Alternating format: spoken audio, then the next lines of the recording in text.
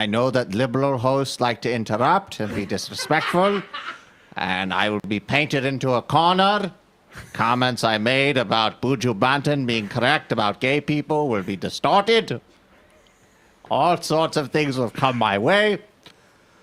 But I have received a message from God saying that I must run. So God So it is today that I am announcing later that I will formally create an exploratory committee to see if a run could be what this country needs to save it from creeping socialism. Wow. An open border and terrorists at our front door who do no longer believe in American strength. It is breaking news.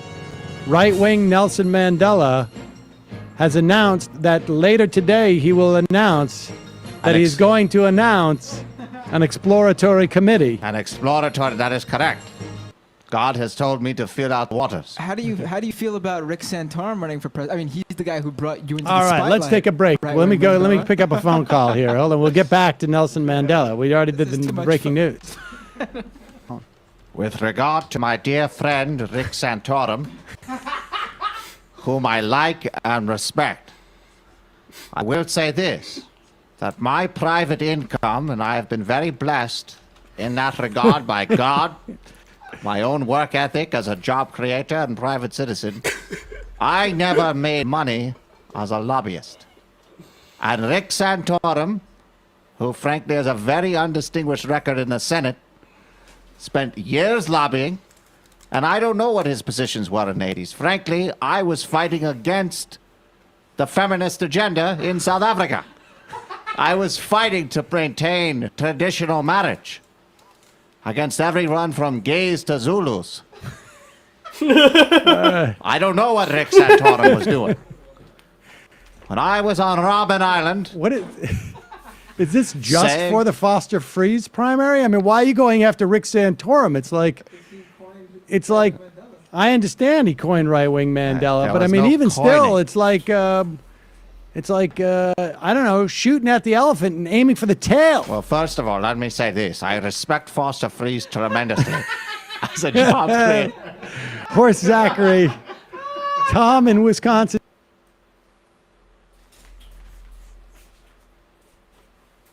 Very funny.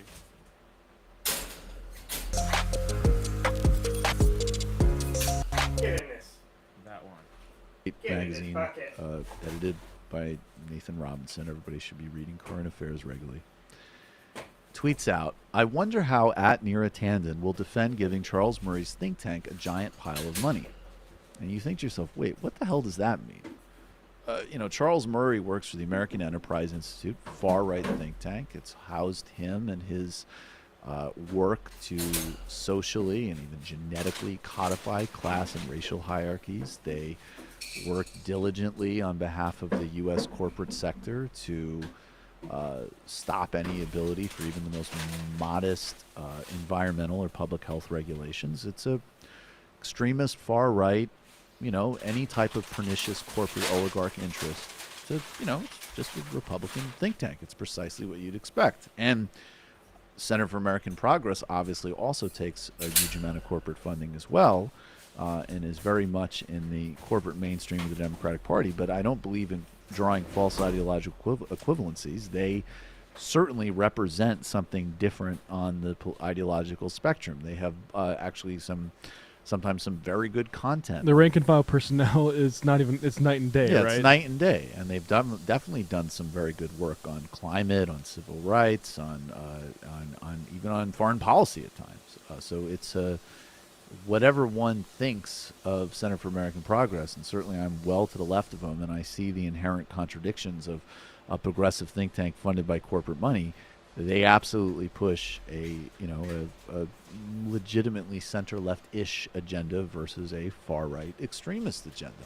So why the hell would they be chipping off $200,000 to one of the most extreme think tanks in D.C.? And of course, one of the most could just mean any Republican-aligned think tank. Well, and you saw up there we had the info, and now let's go to the next tweet. This is Neera Tanden's response. We have a joint pro. This is old. Uh-huh. I told you, the guy's dead. Why did this come up? I don't know. Very strange. They're doing it again. The right-wingers are making up conspiracy theories about the First Lady being trans. But this time, it's not about Ivanka Trump. It's about Bridget Macron. The same side that... This has been going for ages. They've been doing this for ages. She's only just finding out? cries and says, now isn't the time to politicize things whenever anyone wants to talk gun reform after a school shooting. The same side that is saying, oh, people are dying, but the people are dying in Ukraine. We just care so much that we just have to end the war at all costs. That same side has literally nothing better to do. White genocide South Africa? Not end the war in Ukraine or in Gaza. Instead, start economic wars with all of our allies while being so effective on trans legislation that we now have incidents of men going into bathrooms to confirm genitalia, like matching up. That is what... I have a thing. I have a thing for this. Hold Show on. me them. I don't remember where it is. Fuck. Show me your genitals. This administration has been effective at doing, oh, and Gulf of America, of course, how could we forget? Oh, and Trump's own personal enrichments with his crypto scheme and his recent dinner at Mar-a-Lago, where all you had to do was just invest XYZ amount into Trump coin, and who knows what you would get in return. Candace Owens is shit tweeting pictures of, is this even a shit tweet? This can't be real. I just refuse to believe that she thinks this is real. You're gonna put a picture of a little boy next to a picture of a grown old lady with like similar smile structures, I guess, and say that this woman is trans. Okay. This is in response, of course, to the viral video of Emmanuel Macron getting slapped by his wife. I don't know if it's slapped. He looks more like he's getting like pushed, like fuck off.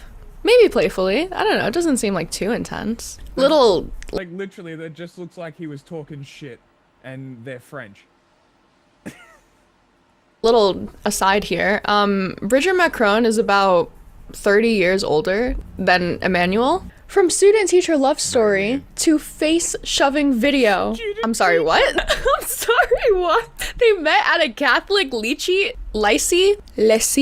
La Providence, where Bridget, then 39, was a high school teacher, and Emmanuel, 15, was her student. Hang on, if the roles were reversed, Jesus Christ, if there was a video of a more than like 25-year-old man, if Caroline Levitt was caught on video with her husband, imagine, okay? Imagine this absolute grandpa of a man is on video shoving away Caroline Levitt. Do you think anyone would be saying that he was okay, wait, hang on. That's a bad counterfactual because the whole thing is that, like, this is the point that they're making. The point that they're making is men are so biologically aggressive that for Bridget to exhibit behavior of aggression, it just has to be that she is a man, because no woman would ever be that aggressive. Obviously, that's not the whole story. Obviously, that's not just why people think she's trans. This has been a conspiracy that's been going on since 2017.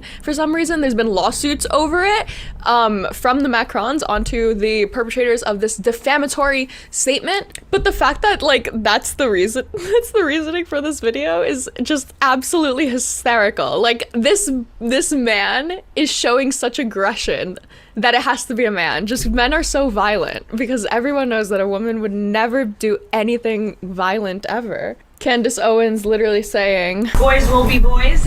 Yes, they will. Candace Owens is also exactly who I'm talking about at the intro of this video, when I mean conservatives have literally nothing fucking better to do than whine and bitch about the most inconsequential, conspiratorial, isn't it weird, type bullshit, while also grandstanding on any topic so long as it serves their agenda. So Candace Owens, who is supposed to be on maternity leave, is supposed to be with her child, just had a baby. This is the party of pro-family.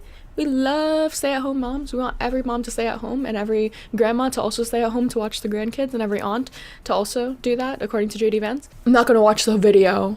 Don't worry. I wouldn't put you guys through that. But just the intro that she gives alone is just absolutely insane. All right, you guys, happy Tuesday. And obviously I should not be here. Should not be here at all. I really do not understand this news cycle right now. It seems to be doing the absolute most. It has zero chill, zero respect. The audio echo. Unwatchable. People are saying, I'm sorry. I'm so sorry. I'm so sorry. Log off. Log off and go sit with your child. Jesus fucking Christ! Get off Twitter! Get off Twitter! Oh my god! You saw a picture, you saw a video of the president of France getting a playfully little ooh by his wife, and it invoked such a strong reaction in you that this transgender intransigent whatever is fraudulently posing as the first lady of this dipshit soy cucked out French country, right? Oh my god, I can't. Like, what? This pulled you out of maternity leave? Why? and I'm not people. People are saying that his father merely disciplined him publicly. And then the Candace joke is that Owens is obsessed with it's this. his father because she's so much older than him. The Yeah, Macron she is thing. like the big proponent of the she's So a man strange. theory. So very strange. He got groomed. He got groomed as a child. This man literally got groomed by his teacher. Not even his teacher. He wasn't even in her class. They bonded over school plays and theater workshops. But it got so bad that this dude's family had to ship him to Paris to separate him. To separate him from the school in Amiens. Amiens? Whatever. What type of agreement did they sign? What type of weird arranged marriage type shit was going on here? That it's crazy. He graduated, completed his education, right? This whole time, Bridget has a wife, husband. Fuck. The conspiracies are getting to me. Has a husband and 3 kids, okay? Bridget divorces her husband in 2006. 2007 marries Emmanuel. There's just simply no way that she wasn't grooming him, like at least for a while. Okay, there's just simply too many coincidences. That in itself, I feel like, is enough of a story. Why the fuck do you have to make it that she's trans? Was that not interesting enough for you? The president of France is got groomed basically into a relationship. She described their relationship as a platonic idea of finding one's better half. Bridget added that while she used to be a big worrier before she married Emmanuel, since they got together, they both have ceased worrying as much. Yeah, probably because you're not worried about catching a case anymore. A bit like the platonic idea that you meet your better half and you fit together. Given our age difference, that fit wasn't so obvious for us, but we fit. When I read about us as a couple, I always feel like I'm reading someone else's story. Yet, it's a simple story. Listen, girl, I'm happy for you. When I read about you guys as a couple, it looks like I'm reading a case. And Bridget stopped teaching in 2015 to support Emmanuel's presidential campaign. So I don't think that she was a clout chaser. I don't know what weird shit was going on there. Listen, he's not like the ugliest guy. So good for him, I guess, based. Which has led to some lingering philosophical questions like how old is too old to spank your child? Questions that obviously I'm the only person who can really answer. I'm the one that has the expertise to answer those questions. So welcome back to Candace. You know, I kind of hate how funny she is. I laugh at her. She has my sense of humor. Where were you when Brigitte Macron publicly whooped President Macron? All right, that's going to be one of the questions that this generation is going to reflect on, a moment in time. No, it's not. No, it's not. No, it's not. No one will be talking about this in a week. No one besides you, Candace. I pinky promise. No one cares about that. Where were you when the Twin Towers fell? Where were you on January 6th? Where were you when President Macron got bitch manhandled by his elderly wife? No. You know, like where were you when Mike Tyson bit the ear off of Holyfield in that boxing? Oh my. You're making me suffer with this fucking audio. She keeps whacking her mic, and it's going up and down and all over the place. Wow, if only she wasn't big-timing us, I could go through and fucking You could fix help all her. her shit for her. I know, you could make her audio all good. Imagine. Oh, well. The bill. We got some breaking news this morning, John. Huh? I said, seriously, though, I can't. It was breaking me. Elon Musk, the now deposed king of the Doge bags, has turned on Donald Trump. Let's watch a clip. So, I was like disappointed to see the massive spending bill, frankly, which increases the budget deficit, not just decrease it, and undermines the work that the Doge team is doing. I actually thought that when this big, beautiful bill came along. I mean, like, everything he's done on Doge gets wiped out in the first year. I think a bill can be big or it can be beautiful, but I don't know if it can be both. My personal opinion. That's what she said, Elon. What Elon is mad about is that according to the Congressional Budget Office, Neither. the bill Republicans are moving through Congress would increase the federal deficit by $3.8 trillion over the next decade, trillion with a T. But that increase is not because of increased spending. It's because guys like Elon are getting massive tax cut while the government simultaneously throws millions of people off of Medicaid and also cuts programs like SNAP. Yeah, I mean, Elon started at, first of all, Elon wanted Doge to cut $2 trillion, then he wanted to cut $1 trillion, and ended up, he's saying it cut $175 billion. Other reporters have dug into it and don't think it's that much, but whatever, let's give him 175. I'm going to dig into it in a minute. Okay, great. All right. It could end up costing more than, it could end up costing money, partly because, speaking of tax cuts, they gutted the IRS, and so a lot of rich tax cheats can continue cheating on their taxes because there's no more enforcement on that.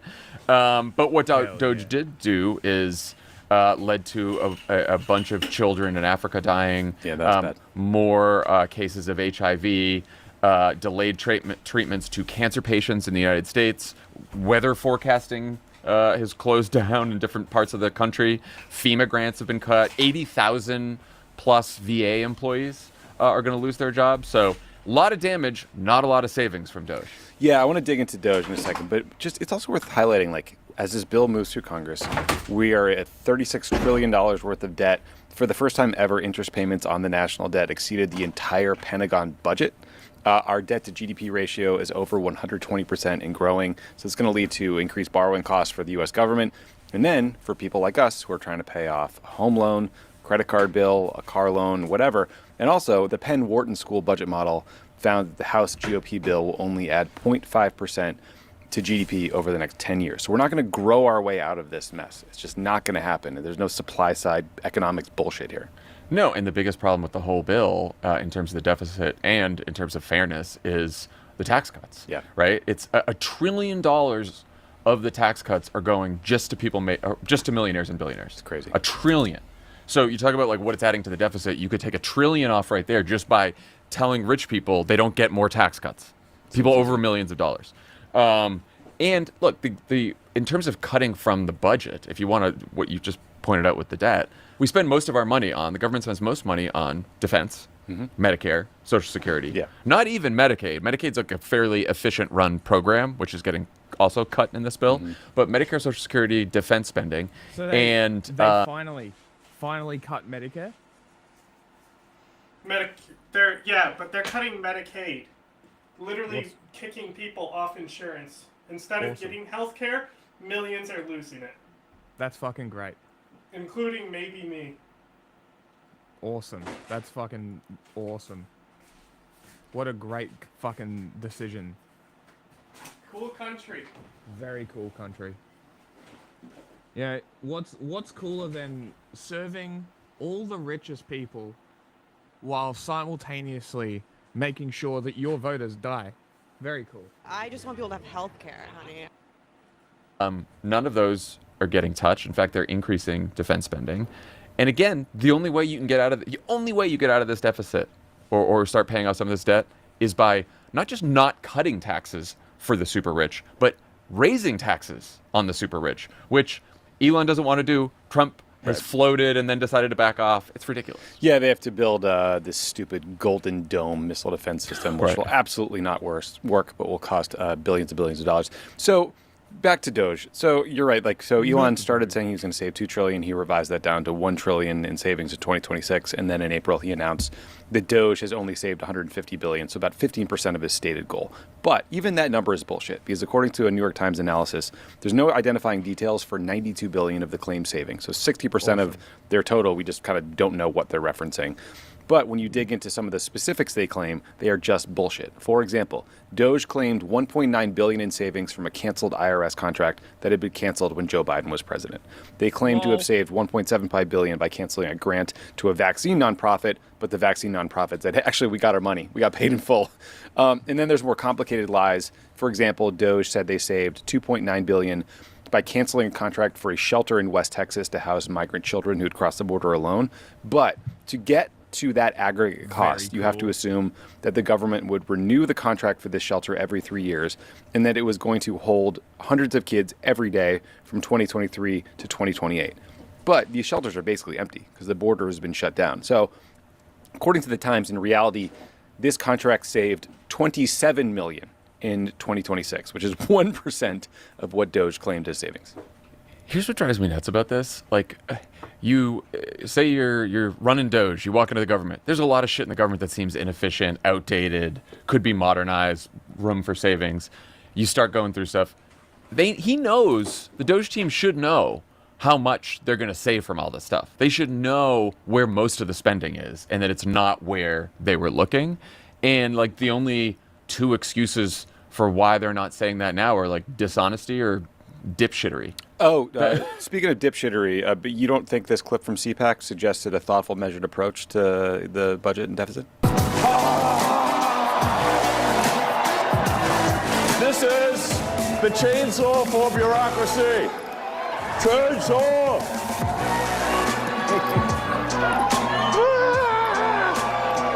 I love that clip. The second chainsaw. Just we should get that scream as a soundbite. Too much background noise. Yeah, it's a fair point. Ketamine is a hell of a drug. What drives me crazy about Elon and the guys of his ilk is that they are always the victims. Like Elon whined to the Washington Post that Doge became the whipping boy in Washington, that people were being mean to Teslas. But like, he was the one who did that. He was the one who called USAID a criminal organization and bragged about feeding it into the wood chipper. Yeah. Right? He was the guy who decided to structure a system that abruptly canceled contracts to prevent Ebola from coming to the U.S. or to safeguard our nuclear weapons, or thought it was fun and funny to get rid of PEPFAR and make it so little kids don't have AIDS drugs, or that kids in Yemen and Sudan and other conflict zones are now starving to death. Like, that was... He enjoyed it. Fucked with the Social Security office so that people like couldn't get their calls answered, would have had to go, they had to walk all the changes to Social Security back because people were like up in arms and it wasn't saving any money and it wasn't making anything more efficient. Yeah, do not piss off old people with time on their hands. So he says this to CBS, and then Stephen Miller responds on Twitter and is like, hey, here's the thing. Doge, the budget reconciliation bill, the big beautiful bill, it can really only go after mandatory spending, which is Medicaid, entitlements, defense spending, all that kind of stuff, which only did was touch Medicaid. And we're going to have a separate bill to codify some of the Doge cuts. And then Mike Johnson piles on with Stephen Miller, and he's like, yes, no, Elon has done amazing work. We're going to have another bill that we're going to send to the White House is hopefully going to send to codify the Doge cuts. So it turns out the White House is supposed to send a bill of $9 billion worth of cuts. Now, if you remember, keeping track at home, it was Elon's claiming $175 billion. John? Mm-hmm.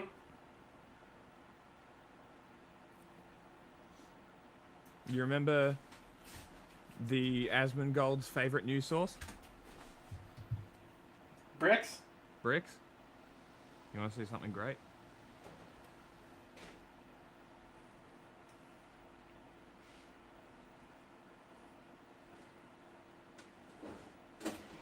Oh my goodness. Check this out. He bouncy? Tell me what's wrong with this picture.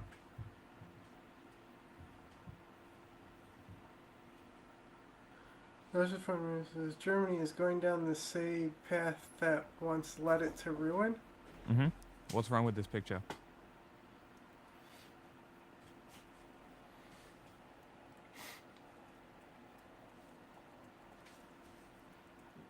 Incorrect flag. Yes.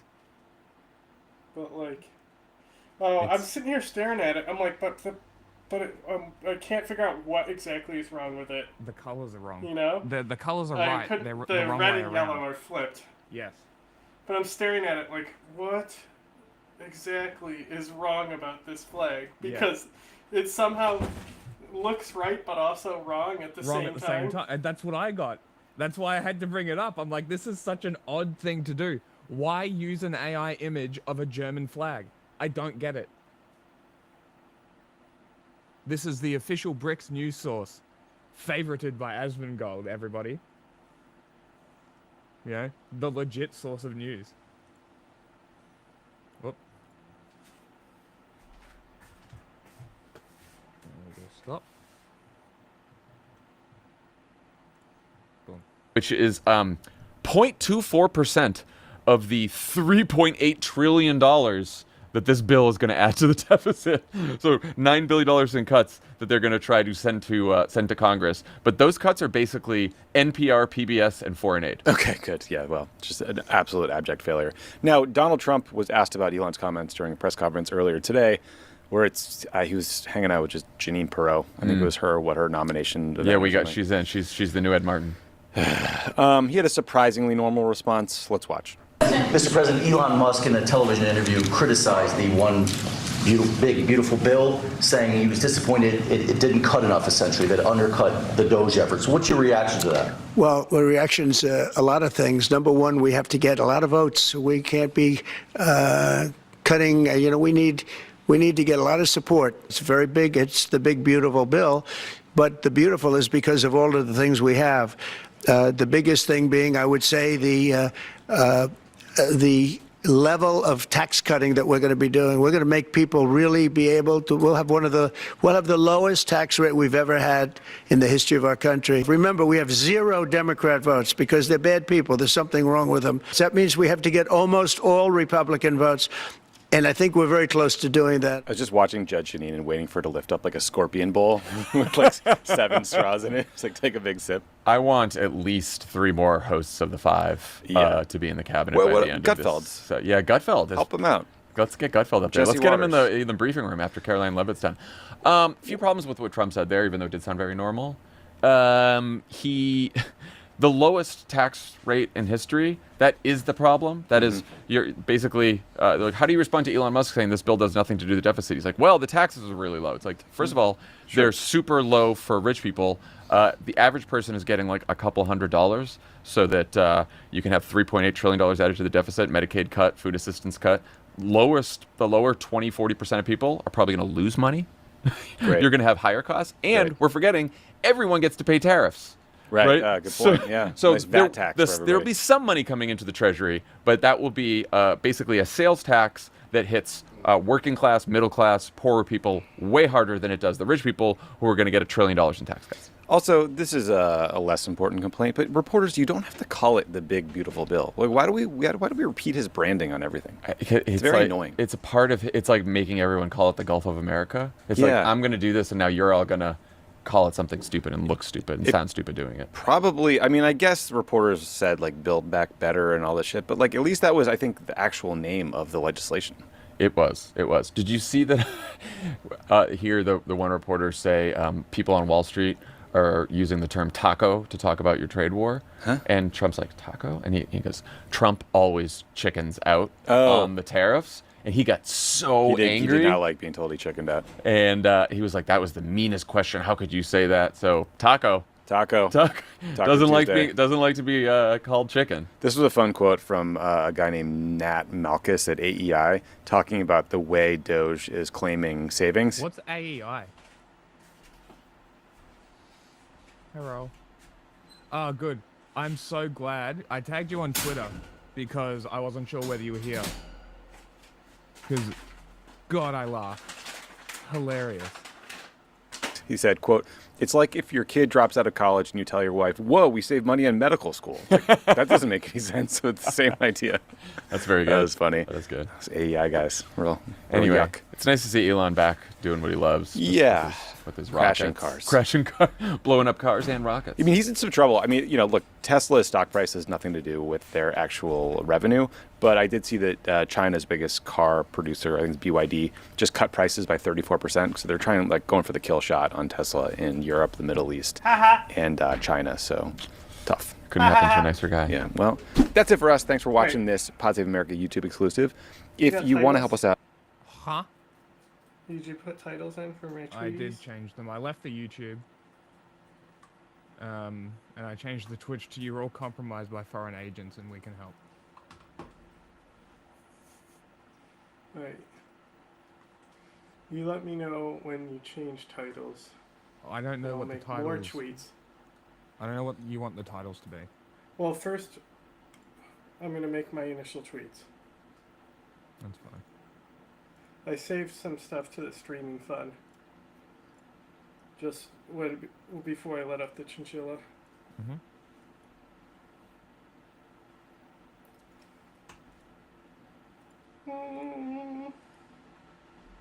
This video was brought to you by Ground News. Governing a country has not been easy in the past few years. In fact, the 2024 G7 summit was a real who's who of unpopular leaders. But even the Emmanuel Macrons of the world can sleep peacefully knowing that they're not the world's most unpopular leader. That ignominious title instead belongs to the president of Peru, Dina Boluarte.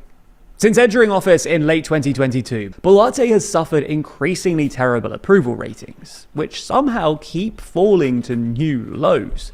According to the latest poll by Ipsos, released this week, an astonishing 94% of Peruvians disapprove of Boluarte, while just 2% approve of her. So why is Peru's president so universally unpopular? How on earth is she still in office?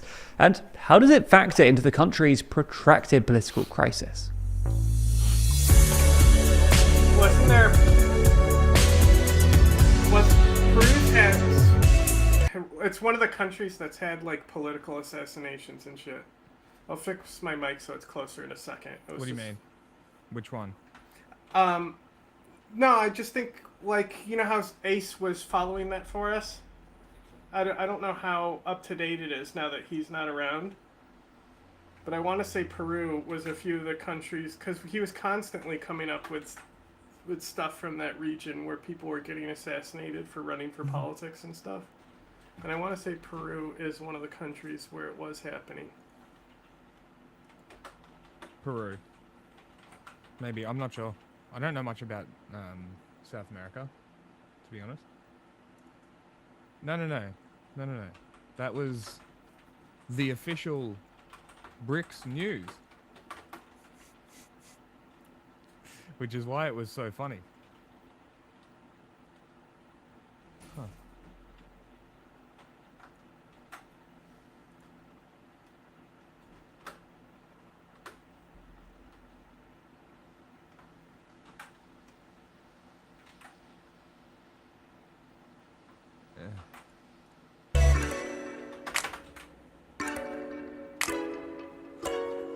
If you're a TLDR fan and want to support the channel, then consider picking up a copy of our magazine. Too Long helps to fund all of our journalism and allows us to make free videos on YouTube like this one. But nowadays,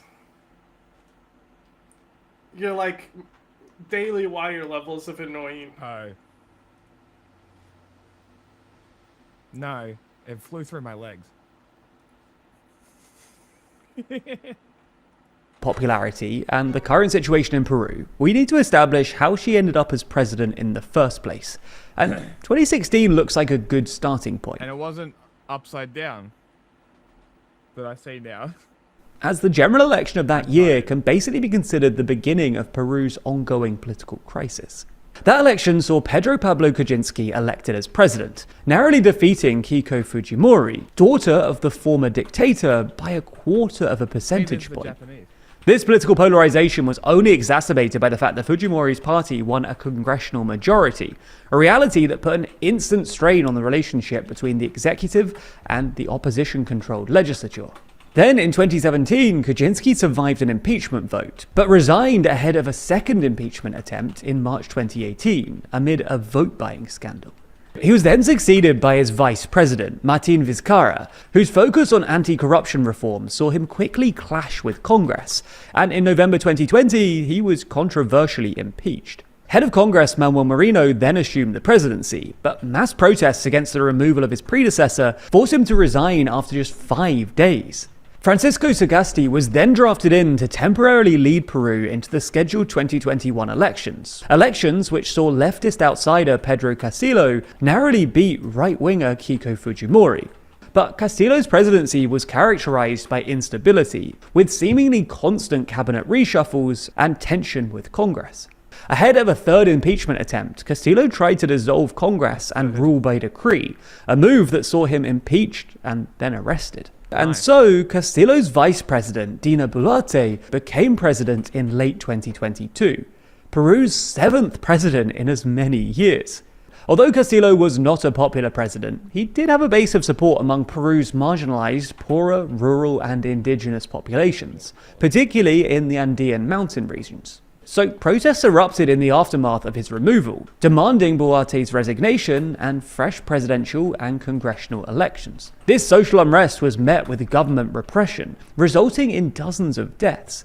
Amnesty International said that the Peruvian army and police unlawfully fired lethal weapons and used other less lethal weapons indiscriminately against the population, particularly against indigenous people and rural workers. This violence only galvanized the protests, and polls suggest that a sizable majority of Peruvians agreed with the protesters' demands for earlier elections, rather than waiting for the scheduled 2026 vote. But Boluarte consistently rejected calls for her resignation, and while in response to the protest she did request early elections, the also deeply unpopular Peruvian Congress voted down the proposal several times. So the state violence committed during the protests, Boluarte's steadfast refusal to resign, and her inability to bring about early elections have all contributed to her unpopularity. However, that's far from the whole story here. The constant dynamic in Peruvian politics since at least 2016 has been hostility between Congress and presidents, which, according to the International Crisis Group, has fueled ferocious constitutional crises that have led to the downfall of at least 3 of the last 6 presidents. However, Boluarte has largely managed to build a relative calm in the executive-legislative relationship by forging a working relationship with mostly conservative factions in Congress, business elites, and the security forces. This has helped keep her in office, but has undoubtedly led to a detrimental impact on her approval.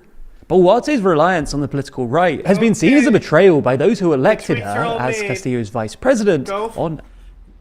Go share them. The other tweets.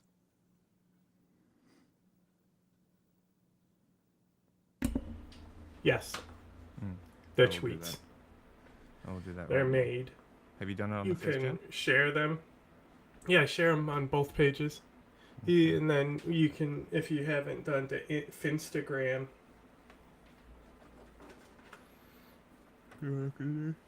Oh my god, there's a recommended page here for 5th gen. It's called Furry Refuge. A furry hangout for anyone wanting to meet up, play games, and chill out.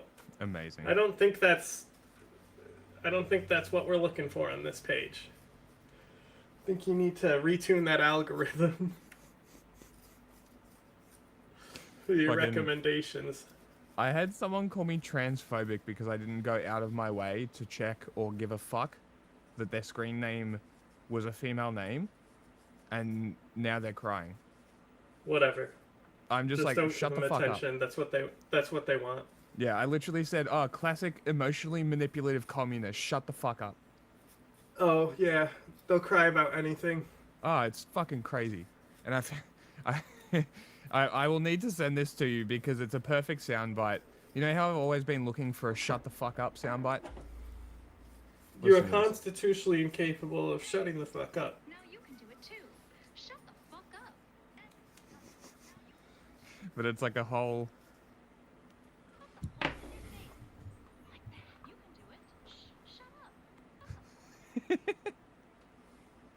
But it's like a whole 18-minute video.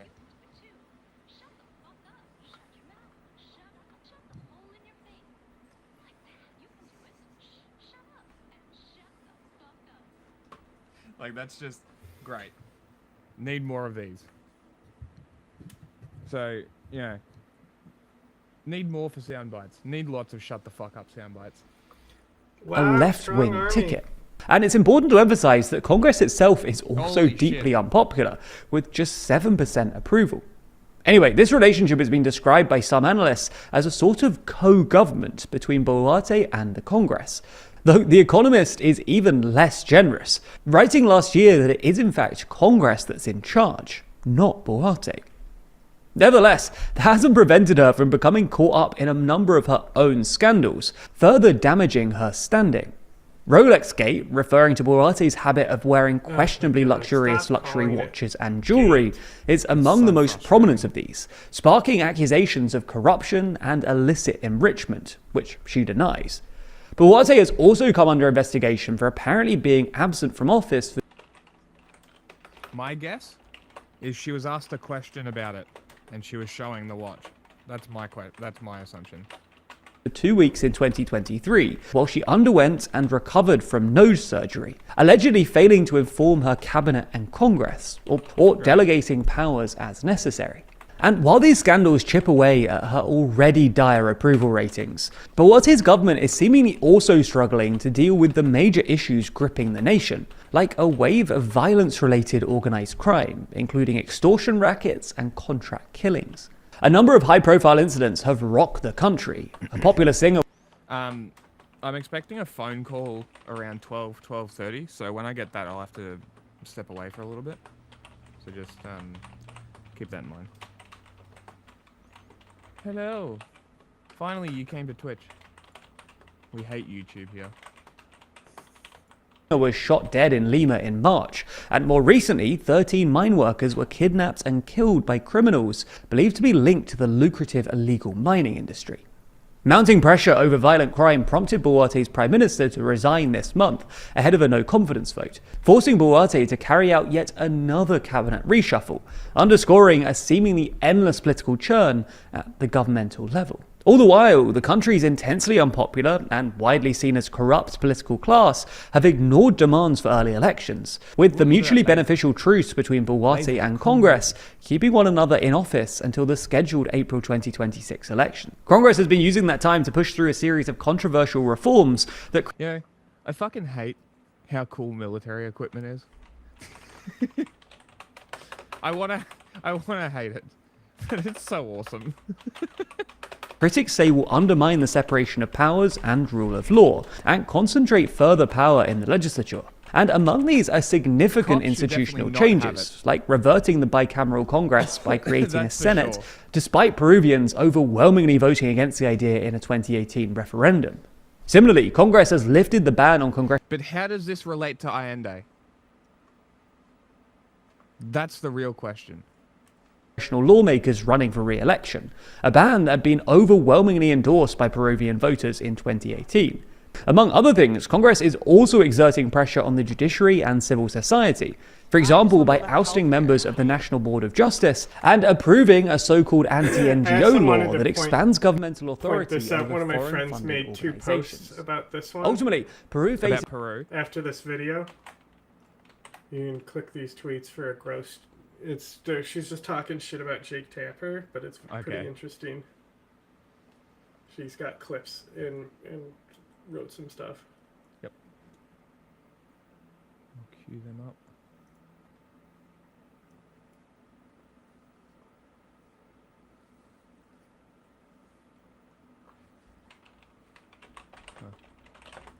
Interesting.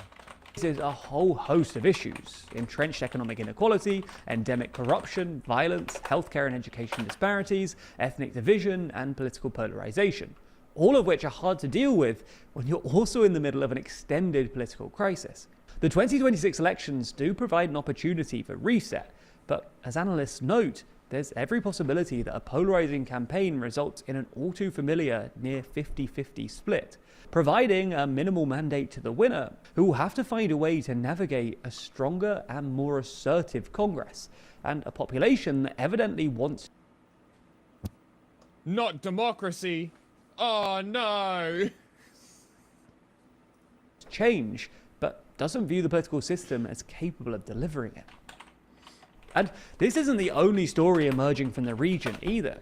We've recently been paying attention to China's with Jordan Peterson? I think so. Now, you will notice that the YouTube of this is... Give it to us. Where's that QR code? Boom. Scan that shit. This one? No, this one. We don't have a bigger one. Scan that. Do it. Use Ground News. It's actually great. Like, it's actually a really good tool to have to sort of understand who's talking to you. The left-right thing is kind of who gives a shit. But, like, it breaks you down so much about the outlets that are giving you information. It's a great jumping off point to start learning about who talks to you through the media. Because they're selling you news. They're not giving you information. They're selling you news. titled Jordan Peterson versus 20 Atheists. We are giving you news and selling us. Dirty whores. When it was first released, it was not titled that. It was titled Christian, welcome. One Christian versus 20 Atheists. Now, I'm trying to think, like, what was mine called? Like progressive or something like that, right? Versus conservatives, I believe. Progressive versus conservative. That's the way they do it. That's accurate, yeah. And they... So I heard other people talking about this. Apparently, Jordan Peterson got wrecked. Like, absolutely destroyed. Which is honestly quite funny. Did you also see that Joe Rogan is apparently going to church now? Which I just find so funny. Because it's just the perfect culmination of everything that people have been talking about, that the people that have been trying to use Joe Rogan for political manipulation are Christian nationalists. So are we not surprised that Joe Rogan is now going to church and apparently a Christian? It's just the natural progression of the grift. Look at Tim Pool. Same shit. I guarantee if he's not already going to church... Did he actually go to church? I just saw something where he said he believes Attending more church, in a yes. great creator than the Big Bang. Attending That's all I saw. church is what I read. I will double check. Because he had some dude on that was some Christian... a Christian apologist, it says here.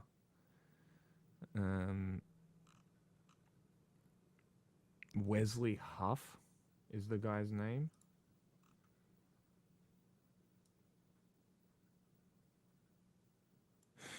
So it seems to be coming from the guy that was on the podcast itself. He says, Joe Rogan and I have had on and off conversations since then. I can tell you for a fact that he is attending church. And that it has been a consistent thing. That's coming from this guy directly that was on the show.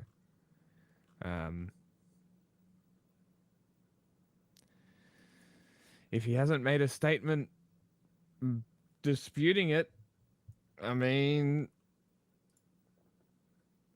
Fox News is doing it as a faith resurgence. Yeah. Interesting. We know that Joe Rogan doesn't read, so he's probably not going to read the Bible.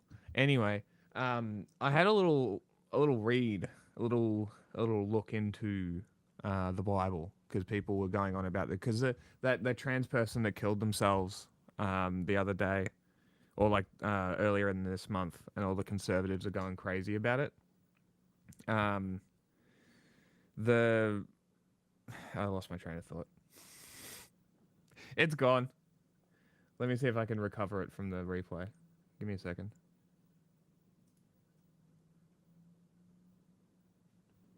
I was going somewhere with it. Conservatives are going crazy about it. the Bible because people were going on about it because the Yes, the yes, trans yes, yes. person that got it. See, I fucking recovered it. So I did some looking into the Bible and shit because they were going on about gay and trans people being abominations and shit. So I was kind of curious. So I looked it up.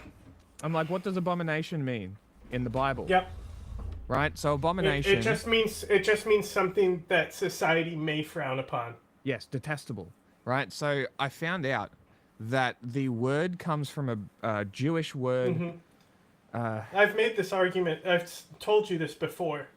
Yeah, but I was just because I was aware of it. I just actually like fully looked it up. Turns out the King James Bible replaced and translated abomination into sin, and the New American Bible also has this. Now they're actually reverting this and changing new printed Bibles to have detestable rather than abomination, because that's a more accurate translation from the original Hebrew. Yeah, it literally doesn't say sin. It just says that. It literally says that if you do this, society may go against you. So it's advisable that you don't. Yeah, exactly. That's literally what the context is for that passage. And it's I bring it up because it was literally like a dude just arguing, "Hey, I'm transphobic because the Bible says so." I looked it up so I could literally come Jordan back. Peterson literally doesn't know anything about the Bible. That doesn't surprise me. So that's what's funnier about him trying to debate Christian theology with people, is that he literally doesn't understand the Bible, because he goes about it from this weird philosophy thing when he doesn't understand it whatsoever. And also, like, these things about the alterations and stuff, this is exactly why when Islam was founded, they were like, you cannot alter the Quran. That's fair. Right? And it has And it, like, right? while there is good things to like update with religion and stuff, I don't think Islam is really holding itself back by not updating the Quran. No. There's not any worse than any other Abraham religion.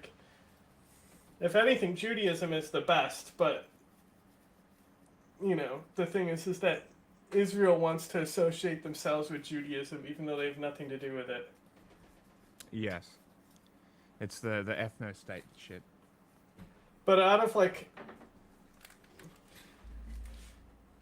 you know, I love that like they say the thing like it's Judeo-Christian values. It's like, yeah, it didn't always used to be Judeo-Christian values that you used to argue for, was it, huh? It was just Christian values.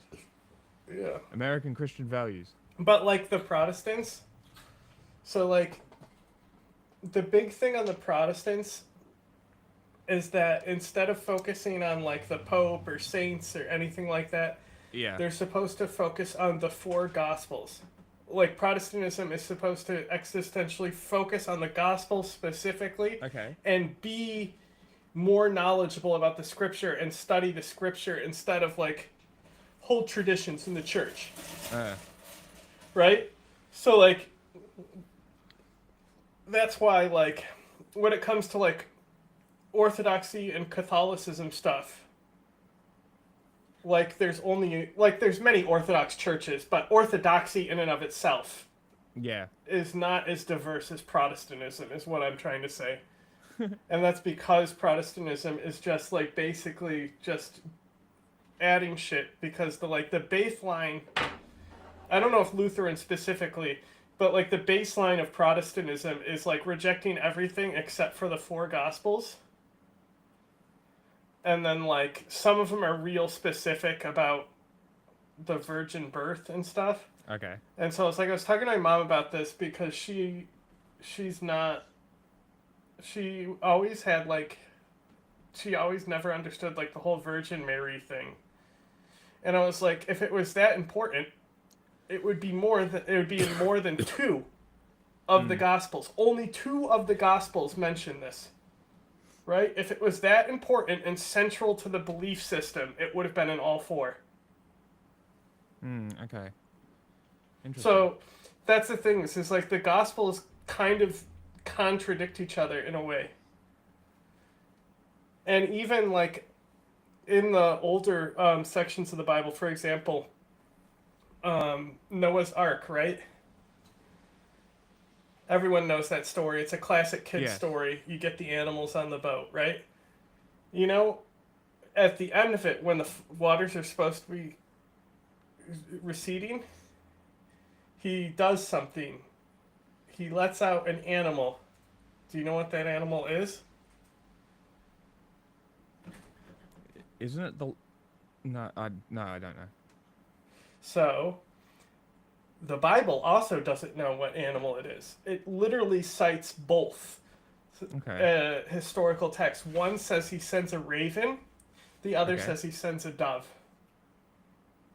And so the dove and the raven, they come back holding an olive branch, and that's where the whole extending an olive branch saying comes from. Ah, interesting. Is that where the dove of peace thing comes from too? I mean, doves have always kind of been like that, you know. Have they? But I think, like, if it would make more sense for him to send a raven out, but because raven are spooky and stuff, the imagery is better with the dove. So someone changed it, and they don't know when it was changed, and they don't know what the original text specifically cited. So they include both in the Bible. So the Bible literally cannot be written by God. It contradicts itself. We love right? So, like, fundamentally, anyone who says that is retarded. Well, isn't the whole cope that it's written by man? Well, they're possessed by the Holy Spirit when they're writing the Gospels specifically, is what they say. But again, Romans kept plenty of records. There is nobody named specifically Jesus of Nazareth. There's 2 or 3 guys that could be the origin point of Christianity who were actually crucified. None of them were named Jesus. But interesting. It's around the same time period, but give or take a few hundred years between the people. And not only that, like, there's so much stuff in Christianity that's straight lifted from Zoroastrianism. Like, Zoroaster is literally, like, a prophet who comes and, like, you know, does a bunch of shit, like, resurrects someone from the dead. Yeah. You know? Well, that also happens in Egyptian mythology. There's a lot of similarities between the Osiris story, I guess, but I don't know about that. Egyptian mythology is fucking weird. It is. You know about the cum? The cum? There's a lot of cum in Egyptian mythology. Basically, there's this whole thing where 2 brothers, they're fighting, okay? And so the dominant brother, he says, I'm gonna fuck your ass and make you my bitch. But the guy, basically, like, he sticks his hand between his legs and grabs the guy's dick with his hand, so he thinks it's in his ass, and makes him come in the sea. Okay. And then he gets him to drink something that has his cum in it. So then they're like, oh, where are your, like, followers and stuff? And the one guy's followers answer from the sea, showing that he came into the sea.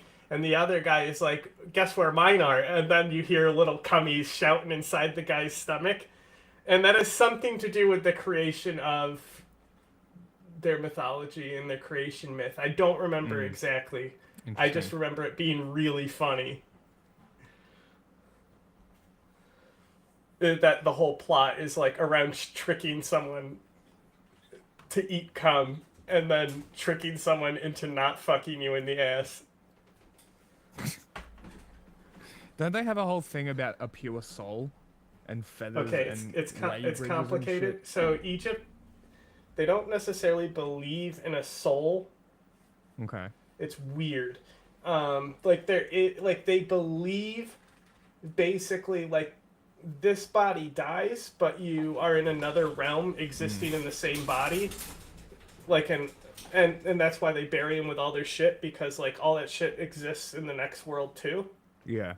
And so what it is is because they're so centered on the heart and they think the heart is everything. They don't understand that it actually comes from brain and the self and stuff. So what happens is Anubis weighs their heart against a feather. And if the heart sinks and is heavier than the feather, then he casts it to a dog to be eaten. And then basically they go to a version of hell, but it's basically like a purgatory type thing. You basically stop existing or something. I don't know, but I know that in my Egyptology class we did a skit where we wrapped a girl in toilet paper to be a mummy, and I ripped her heart out.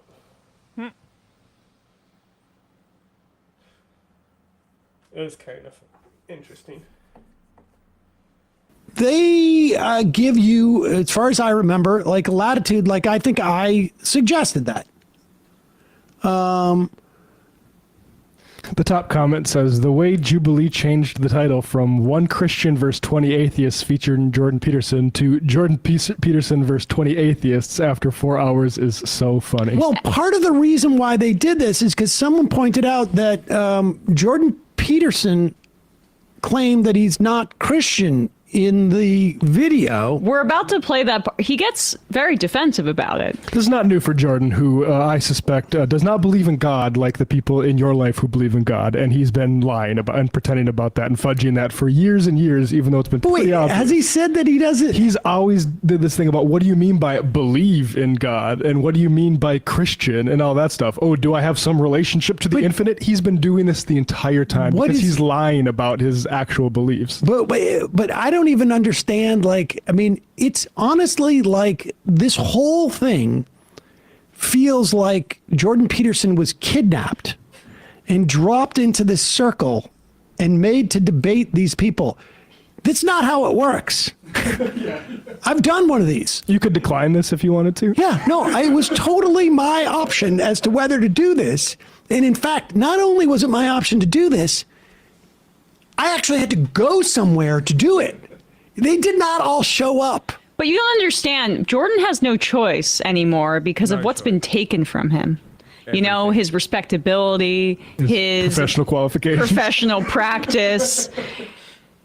So he has no choice. Like, he is in a prison of wokeness's making, and so he has to do these media appearances. I am forced into this. Also, Russell Brand is Christian now. Joe Rogan looks like he's church curious, so it's getting a bit more crowded in the I kind of believe in God department. All right, basically prison labor. Here's Jordan Peterson, and this is which one is this? Is this the? This is the first one, I guess. Yeah, this part, and then we'll play 2 of these. Sure. So do you believe in the all-knowing, all-powerful, all-good notion of God? What do you mean by believe? Do you think it to be true? That's the circular definition. What do you mean when you say you believe? How is that circular? Because you added no...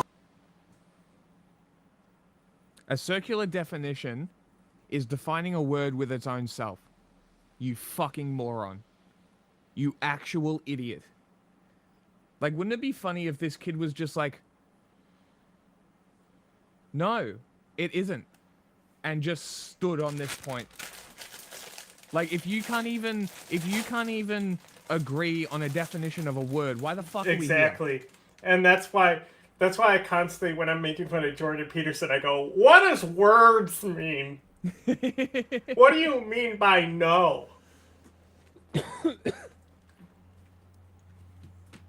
Content to the answer by substituting the word true and believe.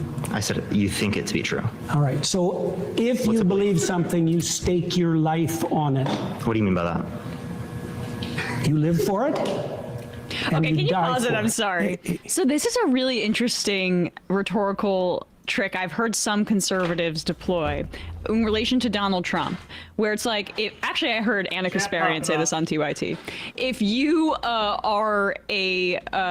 if you think Donald Trump is a fascist, then wouldn't that necessitate basically advocating for his assassination. Every debate with Where did we Peterson get is to 1 that hour logical of leap? what Like, do it's like words when even you're mean? in this kind of trap Exactly. where you can't necessarily get out of it, so you have to straw man the opponent as basically being hysterical, right? Or make the What do you bar mean by to entry. straw man? Right, I'm What sorry. do you mean by straw man? Yeah. We've all heard of the Gish Gallop, which is a rhetorical technique in which a person in a debate attempts to overwhelm an opponent by presenting an excessive number of arguments without regard for their accuracy or strength. This is the sort of inverse of that. Whoa. What do you mean by inverse? So what Sam is doing there is what I'm going to coin the pedantry prance, which is that you just keep taking issue with. By issue? What do you mean by issue? Wait, young man. You answer me. What do you mean by issue? You need to agree on terms. What do you mean by issue? I don't have to agree with anything you say. By issue, this is not about you bullying me into agreeing with you. You don't even know what the word issue means. I just mean like you take exception to. Good. So issue means exception. Then what does exception mean? For instance, the word belief. Is it an exception or is it an issue? All you did was change the word. It's pedantry prance. Prance. Really? What do you mean by prance? Are we prancing right dancing now? Around, exactly. No, dancing around. Dancing around. In a frivolous I see. manner. So why is there two words? Why don't we just say prancing around? This is the problem. You're dismissed. What do you mean by that? You live for it, and you die for it. That's what I mean by that. It isn't something that you say. It isn't something that's associated with logical consistency. It's not declarative. It's not proposition. 91. What? I just went to check how many viewers politics had. Oh. 91. 21? Oh, 91. We have 10%. Yeah, I flipped us to just chatting. It's not a figment of your imagination. It's the presupposition of your attention and your action. And you're either fragmented, in which case you worship multiple gods, or there's some unity at the bottom of it that makes you an unstoppable force. Okay, so you're saying that you don't believe something if you wouldn't die for it? Not really, no. Okay. So how would you define belief? Something you say? Okay, so I explain. Like, I could believe it is the case that this pen exists, but if someone like threatened my life, right, I would lie in order to be able to save my life, right? Like, I think you would do that too. You wouldn't lie to save your life. Don't be so sure. You wouldn't lie to save your life. Don't be so sure. How much do you know about Tell me about I this didn't pen lie to- exists. Tell me if this pen exists and try. Shoot me now. Shoot me now. Shoot me. Kill me. What's great Kill me. Shoot me now, dead with the pen. He has no thought of where he's going. So Stick now it into my eye. He's backed into the corner where, under no circumstances, can he utter an untruth.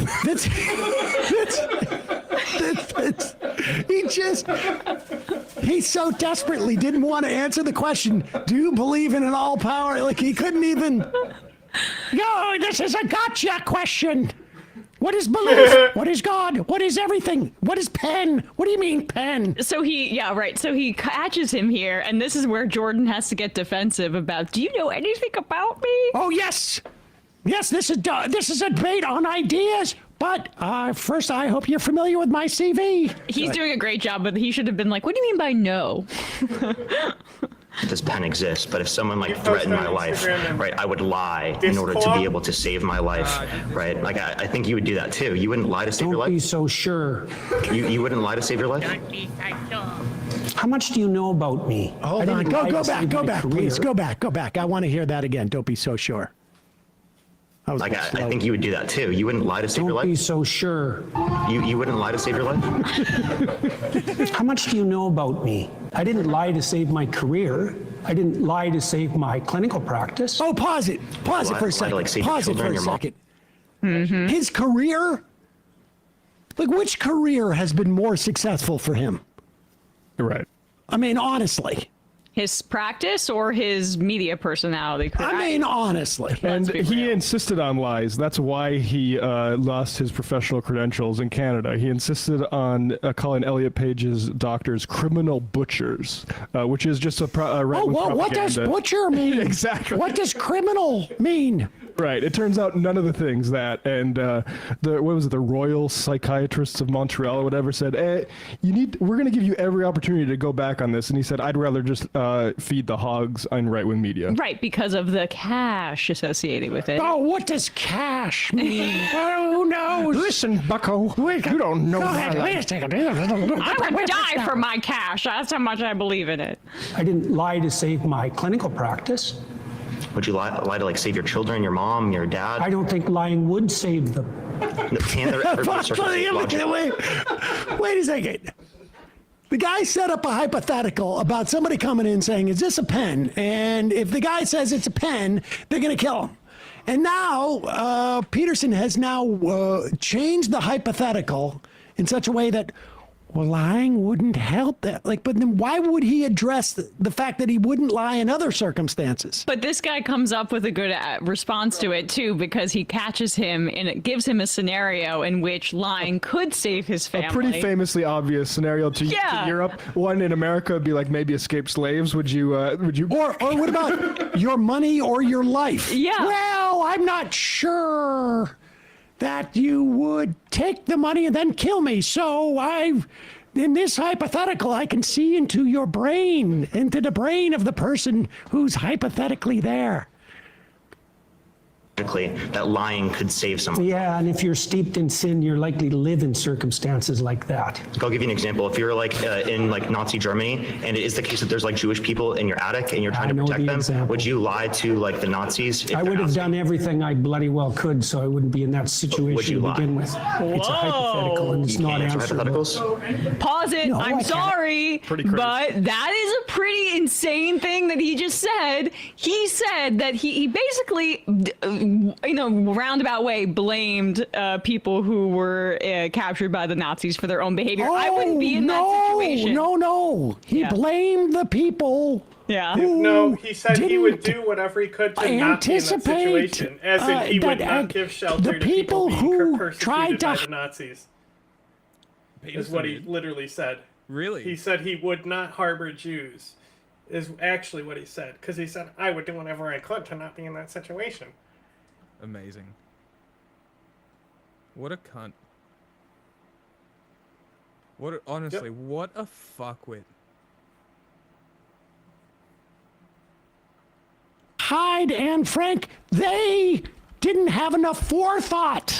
And I'm sorry, I can't hide you or lie for you because the die has been cast long ago. There's nothing we can do anymore. No, the problem is that family did not emigrate to the United States beforehand. And therefore, when Dan Frank's family would show up at the house, no one would be there. I've been living and in they would sin. be able to live in the attic without anybody there. And so when the Nazis came in, they'd say, who's here? No one was there. And they would go to the next house. This kid's 24 years old. I like the... Stop tying me up in pretzels, you little shit! I know the example, and I'm bloody pissed. I know it, I believe me! Isn't this also... Tim Pool would really appreciate this deontological answer where it's so immoral to lie, right? But it's not... you don't have to think... only viewing the action as moral or immoral in and of itself and not the consequences of it. Oh, what does consequence mean? Yeah.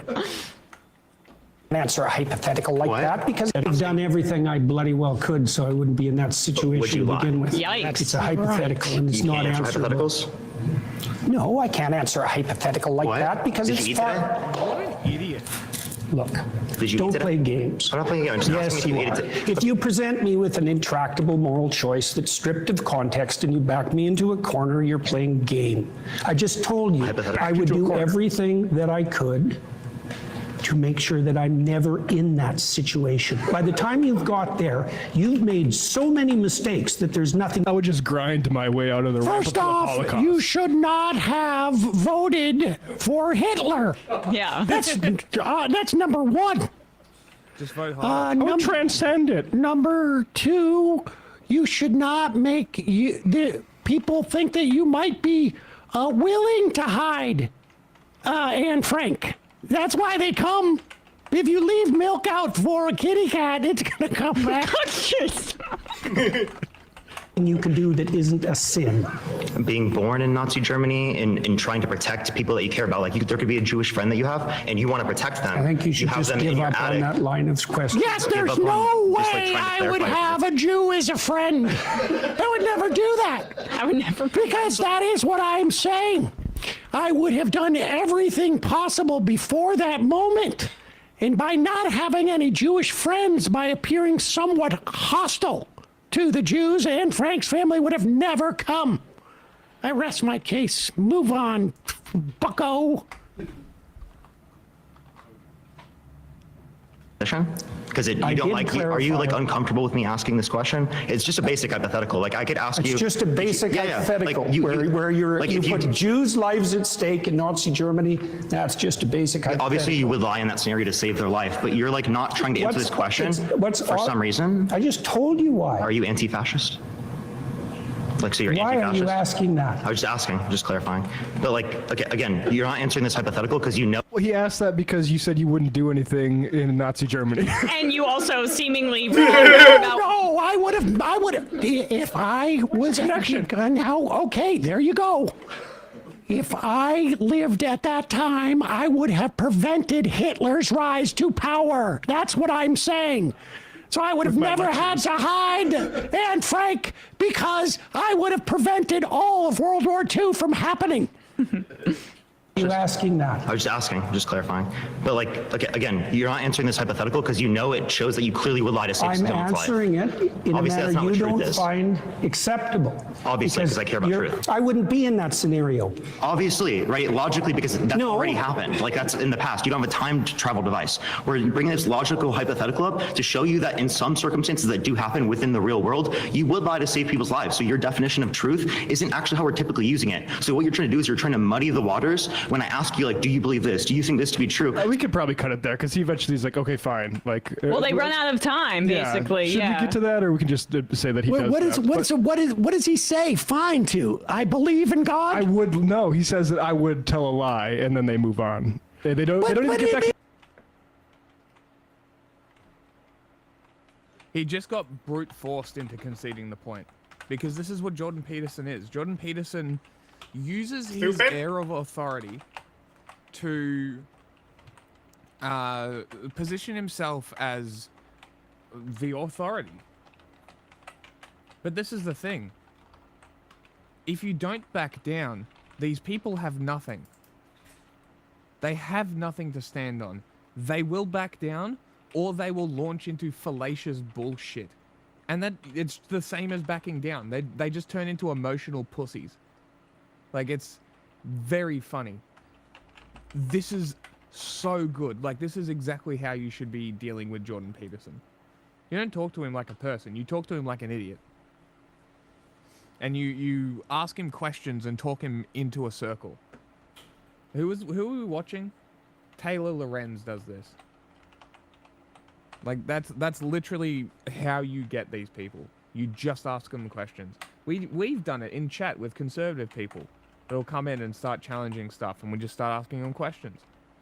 And they leave, and then they come back, and they're like, you made a good point. I didn't say shit.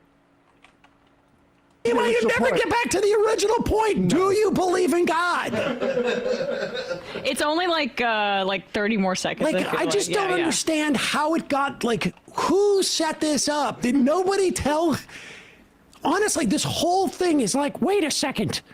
1 second I'm in IHOP having a meal with my daughter, and all of a sudden there's 20 atheists surrounding me. All I asked for was the bill. And then all of a sudden everyone's peppering me with questions. What's going on here? We'll play this out. So you don't actually have to answer the questions. And plenty of Christians don't like that because they clearly see that you don't really want to be associated with I Christianity. can imagine that I was in a situation where the best I could do as a consequence of my previous mistakes was to tell the least amount of lie I could manage. But that would likely indicate that I had made all sorts of catastrophic errors on my way there. So you would lie to save someone's life. So again, you do believe it to be true in that circumstance, even though you lied in that scenario. So Not clearly that's without not the what you see to be true. context that I put it in. You were not willing to I die for it. said- You were not willing to let other people die for it. So that's not what you see to be true then, seemingly. You're doing exactly what I said you were doing at the beginning of the conversation. You're generating an impossible, restricted, hypothetical with no precursors to back me into a How's corner. it possible? Is there something contradictory about it? Nice to meet you. Yeah, nice to meet you. Yeah, he's seething. It's not a hypothetical if it has happened in history, let alone in the past 100 years. But it's definitionally not hypothetical. I'm sorry. Like, if something to qualify as something you believe in is something you would die for, has no one ever questioned Jordan Peterson's beliefs because he's still alive? I said I'm proud to be a Pakistani. We love Pakistan. Do we? Strong army. Look, I've detached my the microphone. thing I like about them Now I will always be talking is into that my they microphone. have a strong army. Wow. Very well, Rip. I now have a detached microphone. I can talk into it always now. Ha ha ha. Ha ha ha. You Is have this to hold better? on to it the whole time? I'll just hold on to it, yeah. That's I'll awful just then. hold on to it like this. And then That's I won't be able terrible. to do literally anything. Live. Like, I don't understand. Are there no circumstances, like, you would die for, why didn't he attempt to kill or be killed when he was fired? I believe this is the right thing to do, and I'm going to kill myself if I have to, if I am beholden to completely made up rules about identifying people's pronouns, I'm going to kill myself. Because I disagree with it. Self-immolation. I don't believe in using the pronoun that people choose to have used. And so I will die on that hill, literally. I mean, But again, it's all because he can't just say, yes, I believe in God. He has to say, what do you mean by believe? What do you mean by or God? say, no, I don't believe in God. Why? Then he stopped selling out tours. Why? Oh, okay. Oh, that's why. That's why? But why would he stop selling out tours? Because the people that go are Christians. Oh yes, but then why not go full Russell Brand? I go refuse baptize to yourself. tell a lie, young lady. Because fundamentally, he condescends to those. It's the same thing as Ben Shapiro. Like he'll feed the slop out, but he's not going to eat it himself. And I love, like, it's a really good hallmark of, like, what conservative morality is, or, like, what their ethics are, even if it's outside of religion, where they claim it's all, like, their individual virtue as they perceive it, and there's always holes in it. But, like, he really, I shouldn't use the word belief, because then I would have to die. Or, What do you mean by that? Would you might have kill to somebody die for it right now? Right, but it's always just like my principles, like my actions in and of themselves are moral. And then when you get a little bit complicated about it, they can't even apply their own analysis to real life situations. That would be a hypothetical. This clip is the most bizarre one, because it's clear that everyone there was under the impression they were going to debate a Christian. Yes. Yes.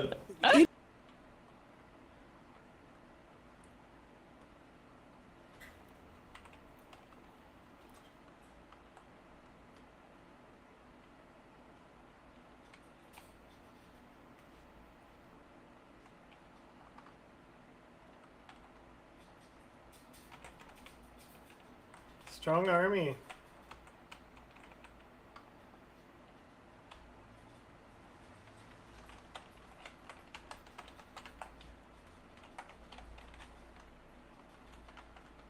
Are you supposed to be heard? Because nobody can hear you. I know. Can you hear me now? Should be able to. Yes. I'm just getting animal content. Maximizing for the just chatting category. Hey, you good boy. Huh? You good boy. You friended with Blue Tongue? Hey? And cool lizard. Boring, standard ass lizard. They got fun tongues. He tries to eat me every time I feed him.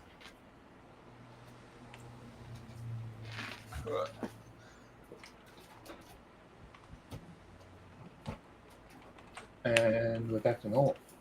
All right. And for the first 4 hours Animal that this video was up, it said Christian versus 20 atheists. Now, watch out, dickhead. and also, like, I don't know when they recorded this. I know the lag time on mine was like 5 or 6 weeks, right? I mean, it was like the end of January, and it came out like in like the first week or so of March. And what is it about Jordan Peterson that he would have a debate with atheists about if he wasn't? If you can't identify him as anything other than Jordan Peterson. No, I guess you could just say believer in God versus 20 atheists. But he would take exception of that. What do you mean by believe in God? Then why agree to this is the question. That's the strangest. That's why. And this poor kid who's debating him, and Peterson like basically shows up and go, "Oh no, I've actually just been teleported here. I'm not." I mean, it's almost like Freaky Friday. Where Jordan Peterson shows up, but it's just his body, and it's actually some other person. I've been body swapped with somebody. I've been body swapped. I didn't know about this. I didn't prepare for this at all. I'm only 7. Good. It's an invasion. What's your name? Danny. Danny. You're saying atheists worship things or people or places, whatever. Can you be very clear about your definition of worship again? Attend to, prioritize, and sacrifice for. Okay, that's it. That's your understanding of worship. Well, I could flesh it out, but that'll do for the time we have. Okay. Do Catholics attend to Mary? Oh, yes. Okay. So do they fit that description of worship?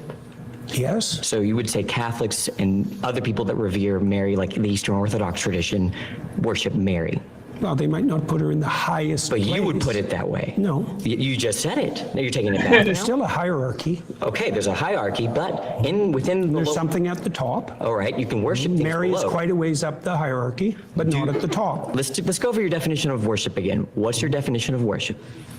Attend to. Attend to. Do prioritize. Do Catholics sacrifice for? Do Catholics attend to?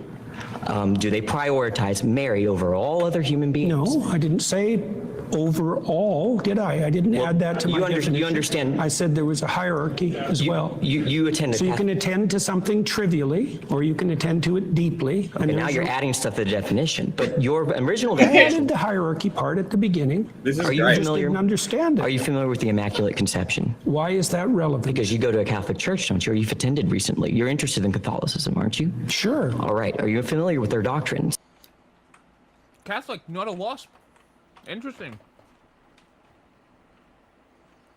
Unexpected. Somewhat. Okay, you're Their familiar. doctrines are very How do they regard Mary? Why are you asking me that? Because you're a Christian. You say that. I haven't claimed that. Well, what is this? Is this Christians versus atheists? I don't know. You don't know where you are right now. Don't be a smartass. Well, And I mean either it, you're a 'cause I Christian won't or you're talk not. to you if you're a smartass. Oh, either you're a Christian or you're not. Which one is it? I could be either of them, but I don't have to tell you. You don't have to tell me. I was under the impression I was invited to talk to a Christian. Am I not talking to a Christian? No, you were invited to. I think everyone should look at the title of the YouTube channel. You're probably in the wrong YouTube video. You're really quite something, you are. Aren't I? But you're really quite nothing. Right? You're not a Christian. I'm done with him.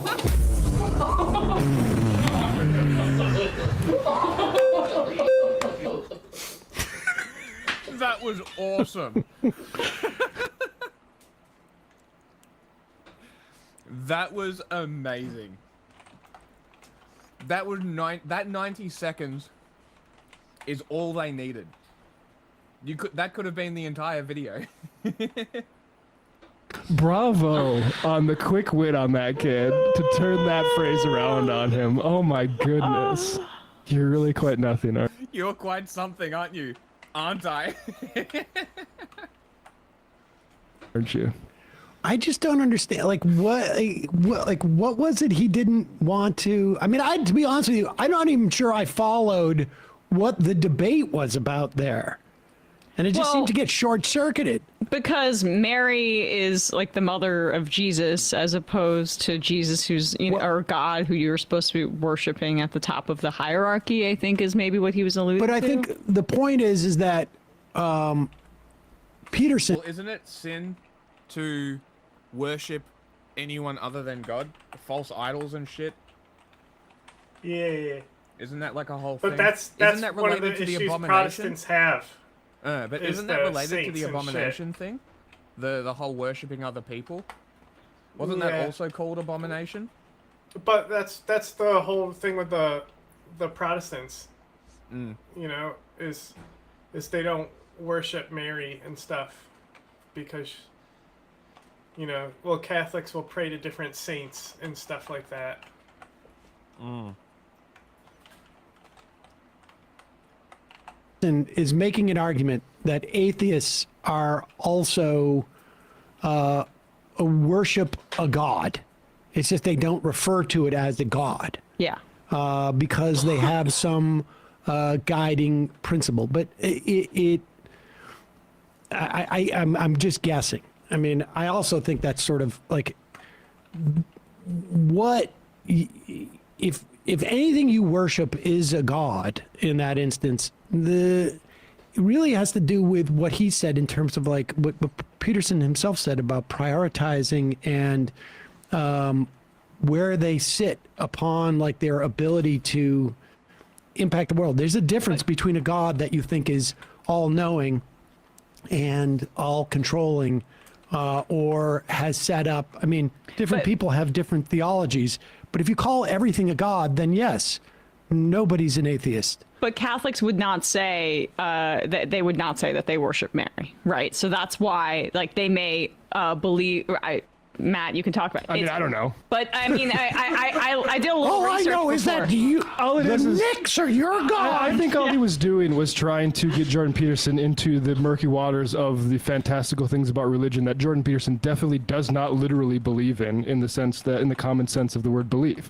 And when Jordan Peterson could sense that, and that's why he got really sort of leery about even being called a Christian, because Jordan Peterson, like I said, does not believe the way that, you know, people you might know who are religious, that there's a God sitting there ready to pass your judgment on you, your soul, when you die. He doesn't believe in that. Right. Worship in Catholicism, is my understanding, it's supposed to just be for one God, for the Father, Son, the Holy Spirit, right? And that there's Mary, there's, you know, John, there's saints and all that, but that you're not supposed to worship them or put them over God, which is part of what he's trying Catholics to say. definitely do love Mary. My grandma has a Mary Yes. statue down the hall. It freaks me out every time I, was staying over there to get up and go to the bathroom. Okay, but I'm just trying to clarify, just because the internet says that you're not supposed to worship Mary, so that's just at the very least. Well, I don't know about. I mean, I have no. Well, is it worshiping her if you put a small statue of her down?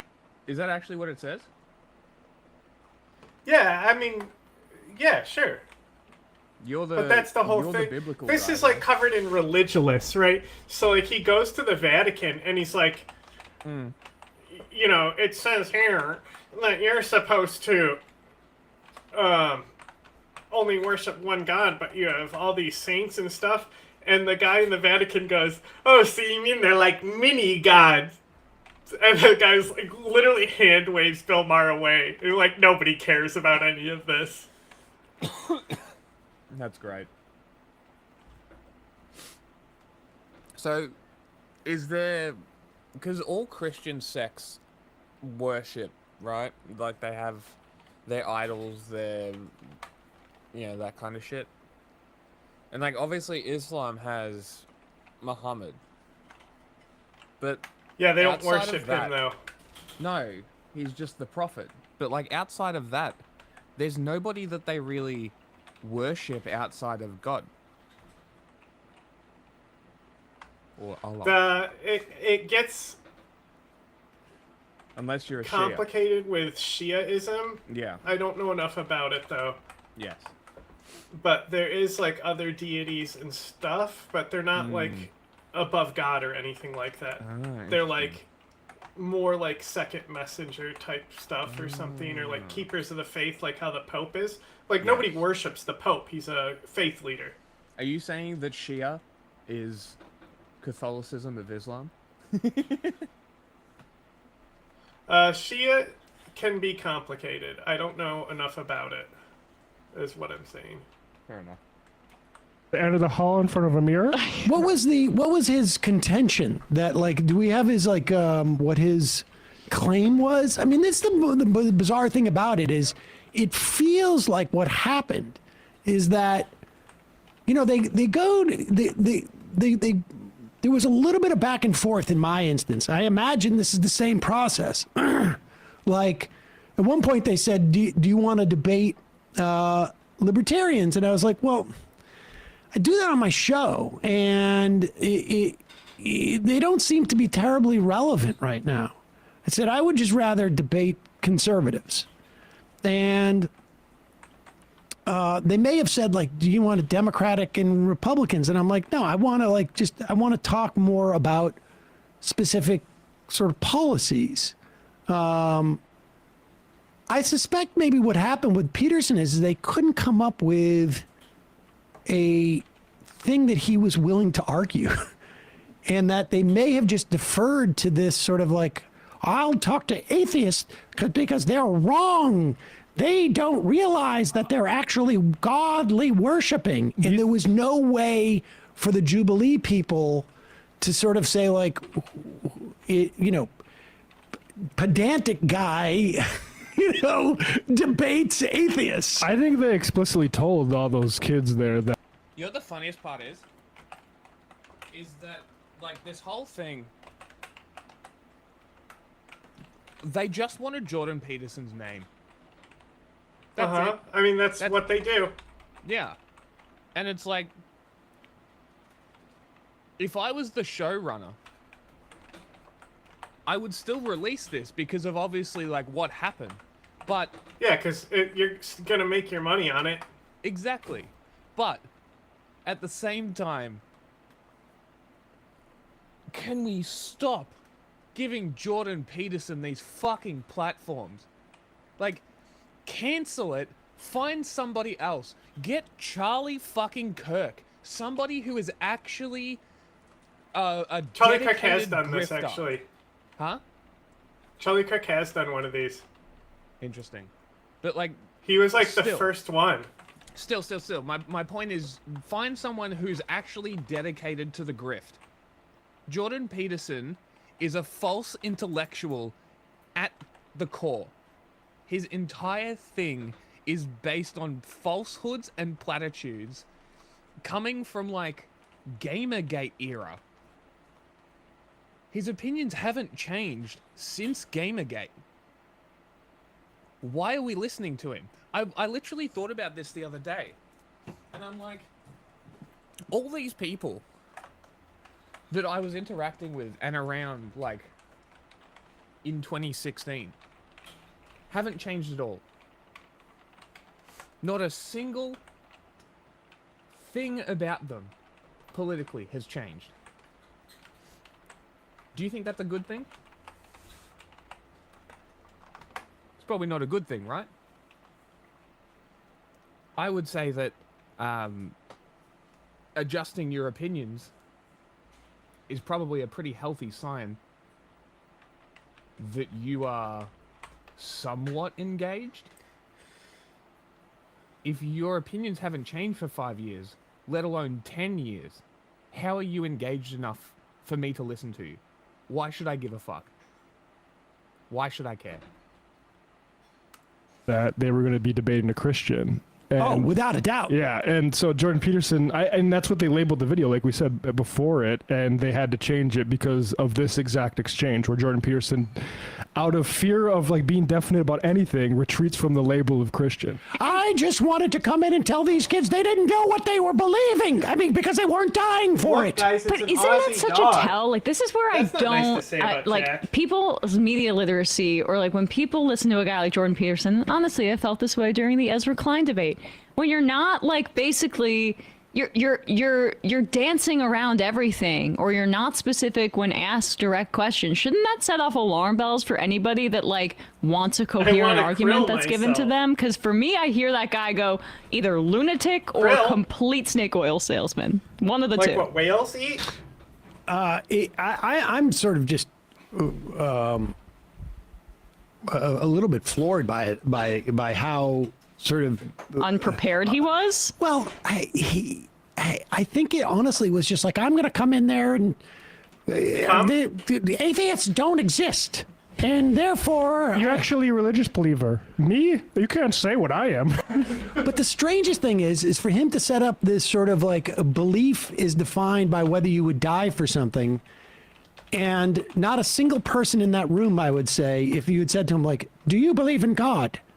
And they would say, no, I do not.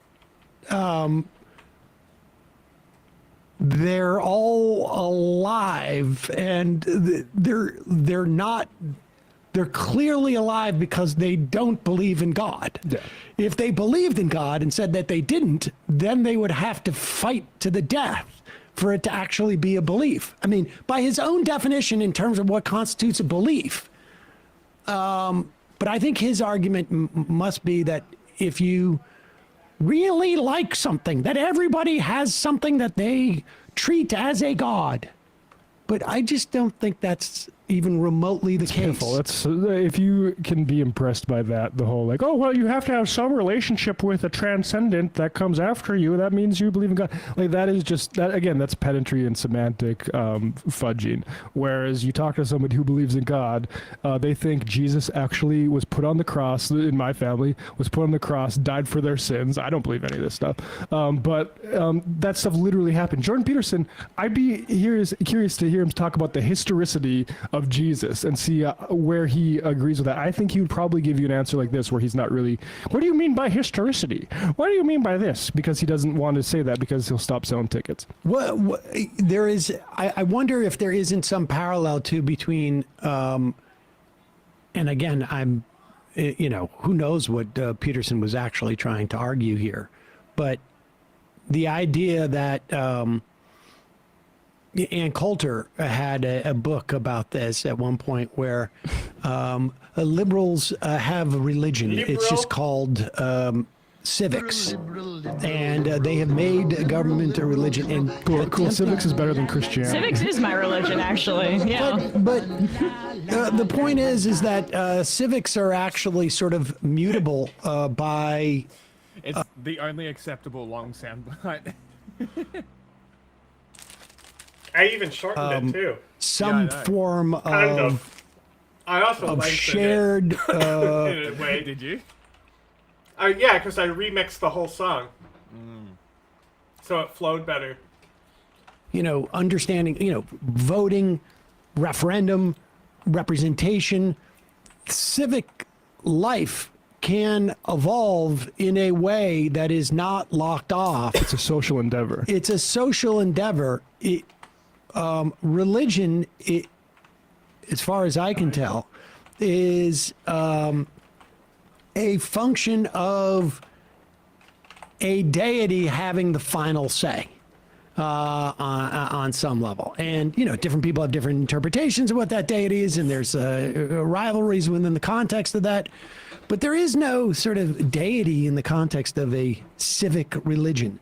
There are documents, there are charters and constitutions, and, that may function similar to a Bible, but they can be amended by humans in a way that the Bible theoretically, Sam. by I think Well, that's what he's believers saying. don't believe can be. I think that's the point. You can have commentary, but you can't change what the Bible. What do you mean by commentary, Sam? I think this is... Indeed. gracious me, U.S. intelligence satellites picked up something wild when they were scanning about 30 miles southwest of Beijing. They noticed signs that the Chinese Communist Party has been quietly constructing the largest military command center in all of human history. Located in the western hills of Beijing, this colossal facility spans over 4 kilometers in length. Okay. Already, here's my take. Cheyenne Mountain Complex. I don't care. You mean China needs a command center in the mountains? No way. That's 10 Pentagons worth of military infrastructure. To put this whole thing into perspective, it'll cover over 1,000 football fields. Is this the world's single biggest prepper project, or is it evidence of a massive looming war on the horizon? Former head of China analysis for the CIA, Dennis Wilder, believes it's the latter. He said, former head of biggest prepper project, or is it evidence of a massive looming war Sieg Heil, Xi Jinping.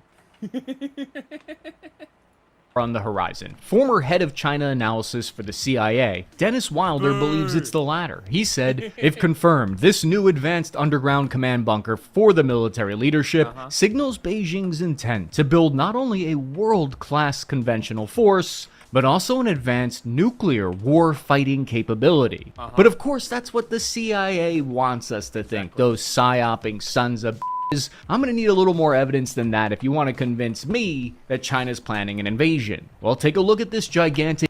Well, let me tell ya.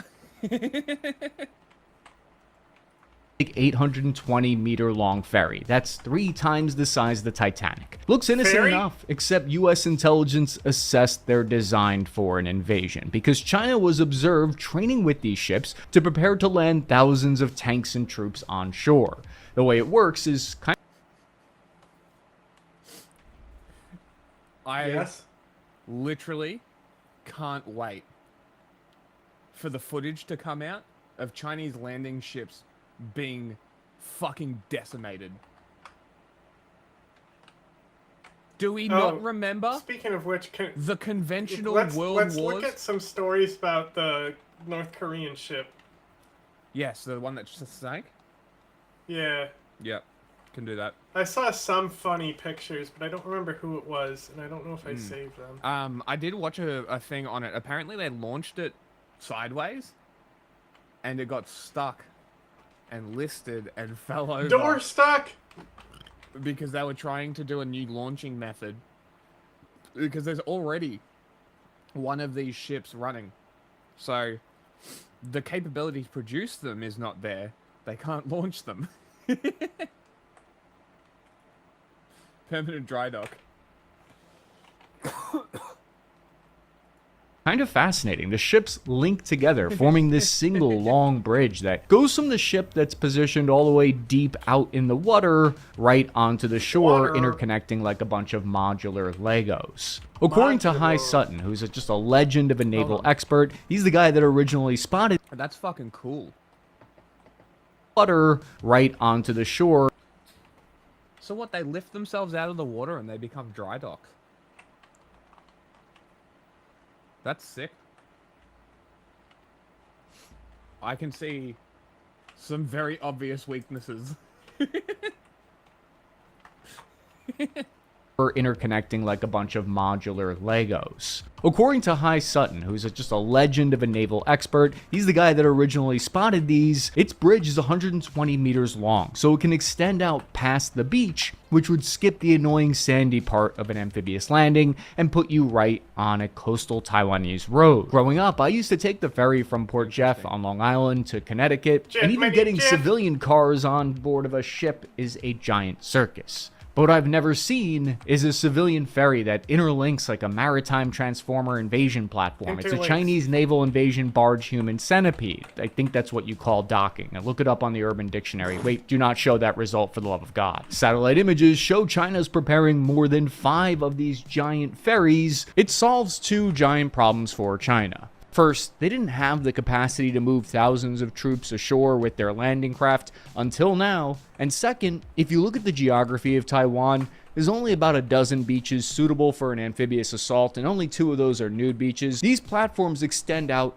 and they allow China to skip rocky, rough beach and land in new, unpredictable places. To get an expert opinion on all this, I spoke with former CIA officer Mick Mulroy. Our partner countries, and we have a lot of them, some treaty countries like Japan and South Korea, but also Indonesia and other countries out there that are very concerned, as you mentioned, Chris, about Chinese activities. They claim territorial waters that's not theirs. They build islands and then claim it's China.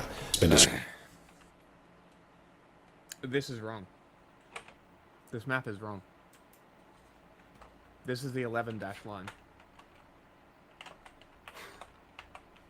Look, he's by himself now. They literally gave the Gulf of Tonkin back, and the 9 dash line ends at Chinese waters in that northern point where the dashes meet. I'm pretty sure. Let me double check.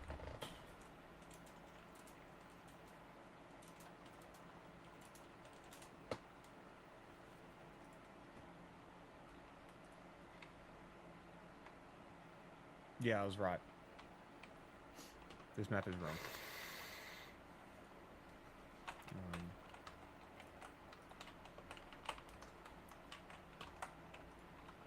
See? That is the correct map. It stops at the Paracel Islands. They gave the rest back to Vietnam. I think it was in like 57, 59. They gave it back very early. But this map is wrong. So it basically ends here. So this is shared waters between China and Vietnam. I think it was Mao extending a friendship thing to Vietnam. So, yeah. Described to me by many of our country partners out there. They simply come and take everything, don't worry about any kind of sustainable fishing methods, and it's not even their waters, right? So it's a huge problem. Okay, that's mixing up issues. Yes, they fish in the South China Sea. No, it's not that big of an issue in the South China Sea.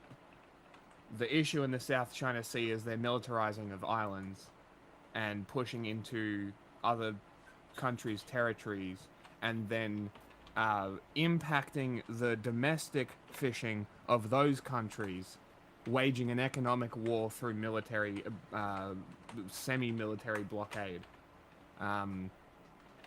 It's very complicated. The fishing fleets operate around the Galapagos Islands. They'll hang around in the legal areas and then turn their transponders off and go into the Galapagos Islands and rape the entire protected area. They've been doing it around South America as well. We saw Argentina literally launch military flights to make sure the fishing vessels didn't go into Argentine waters. There are a lot of these things happening. You can literally see the Chinese fishing fleets from space, and they are technically military assets, according to the Chinese government and how they operate with the fishing fleets and shit. It's a really big problem. And nobody's talking about it. Because China's anti-imperialist. They're pro-Palestine. Economically and I think militarily. The problem is what one person sees as evidence of an impending invasion, another person might see as a defense. Because they use the Coast Guard and the civilian fleet. It's Dolph Lundgren. They use both because they have an air of, they're essentially privateers. I think is the term. America wanted to bring back privateers, I think, didn't we see? See, I have negative space that I could put the Restream logo on, but then I noticed it covers my kitty ears. I'll move my camera up. Yeah, give it empty space. But yeah, they use the civilian fishing vessels as well to sort of meet their goals and do their economic imperialism. Because if you fuck over the economies of certain countries and you're the powerhouse, who are they going to come to? It's no different than America. I bet you America did the same shit. Not necessarily like fishing fleets fucking over everybody that way, but America definitely fucked people over for its own benefit and economic supremacy. Preparation, which is why it's so important to have that good intelligence to figure out the intention of your adversaries. I'd like to introduce you to my dad pop intelligence to figure defensive preparation, the evidence of an impending invasion. Oh my God, Another that was on person a might high. see as a defensive Sick. That was Taiwan. I just realized. preparation, which is why it's so important to have that good intelligence to figure out the intention of your adversaries. I'd like to Honestly, if China does invade, all Taiwan should do is launch as many rockets at them as possible. All the rockets. Dodge this, bitch. Dodge this. Introduce you to my dad, Papa Cappy, and my brother, Peter Cappy. We live far apart from each other, so the way we like to stay in touch Who is are by you? playing video games together, which is why I thought it would be perfect for today's sponsor, World of Warships, if we play together. Promo code World of Dynamo1940 for supporting the channel and allowing me and my family to have intelligence officer. Wrote a paper published on the Naval... Hey, Sony, sponsor us. Give us EDF. I don't think Sony can do that. Why? It's a Sony property, isn't it? Yeah, but it's like an indie company. I don't think they distribute it because it's for PC as well. We should contact the company. Hey, we It's fucking love your game. Japanese, so Sponsor us. We'll promote your game. Civil War College about the barges, and he said he no longer doubts China is preparing for war by 2027, saying, quote, "I will tell you my mind has really changed over just the last 12 to 18 months, seeing the scale of the infrastructure and capability improvements that the Chinese have made." And it's not just military analysts and See, I assumed China was building military power based on their rhetoric. Like, their rhetoric is really heating up. It's just common sense that they would be building their military simultaneously. Especially while what seemed to be Donald Trump pulling back. Now I'm not so sure about how Taiwan is going to go. I still think they'll try.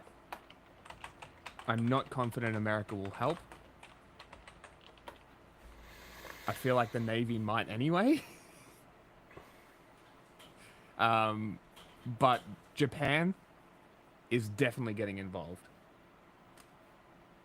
They will launch the self-defense force. If not as a perimeter to be like, don't fuck with us, or a pure defense of Taiwan. That's my prediction. I don't know what America's going to do. The fascism is unpredictable. the CIA noticing this ramp up. I've personally seen a surge in listings on Temu for waifu body pillows, which are not explicitly mentioned in Chinese war doctrine, but it's an open source indication, I think, that thousands of Chinese soldiers may be preparing to leave home for long, lonely nights. In this paper, DAM says the barge is built to accommodate small tactical vehicles and trucks up to 50-ton tanks even. A single heavy combined arms battalion of 150 vehicles would likely need a minimum of 30 minutes to offload from one of these roll-on, roll-off ships using the temporary pier. 30 minutes? That's a huge time window to hit them. That's huge. What happens if you blow the bridge? What happens if they plan and they kill the bridge and then, oh no, look, all your trucks are stuck on your boat. Boom. Rip. I mean, it's probably not great for them. No. No. I would advise China, don't try to invade Taiwan. Probably a mistake. But I'm gonna let you make your own mistakes. I know no one in my unit in Iraq left home without this. That or it's something I could never get approved to expense until now that I'm running my own. What are the odds they don't? It would require major political shakeup. I think, and this is purely my opinion, that Xi Jinping is desperate to leave a legacy. I think he wanted the anti-corruption stuff to be his legacy, But does anybody remember that he consolidated power and used anti-corruption as the justification for it? No. Nobody remembers that. Nobody remembers 2012 to 16. Nobody fucking remembers that. Nobody remembers anything that China was doing then. It's fucking crazy. It's like Beijing, black box, COVID. And it's just like, I don't know. I genuinely feel like it's a thing that he wants to do purely to leave a legacy as like, I am the next great leader.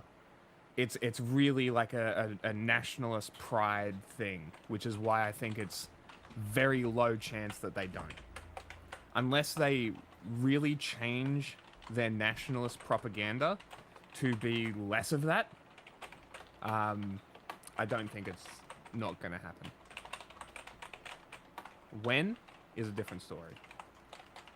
Own company. So basically, these giant invasion barges are sitting docks for 30 minutes while they offload vehicles. Just big old targets waiting to get hit in the teeth with a HIMARS missile. But China plans to land... Oh. Like, what's the chance that they do a Japan World War II? Not high. I don't think that their expansionist goals is in the Pacific. If they're going to invade other countries, it will be on land. It'll be India, it'll be Afghanistan, it'll be Russia, it'll be Mongolia. It won't be the Southeast Asian countries. I don't think. They like yeah, I'm gonna stick with that answer. I think that if they do expand, if they do look to do expansionist stuff, it'll be land borders, not sea. And I think that they'll find out very quickly why when they try and invade Taiwan. Uncontested after a massive bombardment. Again, Let me print out his paper so I can opinion. better show you exactly what I mean. Oh wait, why isn't this printer working? Yeah, take it as that. I'm not saying that that's going to happen. This is not an analysis. This is my opinion based off what I understand and know right now. We should go to war for ink resources so it doesn't cost $60 every time I print out a dang paper. The primary job, of course, for the CIA is to collect information, intelligence, right? That informs the products that they produce for policymakers to then make decisions. We need to make decisions based on facts. I thought that was a weird way to call it too. So are they saying that their intelligence briefings are products that they have to sell to the president? Well, they do produce it. If we understand that a product is something that is produced and not something that is as like capital. See, a commodity is a good, technically. Yes, okay. Right? So I think there's technically a difference. If a product is produced, a commodity is a good. Yeah, okay. Makes sense. It's funny that we both got hung up on that. Yeah, I was also like... I mean, that's what they are paid for. They are paid to produce a product. That is true. Of what the adversary intends to do. For example, does China actually intend to invade Taiwan? Does China look at it, the problem, and say that's going to be such a costly endeavor that we're just going to maybe isolate Taiwan, put a naval blockade on it? We need to know how that is way more likely, in my opinion. If they do invade, it'll be a blockade first. They'll try and force Taiwan's compliance, I guess is the word. They'll try and force compliance out of Taiwan to reunify. I can't comment on the veracity of the want of the Taiwanese people to stay independent and free and a democratic country after seeing what happened What's the in Hong difference Kong. between compliance and complacency? Yes. So like, I'm thinking that the Taiwanese people have been very acutely aware of what China has been doing in places like Hong Kong. You think they're cuties? So I'm hoping that the Taiwanese won't just bend to authority, not for their sake, but for everybody else's. But I also hope that China doesn't invade for obviously Taiwan's sake, global security's sake. I don't really want a war in the Pacific. I'm not going to die for Taiwan. You can go fuck yourself. But like, my problem is when people try to placate places like China, with the tariff war is a good example. Europe dropped all tariffs on their EVs as a response to own Trump. Now, if we are very aware of how America became the empire it is, the imperialist power that it is, the global ruler that it is, maybe we should think before dealing with China, who has aspirations to replace the United States with a country that is far, far, far more opaque and far more brutal than any American could ever be right now. Even under Donald Trump. And I'm not putting hierarchy on fascist states, imperialism, anything like that. Purely commenting on the state that the world would be in if China ran the world. Do you really think that your progressivism would survive?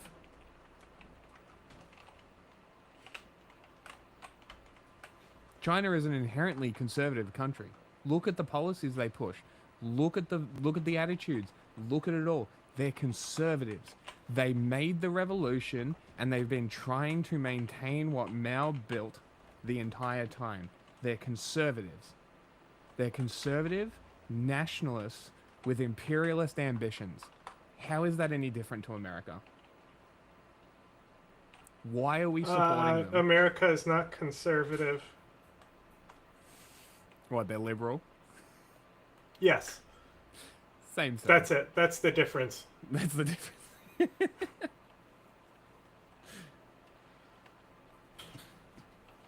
It's actually kind of interesting. Because I was kind of... someone was like, how can you be autistic and conservative? And I'm like, well... somebody replied and I'm like, well, conservatives... And they were like, conservatives believe in logic and consistency. I'm like, well, that's a lie. That's just a lie. Conservatives are obsessed with punishment and love authority. They are the best kind of liberal. One that listens and obeys and does what they're told. At least the liberals have some kind of like free spirit about them, I guess, where they're just like, no, fuck you. I'm going to do my own thing. But at the end of the day, still participating in the liberal system. Like... Liberal? I don't know. It's just like... It's so frustrating. It's the same thing with Russia, right? And it's the same thing with Israel. It's... And this is why I don't understand where people are pro-China, pro-Palestine, pro-Russia. How? Pro-Taiwan, pro-Israel, pro-Russia. How?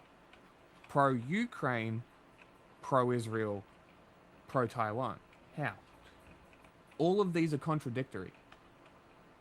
Like, when you actually look at it, there is only, realistically, one conclusion to come to if we're using those three examples. Ukraine, Palestine, Taiwan.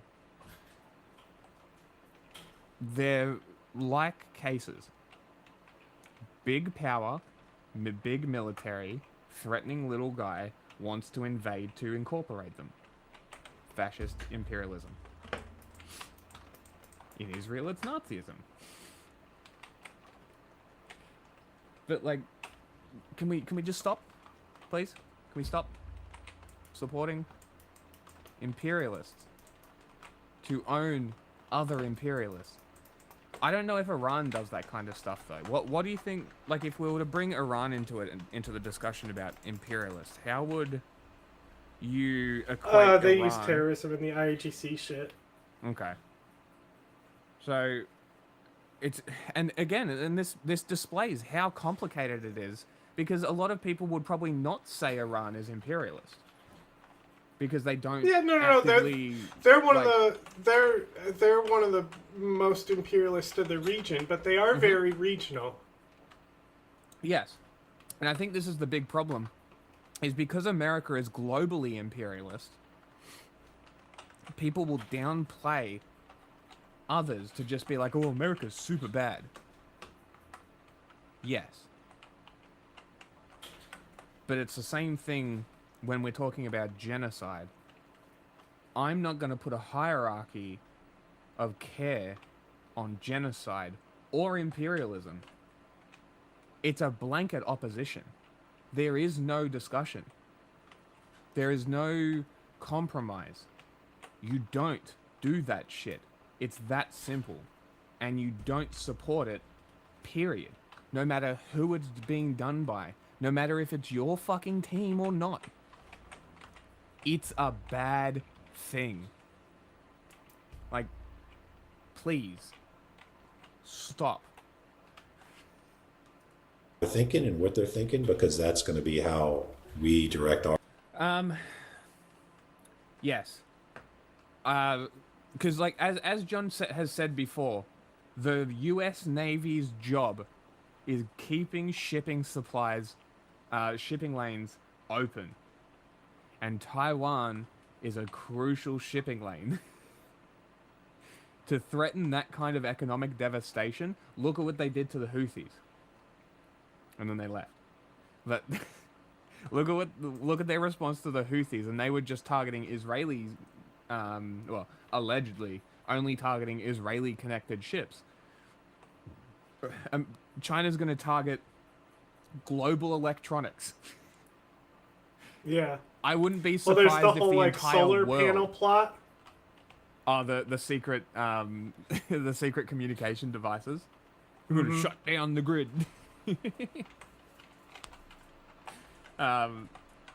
So yes, I think that most countries, at least regionally, if not globally, would intervene. You'll see Russia siding with China. You'll see Iran will side with China. India may not. Pakistan will. A lot of Southeast Asian countries may side with China, but South China Sea countries, I feel like they might go on America's side, Taiwan's side. Because if you really think about it, Philippines, Malaysia, Brunei, Vietnam, all benefit from China losing an invasion. Because if China loses hard, they lose their claim to expansion in the South China Sea. Because right now they're expanding because they can, because they have the perceived authority, because they have the ships. All of these countries benefit if they get dumpstered in Taiwan. They all get their shipping. They all get their shipping lanes freed. They get their fishing areas back. They get to roam their oceans free of harassment from the Chinese government. Like, imagine if, like, you don't even need to imagine. Look at Cuba, right? Now, if we look at Cuba and we look at Taiwan, Russia sent nukes to Cuba. Pretty crazy. I don't fault them for it. America was doing some it got nukes out of Turkey. Fuckery. That's true. That is very true. Right? So America's doing all this fuckery around Cuba, and the Soviet Union is like, alright, have some nukes. Let's see if this diffuses it. It almost started nuclear war, but it didn't. Well, that's why I talk about fucking Like Khrushchev, like if you want to fucking stand the Soviets and stuff, and you don't take Khrushchev seriously above all other of the leaders, and tell Stalin to shut up, he was an idiot. Like Khrushchev swung dick. He sure like did. that was such a that was probably the hardest thing anyone has ever done against the U.S. since Pearl Harbor. Yep. That doesn't include a terrorist named Osama bin Laden. Yes. Like an actual nation.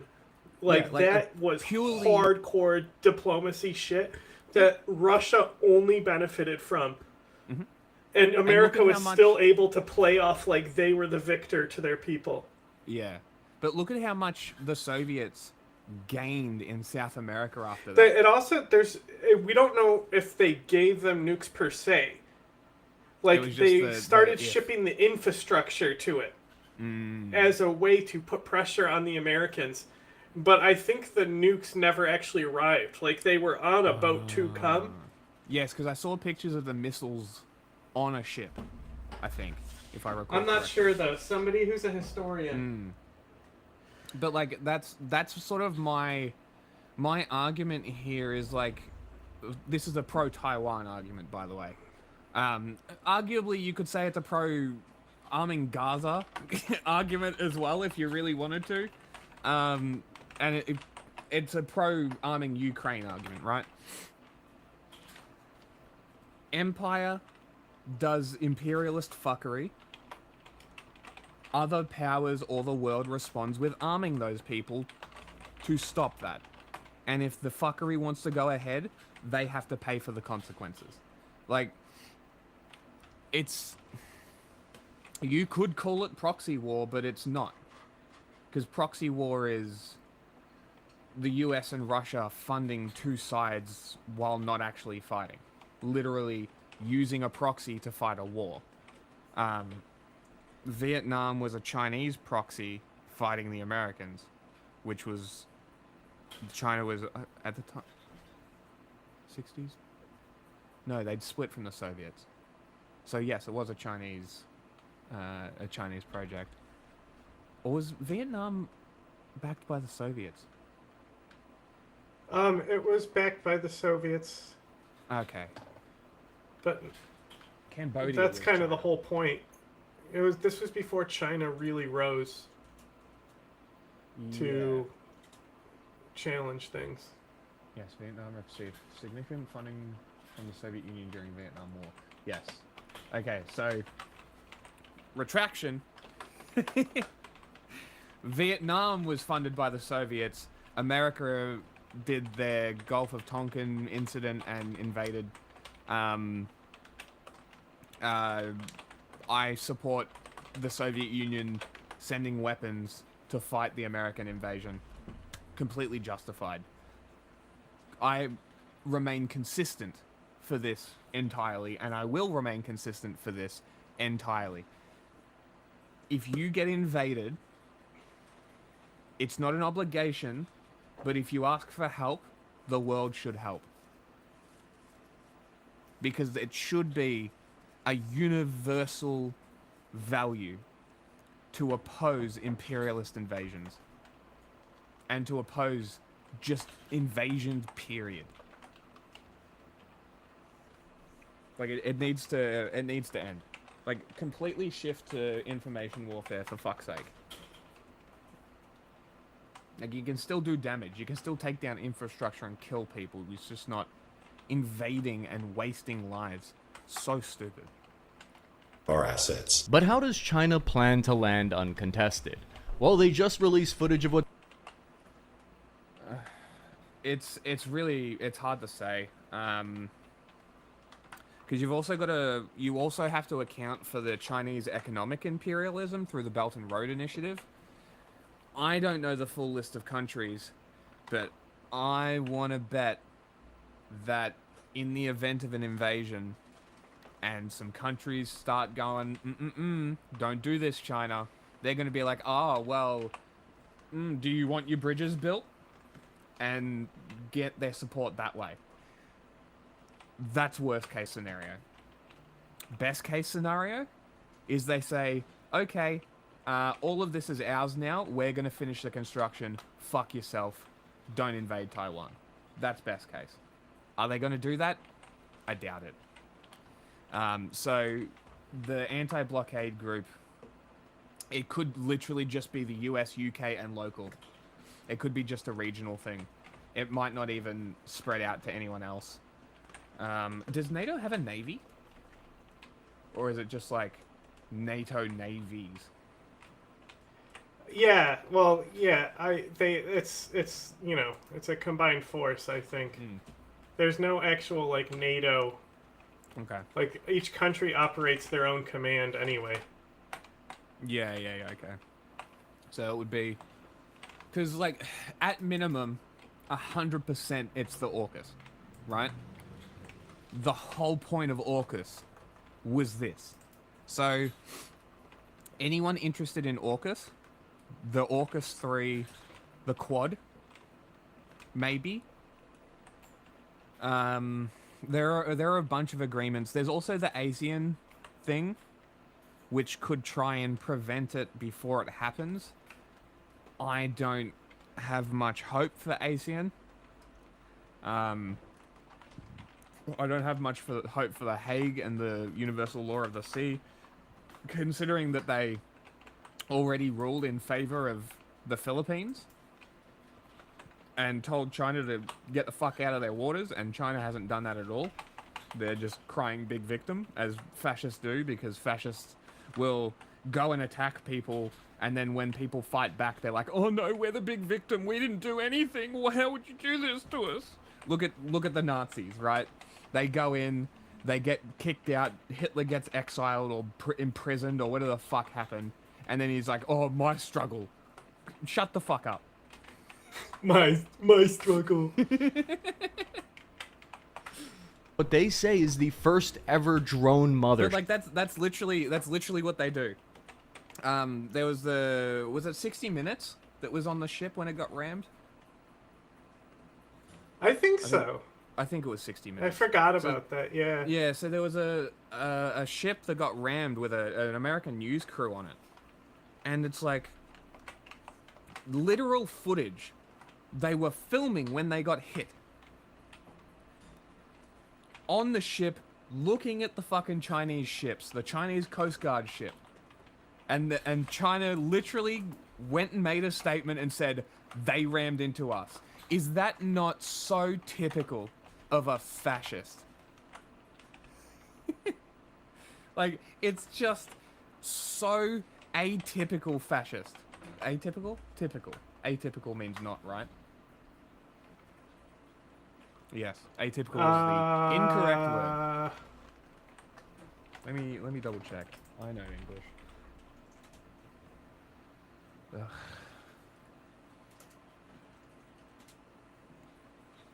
Not representative of type, group, or class. Yes, so typical.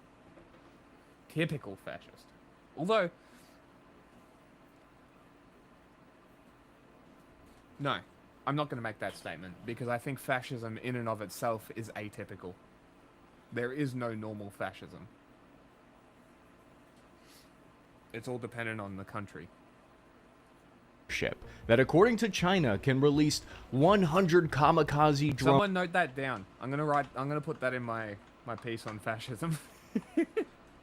all fascism is atypical. There is no fascism, only Italian fascism. A swarm of drones right out of its tummy, like a big old mothership. China has unveiled Oh, we're a new different. weapon. Chinese media is calling it a drone mothership. And according to China, it can launch anti-air missiles, it can launch anti-ship missiles, Okay, and it... I saw this. This is fucking cool. This is honestly fucking sick. America should retrofit their C-130s to do this. It just got this big old... You know the AC-130s? Just replace the cannons with drone cannons. You know those high-speed interception drones that Ukraine uses, that they launch? That's what they should... You see the video of the guy That's what they all should do. tangled up in the fiber optic walking through Ukraine? No, I didn't say that. Chat? I did Someone's got a see- link. I Some did see some drone on Ukraine drone watcher is warfare. going to give us a link. payload that they'll use to overwhelm Taiwan's defensive network. However, according to Western analysts, it's a big old sitting duck in the sky that is just a big juicy target for incoming F-35 air-to-air missiles. But it doesn't stop there. Once on the ground, China revealed their next step of the plan. The birds are fake. They're all cameras. Which is to release drones that look like birds. It's confirmed. Well, you see, this doesn't work in China because there are no birds. So all the birds are clearly cameras. Birds are not real. New terrifying nightmare unlocked. Then I became a little bit less scared when I saw how they plan to deploy them using segways, which is a pretty gay way to use them and not in a good way where two guys are smooching. And that all comes back to this construction project. At the center of coordinating these plans is this... I sent you a fucking... maybe I posted it, but I sent a great fucking thing. It's about the women and children going first. Yes, I did say that one. Oh, let me find it again.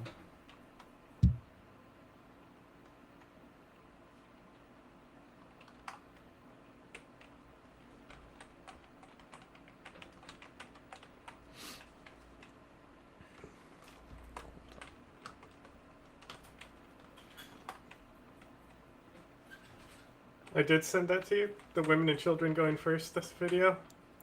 I think so. It was ages ago. You've been sending me lots of... No. It was from today. Ah, Instagram? Yeah. It might have just posted it to my story, though. I has been screening a lot of messages.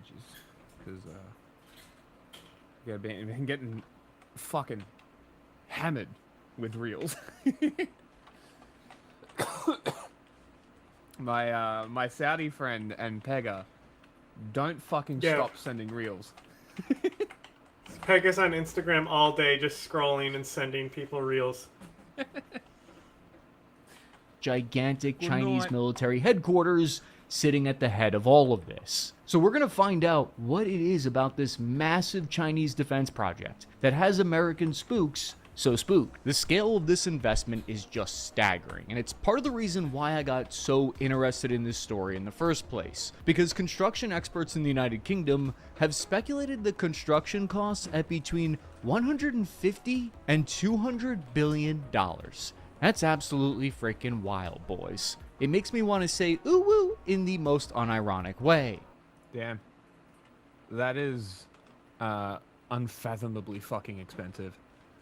Even I just looked up how much NORAD cost.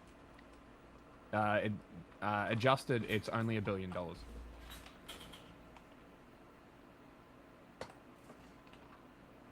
So, damn, goddamn. But this was also built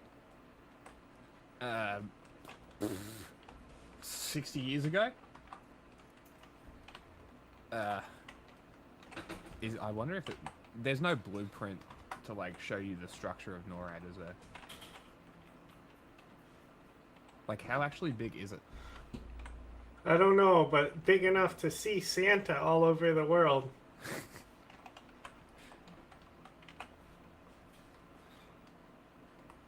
Huh.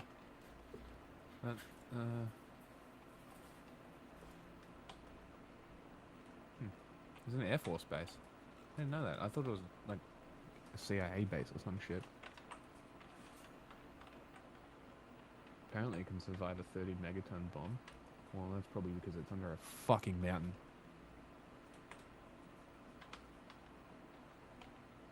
Yeah, nothing.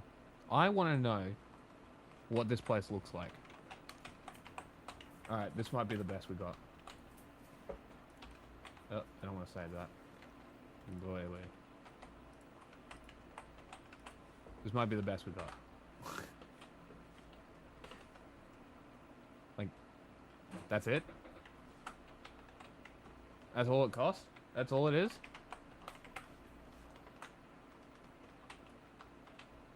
Well, that's underwhelming. Boring. Make a new one. But you're not hitting that. That's never being hit unless you drive a bomb inside. You do some hell bomb shit. Bumala bumala? Boomala Just drop it boomala. right in their face.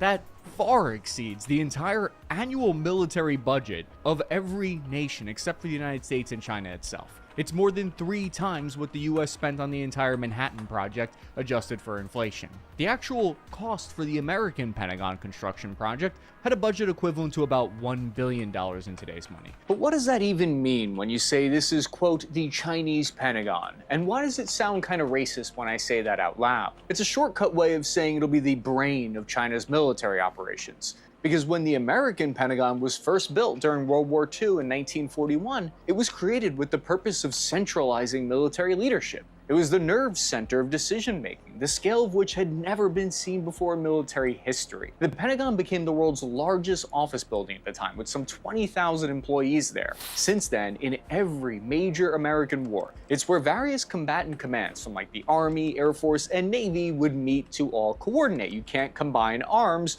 without somewhere to combine them. This is something that today seems obvious to us. Seems like that's just a given. Duh, there should be a war room where everybody collaborates. Duh. But it only seems... Late entry, Hi, Daddy. Yes, Daddy. Hi, Daddy. You, come on in a banger. obvious because of the success of the Pentagon. In fact, dude, it fucking is. When I went to the US, we stayed in just outside Arlington, and driving into DC, you drive past the Pentagon. It's fucking huge. I saw where the plane hit. I saw the camera that didn't get the footage.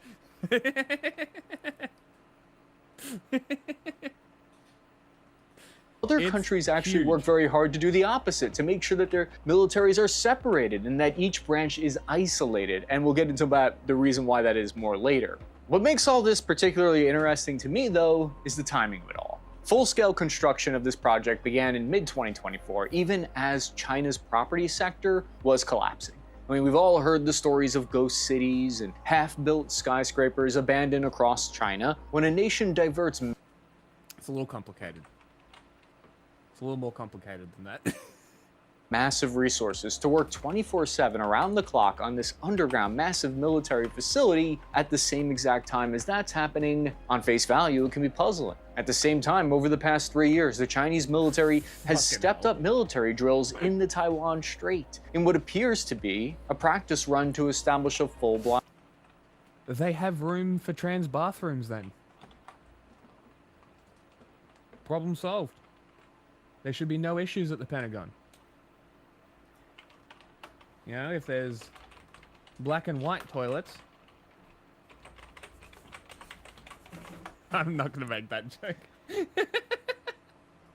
blockade. Meanwhile, China continues to officially deny that the military project even exists. When the Chinese embassy in Washington, D.C. was asked about it, they said, "We are not aware of the details, but China's committed to the path of peaceful development and a defense policy that is defensive in nature." Local China... And America spreads democracy. Like, do we really want to take literal Chinese State Department narrative? They do. It's just not their number one thing, you know? Sure. Like, you know, it's more about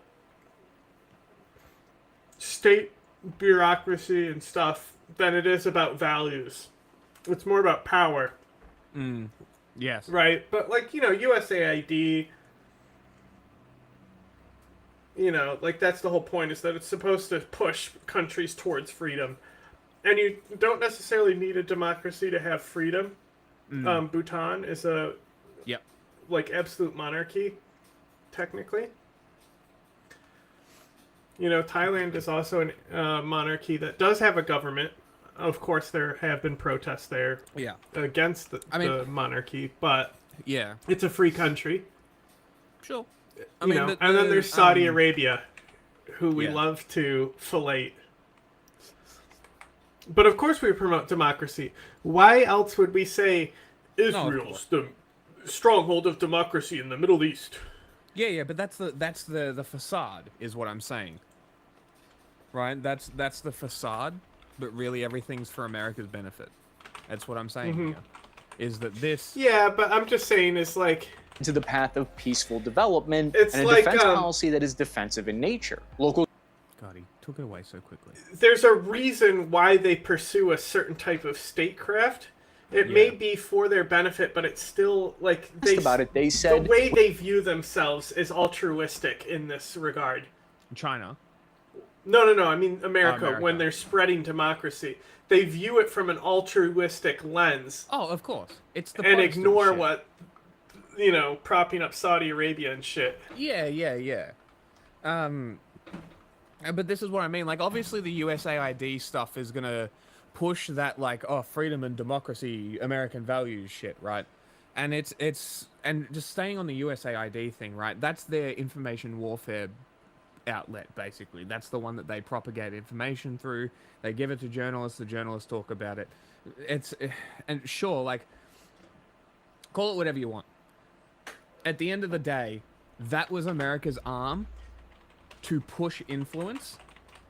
They purposefully cut that arm off and have not taught the American citizenry to defend themselves against foreign information warfare. So now it's even funnier because America no longer has an information warfare department in like a domestic hearts and minds situation, and every other country does.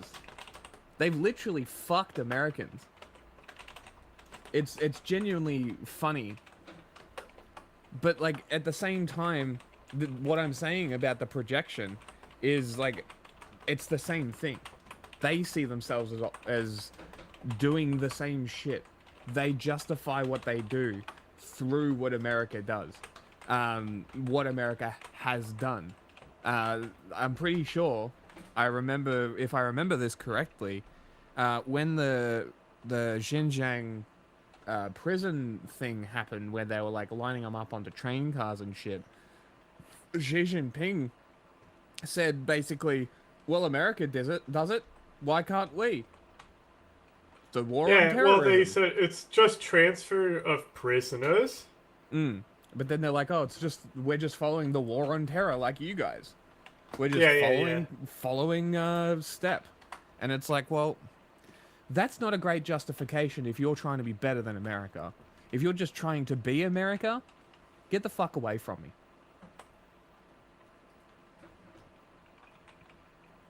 I muted it. Normally have information on such a large-scale project turn up nothing, where there's no smoke. I love it when politicians put on hard hats. It's very funny. I'm a worker. Have information on such a large-scale project turn up nothing, where there's... Like, bro is pretty much a billionaire. LARPing as a worker. No smoke, sometimes there's fire. The general who's skilled in defense hides in the most secret recesses of the earth. But to find out answers, reporters from the Financial Times tried to access the site on the ground. There were warnings everywhere against using drones or taking photographs. Site on the ground. There were warnings. You watched that Lindsay chick, right? Yeah? The zoologist? Or biologist? Yeah. You know how she has the no bone zone?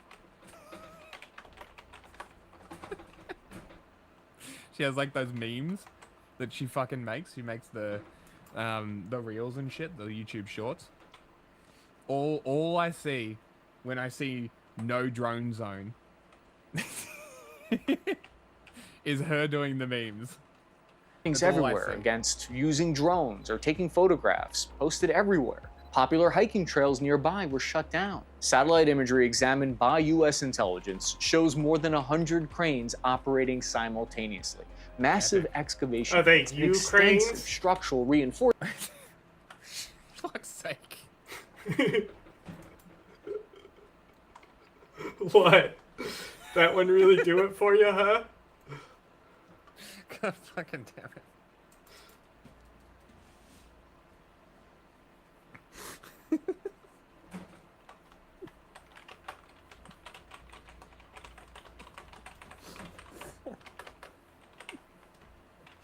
so stupid. I'll tell you what though, if the Chinese can do one thing, it's fucking build. Like, oh my god. Reinforcements hammered into the earth. Whenever you hear someone say something like intelligence agencies or security officials like that, that's usually another way of saying the CIA. A construction supervisor who was on his way out of the site refused to comment on the project to the Financial Times reporters. Those reporters, we just say they have giant balls. I'd be terrified that the MSS, China's state security, would snatch me up for asking questions like that around there. If you yell loud enough, there's no secret military. Don't worry, Chris. All you have to do to get snapped up by Chinese intelligence services is fly through Hong Kong. Military base here, it might make people think there's a secret military base there. The thing is though, you can't really hide something this big from the eyes in the sky forever. US satellite imagery gives us some actual answers. Victorious warriors win first and then go to war, while defeated warriors go to war first and then seek to win. Several current US officials said the CIA has been closely monitoring the site since they first broke ground. In that initial step, they cleared the area of any residential buildings, flattening them in preparation for the major construction project, even though their internet is heavily censored over there. It's funny that Chris didn't bring up or even mention that those houses, they would have just been revoked. They would have just been like, well, you don't have a house anymore. Bye. That's the coolest part. There by the Chinese. Like imagine if America, like, instead of going and like burning down Waco, they went in and just pulled them out, knocked it down, and built a freeway. Like, what do you reckon would be like? And they did that continuously to everybody, right? Like native genocide level land clearing shit for like military bases. Oh wait, there is an example. Stop Cop City. There's no houses really, but it's like it's another one of those like government projects where they're destroying. I mean, they've done similar things, but it's not comparable to China. You know? No. And it's also modern China.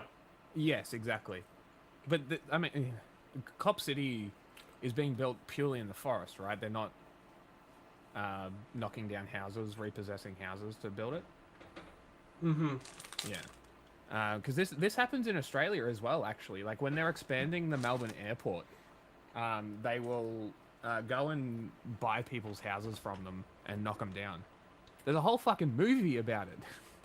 Actually, that's a movie we can watch.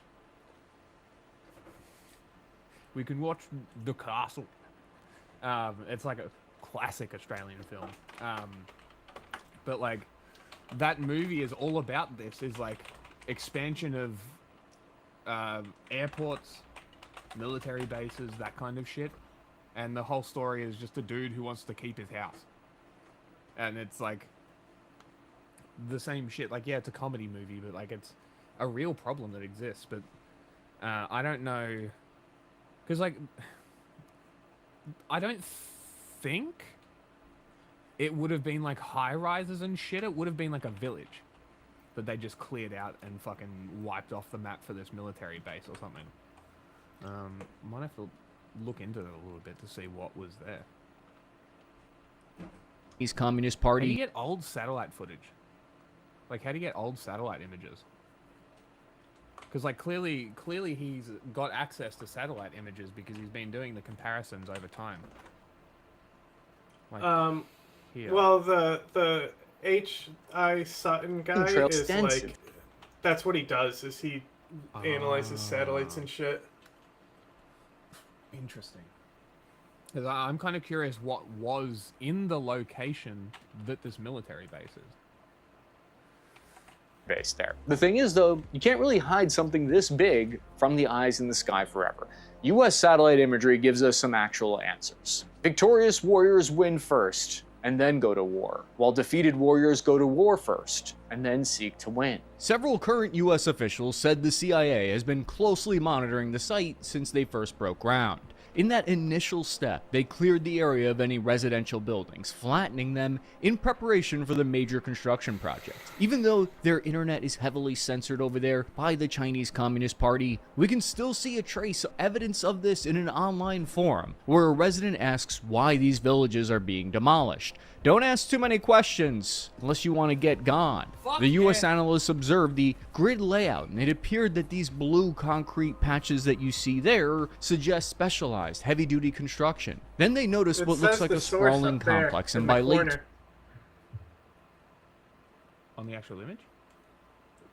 Go back. It's underneath our ground news tag. It popped up for a second. Don't ask too many questions unless you want to get gone. The US analysts observed the grid layout, and Keep going.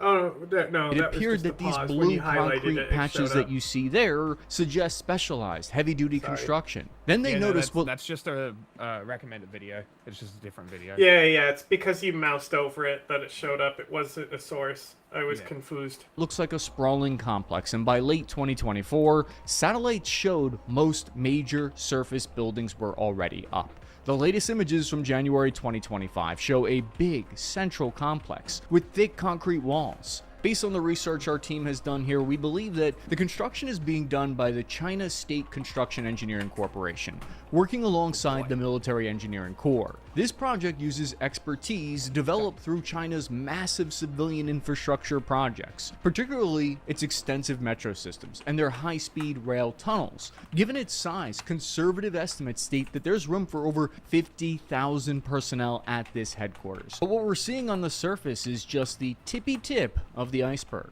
The real action is deep under the facility, where China is working on a capability that US intelligence agencies believe points to preparations for World War III. But before that thermonuclear war happens, be sure to go to cappyarmy.com for some of our new merch.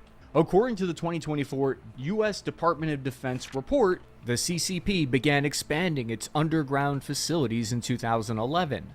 And this Chinese Pentagon is a prime example of it. They're digging deeper and deeper. The air systems to keep personnel breathing may represent perhaps the most critical and vulnerable component of any underground facility. To address these vulnerabilities, the facility needs to employ sophisticated filtration systems with blast valves protecting intake points. These automatic valves can seal instantly upon detecting pressure waves, preventing blast effects or contaminants from entering the ventilation system. I asked my producer Armando if he could actually find where these air vents might be located. So what I did was I literally went in to do a comparative study on each, like how these facilities are built and how they work.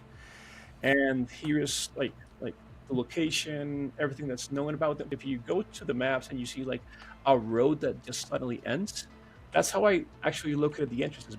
I located the most likely points of entry and shaft placement. I calculated basically like what kind of filters they would have and how often they need to circulate the air. Okay, so I'm just gonna say it like in layman's terms.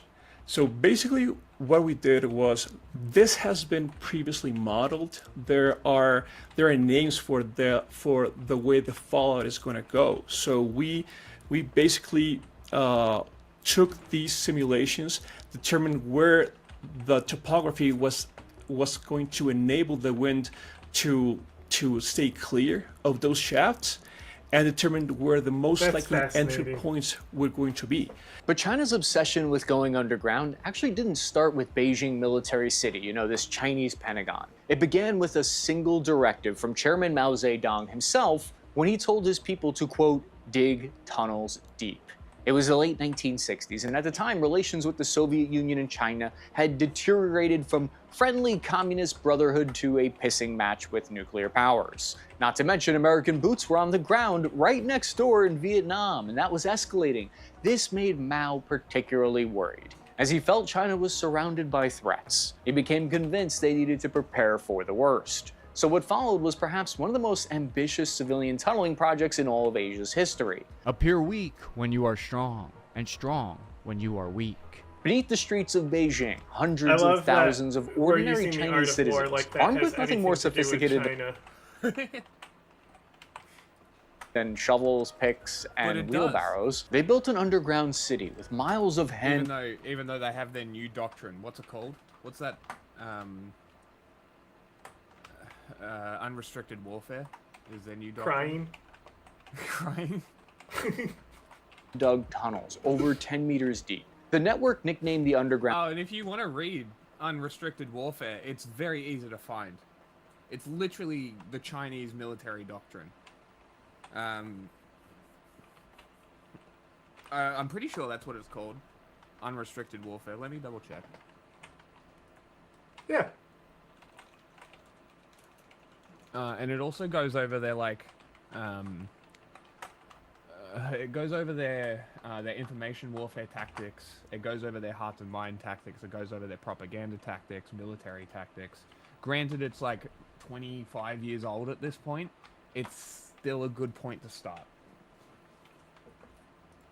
City had a capacity ranging from 300,000 people to 6 million people. It had provisions of food, water, ventilation. In the event of a nuclear attack, the plan was to be able to move every single Beijing resident safely underground. Today, the system lays mostly defunct. Some parts of it were refurbished as like cheap hotels. Like Meanwhile, the others were band, transformed into shopping centers. They got or the theaters. little motorcycle Notably, this- helmets on, and they play the bow music. So it was Defunct. written. That's what they're called, right? It You're is not written listening. by... You know how I can tell you're not listening? Because that was a fire joke. I'm reading. The book was written by a retired senior colonel of the PLA and a retired major general of the PLAF. I find it so funny that every single branch of their military has People's Liberation Army and then the branch. Like, it's People's Liberation Army Navy, People's Liberation Army Air Force. It's such a goofy name. I fucking love it. Written in February 1999. You can find it on the Internet Archive.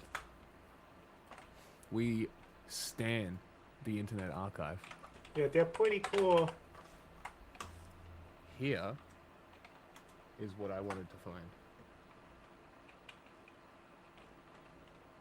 Resources for everybody. This is why you watch us. The system was said to reach out to military outposts and connect various command centers. The precedent Some of you watch for the kitty ears. had I been think it's set, though. mostly When 'cause they we're felt gay. threatened, China would go underground. The Chinese Speak for Communist yourself. Party has a major strategic problem that they need to solve. The U.S. military has a whole fleet of strategic stealth God, the B-2s are cool. Stupid billion-dollar plane. IROC. bombers. No And one roll. else on Earth has this capability All to day fly long. undetected 50,000 feet and drop a big bunker buster on your face. So the Chinese Communist Party is trying to develop So cool. 50,000 feet and drop a big bunker buster. What the fuck is that? It's a big bomb. What the fuck? Cal, what the fuck is that? Buster on your face. So the Chinese Communist Party is trying Is that the Moab? Is that what they look like? I mean, the Moab is like, it's like on a crate. You know, they launch it out a jet. They pull They it drop up it out the back jet. of the C-130, don't they? Oh, no, maybe that was the Moab. Yeah, it was. Hell yeah. It's a fucking... Like, this bomb is the reason nuclear weapons are irrelevant. Like, it's... Because here's the picture. So it must have been the Moab. Is it a smart bomb or is it a dumb bomb? Because it looks like it has fins. I mean, it's guided, yes, but like, watch it. That's not. It has to come out of a plane, like the back of a plane. It's launched off a pallet. It's too big to fit in one of those. Look up the demonstration, a video of it being pulled out of there. Well, here's them dropping. Well, it this in is Afghanistan. when they dropped it on ISIS, not the video of it being the propaganda video where they show the test of ISIS it, got how it's fucked. deployed from the how it works. You know, a thing about the missile bomb. Sorry.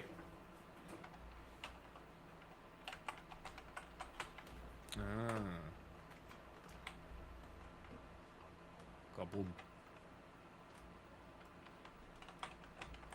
Fucking cool.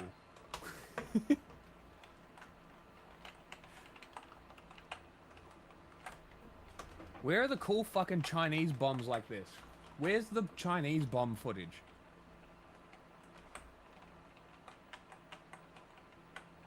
Show me Chinese weapon tests. PLA weapon testing. You're looking at them because the Chinese weapon tests are the American weapon tests. This is the first detailed demonstration Get of it? the Chinese GL-6 active protection system. An interesting test was conducted in which a drone equipped with an RPG launcher mounted underneath was flown, while simultaneously an RPG positioned on the ground was aimed at the turret equipped with the system. The shell launched from the top mimics a top-attack anti-tank missile and, to some extent, the attack profile of FPV drones. The active protection system intercepted the shell, and shortly thereafter, it intercepted another projectile launched from the ground. This is the first detailed demonstration of the Chinese GL-6. That's fucking sick! Look up Ukraine fiber wire, see if it comes up. Top It's just 3 a guy deadliest walking. and fastest firing weapons in human history. Starting at number 3, we've got the GAU-8 Avenger. This monster gun shoots a mind-blowing... It's the Burt. That's the Burt machine. No, that's not PLA. That's not PLA. That's American. No, I don't care No, about that. that's I just wanna marijuana. I just want to see Chinese. I just want people to have health care. Hey, what's this?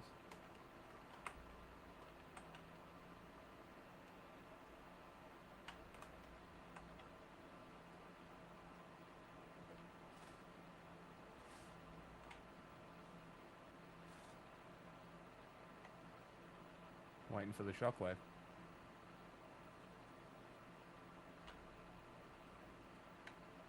There it is. Holy shit!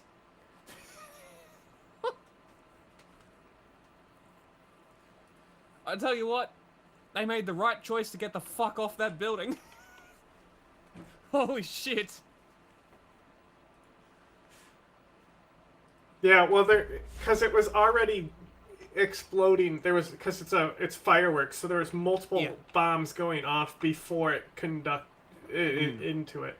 So there was like a preliminary explosion almost. Yeah. Crazy. I always forget how fucking crazy that was.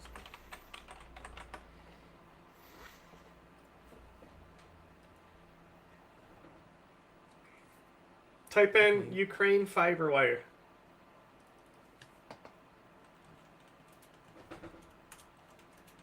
See, you see what my problem is here?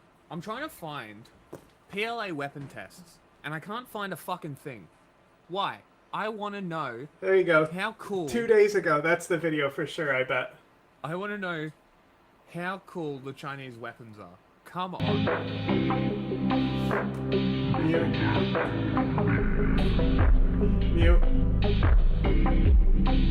Mute. Music. Mute. This isn't it. There's a video, it's just a guy literally tangled up in the wire, just fiber walking. optic cables. Yeah, I want specifically a video of a guy. Oh, it's not that one. If anyone sent the link. No, it's not this either. It's literally just a guy walking. Not like in the camera. You know what they should do? They should There's lots of links in the chat. They should. I don't know if they sent They one. should take it and spool Scroll it up. down. They should take it, spool it up, and use it to choke out Russians. Keep going. I can't see the thumbnails. This way. What'd you sort by? Weekly. No, sort by like shorts or most recent or something, because that's worse.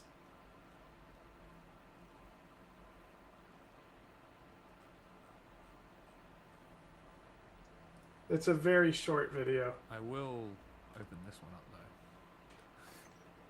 Chat? Chat, do you know the video? I bet you I can find it on Twitter in 2 seconds if I type in Ukraine fiber optic.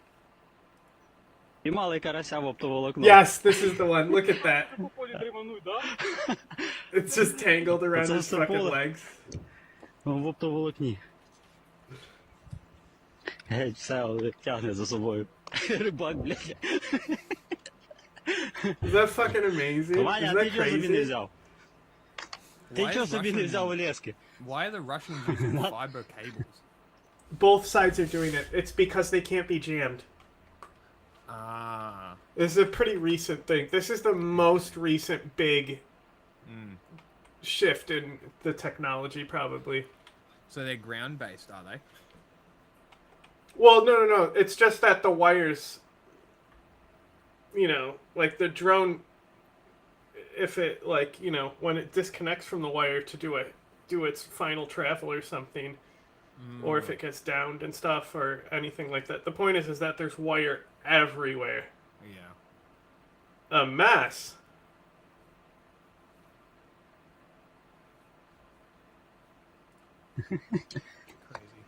І мали карася в оптоволокні. A big old mess.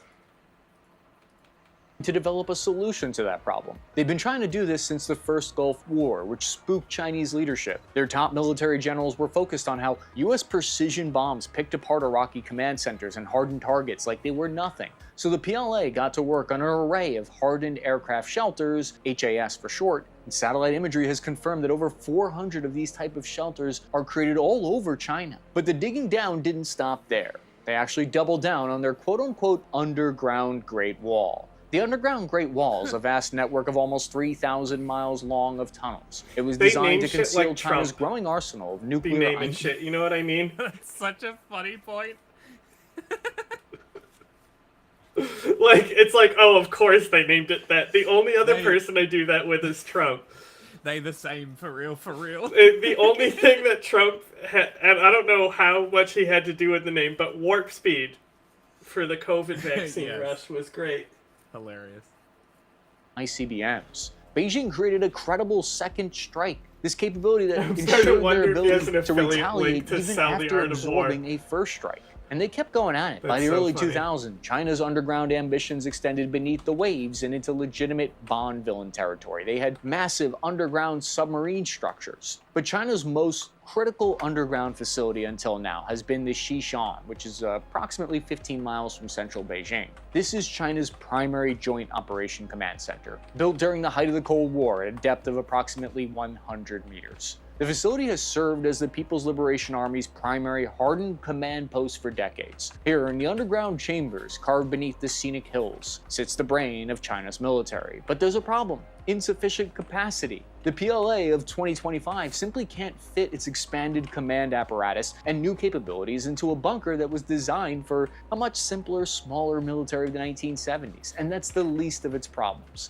Beyond the vulnerability, the aging facility faces another challenge, a critical flaw, if you will. It wasn't designed to be a secure combat command center by modern standards, because while China's military might technically be smaller, its capabilities are greater. And the reason why China is building Beijing Military City is because of a critical date that looms large in Chinese military planning, 2027, the year that they're ordered to be fully modernized and ready to invade Taiwan. And this is part of the reason why I think China is building their own version of the Pentagon today, as a way to unify their commands. Remember, it was only in 2016 that their military even split theater command based on region. It was only recently that their military began combined arms doctrine, where each branch fights in coordination with the other. This is because in the past, the separate branches in China were purposefully kept weak to mitigate the threat of one of them joining forces with the other and overthrowing the government. Classic, For these classic reasons, dictator I think shit, this is am I at right? least Yeah, literally.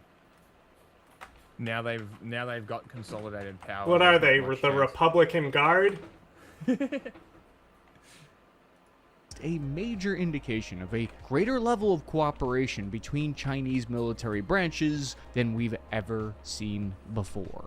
Modern precision-guided bunker-busting munitions have rendered that old facility increasingly vulnerable. So if their current best is outdated and vulnerable, they need something new. They need new digs. When we interpreted our team, when we looked at the images from the deep pits of the central grid of the complex, we used shadow geometry that suggested that the deepest parts are just 130 feet deep, which I found odd. In fact, this congressional report mentions how hardened facilities are safe even from nukes if buried deep enough. The People's Liberation Army Engineering University in Beijing conducted a study on the effects of nuclear bunker-busting weapons, which revealed vulnerabilities down to 6,500 feet, which Holy placed shit. into perfect context what one of our experts had to say about this. We spoke to Yago Rodriguez, who has a PhD in strategic studies. He's one of Europe's most compelling voices in military analysis, who broke it all down for me Barney style.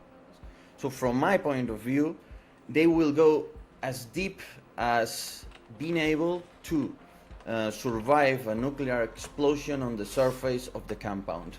I think they like a lot the trickery, the diversion tactics, so I think that they will let you see some things, and those will be false, so the true extension of their net of tunnels and the deepness of them will be even bigger for sure.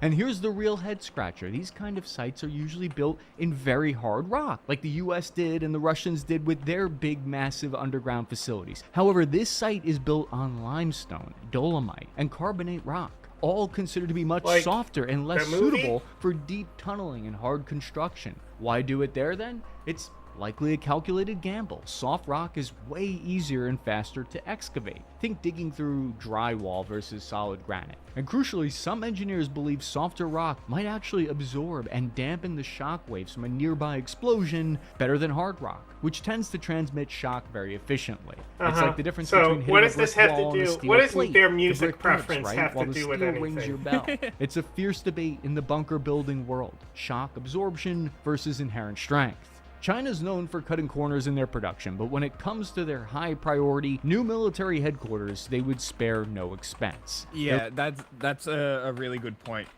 And I've made this point before, is like the cheap junk that they export is not what they keep. It's the same, like it's the same as any country. Why would you export top tier technology, top tier construction methods when you can not and save money? Makes sense.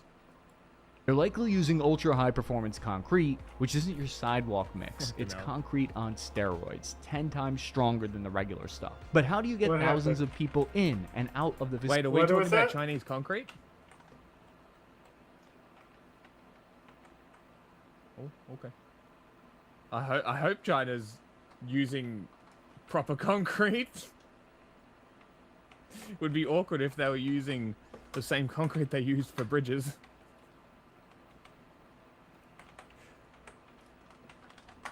Oh, ultra just high 'cause they're performance Chinese, concrete, you don't think which they're isn't your capable of sidewalk engineering, mix. huh? It's concrete on steroids, I 10 think it's more times the stronger than the contractors. regular.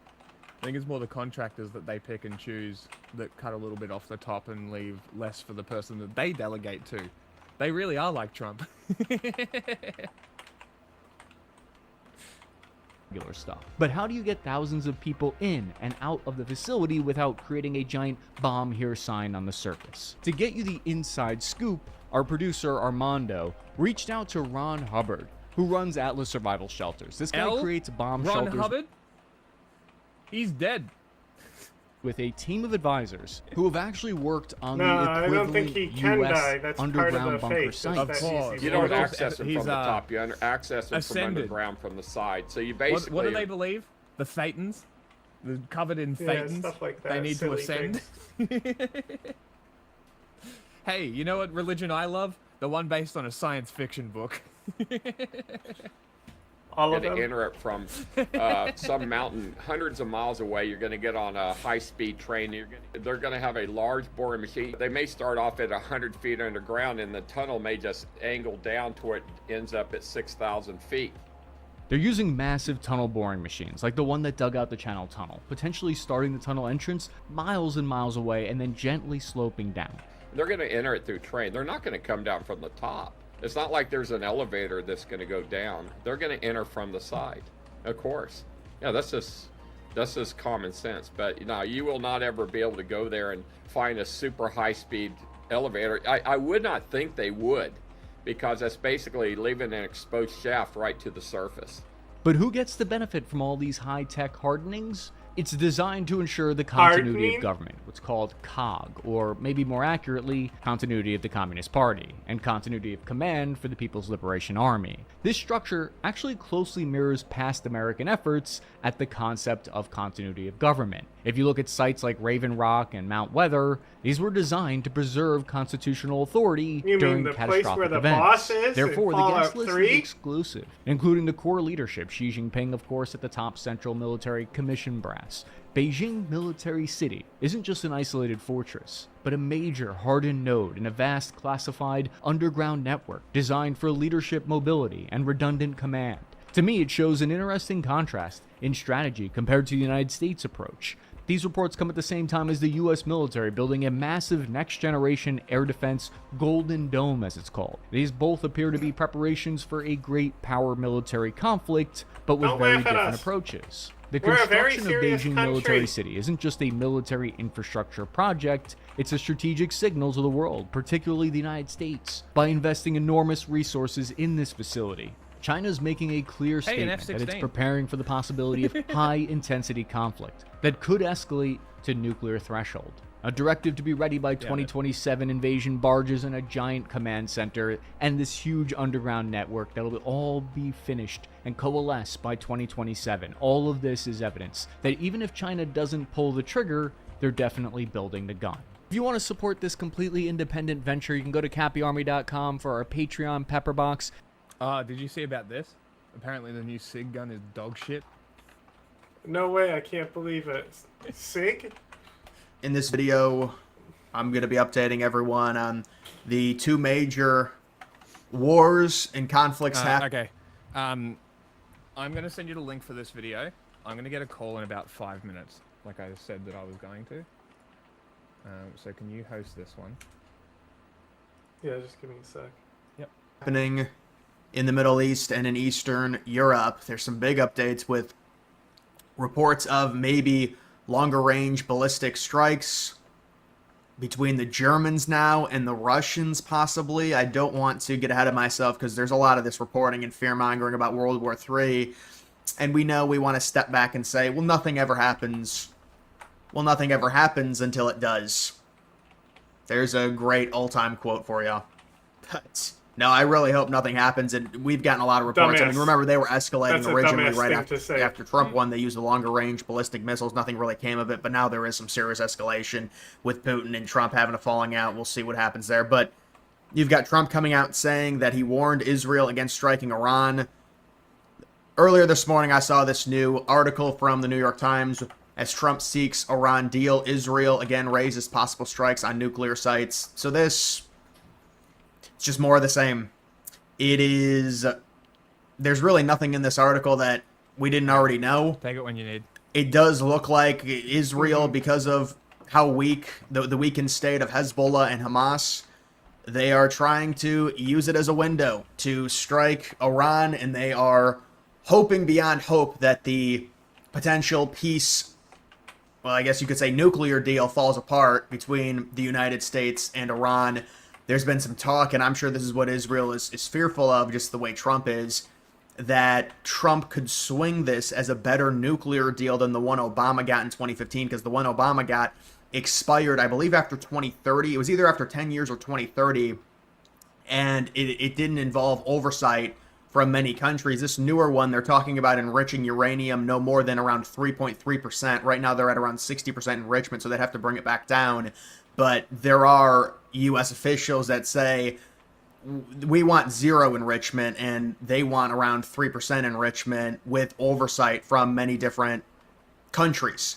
And Trump might be able to swing this and you have to take this. I mean, like, we just can't do this with another Middle Eastern conflict. We know. And so if you're Trump, we'll see. Is it ideal that they have the 3% enrichment? If you can swing this as a win, as a better deal than the one Obama got, because this one would be indefinite and this one would have oversight from many countries in terms of watching the enrichment and monitoring it.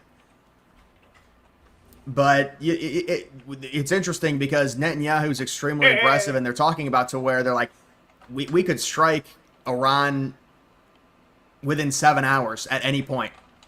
And they're saying, well, we might need to do a smaller strike without the U.S., and then when Iran responds, we'll drag the U.S. in, and they'll be forced to come to our aid. Which Trump needs to say, we're not interested. If you strike them, you're by yourselves. You're on an island. We're not helping you.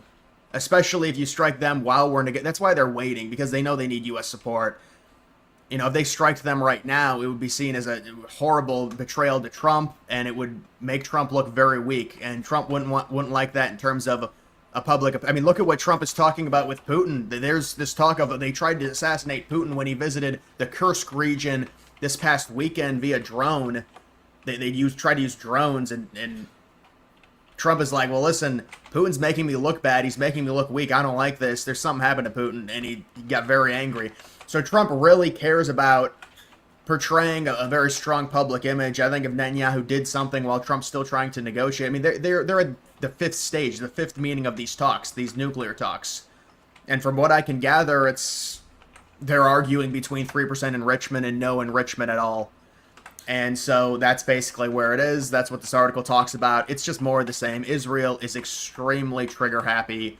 They want to attack Iran. They want U.S. support. Trump originally said no. Remember, the New York Times reported that 2 months ago or a month ago, and that was when Waltz got reassigned, because it came out that Waltz was communicating with Netanyahu and trying to get Trump to act aggressively in conjoinment with Israel against the Iranian nuclear facilities, which are all located in caves and deserts. And so that's really where that situation is. So listen, Trump said a few days ago they're close, but it's the same thing over and over again with Trump, to where the rhetoric is very... He wants to portray a or else type motto, to where it's like, yeah, we're close, but if something doesn't happen here... And Trump's whole thing is with Iran and how weak they are right now because of their proxies, Hezbollah and Hamas being weaker, we could get a much better deal because we have better negotiating leverage. And Israel's like, no, let's strike them while they're down. So we'll see what happens in terms of that. But the hope is that we come to some type of agreement, obviously. That's what we want.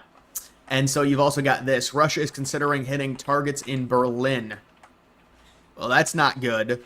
Russia is considering hitting targets in Berlin after Merz, that's Friedrich Merz, the Chancellor of Germany, authorized Ukraine to strike Moscow. Authorized Ukraine... Oh, I thought it was German missiles. He authorized Ukraine to strike Moscow with German missiles, but it's not Germany doing the striking, it's Ukraine. So, yeah, this is just another escalation, and... NATO will request Germany to supply 7 additional brigades, approximately 40,000 troops. Yeah, we'll see what happens. This is one of those things to where nothing ever happens. I mean, I know people are worried about it. You know, we've heard this stuff, you know, every few months it kicks up. I think they're getting closer to a peace deal, and that's why a lot of this is happening. And people could say, well, you're naive and you're gullible, but it's like... You think so, Russia wants to be positioned in an extremely favorable spot for this peace deal. But if something does happen to where it goes awry and some of these European NATO countries get involved, the U.S. has to dip out of this. This is the problem. We're tethered to NATO, so it's like, what do we do? And I know there's also reports to where now Trump's going to rearm Ukraine and do all... I mean, technically, we do have a minerals deal with them, so they are getting certain things from us in terms of intelligence. And... I don't know if they're getting any weapons from us right now, but if they got weapons, we would be repaid through minerals. I'm not saying that's what should happen, but at the end of the day, the situation is Russia clearly has the momentum. They don't want a ceasefire. Trump wants a ceasefire. Ukraine, to a degree, wants a ceasefire. But the problem is Ukraine, right now, it doesn't seem like they want to play ball in terms of giving up things during negotiations either, and they're emboldened by the Western European powers. So what are we really talking about here?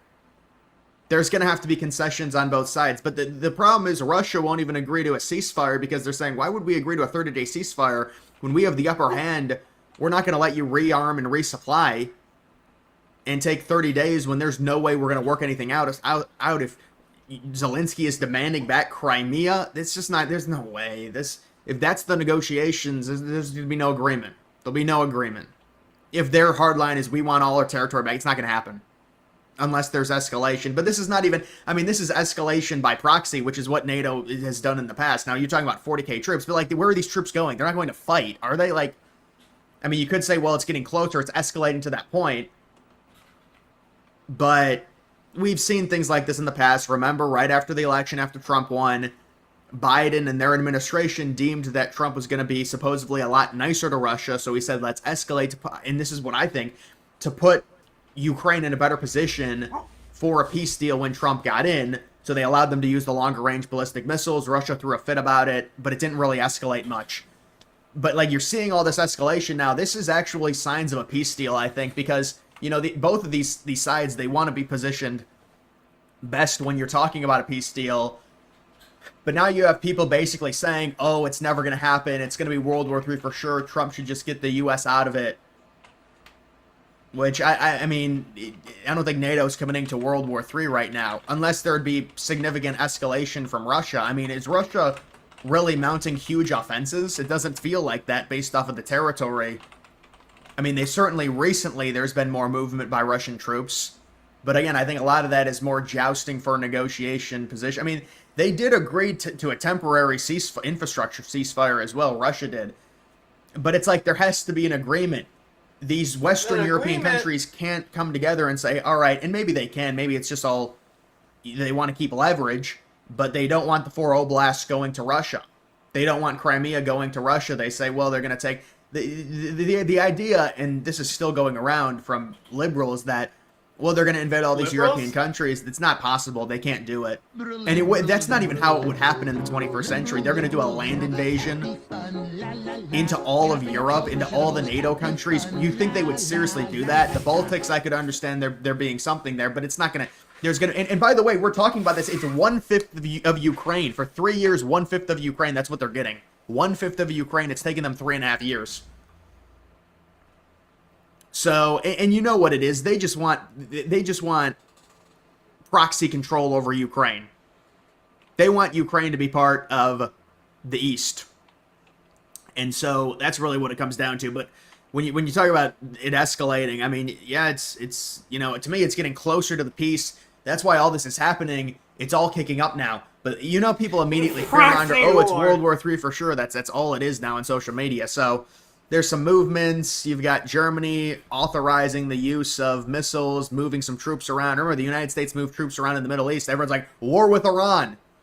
Well, no, that's just something you do in case, and you use it as leverage. Idiot, don't you understand? And so this is another thing to where you can swing this and say, well, NATO just wants to position Ukraine in the best spot possible for negotiations. But how, really, I don't see how, unless there's something catastrophic that we don't know about the Russian army, which I was told the Russian army is somehow even stronger than they were in 2022, by the way.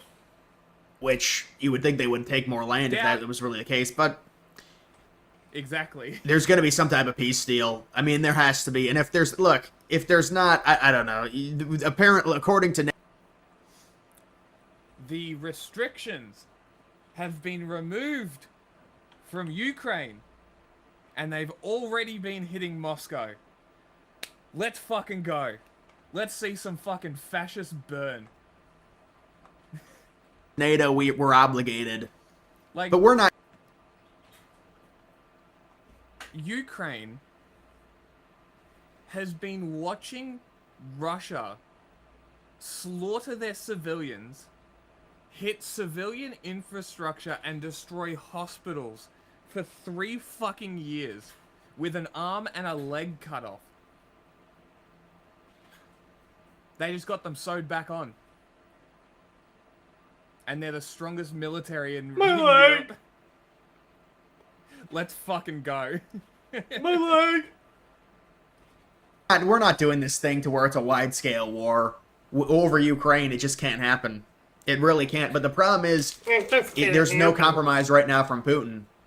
So you hit him with more sanctions. Trump's now hitting him with more sanctions, and the immediate response is, oh, it's not going to do anything. The sanctions didn't do anything in 2022, and they were likely a lot harder than the sanctions Trump is going to hit Putin with now in 2025, although there are some other avenues Trump can utilize in terms of Russian energy and cutting them off a little bit, cutting their exports off. But you are talking about, in a way, escalation. Because remember, they said, well, we'll wait them out with sanctions. It didn't work.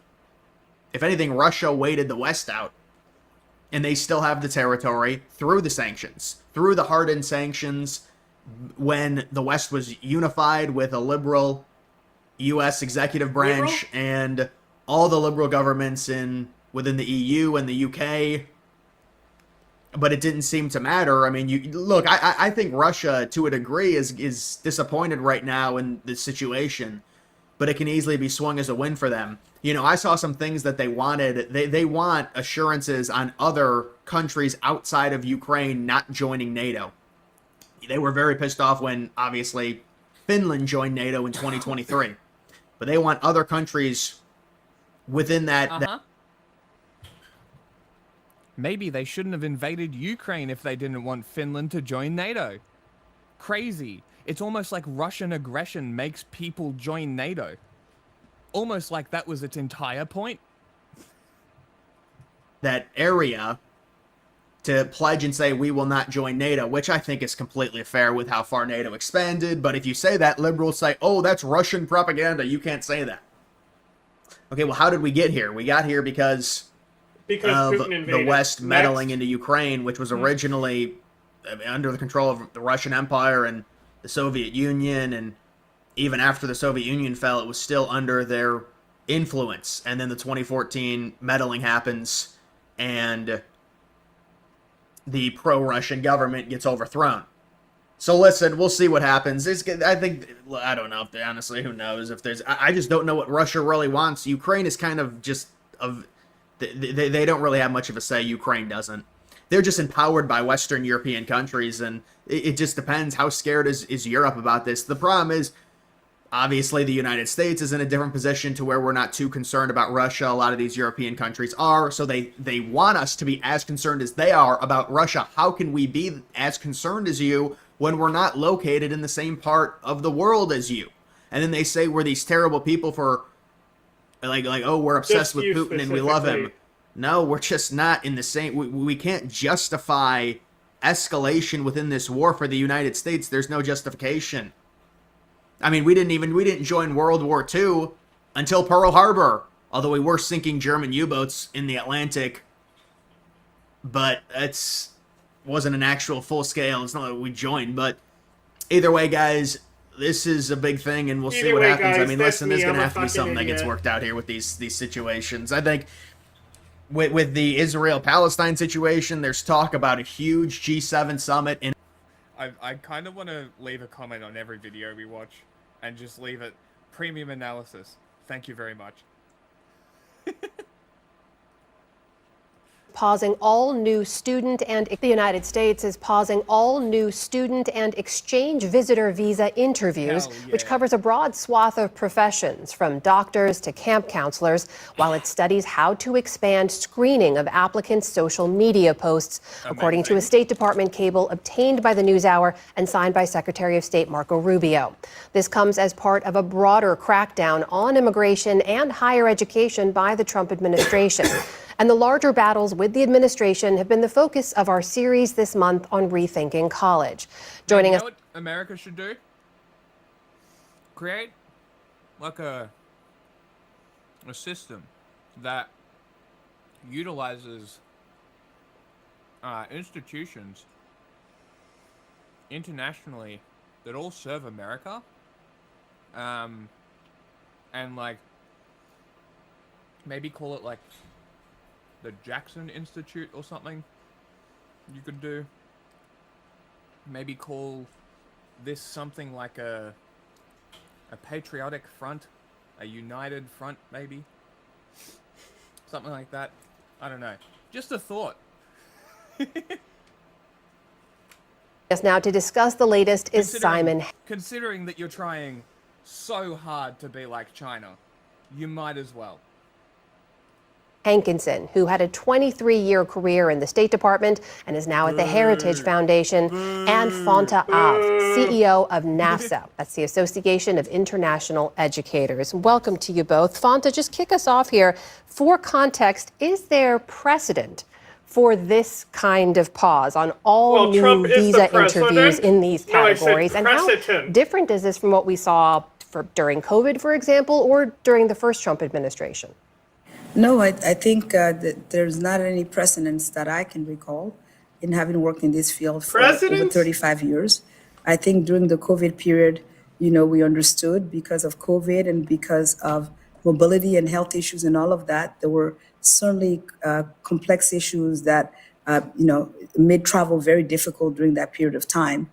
And so this is really, I think, in some way, on some level, unprecedented, and that the focus is specifically on international students in F, J, and M is definitely the part that is very much unprecedented. And those are, again, the types of different visa categories, F, J, and M, as you mentioned there. Simon, there are already, as you know, a number of reasons people are ineligible for these kinds of visas, of supporting terrorism or having a criminal record. What would this level of screening catch that previous screening didn't already?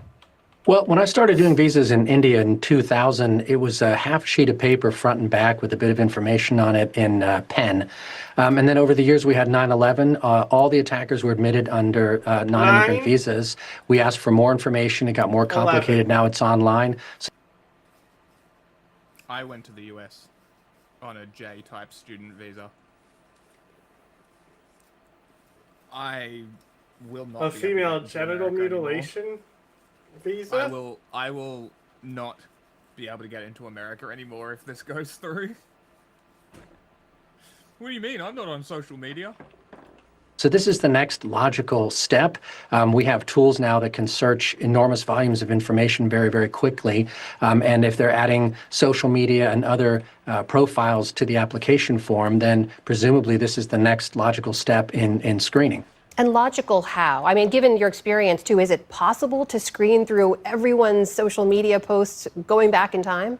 Well, it's not possible to search absolutely every single item of information about every single human being, particularly if they don't give you those handles and the information that you need. But yes, I think these days, particularly we've all seen ChatGPT and these other AI-powered search engines that can go through just tons of information incredibly quickly. So we have these tools, and Did you see the Chinese networks going crazy about this robot boxing thing?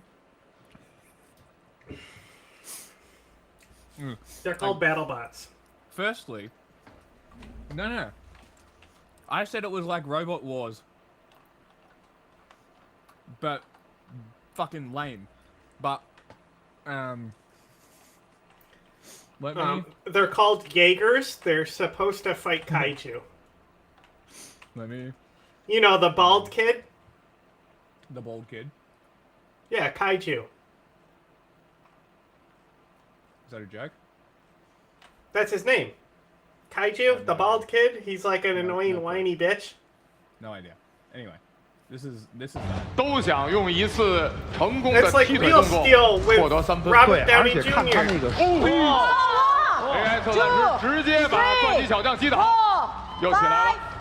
Like, very laggy. Despite how fucking lame this very is. Very laggy. I don't know why. The fact that they can get up is very impressive. 7, 8, box. 现在这两位各有一次倒地了。对，而且这次断机小将是 AI 测算师打倒的。对。And like, I think they're also they're also controlled by people off screen. They're not automated. They're actually I said it's like robots. Real Steel with Robert Downey Jr. Robert Downey Jr. Everyone understands what I'm talking about. So,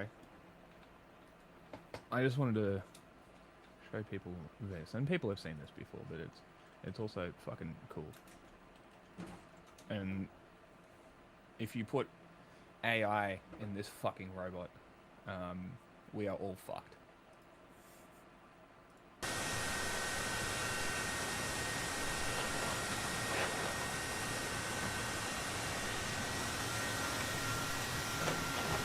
Fake. Gay. I hate this. I fucking hate this. Fucking vacuum cleaner looking ass. I You sound fucking like a vacuum cleaner hate too. This. It does. Where is the cool video? There is no Atlas cool video. Flips. Because none of this is very cool or okay. This one, like this. So this video is 3 years old. I've seen it. Everyone's I know, everybody's seen this, but like this is, it's still so impressive. Fake. Like It's the so freaks, laggy.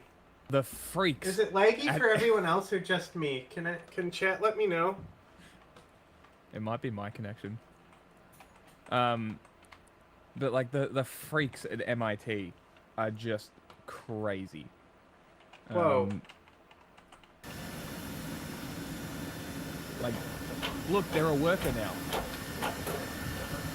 The clankers are workers.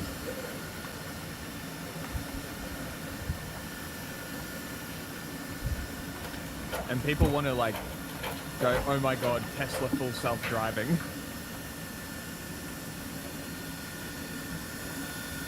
I hate all of this.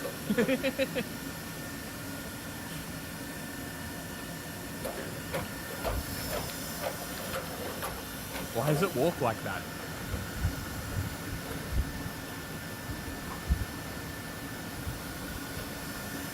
Because you touch yourself.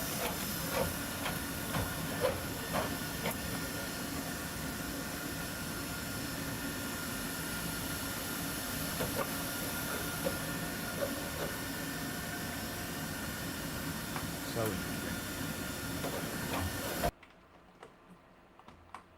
Where they did a demonstration with like tools and shit. Not that one. Might have been in your one. Wow, strong army.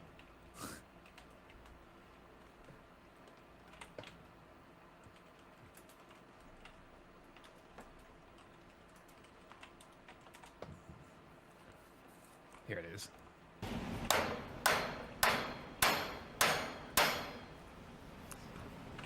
Forgot my tools again. Yeah, laggy AF. Is it laggy for everyone else? Can chat let me know? Just keep it playing so they can let me know. Too late. Yes, it is laggy. Yeah.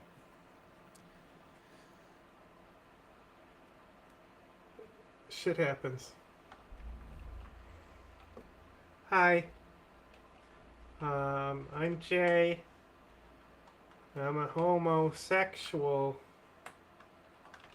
I was raised by clowns. So there's that. Bounty? I don't know. Can you hear me? Because I can't hear myself I can now hear you. since you left. I think my monitor stopped. And whatever you did, you broke my shit over here. Yep. This dog shit. The entire connection is fucked.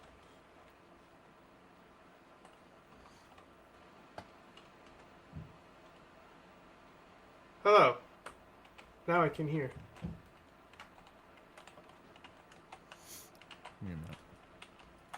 Wow, strong army.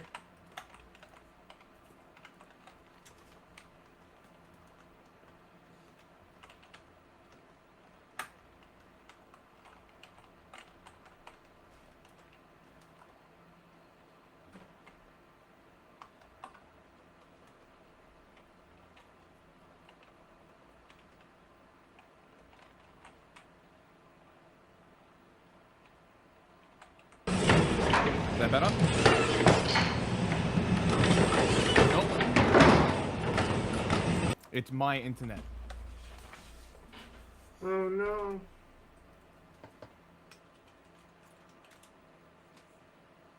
Right when I'm trying to show something fucking interesting. Yeah, it was fine earlier. Yeah. I'm checking my speed. No, I should have no problems. Literally, literally 600. Like, why is it lagging? Like, what the fuck is happening?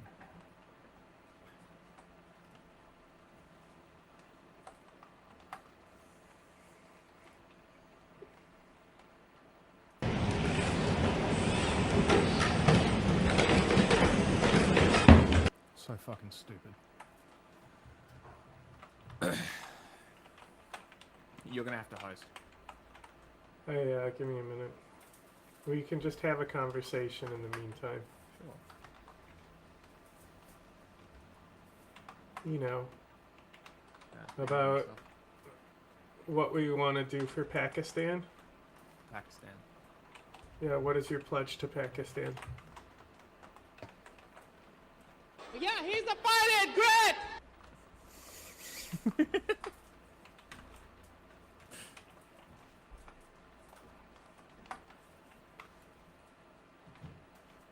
It was so funny that she got all sensitive about the Destroy India thing.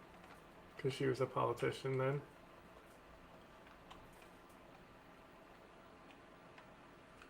The Pakistani lady. Yeah, the grape lady. Mm. Because she was totally about it. She was totally down with it. But then right when he said Yeah. Destroy India, she was like, I never said that. Goodbye. Yeah, that's one way to get a politician away from you.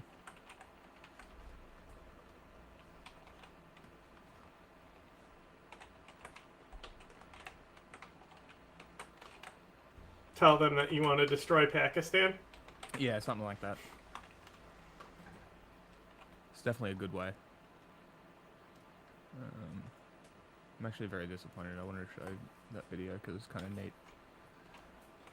Well, sometimes it gets a little iffy and then it fixes itself. Let's see. It goes in and out.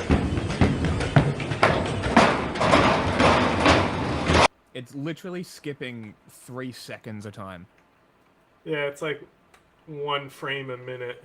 Yeah, like... What the fuck?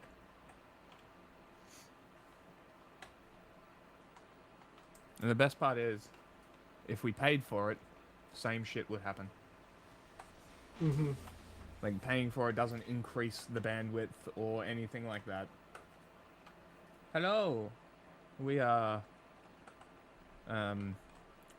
waiting for my internet. Or it's probably Restream servers, really. Because I checked my internet, and my internet is very strong. Very good. Very nice. Maybe play Helldivers. Huh? Maybe we play games. I don't know.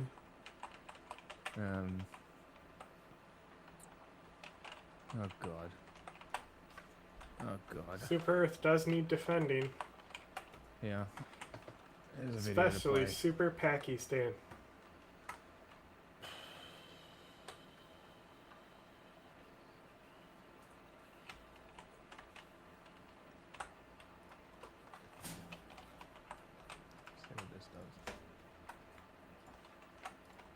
That got me getting the slap. Let's get to President Macron getting. So let's check that video again. What's the bet it's still janky as fuck, even though this video's fine. Both are on YouTube. Unfucking real. It's literally just this video.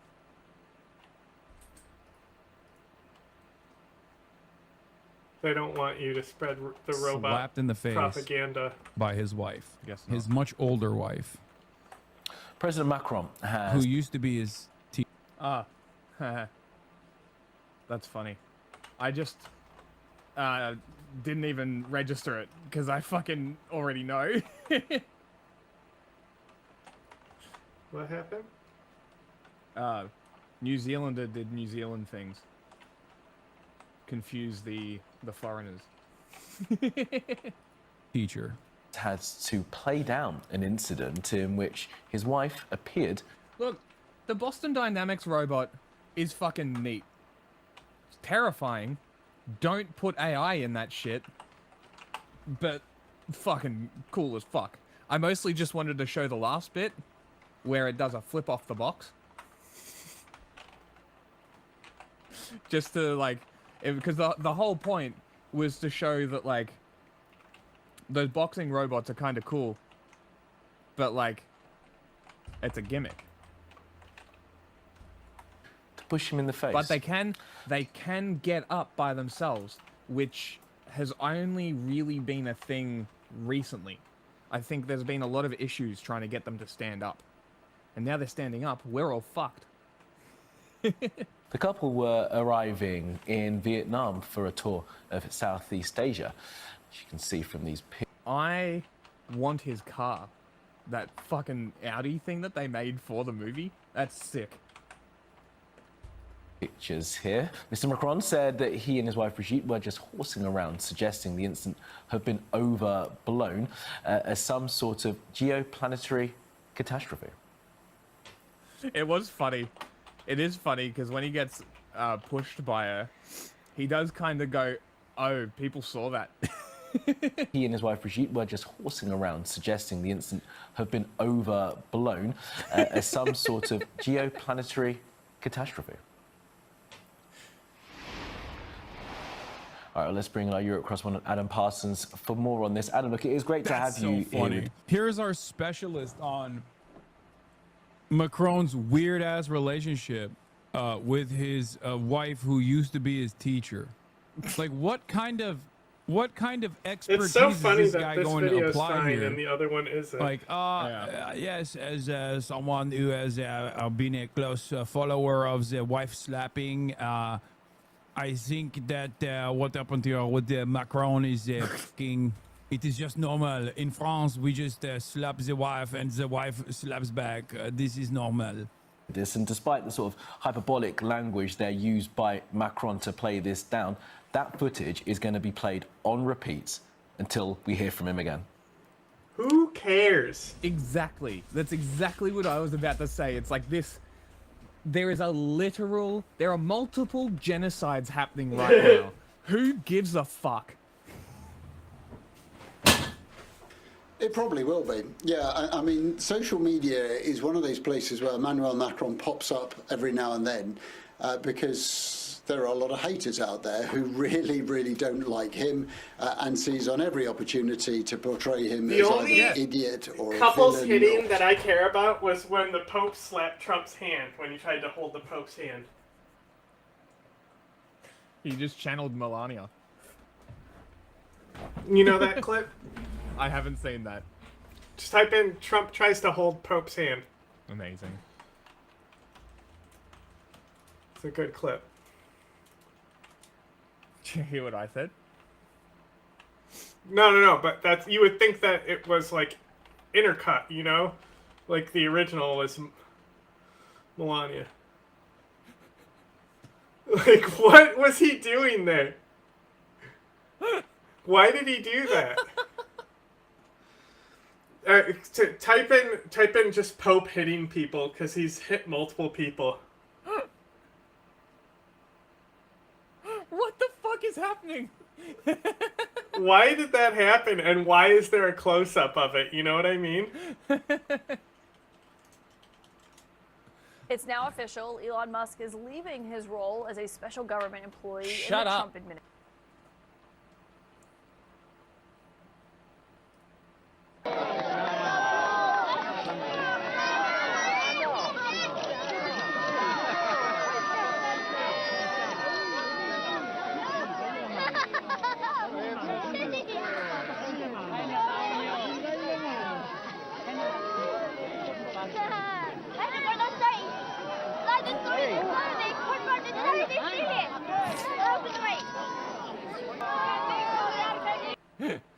She yanked him.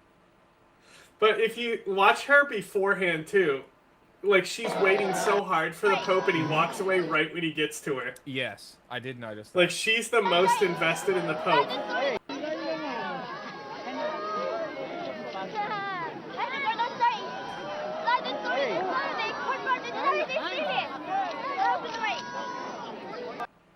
What did she say?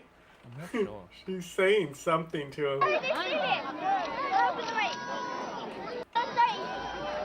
Dolphin ring?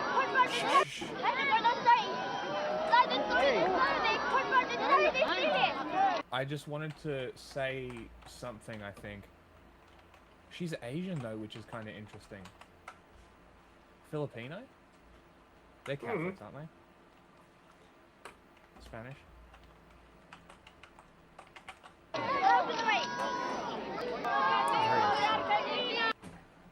The Pope.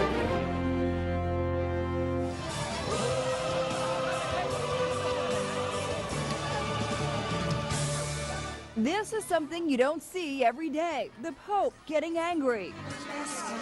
It happened in Mexico as Pope Francis was greeting a crowd of worshipers. Suddenly, somebody grabs him by his cassock and won't let go. The Pope ends up on a young man in a wheelchair. The Pope sternly says in Spanish, "Don't be selfish."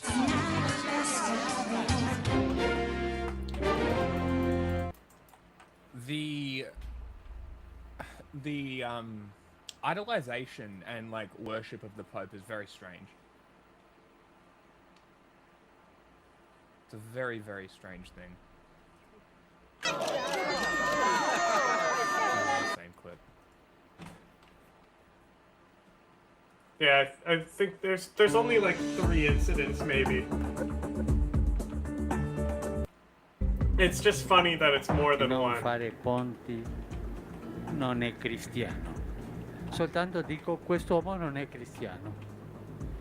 Si dice questo così. The Mexican government fed the Pope a tremendous amount of stuff about Trump is not a good person. For a religious leader to question a person's faith is disgraceful.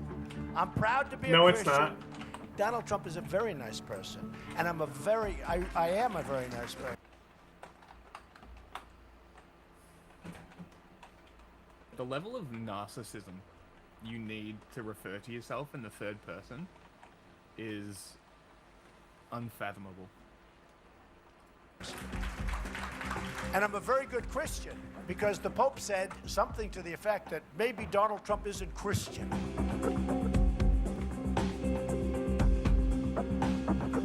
Maybe, yeah. So obviously you're doing something unchristian-like, and the Pope is calling you out on it. Mm-hmm. And then saying you're using faith to fucking push your bullshit. Yeah, exactly. I mean, look at the fucking clearing the crowd and almost crashing a helicopter just to take a photo with a Bible. Pretty cool. Releasing a Bible with your own name and your own edit is, I imagine, a pretty major sin. Probably up there with pride, I would imagine. Biblical pride is what I'm talking about, by the way. Or some sort of ne'er-do-well. So previously... I mean, he's all of which, if I remember correctly, is believing yourself above God. Yes? Yes, something like that. Yeah, that's biblical pride, yeah. Of those things, for the record. He is all of those things. Of course, it's, I mean, people will sometimes whip themselves up into a frenzy and, like, believe dumb shit, like, oh, he was doing cocaine because he had, like, a fucking napkin in front of him that he thought looked gross and, like, hid from the field of vision of cameras. Like, the idea that all of those fucking nerds, those lame-ass nerds, were sitting around and just ripping fucking lines of coke before the media was allowed to enter the room is so funny. Like, you're giving them so much credit, dude. No, they're not doing cocaine. Like, Keir Starmer is not doing fucking cocaine alongside Macron, okay? Anyway, the reason why I'm bringing that up is because that was the last round of people. That was the last round of like coverage where people were just like saying insane shit. Yeah, they're doing Brat Summer. We've had a suggestion that Emmanuel Macron brought a bag of cocaine into a meeting of EU leaders. We've had the suggestion that he had a secret handshake with the Turkish President Erdogan. That wasn't a secret handshake. It was just Erdogan asserting dominance by holding Macron's pinky. Lol. Like, Macron was trying He should to have Pope slapped place him. his hand on Erdogan, and Erdogan, being the strong man, grabbed Macron's pinky, held onto it tight. And now, well, whatever this is. Now, obviously, there was some kind of something that happened between Emmanuel Macron and his wife Brigitte as they Holy arrived. fuck. It's not obvious that it's literally anything. Like, you think couples don't fucking push each other and shit, playfully fucking, like, do this shit? This is so overblown. I fucking hate Macron, but this is dumb. This is so dumb. In Vietnam. Beyond that, there's not an awful lot that we can say for sure. She pushes him in the face. Is that because she's angry? Is that because she is, I don't know, trying to take an eyelash out of his face? Then as they come down the stairs, certainly she seems as if she's not very happy about something. He extends his arm as if to offer her support, and she ignores that and comes straight down. But whether or not this is a Titanic event, or whether this is simply... Dude, if it's not a Titanic incident, why are you guys analyzing it as though it is? Analyze as a parasocial fan, please. Okay, Emmanuel Macron is into kinky sex, and part of that kinky sex is he likes being dommed in public, and usually he likes to teeter along the edges of, like, right before the door opens, for example. He's like, yes, please, please eat me on the face. That's literally how his puppet acts in spitting I image. love it. I will come.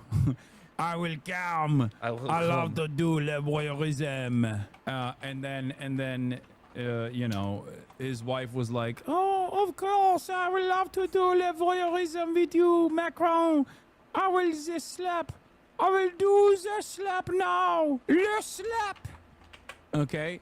And then he's like, oh, wait. Oh, no, sacre bleu. They caught me getting le slap. That's what happened. How could anyone try to ban me, dude? I'm a serious political... Isn't voyeurism, like, exhibitionism? Or am I getting mixed up? So wouldn't he get gratification of being slapped in public? Yeah. So what's he talking about? Saying that he wants to hide it and, oh, I've been seen. Wouldn't the whole point be being seen? Oh, yeah, but... Did he just get mixed that's up the with his, whole, you want to play with the possibility of being seen, is what it is. Right. Makes sense. Political commentator. Also, they're French. So nothing I've That's said, what I said so far is all that far-fetched. Nothing I've said thus far is even remotely far-fetched. It is probably the most likely scenario. They are French. That's all I'm going to say on it. Two long married people who are having some kind of tiff, well, one imagined it's more likely to be option two. I think in a sense, possibly more interesting than the event is that sort of knock-on. As you said, this will more be played interesting? again Oh my and god, again, there's something more interesting? Already. I've seen social media accounts examining this frame by frame.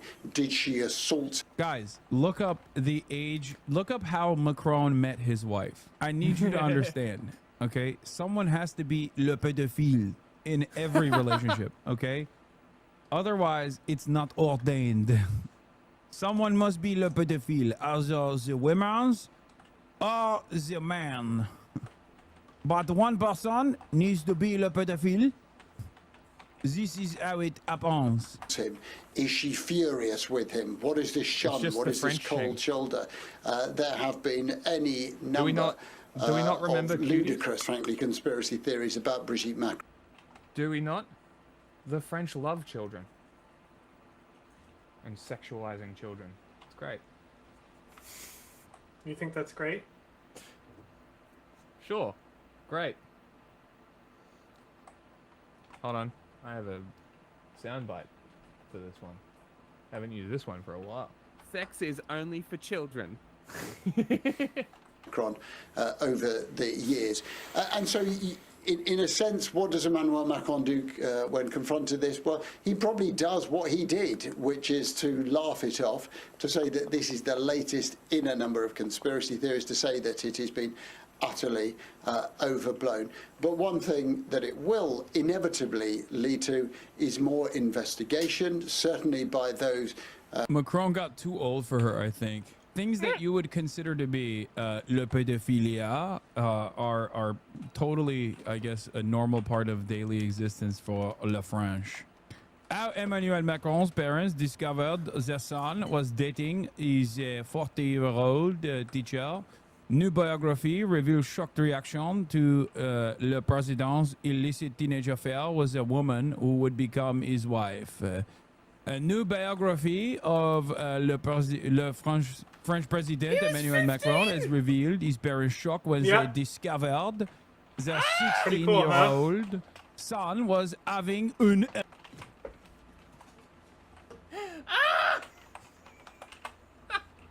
You thought he was kidding about him being a, you know, someone has to be a pedophile in the relationship in France. Oh my god!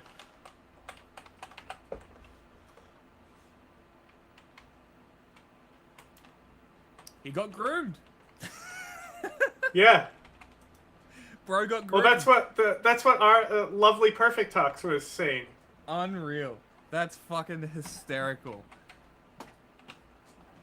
Oh my Grooming god. children. Jesus Christ. I feel a little bad for him now. Affair with his married teacher. Much has been made of le fact that the centrist Macron is married to Brigitte Tournelle, a woman 24 years his senior. He met as a 15-year-old schoolboy when she was le teacher at La Providence, a private school in Amiens, northern France. That is right. He was 15 and she was 40. She had 3 kids. One of them was his classmate in high school.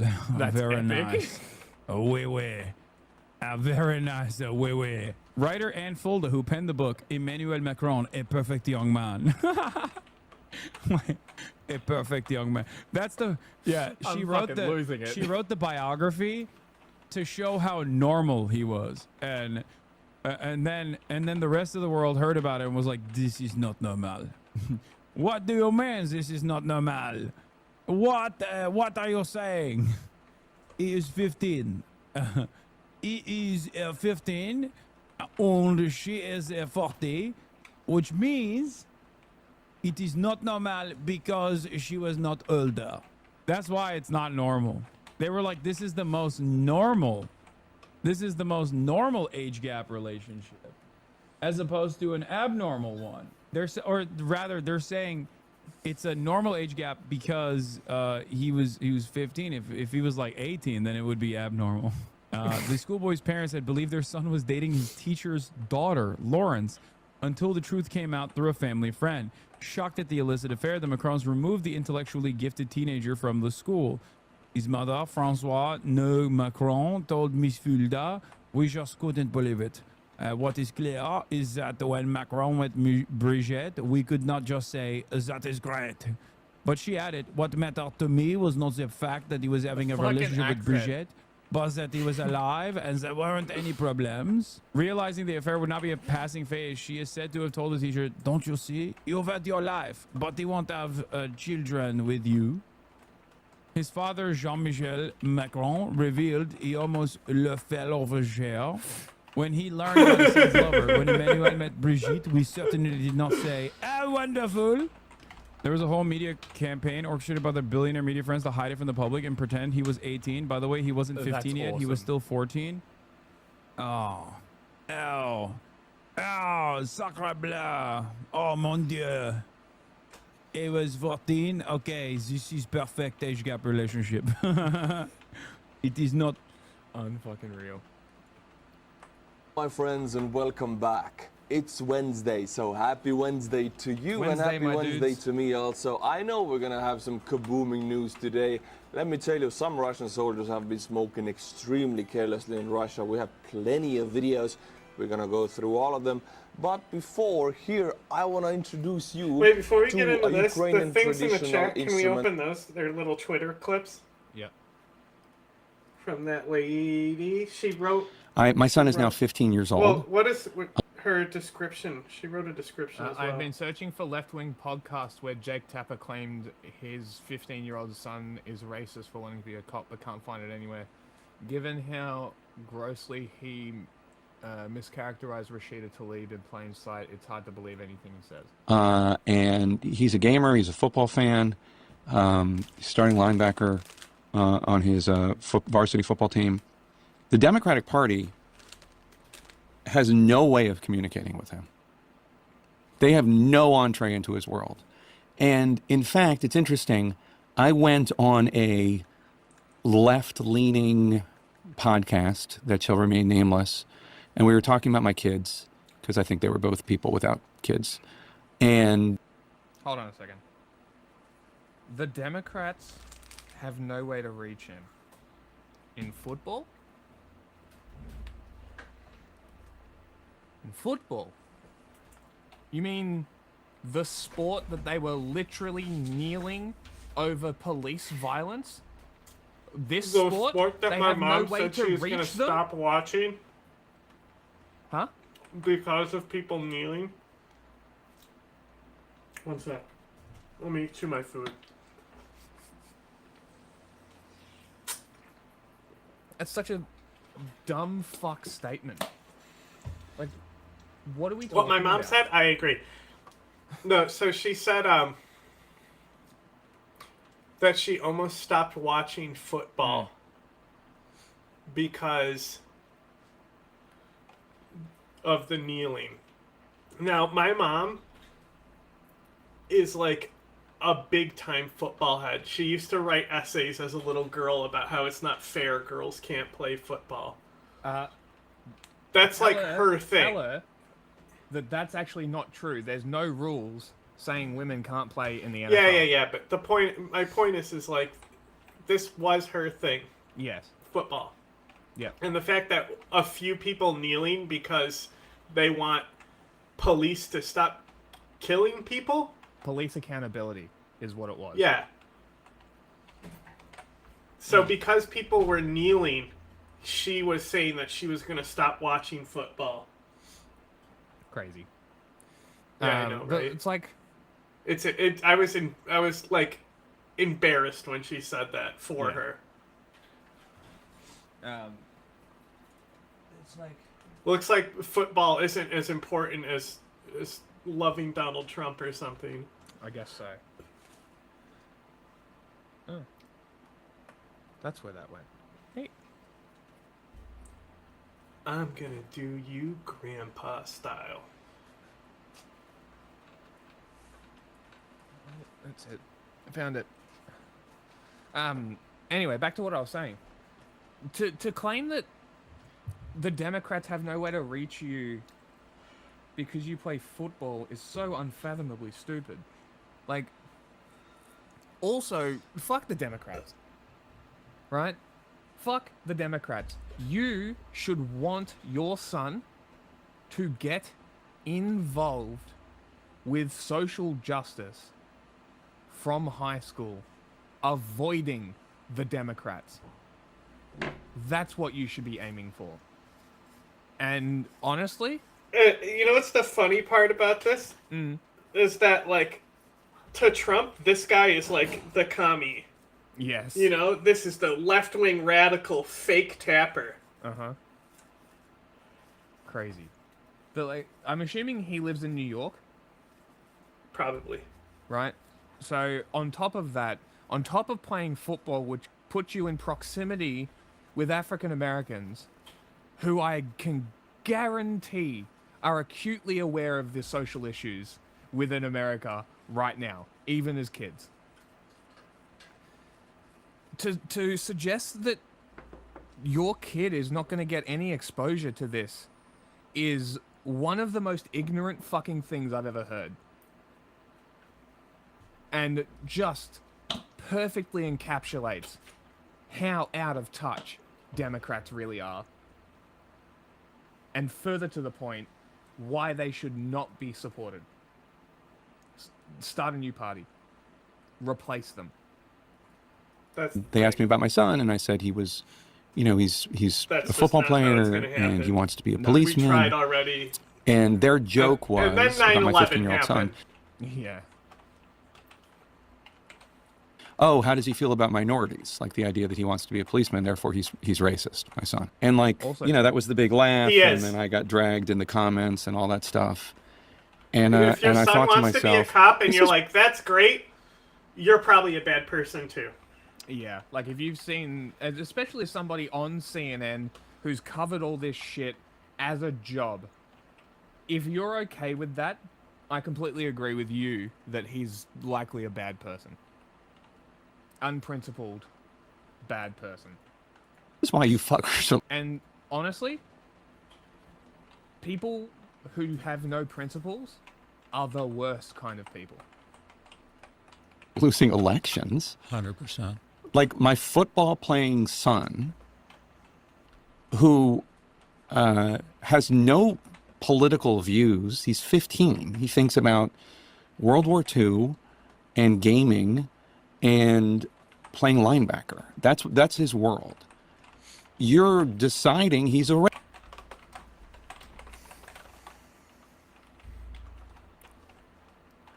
I'm not sure how the American school work, and whether there's like, I know that they had that whole office. American schools work? Because I know that they had all those like officer-friendly bullshit, like the propaganda stuff. They did that here as well, right? Where they try and sort of, they get that voice into you first. It's the same reason that the first thing you hear is a press conference about a thing from the police, because they're trying to get ahead of the narrative. Tortuguita's death in Willani Forest. The first thing people heard was the Georgia State Police stating that they had a gun and that they pulled it on them, and that's why they put 50 rounds through them. That was the first thing people heard. So the difficult thing is showing them, hey, that's actually not what happened. The police are lying. But it doesn't matter, because the police have said it first, it's the first thing they heard, and now they're going to double down on their information. Well, because cops that's can't how lie. people work. Well, of course, cops can't lie. They're the authority holders. They never lie. You know, like And that, they're good people always. Of course, like that in New York where the cops chased down that dude for fare evading and then gunned him down, shooting people in the train as well. Very cool. Now, imagine if they just like let him go, because who gives a fuck about a train fare in New York City? Instead, you go and murder this dude. That's what your son wants. That's what your son wants to be. Maybe you should stop that. racist because he wants to be a cop. And why does he want to be a cop? He wants to be a cop because he wants to help people, you know, and he thinks Okay. that's the best way he can help people. Call an Become a social ambulance. worker. Yeah, become a paramedic. You want to help people? Literally become a paramedic. Help people. Instead, you want to become a cop that hurts people. people. And that's how the Democratic Party talks to men, not just white men, but men.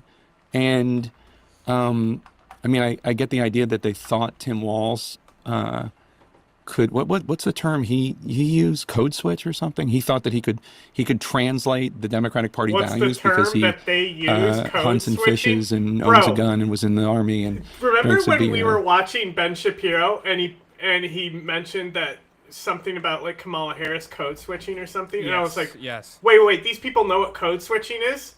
So you're telling me right now that fake Tapper is less aware of things than Ben Shapiro, that he doesn't just know what code switching is. That's embarrassing. Okay, I'm doubling down on the bad person thing. I mean, at least there was an attempt, but I find it just insane. But did you send 2? Yeah, there's 2. She sent them to me because she was like raging, and I was like, "Why do you hate fake Tapper?" They're the same link. They are. Mm. It's not her saying something different on one. No, same link. Uh, I'll double check. But I'm looking at the numbers, and it's literally the exact same link. Okay, hang on. What's that one say? I tried to find a left-wing Rashida podcast, Tlaib. right?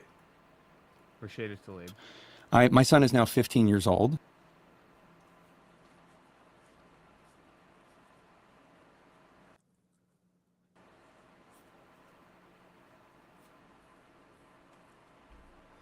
Right? Well, I don't know. Yeah, hang on.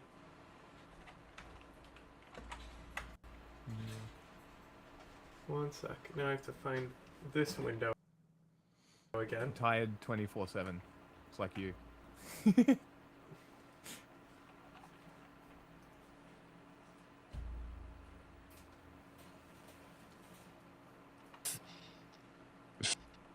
Because, I mean, I just see it with family and friends who are Democrats. I'm a member of the Bull Moose Party, but I have family and friends who are Democrats who No, you're not. are furious with the Democratic Party, and it can be triggered just by, they see Chris Van Hollen going down to El Salvador to meet with undocumented. I'm sure that there's a thing that if you I cancel can't wait your for registration... what he's about to say about this one. I feel he's like if against you, someone going down and meeting with someone who is wrongfully deported to a gulag. I can't wait to hear what he has to say. And an immigrant who's they see Chris Van Hollen going down to El Salvador to meet with undocumented immigrant who's a wife beater. And yes, he should be afforded due process, as anybody in this country should be afforded due process. It's set, and yes, the Trump administration should abide by the law. What I and all was that. just saying about him probably being a bad person? Yep. Bad person.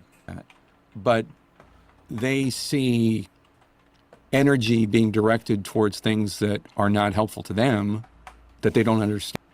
Because Awful person. Trump was right. And Fake these kids Tapper. are playing it in a train. I recognize this train because I've been in and out of Kuya with it many times. And they're playing it on the hallway. It's very narrow, so I gotta give them props. Sounds good, looks good. And look how young they are. Beautiful Ukrainian folk song. Before we start with explosions in Moscow, and I know you want to get to it, me too, I just want to show you, there was the biggest prisoner exchange in all of the war. What's the United 24? I think they're a Ukrainian-based outlet. Okay. Or 1,000 against But 1,000. I want to say they're not Polish. There is some that seem like they're Ukrainian, but they are in Poland. Mm. They might be run by Ukrainians in Poland, but Kornienko is the name of the husband. With the daughter, you could see the daughter, Ruslan Kornienko. Couldn't find him, and I just want to share this moment since this is a life-changing moment for both of them, and definitely for the daughter also. Sees it, runs past the security, finds him. It's a beautiful moment, and I think it's a wonderful start for your Wednesday if you're watching this from the USA. yeah, hell yeah, I think everybody bruv. needs to see this. I love this. All right, my friends, now I'm going to show you what you came to see This guy has in here. 700,000 We subscribers. begin with Russian ammo arsenal. He's an authentic voice. 6,000 kilometers away from Ukraine in Amur region. That's far east. You know, I gotta say, I don't think Ukraine had anything to do with this one. I think this is all Russians. They just, when they decide to smoke carelessly, extremely carelessly, stuff spontaneously combusts.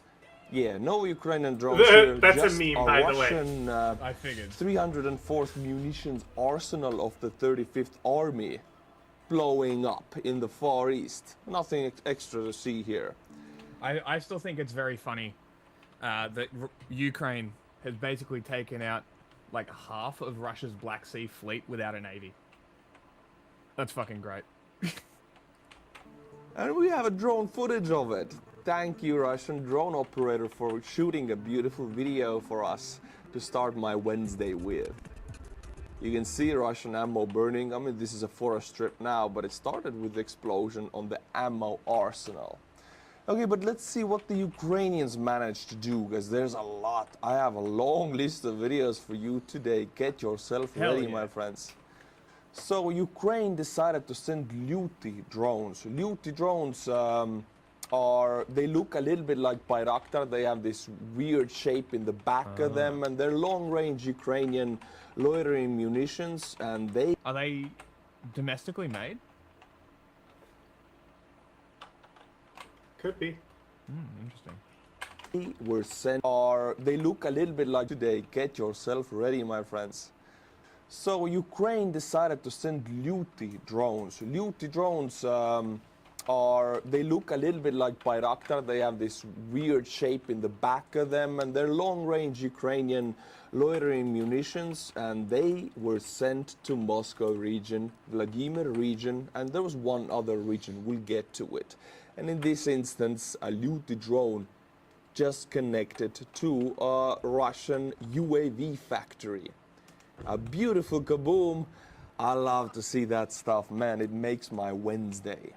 So what do we have here? You can see it up in the air, right? It's quite far away. I hope you see it on your screens also. I want to show you the distinct shape of the Ukrainian Luty drone. How can you tell? I can tell already by the shape of the wings and a little bit of a specific tail that they have. But look how beautiful this one is. Diving into it, bada boom. Yes, another instance that made my Wednesday. Here is another close-up of this very same hit. This is near Moscow, Dubna machine building plant in Dubna. But don't worry, it's not over. Now we got the drones hitting Raduga, Russian airspace company. Yeah, There's plenty of companies, plenty of factories being hit all with the Luty drones. Let me find the perfect angle for you. Here it is. Again, it's a small speck on the screen. Let me get you something bigger. Here we have a better close-up of it. And can you hear it? Makes a very distinct sound. By the way, this is not a Luty drone. This is another type of drone. I cannot tell you the name right now, but the Luty one has a very distinct tail. This one doesn't have it. It's another type Why of does it Ukrainian sound like long-range farts? drone, making the beautiful noise in the skies of Moscow. Also, Beautiful. they started at night, so here is the You very think farts early are beautiful morning noises? attacks. Moscow residents never fail me with the videos. They always shoot enough so I can make a video about it. And now I want to introduce you to a Russian woman. You know what's funny? So I'm trying to find these drone things, right? Look at who wrote this. Who? Oh, yeah, he's the best. Wicked. So it looks like they're these ones. L-U... Basically, bomb Cessnas. Yeah. Let's see if I can... I'm actually curious. Luty. Ah. See, I was trying to figure out what the fuck he was saying. There's no way I would have spelt this out of, like, just guessing. What is it spelled like? L-Y-U-T-Y-Y. No fucking chance. L-Y-T... L-Y-U-T-Y-Y. But that's what these are. Made by Antonov. So they are, in fact, well, it says Ukrainian made. Luli, like L-Y-U-L-Y. Looty. So I thought it he was looks like saying there's a Western spelling of it. there's multiple different spellings. Because there's also this one, Liutyi. Designer is the defense industry. Manufacturer is largest arms manufacturer. Interesting. Cool.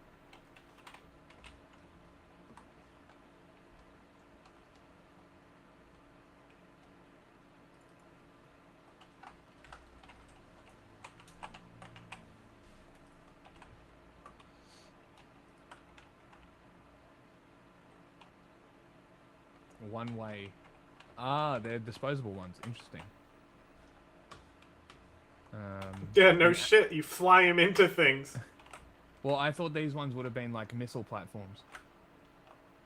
Because they said loitering munitions, but I guess loitering munitions is just, they just hover and hit.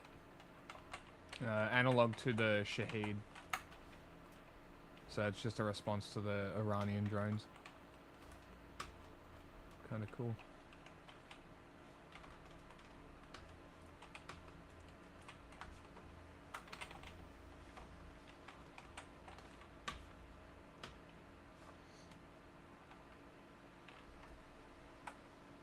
There's a broken one.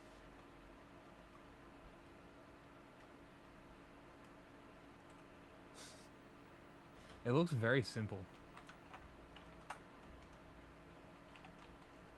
Very cool. I wonder how much it costs.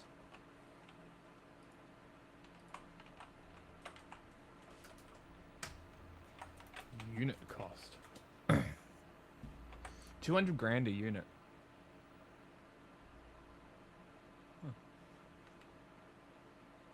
Seems expensive. How much are the Shaheed drones?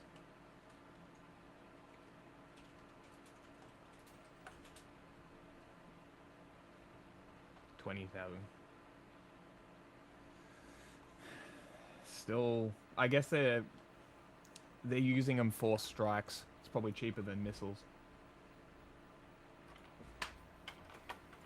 Woman who finds out she F around in a way that she's a part of a country that is a terrorist state committing war crimes in Ukraine, and now Ukraine is hitting back.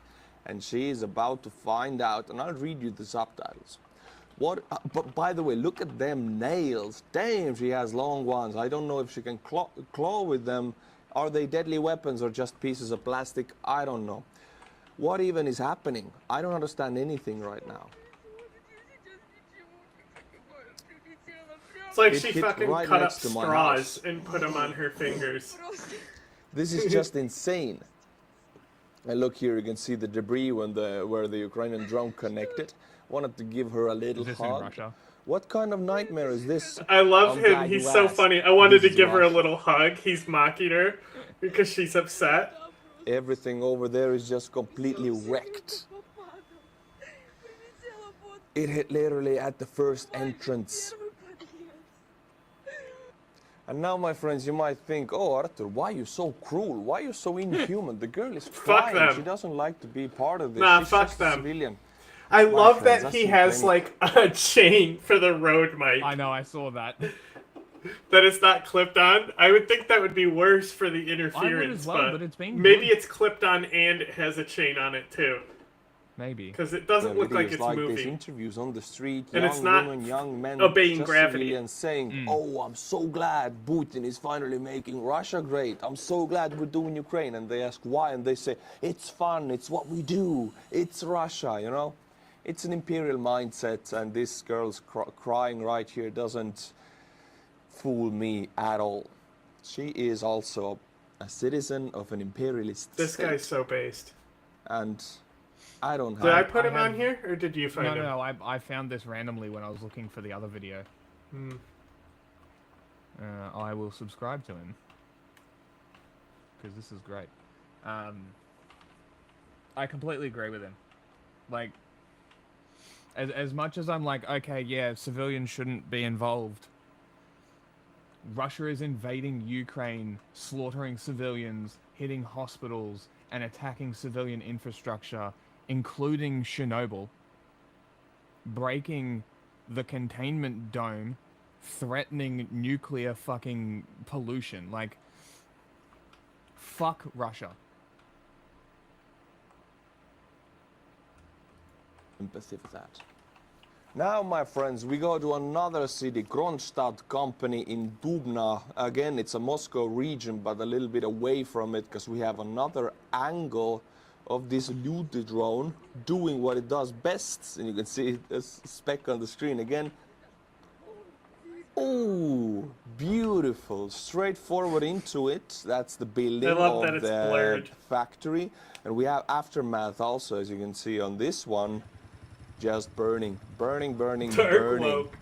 love it. New? Every time I see something burn. Like, here's a good target for Ukraine. The factories producing the Su-57. There's your target. Hit them where it fucking hurts. They're already over budget. They already can't make them. Make it harder. Make it more expensive.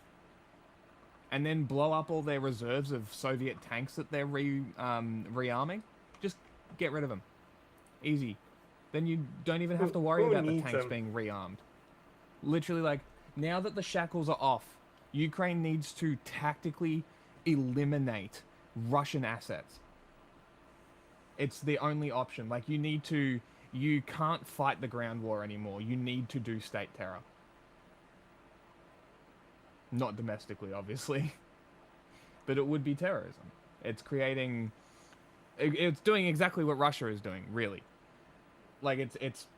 But even then, Ukraine's been hitting military targets in civilian areas. Russia just hits civilians. So even then, it's not an apt comparison, because Ukraine has some kind of discretion when they launch targets. It's not going to be always perfect. But Russia literally targets civilians. Their war is against civilians. Don't ever forget that. In Russia, I feel like a little sunshine is coming to my heart. It's just so beautiful. It warms my heart and warms the people next to it also. They can grill sausages if they want to. I don't know if they even have them in Russia. Now we get the Murov instrument making plant, and that was also hit. And we can always rely on the citizens filming the drones with their phones, so Ukrainians actually know what they hit or what they didn't. So it's a very nice confirmation from the Russian citizens. Thank you. You can hear it, right?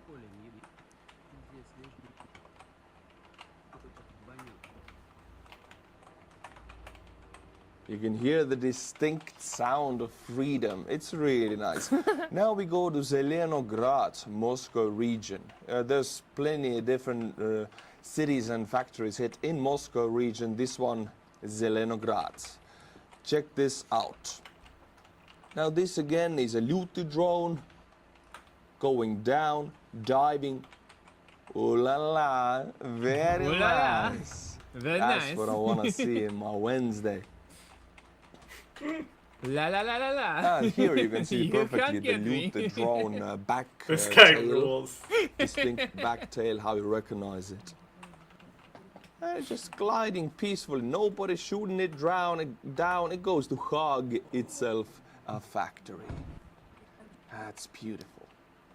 By the way, this very same drone, before it connected to the target, it made a peculiar move. You can see it in this video. These youngsters are filming it from the Banielka. Let me find the drone for you, 1 second. See. That's the drone right here, and it's making zigzags. It's right now crossing to the side of the camera, and now it turns again very soon. Just give it a little bit of time, and now it turns to the other way. Yeah, the drone pilots are just having fun. They just, you know, they got their VR goggles on and shit. They got their controllers going. They're just having fun. They're like, wee. Again. So it's doing zigzags like that. I guess it's trying to lure out Russian air defense, maybe, because other drones might follow up. And you can see the Luty up close here, zigzagging over Zelenograd, and later hitting UAV factory. Beautiful job from the Ukrainian GUR. Oh, we have one more. It's so funny that the Russians in that video, according to the subtitles, were complaining and crying, "Oh, they're going for the apartment building." Brother, it's not Russia, it's Ukraine. They're going for military targets. Why would they hit civilians when their entire position is Russia is hitting civilians? Help us. Honestly, as a Russian citizen, you've got no issues. Like, you're at no threat from Ukraine, really. Are you a military collaborator? Do you work in the industry? Do you create weapons? Are you in the army? Then you are a target. Strong Are you a army. civilian? Then you're not a target. It's really that simple. You know, this isn't Russia. This isn't America. This isn't China. This isn't Iran. This is a country defending itself. Why would they needlessly kill civilians? And to remain consistent, if they do purposefully target civilians and they hit a civilian building with mass casualties, we will talk about it, because that's not on. See how consistency works?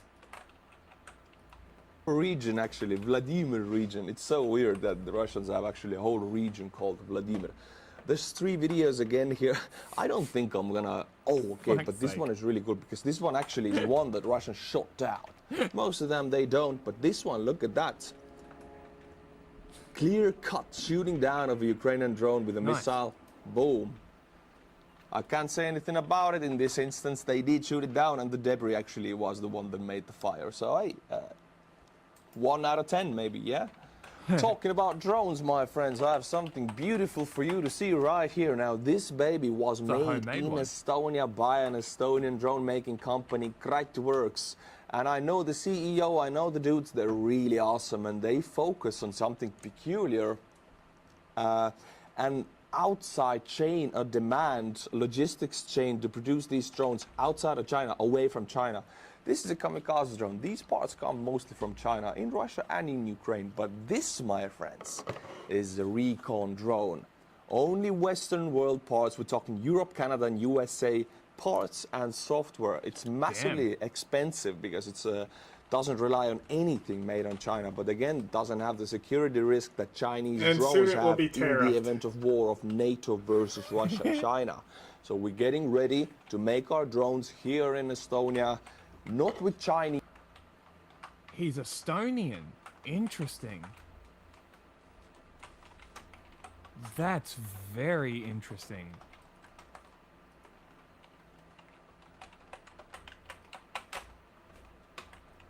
Estonian reserve soldier. Completed conscription in 2018.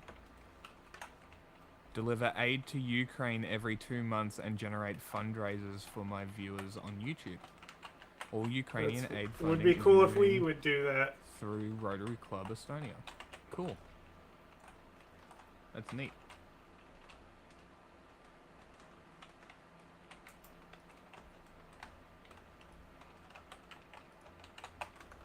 I don't know much about Estonia. I'm gonna email this guy. Yeah. See what happens. I got a few people to email.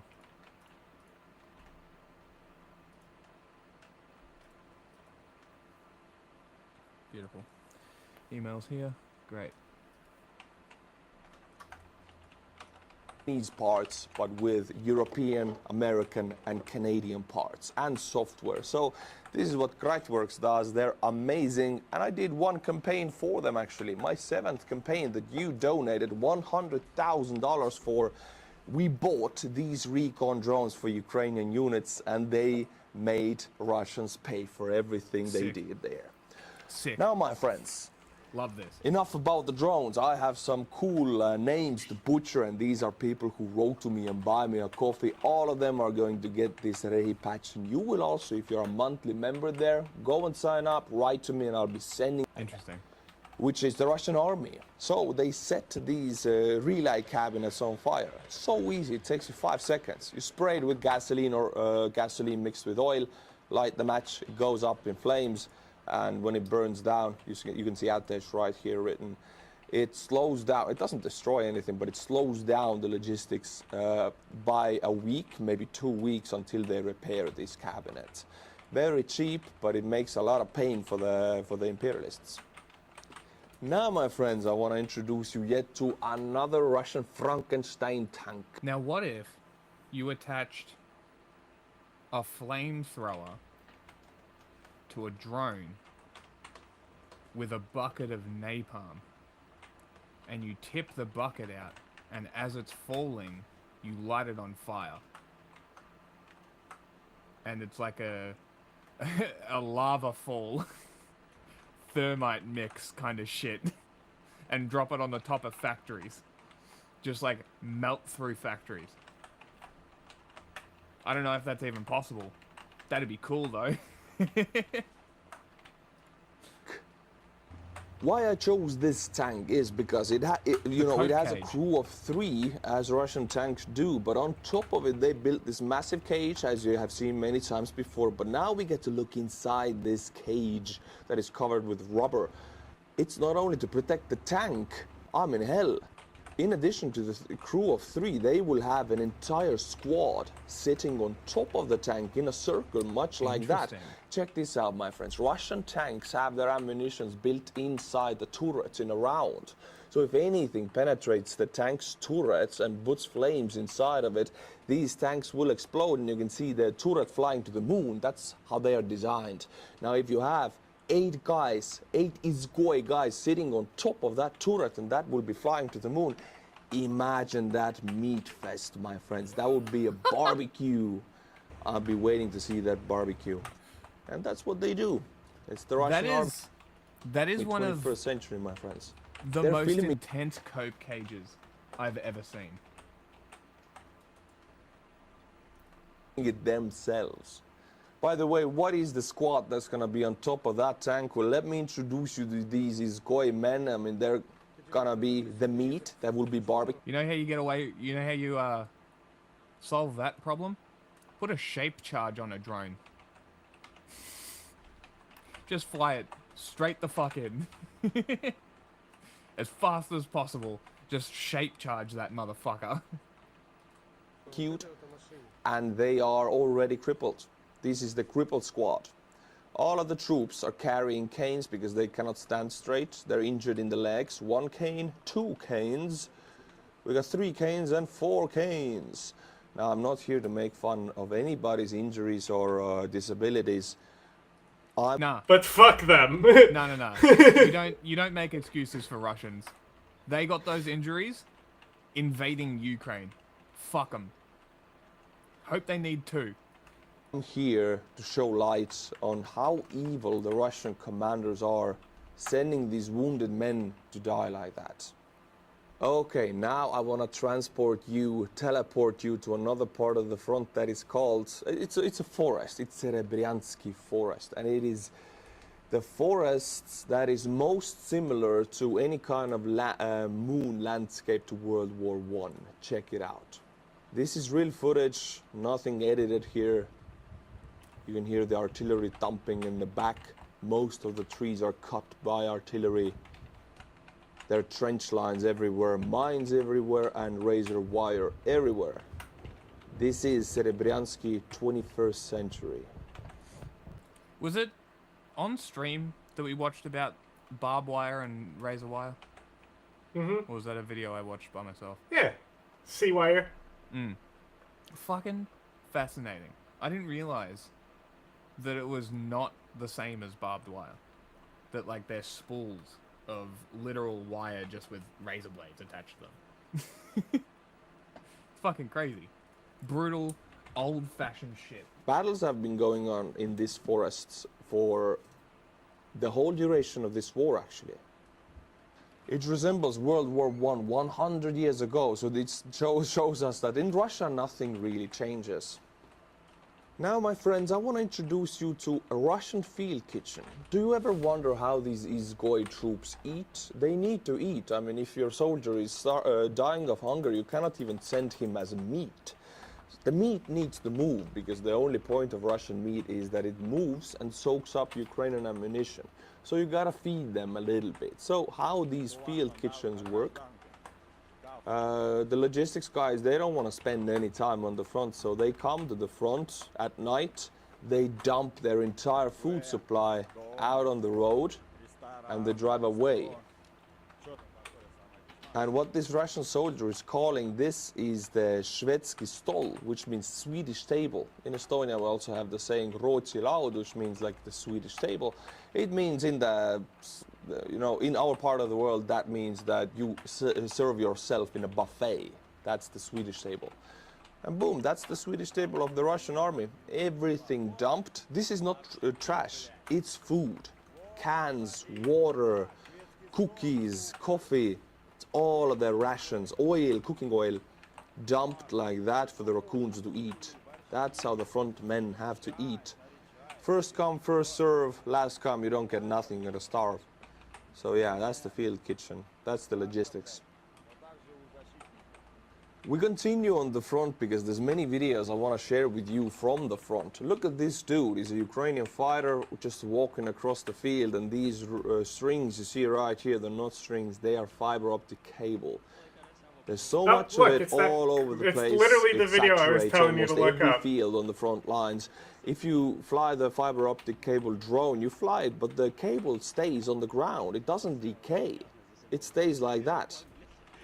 Now, if you try to pull the cord apart, you cannot break it. But if you break it by bending it, it becomes very weak and breaks instantly because it's fiber optic. That's how it works. So yeah, it's strong or it's weak depending on how you work with it.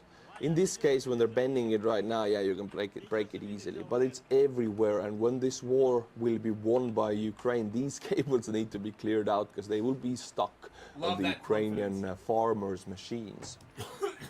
My friends, check this out. This is Ukrainian dudes having... That's where I found this video, looking for that video. So it's not a surprise that it's in it. Oh, okay. Fun on the front, and they got a pink, what is it, Moskvich? I think it's a Moskvich. Zaporozhets. I think it's a Zaporozhets. Correct me if I'm wrong. It's supposed to be a Soviet car, Zaporozhets. It's a pink one, very beautiful. Unfortunately, it's not going to live long on the front since it's pink and such beautiful car. But still, yeah, looks very nice. They see me rolling, they hate it. All right, we get back to serious matters. Now we're going to watch a video of a new kind of capability that Ukraine introduces. It is a mothership drone that carries FPV drones. It carries exactly these drones, but it lengthens the range because it carries them without the FPVs doing any work, and then it releases them. They call it Gogol M, and when I was connected with Kur leadership in Ukraine in my 5th mission, we actually had a meeting about this drone. Look, it's fixed wing. I mean, let's be honest, it looks cheap. You can see that they are working with very cheap fasteners. It doesn't have to be expensive. It just has to make these guys fly over a few hundred kilometers. It flies up in the air. Mother drone, it can loiter there for 10 hours, carrying an FPV drone, 300 kilometers. 9-kilogram payload, so that it can carry 1, maybe 2 FPVs with the munitions, and it can release them at the correct time, because these guys only have about 20 to 30 minutes of battery, and if you start them on the front, you fly 5 clicks, maybe 10 clicks with them. You can fly 300 if you have a connection. You might not, but if you find that out, how to do that with the relay drones perhaps, and they release it from the fixed wing drone, you can fly them 300 kilometers away, which is massive. You can pinpoint That's so cool. Enemy logistics hundreds of kilometers away, which really, it's a very scary weapon for the Russians. So are they still, they're still fiber drones? Drone They're just fiber releasing attached an to a FPV drone. mothership? Very Is nice. that what I'm hearing? My friends, this next video is not connected to the war, but it blew my mind, so I gotta share it. Check it out. It's a Ukrainian trolley bus. You know, trolley is the one with the wheels, but it gets electricity from the wires above. We have them a lot in the ex-Soviet countries. They're really nice. I really like them. This one broke down for some reason, and here is, I'm guessing, the bus driver, a Ukrainian woman with a miniskirt and high heels, balancing on a narrow fence, fixing up the trolley bus's electric connections. I mean, wow, wee wow. Slavo friends. When I went to Ukraine, most of the time, yeah, I handed over the drones, we shot weapons with Alpha Group, but then we had a lot of meeting with Ukrainian and Estonian drone startups working with Ukrainian units. And I'm very connected to this next topic because I also am invested in some of these startups. Not this one specifically, but it's so massive, this change I'm about to show you, that I have to share it. Ukraine has created a new weapon against Shaheds. This is Sky Sentinel. It's an autonomous AI-powered turret with Browning M2 heavy machine gun and 360-degree targeting. Trained to ignore birds and only fire at real threats, it can take down targets flying up to 800 kilometers an hour. Working with radar, it tracks, locks and fires without human input. Each unit costs around 150,000. Sky Sentinel is already battle tested, it's taken down 4 Shaheds and mass production is now underway. To cover a city like Kyiv, you would need about 30 to 40 of these Sky Sentinels. I would say the weakest point around this weapon system itself is the Browning machine gun, because I mean, if you ever fired a Browning, you know that bastard, it jams a lot, and if there's no human input, no human ready to unjam it, it's gonna jam. So you gotta just be there, but you don't have to shoot. At least you can sleep on the post, and when Shaheds come, it opens fire, and when it jams, the operator can just unjam it. But other than that, it's a genius idea using the cheapest and most mass-producible ways possible to take down Shaheds. I'm talking about Brownings and ammunition. Of course, the radar systems and the optics are very expensive. But compared to millions costing anti-air rockets like Patriot rockets, PAC-3s, this is pocket money, pocket change. My friends, good news comes from Europe. Good news, everybody! Friedrich Merz, the Chancellor of Germany, broke that news to us, and they allow, US and Europe lift range restrictions on Ukrainian missiles. And it does matter. Germany's newly elected Chancellor Friedrich Merz has announced that Ukraine's Western allies are lifting range restrictions on the weapons they have been supplying to Ukraine. Wow, we won, my friends. I've been waiting for this news ever since. I'm surprised nobody else has that Pogger sound. At a local politician event in Berlin on Monday, not even R.M. Brown. Said that policy. Yeah, honestly, it is surprising. It's great. It's one of the better ones, I would say. Yeah, because it's like him in the middle of a sentence, you know? He's like, I don't know know what Poggers is or something like that. Applies to weapons provided by countries including UK, France. So we have Scalp and Storm. That's weird. Why did it send that now? I don't know. We all good on Twitch, everybody? Yeah, I mean, I'm watching it. It's on Seems fine my to me. monitor. Weird. Shadow, very nice. Germany Very nice. and the United States. These missiles of these 4 countries, I they fucking make love a this hell guy. of a kaboom. We're talking ATACMS from the US, we're talking Storm Shadow, and in the future, My favorite candy, the I want to Attack-em. see it, Taurus missile for Ukraine. Merz, make it happen. Okay, my friends, you want to go to the beach? Let's go to the beach. I bring you to Sakhalin, Russian coast, far east, like far east, thousands of kilometers Let's all go to the east. lobby. This And get I ourselves want to some show you snacks. because Russian Shadow Fleet passes along this coast a lot, carrying oil and diesel and fuel oil and all of that stuff. And this coast is contaminated heavily with gasoline, diesel, fuel oil, everything. Look at it. Contaminations everywhere. And these are beaches that people visit. and it's so bad. The shadow fleet usually means they use tankers without a flag country and without insurance, so usually they're very old, beat up tankers that actually leak everything they carry onto the ocean. You thought you seen it? No, I take you to Anapa, Black Sea coast, Russian Federation. Here you can see actual damage to the beaches. People are swimming in this stuff. I mean, this is a pipeline that transports this oil straight to the tankers. You can actually see the tanker also, I think, on the end here. And it leaks. This pipeline is just dripping to the beach. It's right on the beach, dripping into it, and people are swimming in Russians, am I right? There's only few people here. Fear not, my friends. I have another video for you. Check this out. This one is the craziest one. This black stuff you see right here is fuel oil from the sunken tanker from 6 months ago on the Black Sea. Russian tanker sunk. Damn. It was an accident. I mean, Ukrainians didn't shoot at it. It just sank because it's old. And this is the fuel oil still coming ashore. And people are sunbathing in the fuel oil. I mean, wow. Crazy. How much of an orc you have to be to do that? But they are. They don't care at all. All of this black stuff is fuel oil. It's right here, the black line. Sunbathing, and still reflects most of the sunlight. Here at all.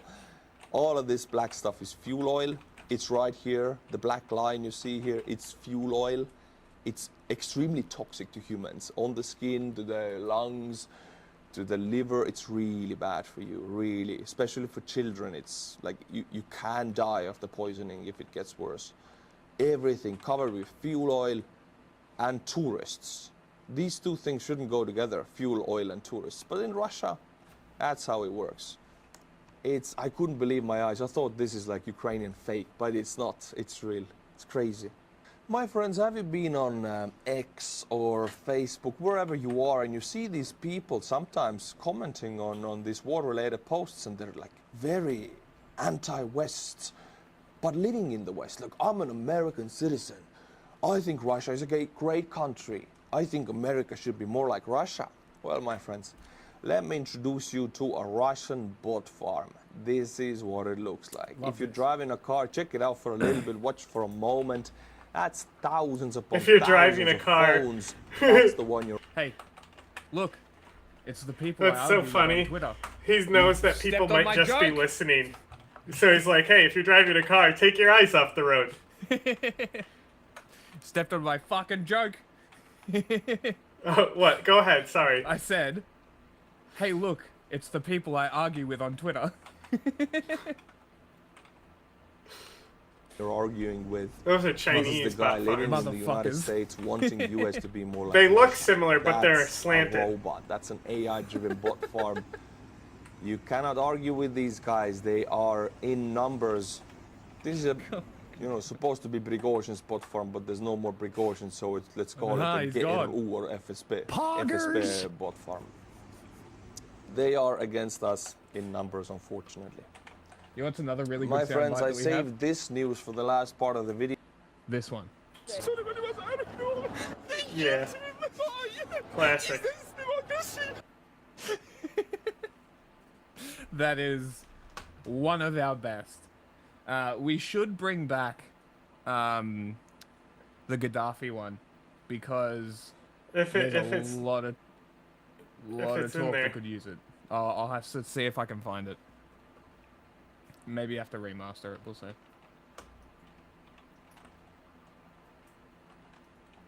What, this one? A little bit, honestly. You're not wrong. Because I know some of the viewers are sick of it, but I have to talk about it, although I have done it for so long. I introduce you to Donald Trump, my friends, the American president, who tweets out, what Vladimir Putin doesn't realize is that if it weren't for me, lots of really bad things would have already happened to Russia, and I mean really bad. He's playing with fire. I'm gonna say it how it is. This is Donald Trump himself tweeting coming out of the closet with his bromance with Putin, saying that Somebody because needs of to tell her him, that her pussy bad stinks. things are not happening with Russia. First of all, he's coming out of the closet with his love for dictators and Putin, really bad image. Second of all, he wants to control what Putin does. He promised this to his voters that he can end this war in 24 hours, thinking that he has some kind of leverage over Russia or over Ukraine. He doesn't. And he doesn't understand it. It's just delusional. I don't know where this guy gets it, but he doesn't know that he doesn't have control. What kind of madness would you call this? If you think you have control, but you don't know that you have it, and then you make a massive fool out of yourself. Well, anyway, let's watch a fun little clip. It's below a minute. Check it out. Hello, Donald. You listen to me, Vladimir. If you don't end the war in Ukraine, I'm gonna put sanctions Somebody needs to tell her that her pussy stinks. on you. No, you won't. You're right, I won't. But I will give you tons of money instead. What are you, Qatar now? I don't want tons of money. Well, what do you want? I want Ukraine, but I'll give you money. Does this money come with Ukraine? No. Well, then no. You know, not everything is about Money, Ukraine, money, Ukraine. Got me again. Listen, JD and I are getting a little fed up with this charade. If you don't do what we want, we are prepared to very strongly abandon Ukraine. Then drop the whole thing. Is that what you want? Yes. Well, then you... Wait, what? Yep, exactly. Abandon Ukraine and drop the whole thing. I mean, ever since Trump started to play fool with this mediation stuff and negotiations, he has only hurt Ukraine, hurt the free world, hurt the free Western democracies. Now he's threatening to drop it. I mean, nobody wanted him there anyway. King of the castle. I've said King it many of the castle. times. I have a chair. He doesn't understand why he doesn't have leverage. Well, because I'll say it as I say it in every video.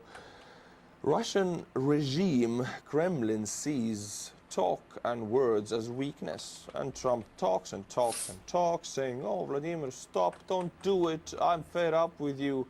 It's not what the Russians see in Kremlin. I'm fed They up see, with this oh, world. Donald weak. Let's take more. That's what they see. But Trump needs a negotiate, like a translator. He doesn't know what he's doing to himself also.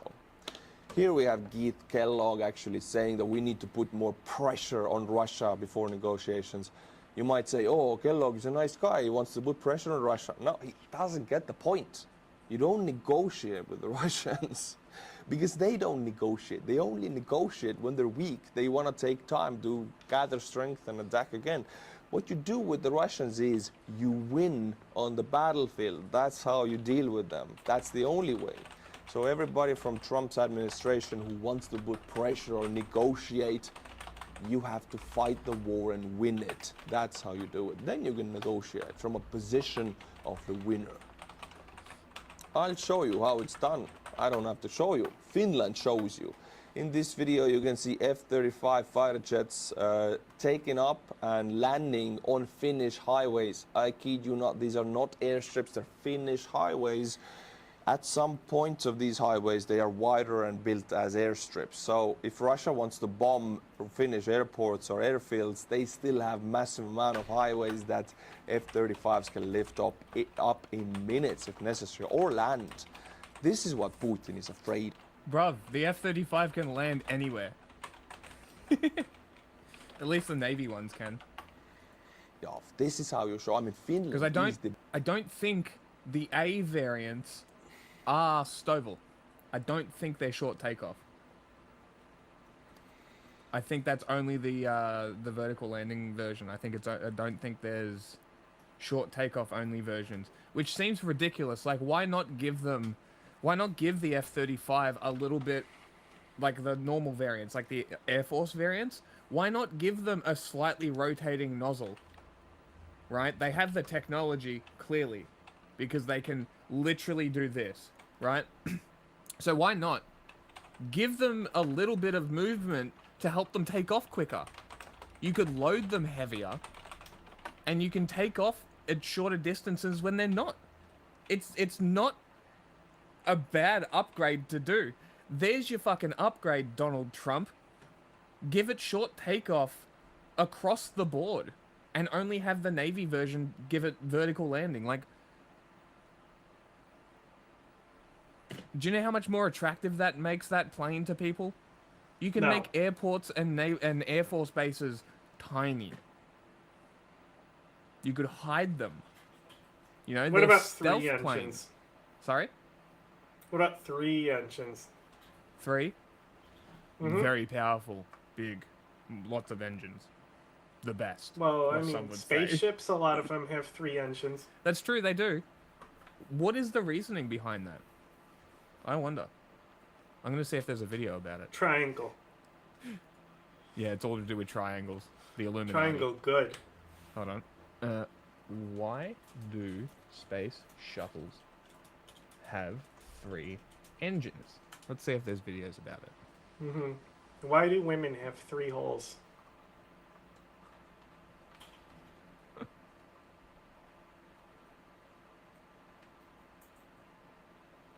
Here's something. A big thanks go to KiwiCo for sponsoring today's video. Artemis launch videos. You will no doubt be familiar with the shot of the massive F1 engines on the launch of the Saturn V, or the 4 RS-25 engines and boosters on the SLS rocket as they leave the mobile launch pad. Now compare that to the SpaceX Starship and the Super Heavy booster with its 33 Raptor engines at takeoff, and you may be wondering why they need 33 smaller engines when the Saturn and SLS only had 4 or 5 respectively.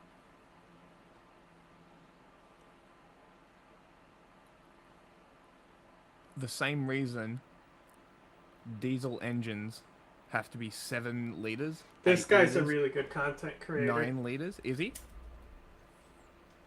My guess, my prediction is that it's literally the same reason that diesel engines are so big versus petrol engines, which can compress the size down and get the same horsepower out of an engine half the size. Torque and pull. They're heavy lift vehicles. Right? This is designed as a spaceship. Yes, the Falcon Heavy... Actually, is this only the space... the space capsule one? The Starship? Because if it's only the Starship, then I think that they've done the smaller engines so they don't need as many when they're returning. However, I could be wrong, because I don't know how many engines the Falcon Heavy lift rocket has. I bet you it has less. I'm going to look it up right now. Right now. Right now.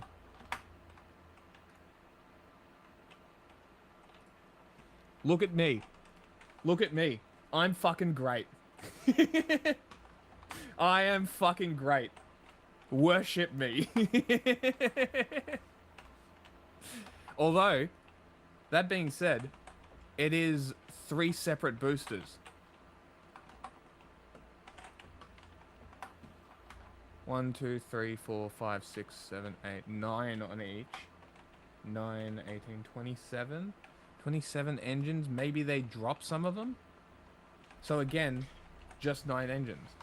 Where the Starship had 33 like this. But this is a super Notice how heavy there's 3 in the center, though. Yeah, 3 in the center. The triangles. It's all about the triangles. Mm-hmm. It's the greatest element. I know what you're thinking. It's not an element, it's a shape. I know, but I think somebody really stupid would say something like that, which is why I said it. Plus a couple of boosters. Now, yes, there is a difference in the thrust. The SpaceX Starship, with its Super Heavy booster, generates twice as much thrust as the Saturn V did. But the end goal of the new Artemis mission is the same, whether they're using the Starship or the NASA SLS, and that is to take a lander with a human crew and place it onto the moon's surface and then bring them home again. The Apollo program did that 6 times in the 1960s and 70s. In fact, back then, the Apollo program and later Skylab program launched 13 Saturn Vs, which included Apollo 4, 5 and 6, the unmanned test flights, and used a total of 65 Rocketdyne F1 engines with a 100% success rate, although all of them ended up in the Atlantic because they were designed to be used once and then discarded. Compare this to the SpaceX Starship and the Super Heavy booster, both of which in time should be fully reusable in a similar way to the SpaceX Falcon 9 and the Falcon Heavy. And this is where the two rocket systems diverge into separate paths. The Saturn V was the first and so far only rocket to take men beyond low Earth orbit, but the Saturn V just didn't come out of nowhere. It was a development from the Jupiter rocket family, a research and development vehicle which was in turn part of the Redstone rocket family, which was in turn an intermediate range ballistic missile in the 1950s, even though it was being used for space research, just like the Soviet R-7 ICBM, First which we launched mine, Sputnik into orbit. then we crash. The US Army Ballistic Missile Agency designed the Jupiter under the direction of Werner von Braun, who during the Second World Sounds War like was a the fashy lead name. scientist and developer of the German V2 rocket. As part of Operation Paperclip, von Braun, 1,500 scientists, and a number of unused V2s had been brought over from Germany to America after World War II to help develop the US rocket technology. But they were closely controlled on what they could and couldn't do. That changed in You mean to tell me the 1957 Nazis when the were Soviets good? launched Sputnik 1 on top of an R-7 ICBM. This really put the wind up the Americans, because if the Soviets could launch a satellite into orbit, then they could place a nuclear weapon anywhere in the US. From then on, von Braun was put in charge of creating a Sounds new like a Nazi. heavy rocket, which he would base on the Jupiter. In fact, he referred to the Jupiter as an infant Saturn, and the Jupiter C rocket was used to launch the first American satellite, Explorer 1, into orbit in 1958, to match what the Soviets had done with Sputnik the year before. From 1959 to 1962, the Marshall Space Center, under the direction of von Braun, designed a series of Saturn rockets. The first three-stage version was the Saturn C3. This will be a three-stage vehicle that could lift 45,000 kilos into low Earth orbit and send 18,000 kilos to the moon via translunar injection. The design started with two F1 engines for the first stage, but by 1961 this had been increased to 3, as it was figured it might take 2 or 3 launches to get a single landing on the moon. So a bigger rocket was planned that could lift a heavier payload. This would be the Saturn C4, which would use 4 F1 engines and would only need to carry out 2 launches for each moon landing. But why not do it with just 1 launch rocket and save the cost of having 2 launches and 2 rockets? So the C5 was planned. This would use 5 F1 engines for the first stage, 5 J2. So the Saturn V had 5 engines. I know. So only the precursor had 3. It's kind of interesting that's what they started with though. Still triangles. 2 engines for the second stage and a single J2 engine for the third stage, and would be the design which would go on to take men to the moon for all the Apollo missions. As we are talking about rocket engineering, it might be worth pointing out that understanding about rockets, engines and how they work, and the scientific and Isn't there technical a things, museum is what I love doing with on one this of these rockets in it? Sure, I've seen it. Is it the Aerospace Museum and shit? It's the one in DC, right?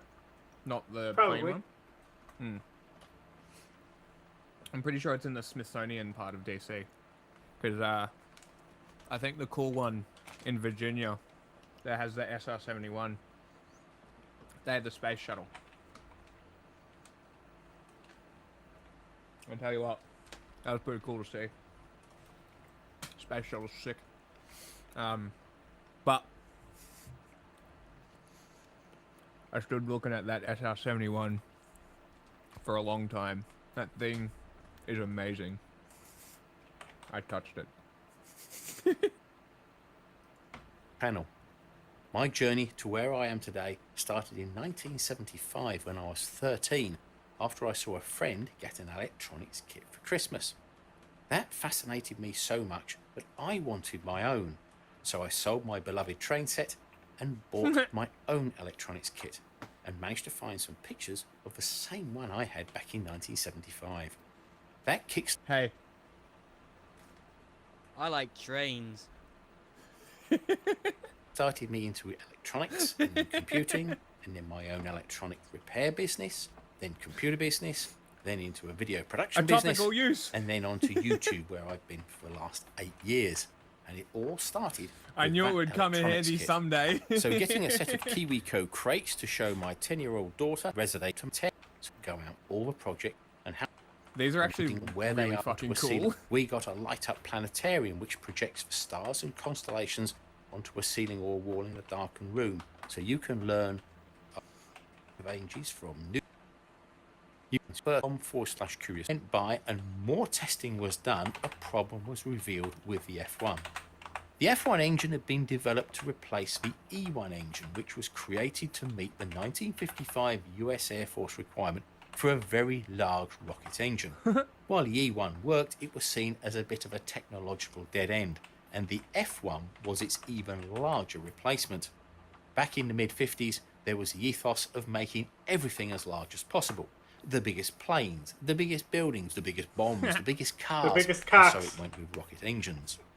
But at the time, there was no rocket that could That's use fucking crazy. such a large engine, so the development halted. However, when NASA was created, it could see there might be an application for a very large engine and contracted Rocketdyne to complete its development. However, early on, tests showed that a serious combustion instability could sometimes lead to a catastrophic failure. This was caused by oscillations around 4 kHz with harmonics up to 24 kHz in the combustion chamber, and they could be so strong that they could cause the combustion chamber to fail. But they were also very intermittent and varied in strength. This was something which had been seen in smaller engines, but with the very large size of the F1, it became a very big issue. The problem was so serious, it took almost 2 years to find a solution, and threatened to end the Apollo program if it couldn't be fixed. The solution was found by detonating small explosive charges of black powder in a tube whilst the engine was running. This would show how the powerful oscillations were moving through the chamber and possibly how to stop them. In the end, after many design iterations created through trial and error, baffles were used on the injector plates to dampen the oscillations. This became so successful that the engine was stable enough that it would self-damp any artificially induced instability within 1/10 of a second and produced a very reliable engine. Meanwhile, in the Soviet Union, engineers had also come across the same instability in larger rocket designs. Their solution was to split the engine up into a single turbo pump which fed multiple smaller combustion chambers, usually 4. If you look at the RD-107 engines used on the R-7 rocket, which launched Sputnik and many others later, you will see 4 boosters strapped to the base of a rocket, each with 4 nozzles. But in fact, each of these is just one engine with 4 separate combustion chambers and 4 nozzles, and this is how the Soviets got around the instability issue. They would later use the same idea of many smaller engines for their version of the moon rocket, which will become more powerful than the Saturn V and will be known as the N1.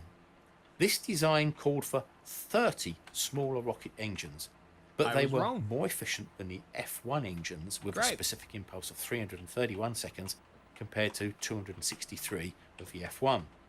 They also used a different way of steering the rocket compared to the Saturn V. On the Saturn V, the 4 outer engines used hydraulically powered gimbals to move the engines and steer the rocket on takeoff. The N1 rocket used a method called differential thrust. Here, all the engines were fixed in place, and they would increase or decrease the thrust on one side of a rocket compared to the other to steer it. The problem here was they had to rely upon an early control computer called Chord to keep the thrust balance correct. If one engine on the left-hand side failed, its counterpart on the right-hand side would have to be shut down to maintain the thrust balance. Interesting. This meant that if you had 2 or more engine failures, you would have to shut down 4, 6 or 8 engines instead of just 2, 3 or 4. One of the main reasons why the design used so many smaller engines meant that should you lose 1 or 2, the launch would not be compromised. If the same were to happen to a Saturn V, and one of the 5 F1 engines were lost, it would lose 20% of its thrust straight away, and would probably mean the mission might have to be aborted, as it might not have the thrust required to make it to the correct orbit, unless it was very late on and near the shutdown of the first stage anyway. However, due to budget restraints and the lack of test facilities for such a very large rocket as the M1, only about 1 in 6 engines was actually tested. The rest were taken straight from the factory floor and fitted to the rocket. The flight itself would be the test, very much like the SpaceX and their move fast and break things methodology. The first 4 launches of the N1 all failed. Some failed due to fuel plumbing failures caused by an engine shutdown, and others by the engines themselves failing, but both caused a cascade failure and the loss of the entire rocket. The untimely death of Sergei Korolev in 1966, the Rip lead Bozo. engineer and scientist who, unbeknownst to the US, was literally the man in control of everything to do with the M1, was also a big shock to the Soviet moon program. This left his deputy, Vasily Mishin, in charge, but he lacked Korolev's political astuteness of the Soviet system and the influence, and it was also reputed that he was a bit of a heavy drinker. By 1972, No. and A already Russian? having lost the race to the moon to the Americans, with the failure of the 4th N1 rocket, the Soviet Communist Party lost patience with the N1 program and cancelled it. Now, some 50 years later, SpaceX is using a similar type of design for the Starship Heavy booster, which uses 33 Raptor engines. Now, this is nothing new. The Falcon 9 uses 9 Merlin engines, and the Falcon Heavy uses 3 boosters, each with 9 engines, so 27 engines in total. And these have become the most reliable launch systems in history. But there is another reason why they use so many smaller engines instead of just a few larger ones, and that is reusability. The Saturn V with its interesting. F1 engines was created at a time when reusability was not seen as an option. It wasn't as if they couldn't be used.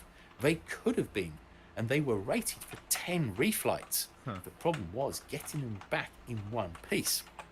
In the 1970s, Rocketdyne did studies into a version of the F1 which included a reusable flyback Saturn S1C first stage. Oh my But God. that didn't get any further than the drawing board. Now we live in a world where the That would've old been way of sick. spaceflight is seen as wasteful because very little, if anything, of the rockets and spacecraft was reused. Elon Musk, CEO of SpaceX, has said that you wouldn't buy a car and use it for just one journey and then throw it away, so why would you do the same with a rocket? One of the main features of SpaceX rocket designs was to make them reusable like the Falcon 9, which can land back at the launch pad or another landing zone after it has developed its payload to orbit. And this is why the Super Heavy booster needs so many smaller engines. Firstly, to get the huge amount of thrust at takeoff, twice that of the Saturn, but when it comes to landing the now virtually empty booster back on Earth, it requires much less thrust than it did to take off in the first place. If we look at a Super Heavy booster, its weight at launch is 3,600 metric tons. 3,400 of those is fuel, leaving just 200 tons for the dry weight of the booster, plus some fuel for landing. So the thrust required to slow it down to landing speed is not that much in comparison to when it took off.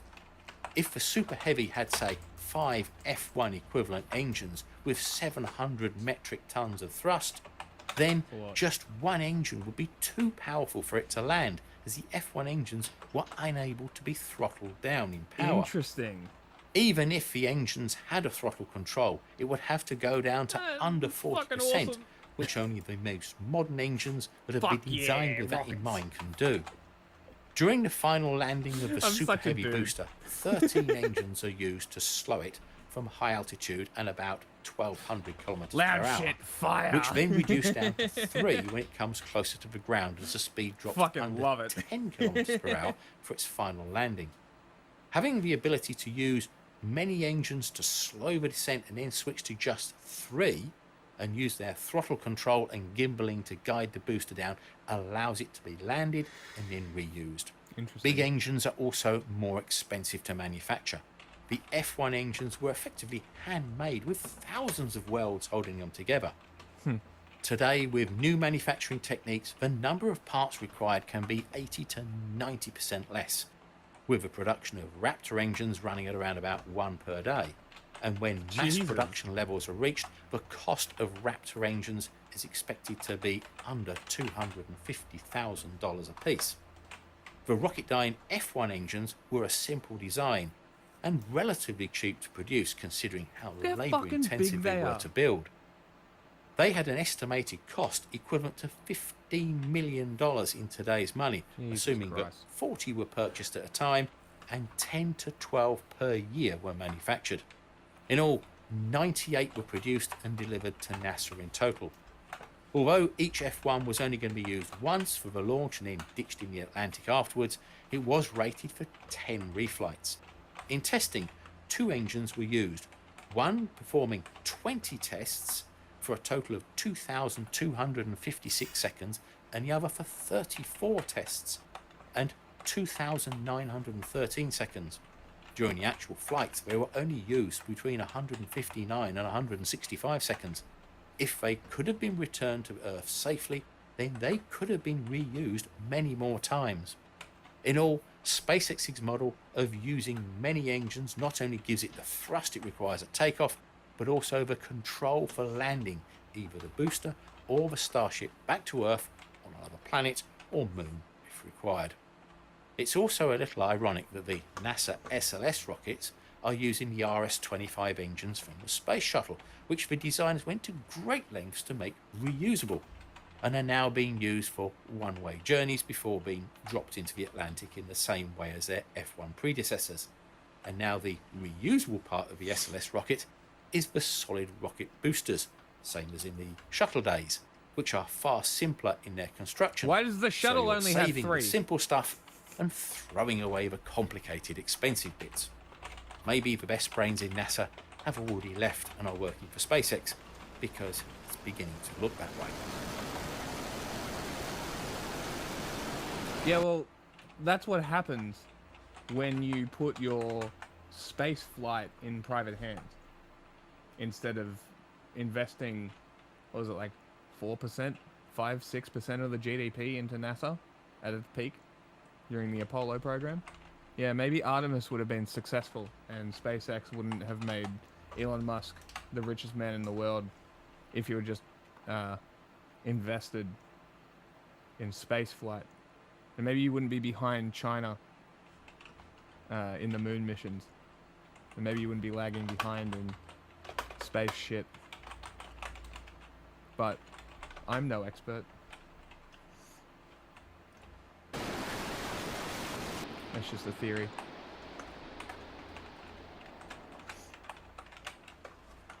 So, thanks for watching, and I hope you enjoyed the video. And if you did, then please thumbs up, share, and subscribe. And a big thank you goes to all our patrons for their ongoing support.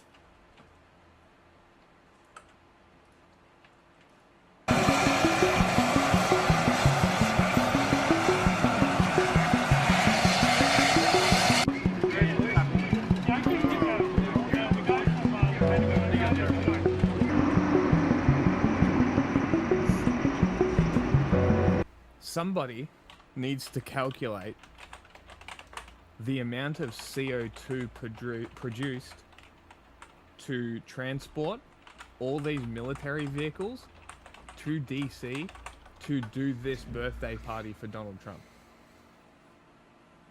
Someone needs to do that calculation. What about the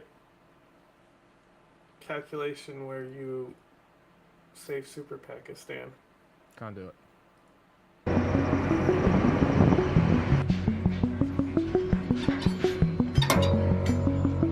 They already have. What did you say specifically? What? What did you? Oh, never mind. I said someone needs to calculate how much CO2 just moving all the military equipment and personnel to DC produces. Yeah.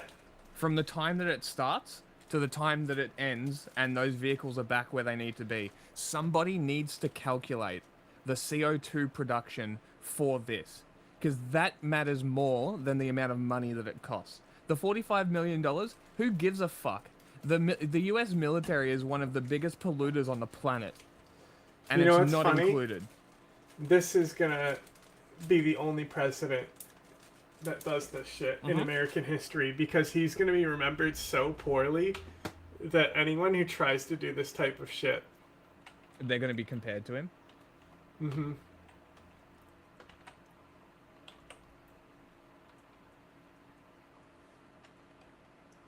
Hold on. I'm tweeting out what I just said, because if it blows up, maybe somebody will. There's always a chance. Somebody needs to do a calculation on how much CO2 Donald Trump's birthday party military parade produces from the beginning of mobilization to their return to bases across the country.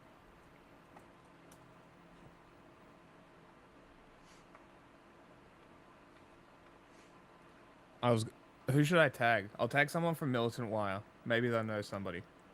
Who should I tag?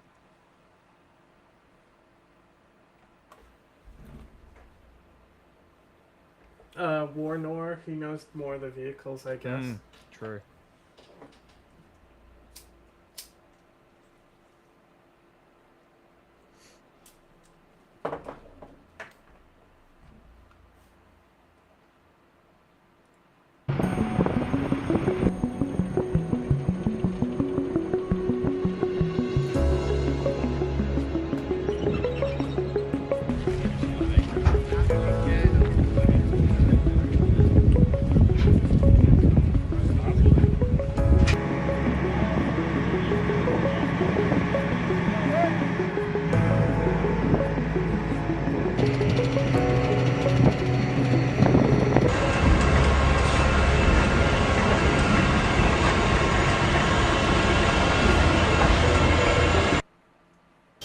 New tonight, people at a popular tourist spot in Osceola County running for their lives last night after deputies say a Checkers employee shot and killed a customer. All right, let's see what's on Streaming Fund.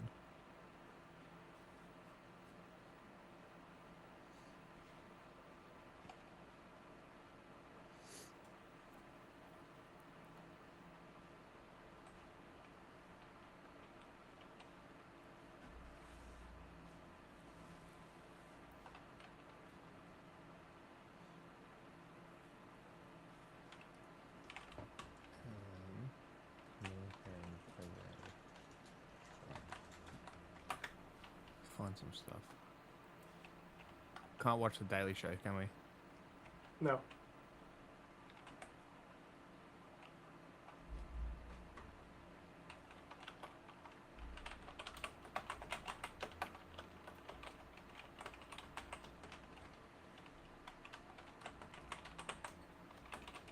This week.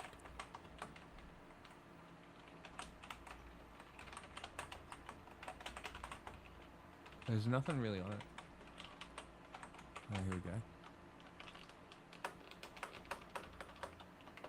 Something.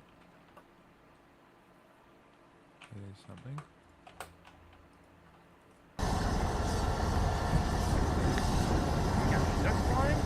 Oh, yeah.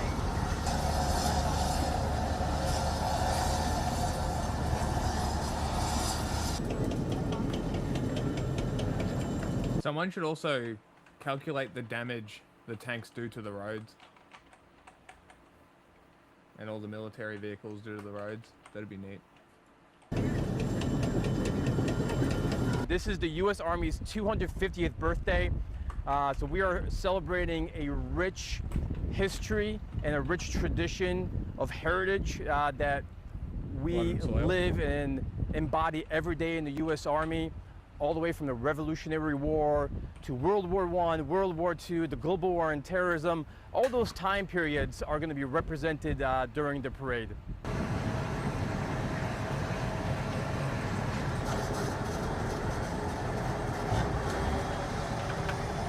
the Army is celebrating its 250th birthday on June 14th. And one of the things that we want to do is talk about the rich history and heritage of the United States Army. And part of that is showcasing not only our amazing soldiers, but some of the platforms, some of the vehicles that we have in our inventory.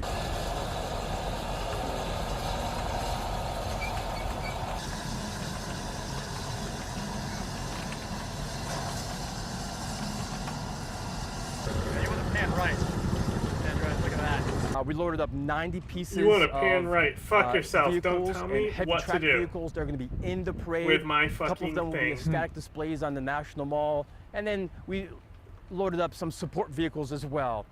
So some fuelers, some mechanics, maintenance, and some other vehicles to kind of move things around.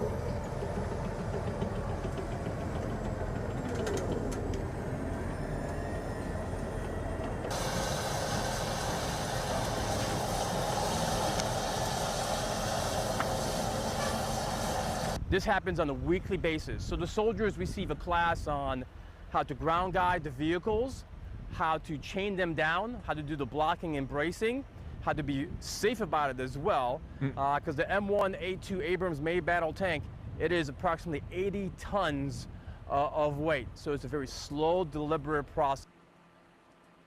Nice. Great. Good cut. Classic AP. I'm Stefan Grobe. You know, sometimes history creates those moments that appear too surreal to be true. In the United States, next June 14th is set to be one of those. It's the day the U.S. Army celebrates its 250th birthday. A historic event worth remembering 1 year before the 13 colonies declared their independence. June 14th is also President Donald Trump's 79th birthday. You see where this is going. 2 birthdays and 1 opportunity for Trump's long-held desire to stage a military parade in the streets of Washington.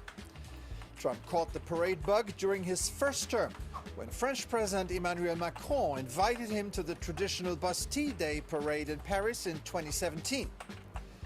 Now Trump wants a big one himself. For himself. That's a big one. According to official planning documents, the twin celebration includes almost 7,000 soldiers, more than 120 military vehicles, 25 Abrams tanks, and 50 helicopters. Now, experts are worried that these tanks will tear up the streets and damage bridges.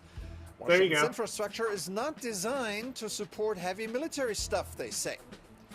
And the mayor of the District of Columbia didn't outright reject the parade, but she said if military tanks were used, they should be accompanied with many millions of dollars to repair the roads. By the way, money? No problem. Cost estimates run in the tens of millions of dollars. Nobody has an exact idea yet. This at a time when Trump and his Department of Government Efficiency, also known as DOGE and run by Elon Musk, have slashed federal agencies, personnel, and programs to crack down on waste. Meanwhile, opposition to Trump's military parade is growing.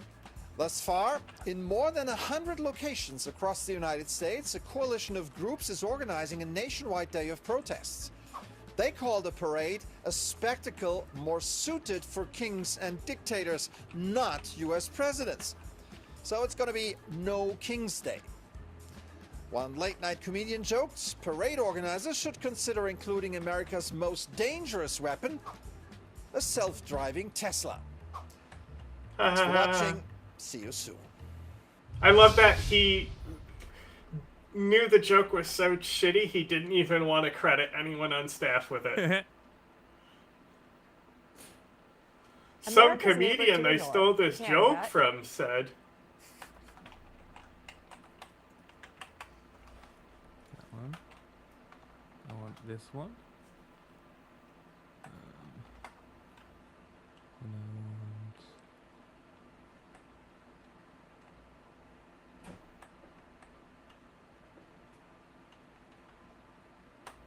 This one.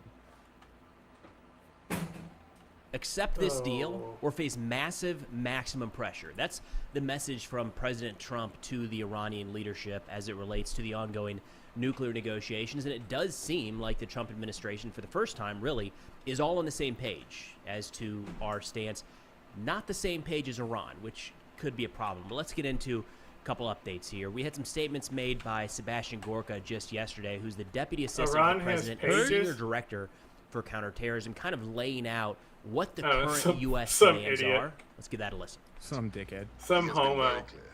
Iran must dismantle its nuclear weapons capabilities and must assist in the support of all its proxies, all of them, not just Hamas and Hezbollah, all of them, including the Houthis. So, with regards to what happens, that's up to the mullahs, to the murderous regime in Tehran that has been suppressing its people, not just the Persians, but all the minorities in that country since 1979. So, the shoe is on the foot in Iran, and it's for them to decide whether they will face the full fury of the most consequential president of the modern age, or whether they will say, okay, we give it up. So not like shocking demands there, not by a long shot. Essentially the complete dismantlement of the Iranian nuclear program. They can never have nuclear weapons going forward, and they have to stop supporting proxy networks across the region. We've heard various actors inside of this and all U.S. administrations in recent years say that. The issue recently is we've had different statements made by Steve Witkoff, the presidential advisor to the Middle East, his kind of Middle East envoy, different statements from Senate and House Republicans, different statements from Secretary Rubio, different statements from Secretary Hegseth, different statements from former National Security Advisor Mike Waltz. It was hard to figure out exactly none of what these our people ask are saying the was. same thing. This seems much more Nobody's on the same consistent page at this point. And it's a message that kind of continued through some of Trump's speeches in the Middle East this last week. It's also very much in line with a recent note from Senate Republicans who put out a statement saying, quote, "The Trump administration has been clear that the terrorist Iranian regime must completely and verifiably dismantle their nuclear program. Senate Republicans will continue to work with the administration to ensure Iran never obtains nuclear weapons." They even sent a letter, not just Senate Republicans, but all Senate Republicans, 52, all with the exception of Rand Paul, and 177 House Republicans. So for those not in the United States, the Republican Party is the party in power right now. So that's President Trump's party. That's the majority in the House and the Senate. In this letter, they asked President Trump to, quote, "reinforce the explicit warnings that you and officials in your administration have issued that the regime must permanently give up any capacity for enrichment." They went on to say that there can be no deal at all that allows Iran to obtain a nuclear weapon at some point in the future. And this is pretty much in line with what Trump had to say during a couple of his different speeches in the Middle East this last week, specifically talking about ramping up to maximum pressure if they don't agree to a deal soon. Let's give that a listen. And if I can make a deal with Iran, I'll be very happy if we're going to make your region and the world a safer place. But if Iran's leadership rejects this olive branch and continues to attack their neighbors, then we will have no choice but to inflict massive maximum pressure, drive Iranian oil exports to zero like I did before. Now, it does seem like there's a bit of a timetable here. We've heard in the past that there was a 60-day window issued by Trump to get something done here. But, of course, nobody actually knows when that 60 days began, so we have no idea when it actually ends. But nonetheless, in another speech these past couple days, Trump said that this offer that's currently on the table and supposedly we handed over to the Iranians in recent days won't last for long. They need to jump on this before it's too late. Here we go. But they cannot have a nuclear weapon. This is an offer that will not last forever. The time is right now for them to choose. Right now, we don't have a lot of time to wait. Things are happening at a very fast pace. Happening right here. They're happening at a very fast pace. So they have to make their move right now. One way or the other, make your move. Now, it's not all sunshine and roses here, unfortunately. There are some reports in the Wall Street Journal earlier today that really what they're trying to put together here is more of a framework of a deal, the concept of a plan, if you will. They say there are growing signs that the two sides are aiming initially to wrap up some sort of framework for a deal rather than a new accord similar to the 2015 nuclear agreement. Iranian officials have talked about agreeing with general principles for a deal. One of the officials briefed on the U.S. proposal said it appears to not be a detailed, comprehensive agreement. And this, in fact, was echoed by President Trump in Doha yesterday, where he said it doesn't have to be that complicated. It can be pretty simple, just a couple sentences, and we can take it from there. Here you go. And you probably read today the story about Iran has sort of agreed to the terms.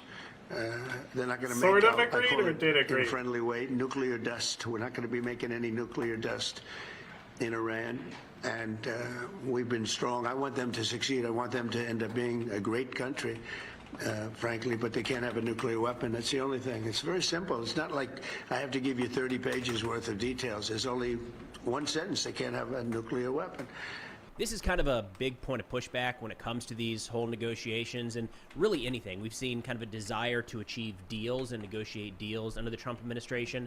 But I think at times maybe we're seeking out saying that we accomplished a deal versus achieving anything in substance. And part of the pushback in this specific case is if we just get Iran to agree to some high-level proposal that we are going to continue talking about this issue, it does nothing. They will continue their path towards a nuclear weapon. We will continue to stand by as they fund groups like Hezbollah and the Houthis across the Middle East. We will continue to pay money to have our resources, the deployments of significant assets in the Middle East designed as kind of a lever of power to force the Iranians into a deal. We're going to continue to have those resources deployed for what? To say that, like, we agreed that we're going to keep talking to get to something. So there is some pushback there, but there's also some concerns about how Iran is viewing this right now. And an Iranian official just in an interview the other day said, like, hey, we'd be okay with the JCPOA, like the previous Iran nuclear deal. We're good there. Let's go with that, which hints that there might still be quite a bit of space between what the two parties are looking at. This is referring to Ali Shamkhani, a top political military nuclear advisor to the Iranian supreme leader. He said Iran would commit to never making nuclear weapons, getting rid of its stockpiles of highly enriched uranium, which can be weaponized, agree to enrich uranium only to the lower levels needed for civilian use, and allow international inspectors to supervise the process in exchange for the immediate lifting of all economic sanctions on Iran. Now, the enrichment of uranium is still kind of a contentious subject. It sounds like Iran still wants to be able to do that themselves inside their own country. We've seen kind of some waffling in the United States on that, whether that will be allowed and there'll be some sort of monitoring. Yummy. That's what this guy's proposing here. But it does seem like Trump, Gorka, and others recently are saying that's completely off the table. But Shamkhani here says, quote, it's still possible if the Americans act as they say, for sure, we can have better relations. It can lead to a better position in the near future. However, at the same time, we've got some statements from the Iranian foreign minister saying, quote, enrichment is an issue that Iran will not give up, and there is no room for compromise. However, its dimensions, levels, or amounts might change for a period to allow confidence building. I know how to solve this problem. Hey, Israel, you're no longer allowed to have nuclear weapons. Iran, stop building nuclear weapons. Problem solved. Hey, Israel, stop building nuclear weapons. Or no longer get support for your little Iron Dome. Then we'll see what happens. So you want support for your little Iron Dome? Get rid of your nukes. Denuclearization of the entire fucking area. There's your problem solver. Use your fucking leverage to do something. Israel constantly believes that it's at threat. Right? That's why they have nuclear weapons? That's their justification? Well, the Arab world wants to wipe us out. Well, great. America gives Israel all of its fucking weapons. You have leverage. Use it. Donald Trump, you are a fascist. Nobody will give a fuck if you use leverage to twist Israel's arm. Nobody will give a fuck. Except for, obviously, the typical Israeli bootlickers. But guess what? No nuclearization of the area. Problem solved. Give them thorium reactors. They can never create it. Why would they need to? There you go. Use China. Pair up with China. Solve the Middle East. Denuclearize it. Give them nuclear energy that can't be weaponized. Problem solved. I don't think that's a bad... you should tell Scott.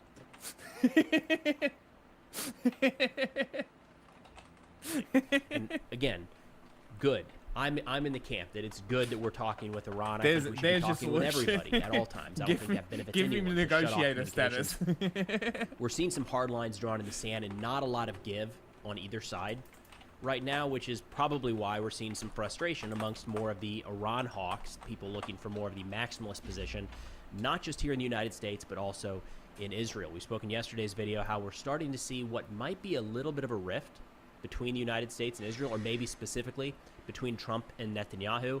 Big picture, we're seeing that there was no coordination with our ceasefire with the Houthis. We just did it, and the Houthis trained all of their weapons since then on Israel. We did not coordinate, or it sounds like Trump talked to Netanyahu. Netanyahu said, do not remove the sanctions from Syria and recognize Shara as the leader of that country, and we did that.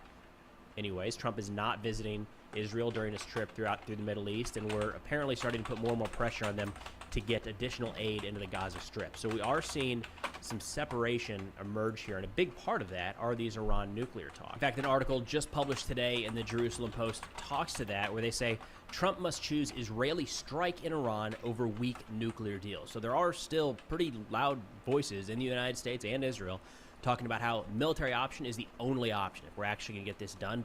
Probably the toppling of the Iranian regime as we know it today. Now, this specific article, it was an opinion piece, and I should note that, from somebody outside of the government. This one was written by Dr. Raphael Ben Levy, who they say is a fellow at the Miskov Institute for National Security and Zionist Strategy.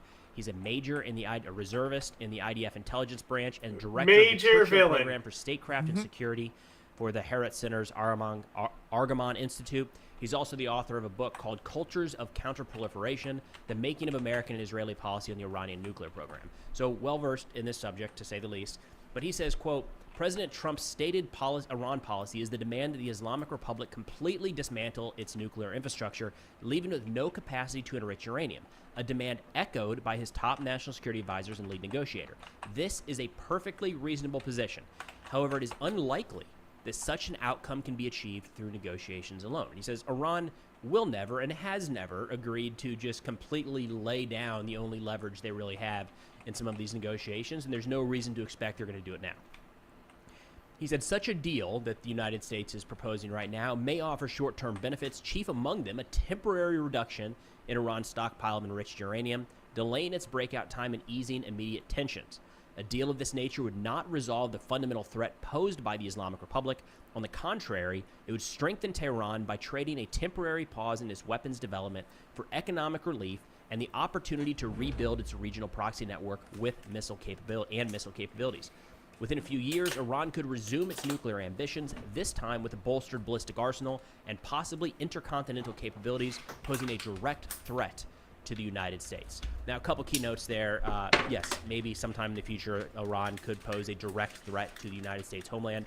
That's not in the cards right now, and by and large, when we look at the Iranian influence now, it's in the Middle East. So we just need to be clear on that. But I wanted to highlight this article because it brings forward the issue right now that it's not just the U.S. negotiating with Iran. Is Cal still here? Let me check. I don't have that. I don't think I'm logged into the actual Twitch. Let me check. Stand off if you're here. Want your opinion.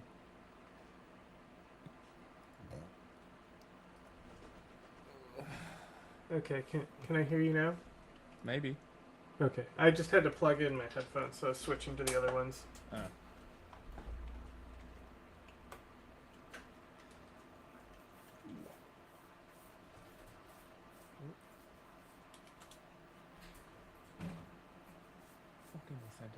Hi, I'm not paying attention. Really, I nice didn't notice. No, taking a chat. As in, hi, I'm, and then I said hi. Nice to meet you. I'm not paying attention, or not paying attention. Where's mod view? Mod view. Who's here? Keller's not here. That's sad. Hey, we get a view for the stream elements bot. Nice. Mm-hmm. Hell yeah. There's literally, what, nobody watching? They come in and out.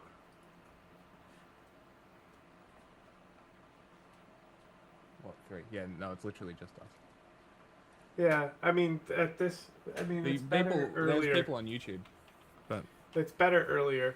Yeah, we're about to hit end time anyway.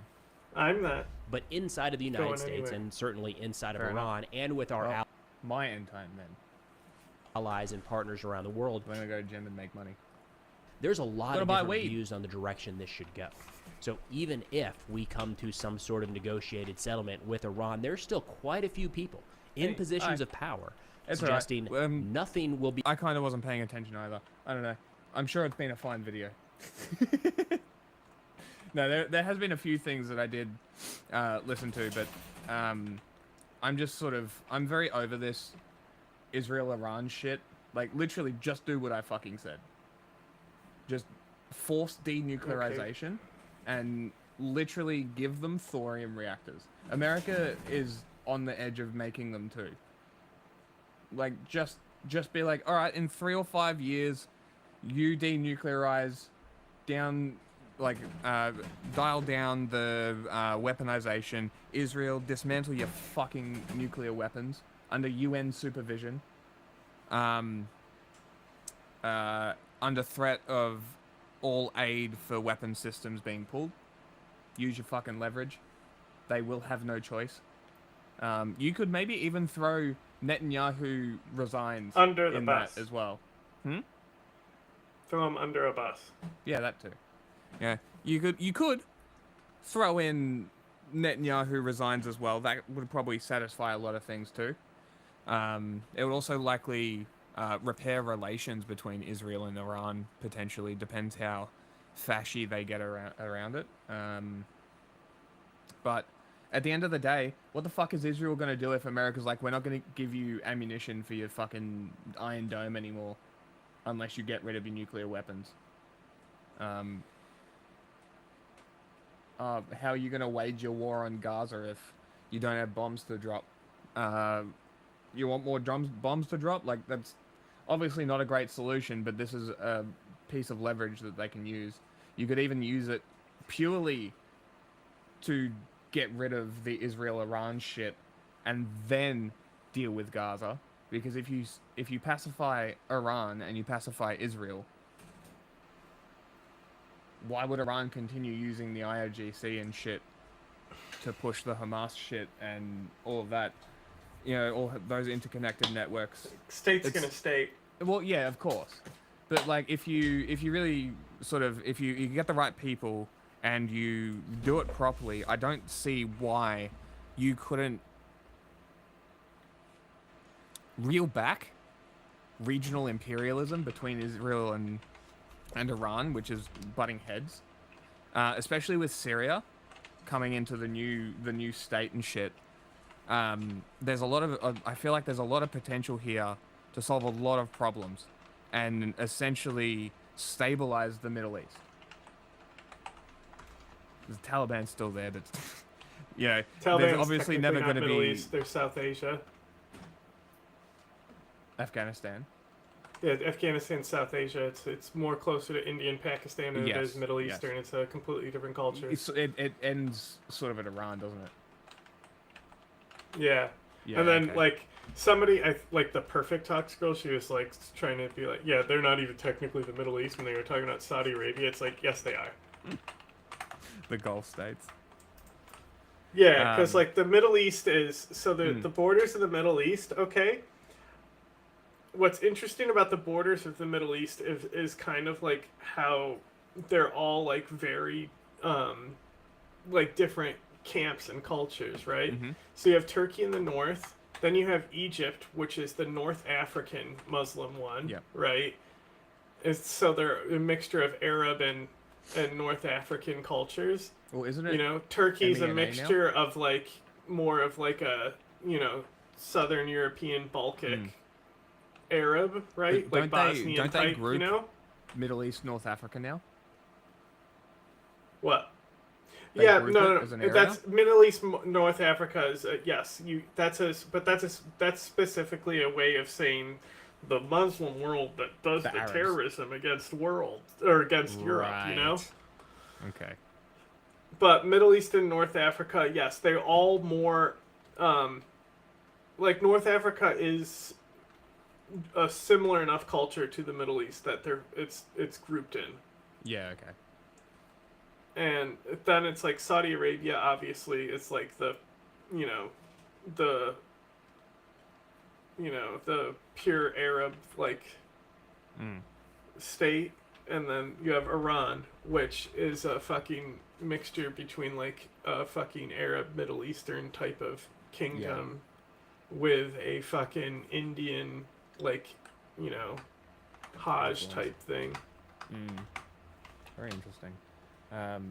But yeah, I feel like Israel's aggression, as much as I can understand where they're coming from, it really is a lot of the problems is literally just Israel. And it really requires, I feel like, that sort of acceptance to also really understand. What about, there's some other cultures that may have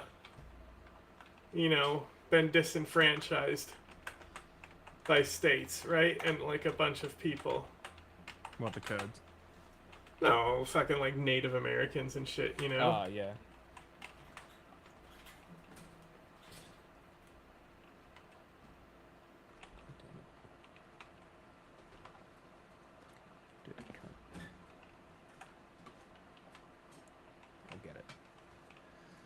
Be accomplished on paper, there has to be military action to actually see this thing through. So nonetheless, it does sound like President Trump is putting a bit of a timeline on this, telling the Iranians they have a Hey, what is up there, YouTube? This is... You'll like this video. Man, today I have a video on strange weapons from Ghana. Now, Ghana is an African country that usually purchases... An African country? Yeah, I was about to say, what? How did he say it? Most of its weapons from foreign countries, usually France or China, or in some cases the US and the UK. But believe it or not, there are actually some civilian designers in Ghana who have been coming up with their own weapon systems. Now, all of the weapons in this video are all just... That looks like the helicopter from the Nigerian movie. Bro, the best is they'll show their super soldiers, and it's literally guys... You know the fucking... you see the Modelo Warhammer suit? You know what I'm talking about? I believe so. So type in Modelo Warhammer.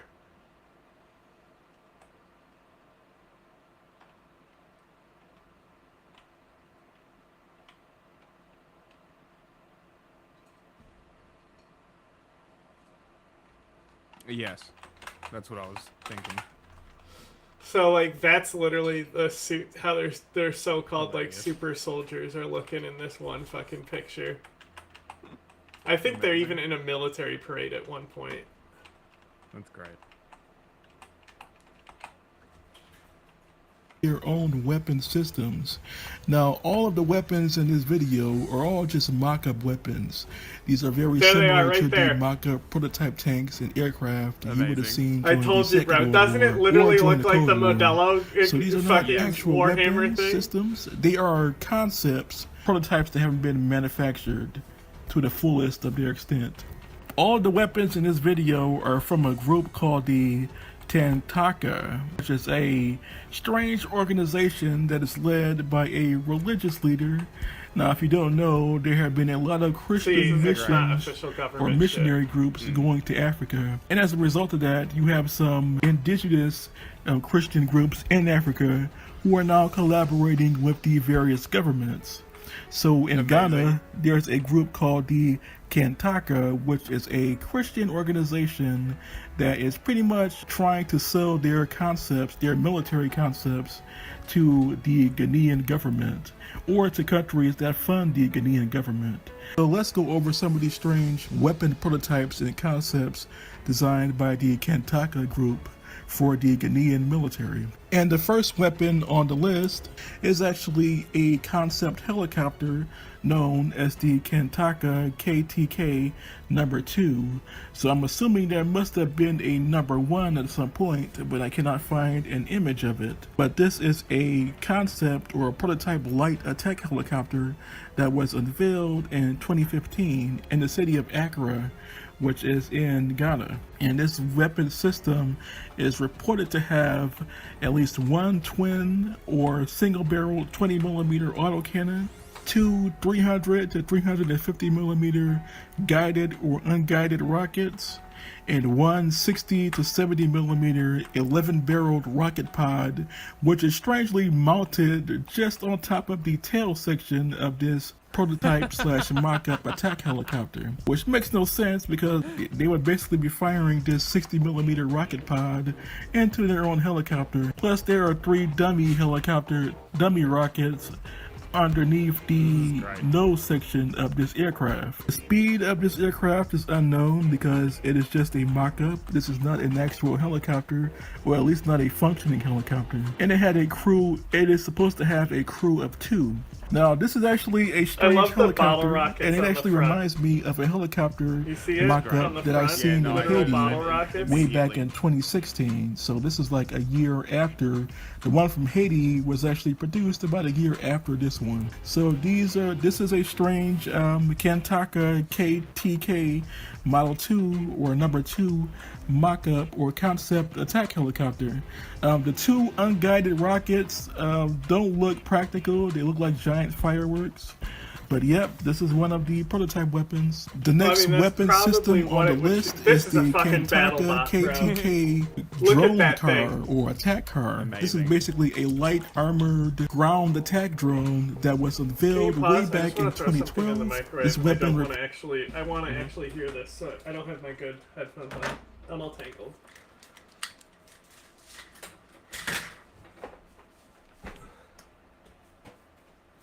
Entertain chat while I'm gone. Sure.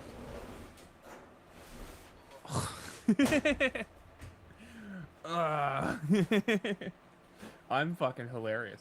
Reportedly has one 7.62 millimeter coaxial machine gun in the top half of the vehicle, which I assume is some kind of turret. It also has a flamethrower in the same compartment, and it also has some kind of rocket launching system that is based in the midsection of this vehicle. Its armor thickness would be about 5 to 10 millimeters, but it might use some kind of cheap Kevlar armor like some other drones that are used today. Its speed is unknown, and it has pretty much no crew. Now, this is actually one of the more interesting or more practical vehicles.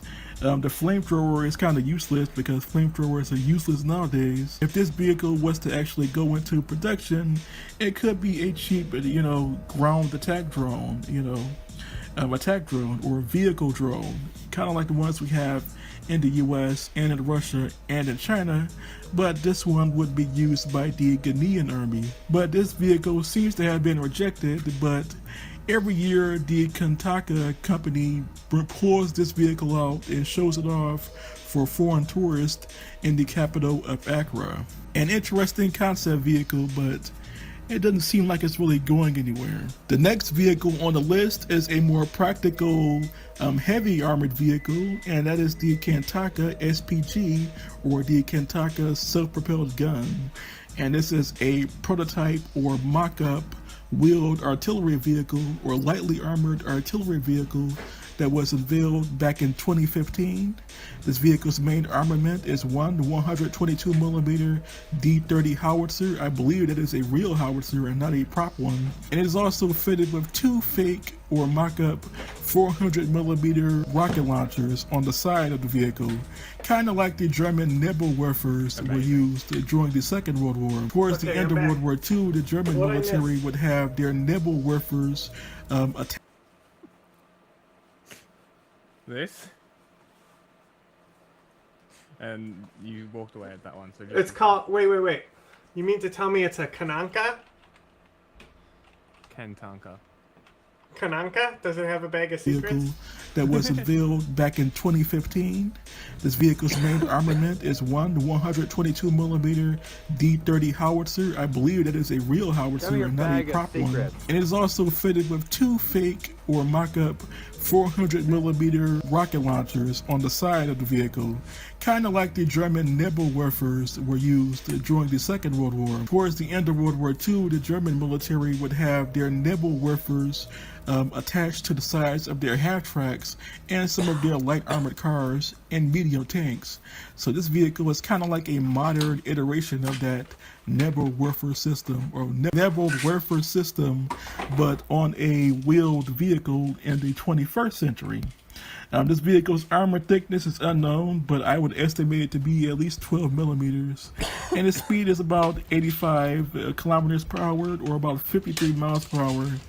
And its crew was only about 4 to 6 at most. This vehicle is the only one that seems very practical on the list in terms of manned vehicles. So it would be nice to see the Ghanaian military or some Ghanaian arms company manufacture this vehicle, similar to what South Africa does with their MRAP type vehicles, or mine resistance armored personnel carrier vehicles that are used by the South African military. The next one is the Kantaka Akara APC, and this is actually a armored personnel carrier concept vehicle that was unveiled during the same time as the last vehicle in 2015. This vehicle has a main armament of what seems like two 50 caliber machine guns, but it also has a number of what looks like either grenade launchers, smoke launchers, or could be some kind of a small rocket launching system. The vehicle's armor is unknown, most likely about 5 to 10mm, maybe 12mm, or it could have some kind of armor / Kevlar fusion. Its speed is unknown, and it has a crew of at least 3 operators. Like, in actual combat, is that actually going to do anything? It looks like plastic. This has got to be fucking entertaining as fuck to see. It must be. Plus the ability to carry at least 8 to 12 additional combat troops in the crew compartment. This vehicle also never made it past the prototype stage, as I don't see any updates on this vehicle. But like the last vehicle, this vehicle is actually a practical concept. And if you look closely, the Kantaka company or organization has also designed some kind of cheap body armor, or some type of heavy-duty body armor for these hypothetical soldiers that would be using this vehicle or this armored personnel carrier. Next, the next concept weapon on this list is actually the strangest one, and that is the Kantaka Glitz Walker. And this is actually a walking tank or walking armored fighting vehicle that was unveiled sometime between 2015 and 2016. Its main armament seems to be some kind of a 20mm Gatling gun, or it could be a 30 caliber Gatling gun. There's no specifics on these weapon systems. This vehicle's armor thickness is unknown. It could be anywhere from 3 to 20mm, and the speed is however fast this vehicle can move. It has a crew of at least 1 or 2 men, and this vehicle looks like, you know, have you ever seen that movie RoboCop? It looks like that giant robot from RoboCop, but with a pilot, with a human pilot, instead of it being just a drone machine like in that movie. But this is another strange concept from the Kantaka company, the Kantaka Glitz Walker. It also looks like Metal Gear. If you played the Metal Gear Solid games back in the day, it looks like the early Metal Gear concept vehicle, but you know, as like an actual military vehicle instead of just a video game antagonist. And that's basically it. These were some of the strange weapons from Ghana that I've come across while doing research on various military weapons and equipment from Africa. If I had to choose, my favorites would be the Kantaka SPG with the 122mm gun, and obviously this Kantaka Glitz Walker, because it's like the Terminator or the RoboCop or something. As a practical or semi-practical military vehicle. Just imagine if this was actually mass-produced by the Ghanaian military. It would be like, RoboCop or Evangelion, or Neon Genesis Evangelion. But what are your thoughts on these rare Ghanaian weapons or rare weapons from Ghana? Please tell me in the comments section below. And until next time, this was a J-Man Time signing off. Okay. Signing off. Who are you?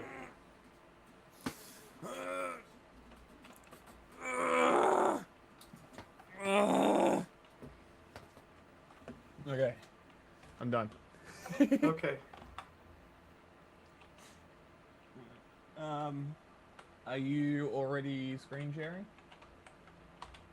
No. No. I gotta move some stuffs. Uh-huh. What do you want? I'll do it. I got some videotapes to return. Fuck. Ooh, echo. Fuck.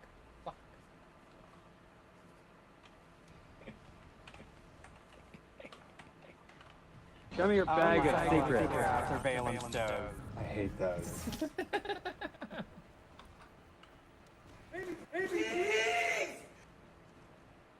Echo is great. I'll be done in a second. Poggers! Alright, I'm going. I bid you good day, sir. I bid you good day. Thank you, sir. I'll end the stream. I will just leave. Goodbye.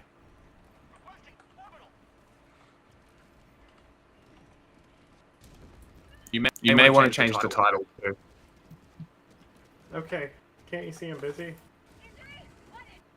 I'll do it.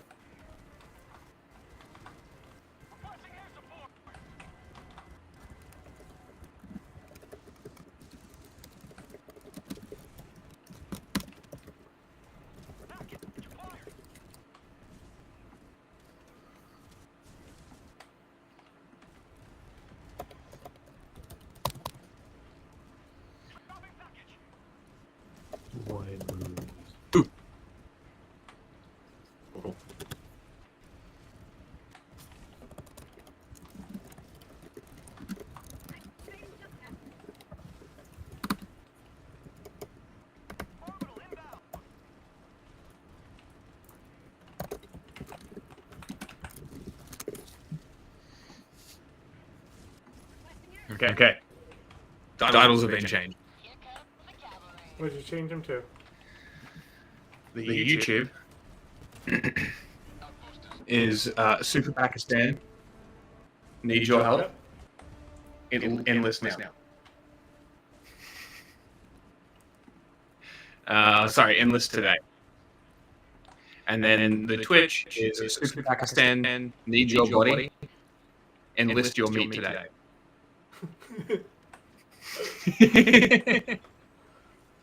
I thought that was funny.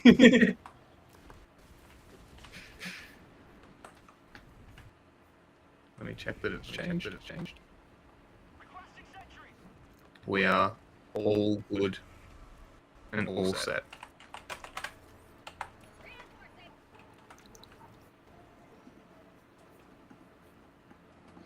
I will talk to you later. Goodbye. Epic, you see that? That was a good flip. I did. That's an achievement.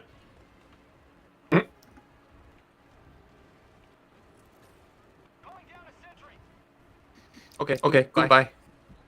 Bye-bye.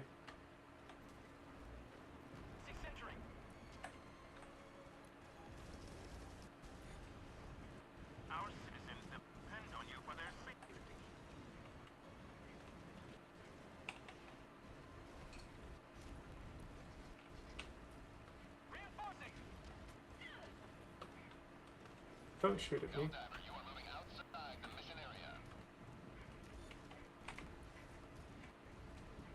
I'm back in. Calm down.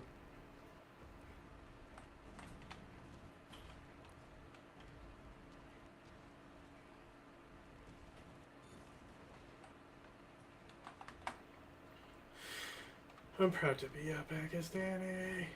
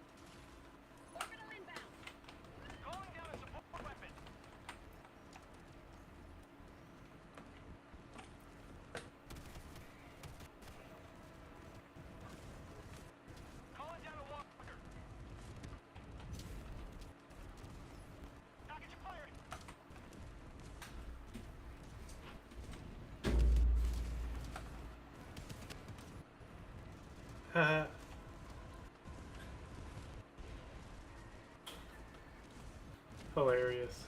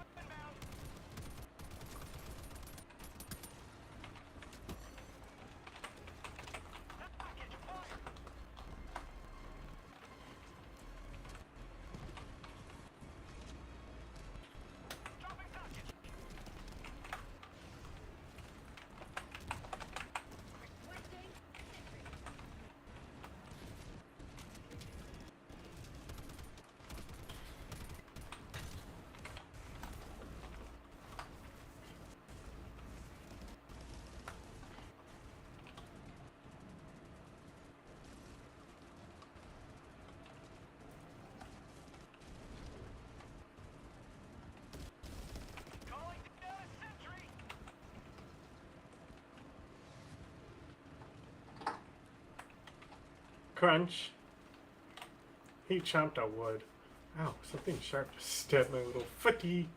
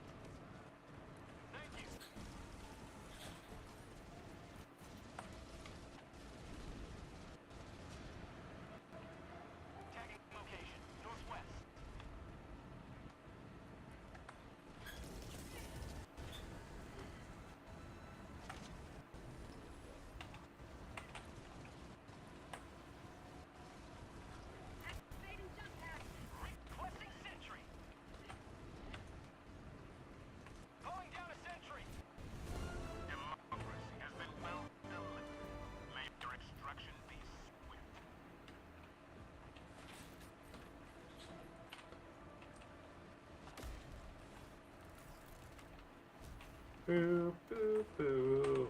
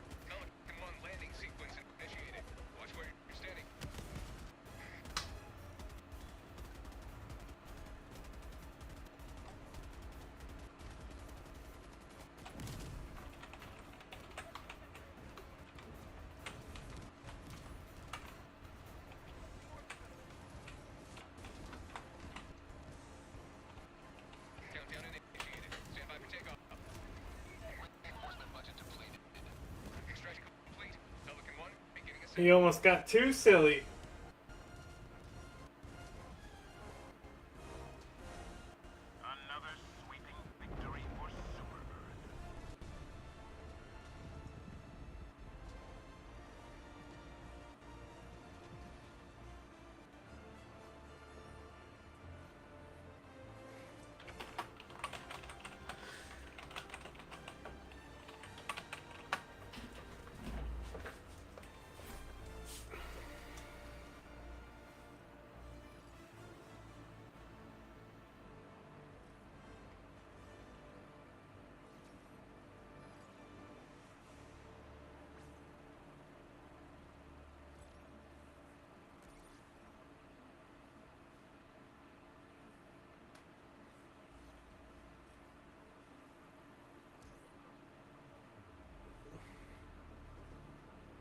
We're so close.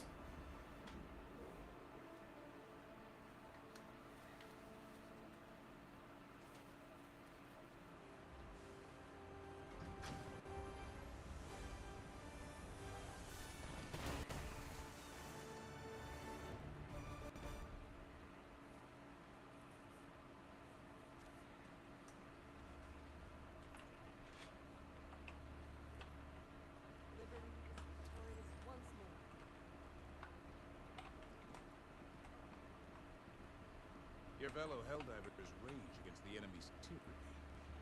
Do it. Allied destroyer has left squadron.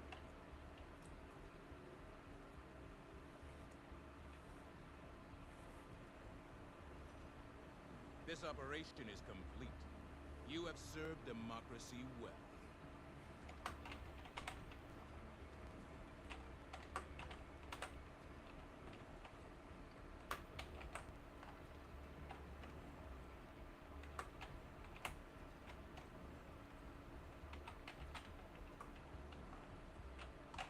Damn, that was... Destroyer has left squadron. Allied destroyer coordinates received.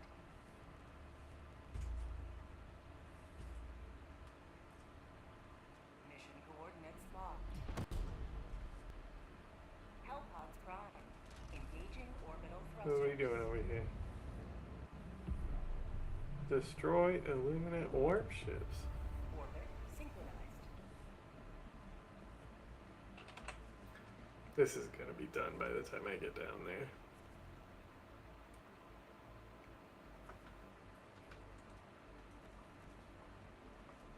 But if I can, get down there.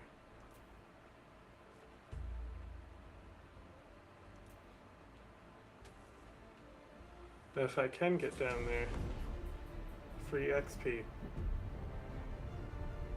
I love free XP.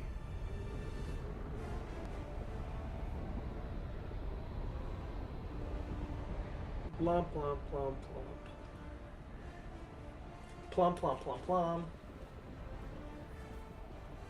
No! First bite of a fucking pizza roll snack.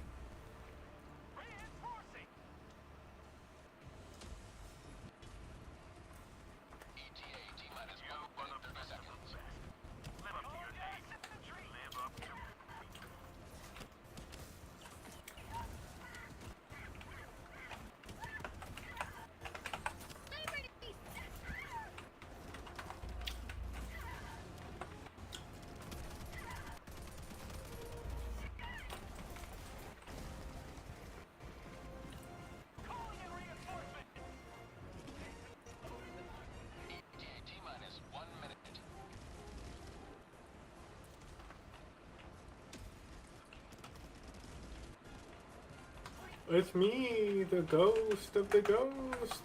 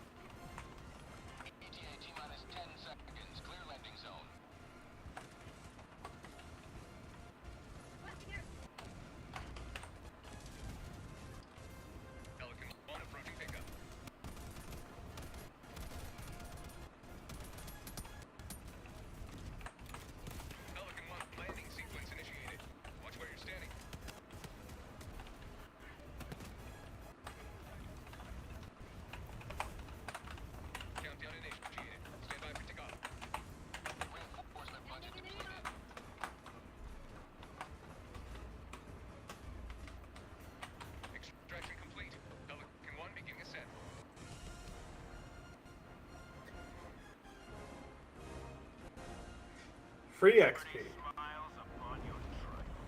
I even tried to complete an objective for him because I spawned in on one.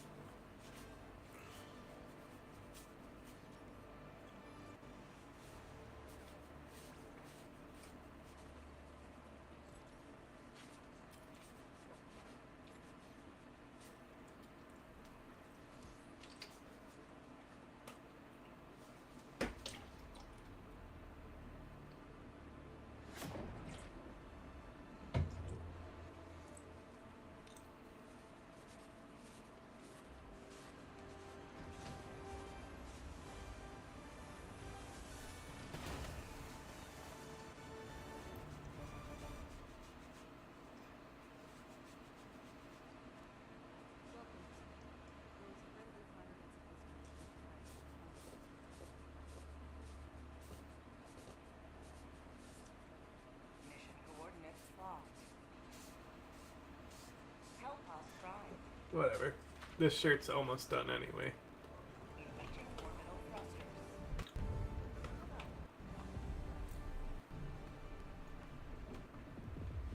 Orbit synchronized.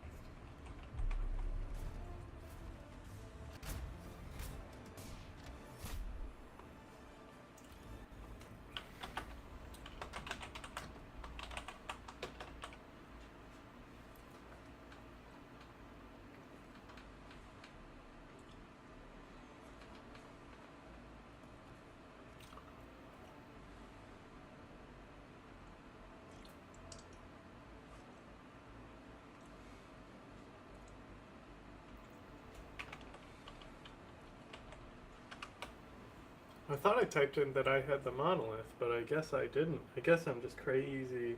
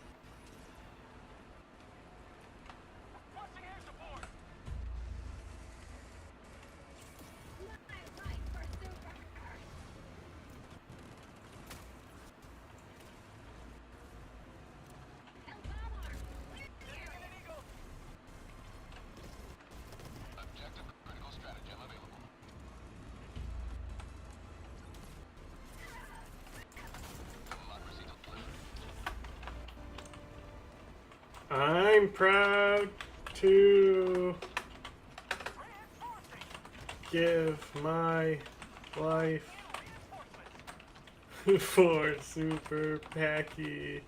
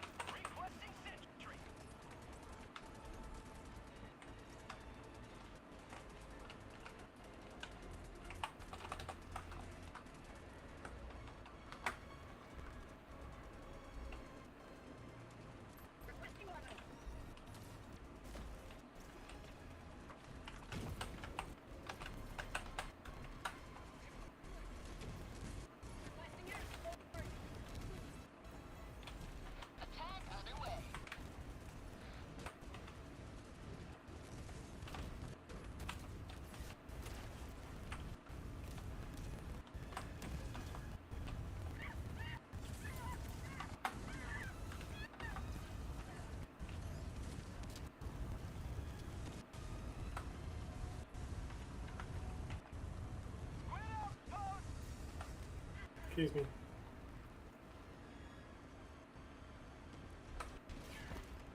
Ouchie.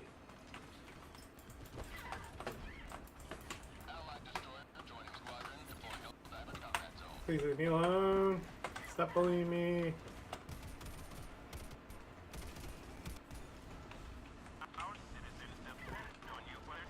Please stop bullying me, Mr. Leviathan.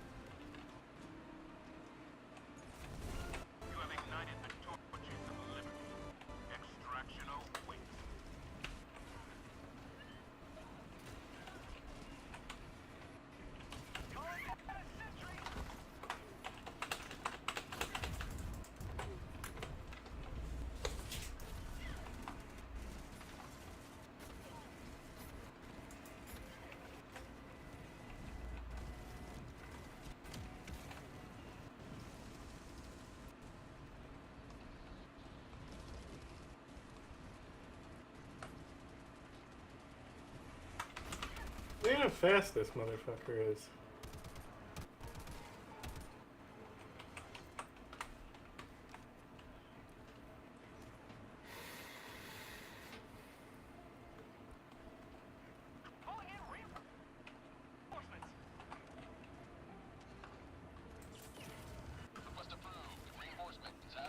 Excuse you.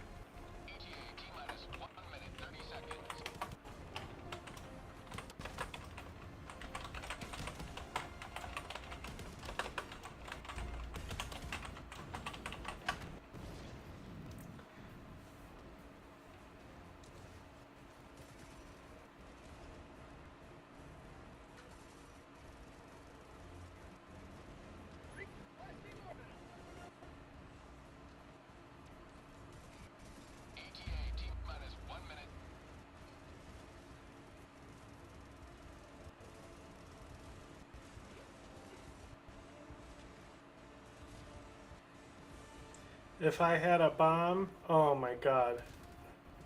Imagine what it would be like here if I had that bomb drop and was able to get to it and set it off. What a beautiful world we would be in if that was possible.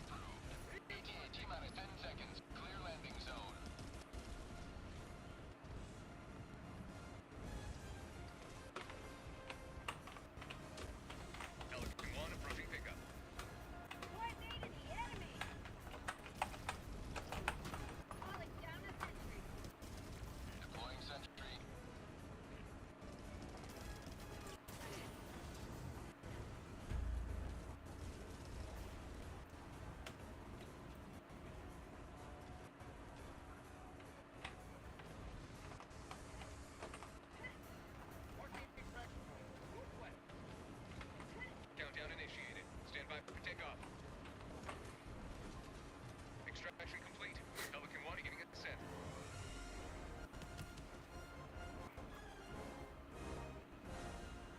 Today you carved another foot in a long climb to liberty.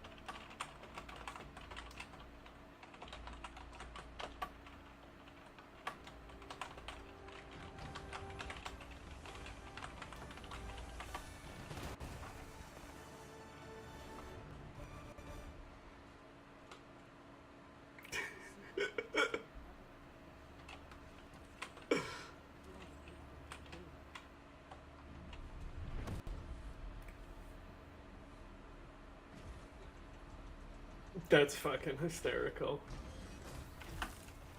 Oh my god, I gotta fucking screenshot this for Jack. He's gonna fucking die.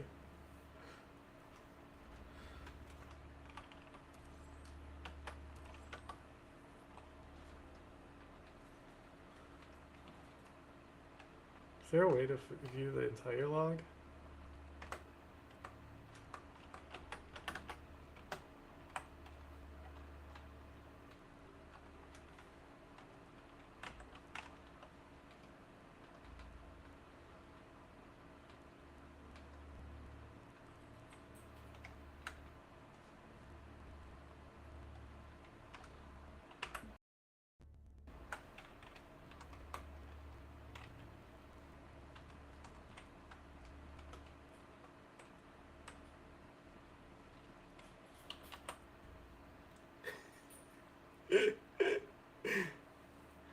Just join back in. Allied destroyer coordinates received. See what happens. If I can join back in, this is gonna be so fucking funny. Allied destroyer has joined squadron. Engaging orbital thrusters.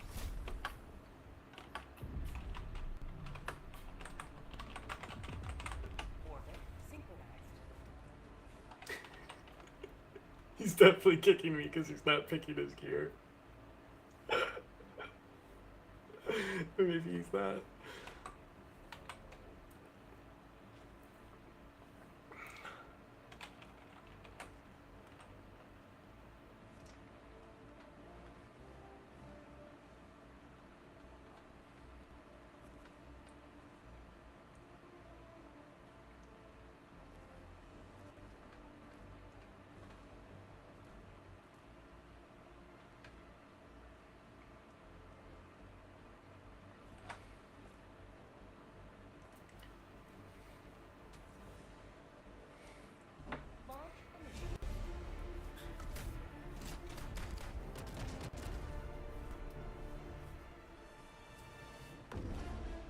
That's fucking gold.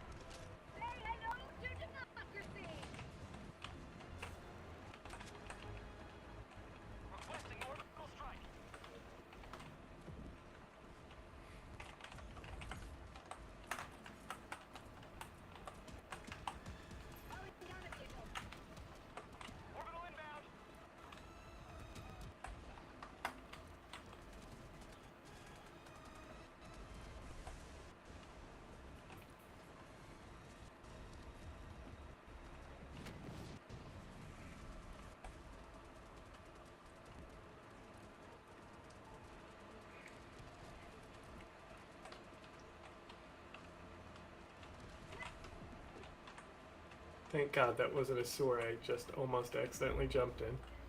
I was like, as I was jumping, I was like, oh no.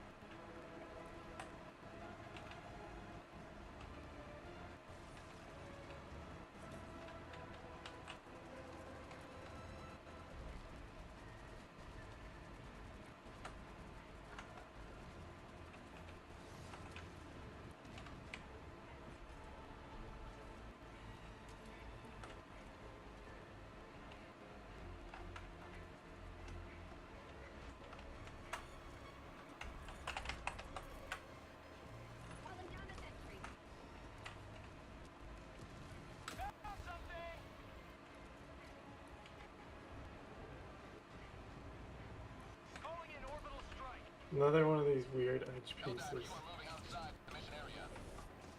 Why me? Why me? Why me? Why me? Why me? Why me? Why me?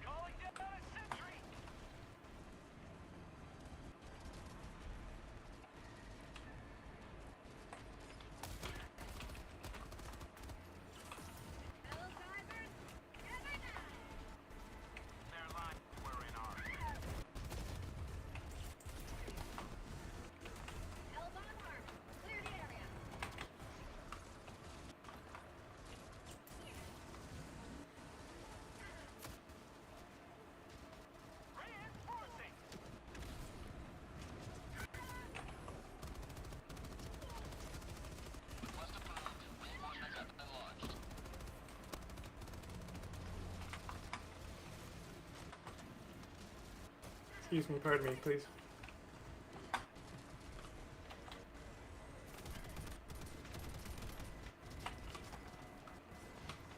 Please not be a sewer. Okay. Thought it was too. I even saw like dirty ground and I was like, I'm fucked. I'm so dead. Excuse you.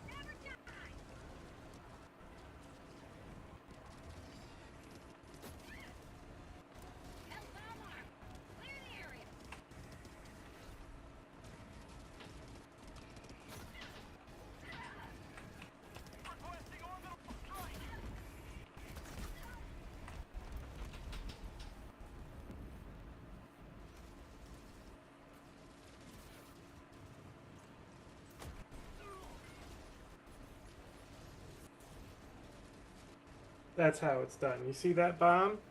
80 killed right there.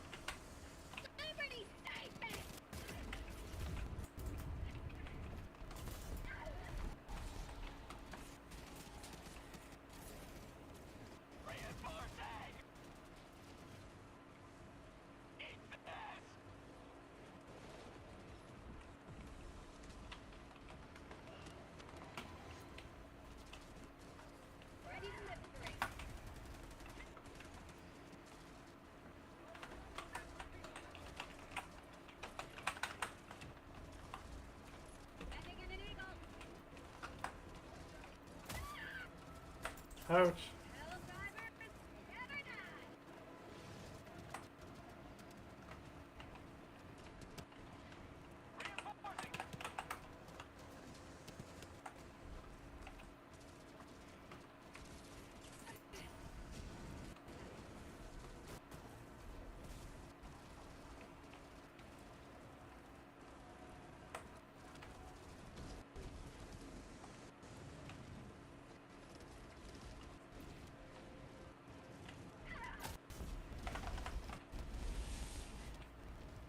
Fucking turret.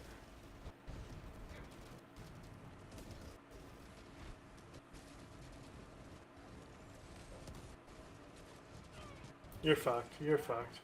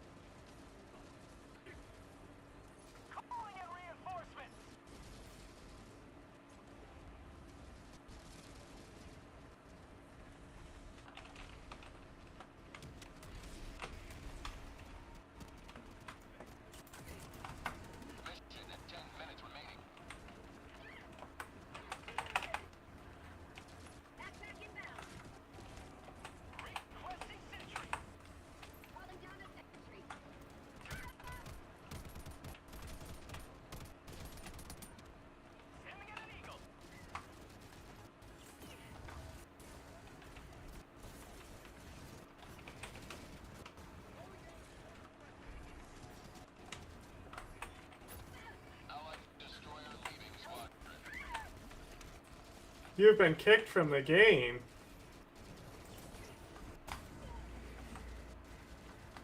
Bro, that's crazy.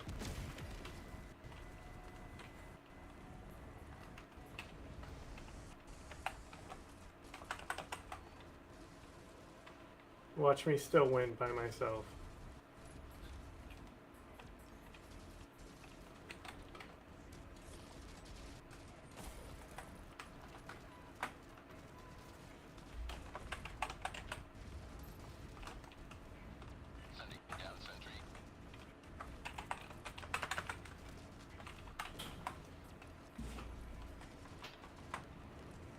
That's so rude.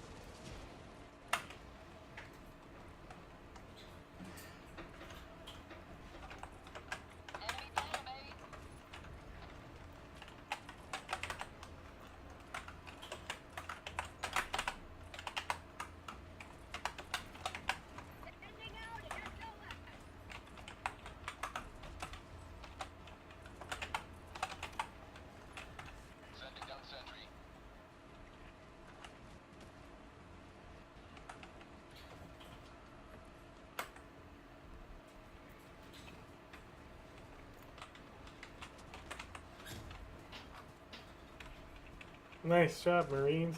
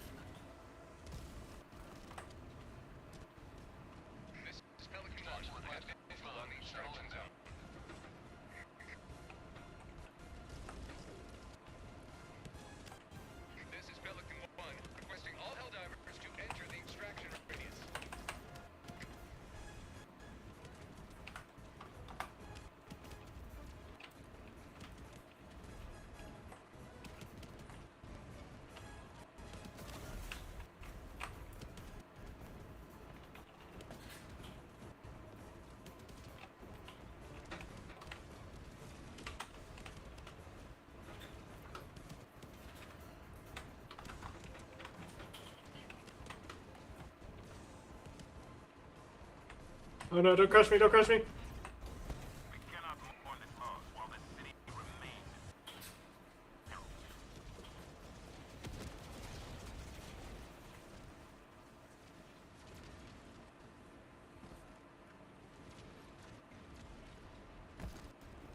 Watch, the kills on this is gonna be absolutely nutty.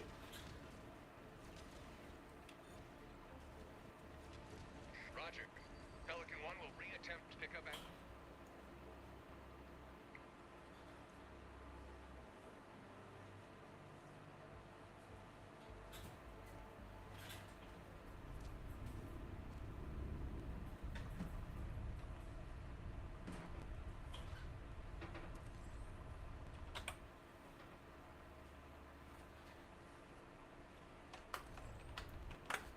I gotta fucking... send check those screenshots.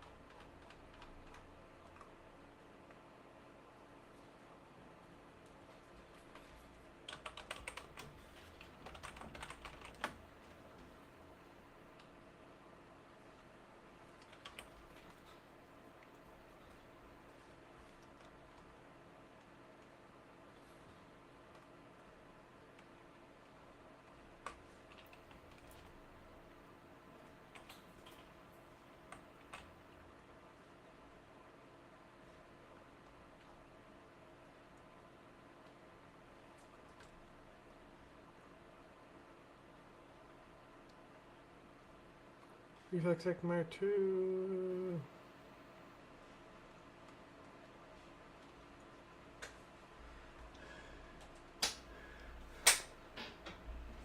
That's so funny. The Helldiver Black is like less black.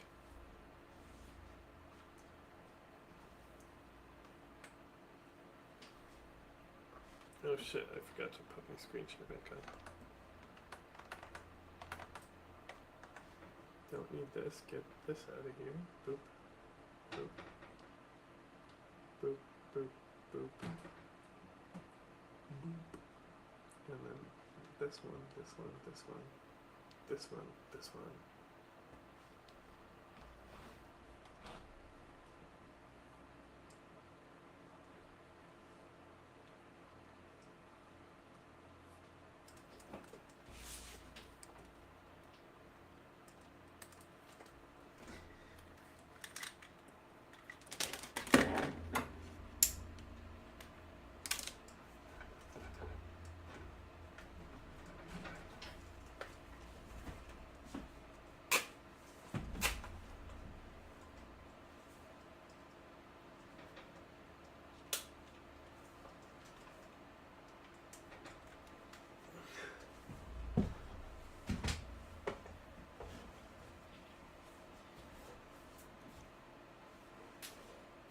Hi, little babies. You want food? You want a strawberry? You want a strawberry, little baby?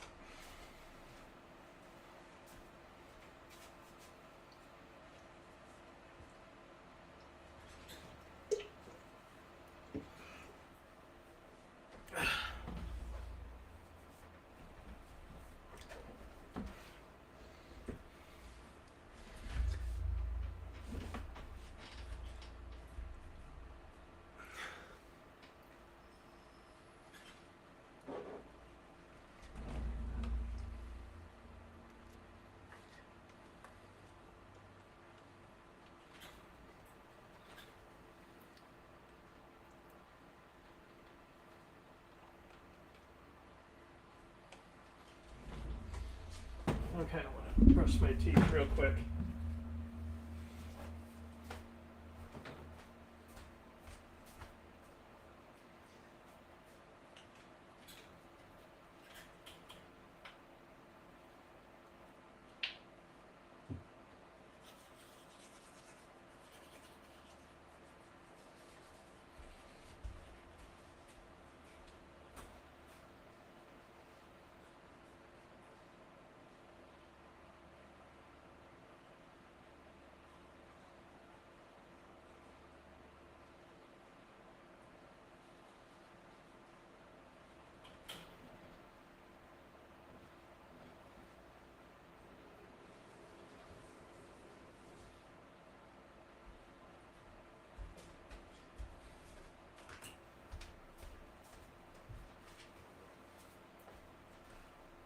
Okay.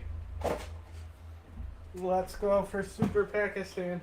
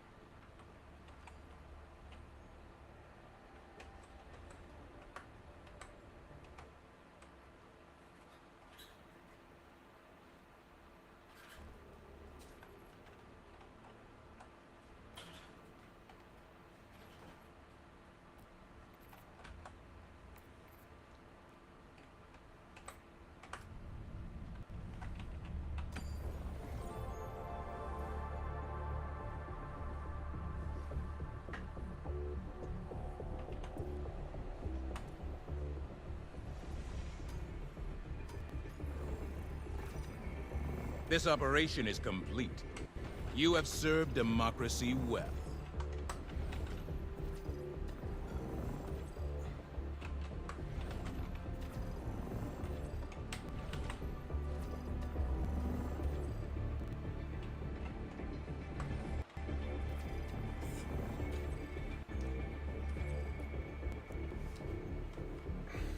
Mission coordinates locked. Hellpods prime. Engaging orbital thrusters.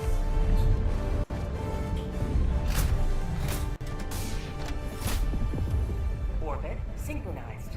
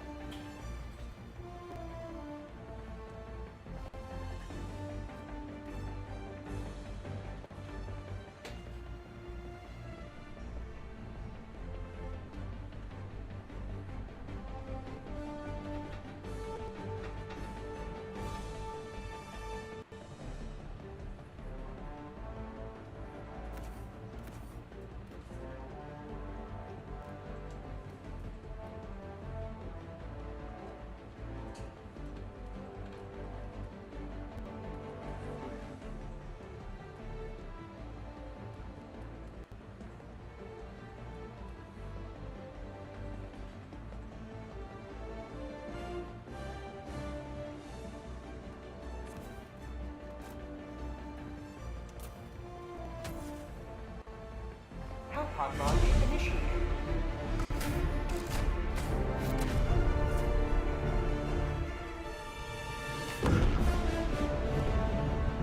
No. That's not what I wanted. This one.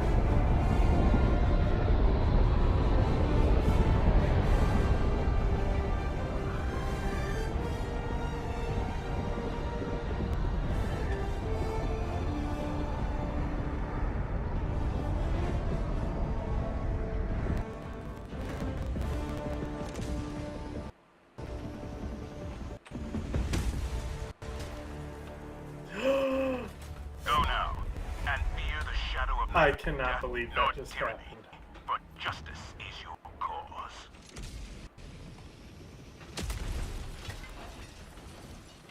Democracy Like, is what are living. the odds of that happening? Sending out an SOS.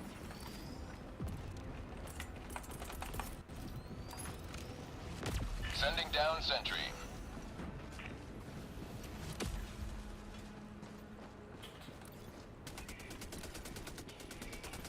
Have a taste of democracy!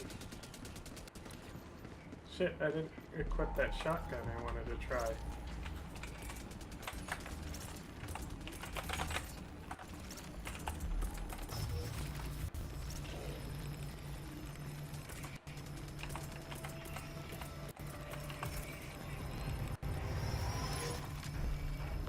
Deploying sentry.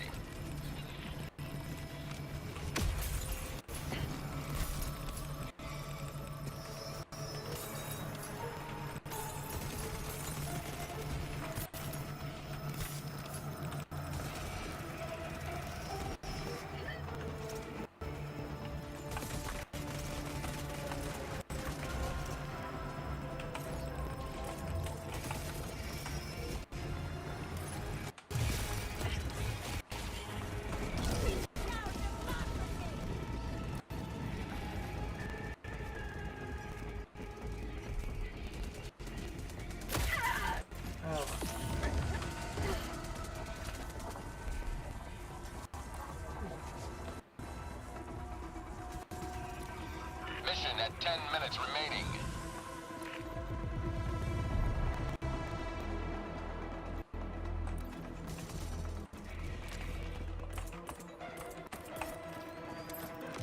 Deploying sentry.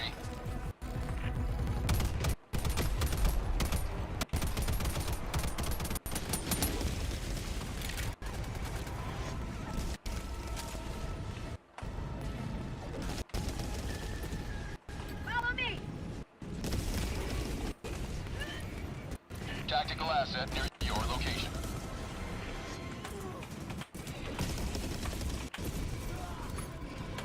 Keep liberty! Guys, get back! You idiots. How'd you like to taste of freedom? I don't know how y'all are alive after that.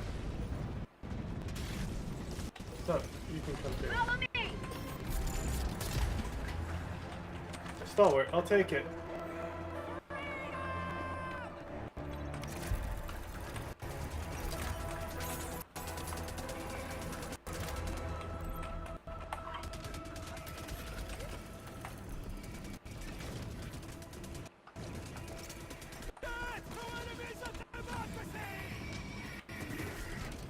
You can try me.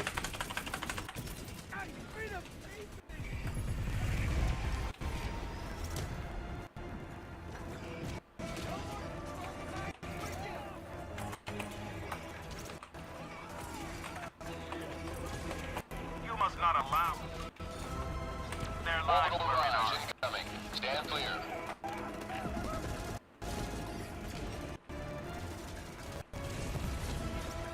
Twin outpost!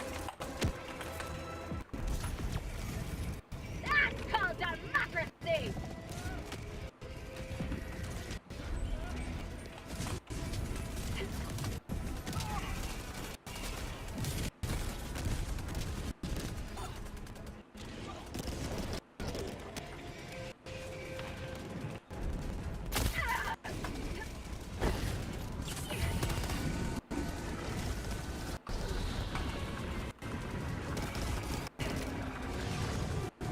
How'd you like to taste freedom?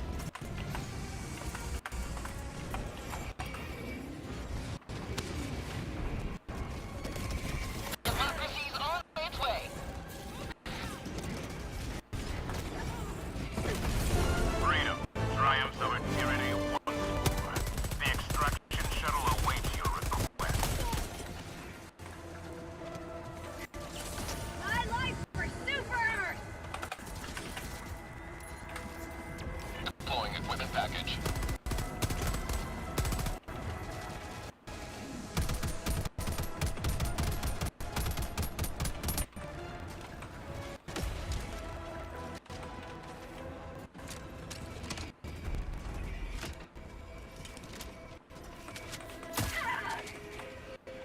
Only democracy tells us what to do.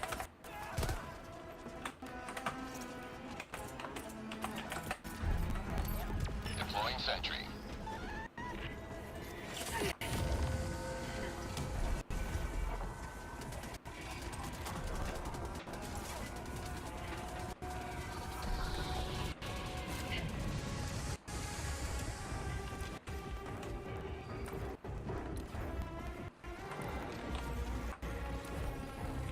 Outpost cleared.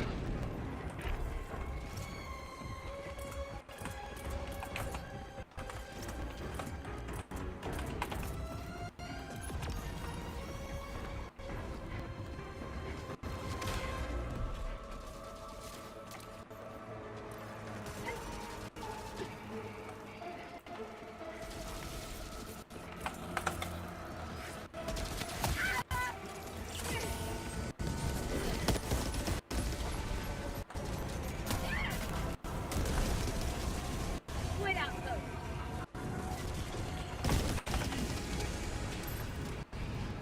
Administering freedom.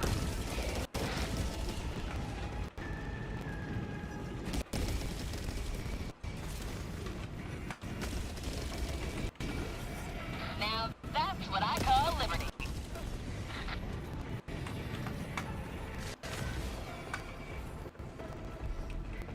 What the? minutes left. We can't stay this low much longer, Helldiver. Unleashing democracy.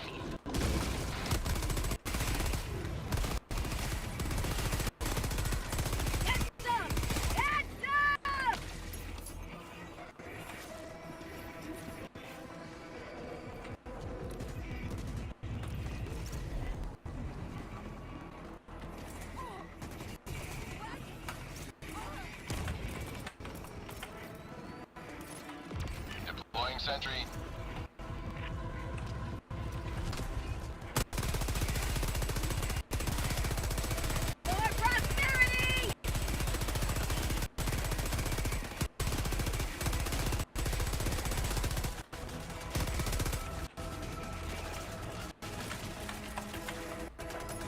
Deploying equipment package.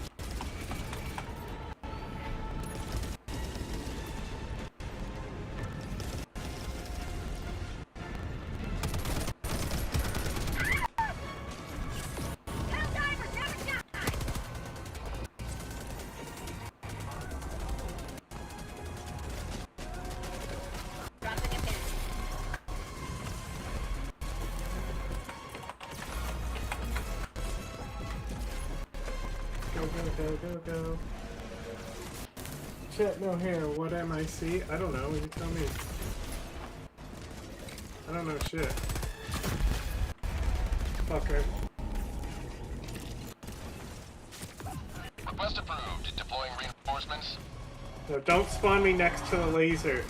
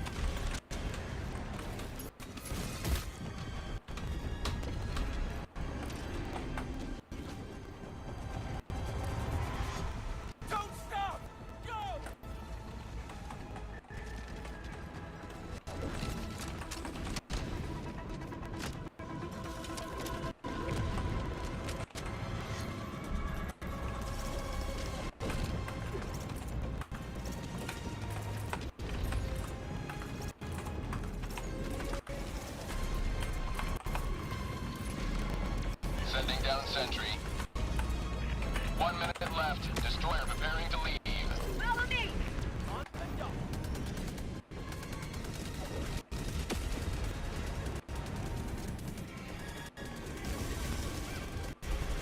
Our citizens depend on you for their safety. Are you for real? Try to save time and this is what happens to you, huh?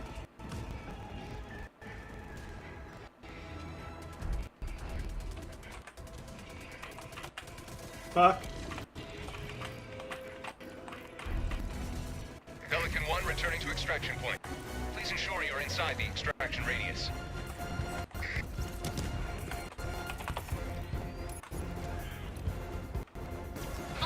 Unleashing democracy.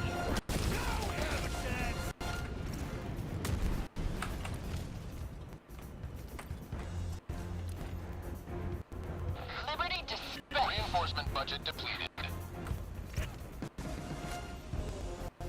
ETA T-minus 1 minute, 30 seconds.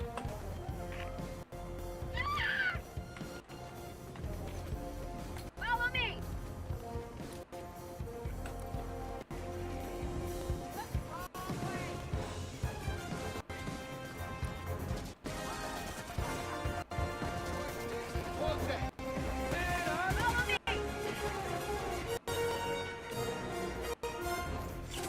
Injury? What injury? ETA T-minus 1 minute.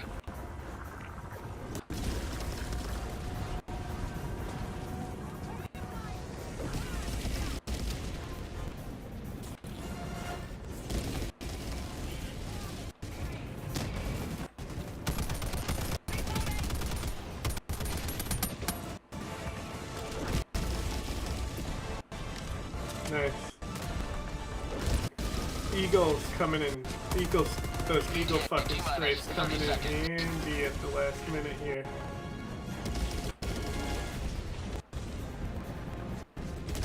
Yo, get up here, fool. ETA T-minus 20 seconds.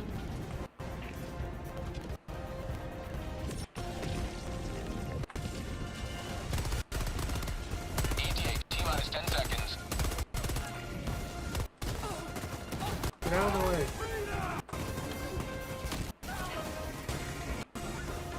Pelican 1 approaching pickup. No! When this city erects a monument to its saviors, their sacrifice will be Headshot proportionally it. represented. Chat, no, you're looking at the wrong fucking thing. You gotta look at the chat in the window.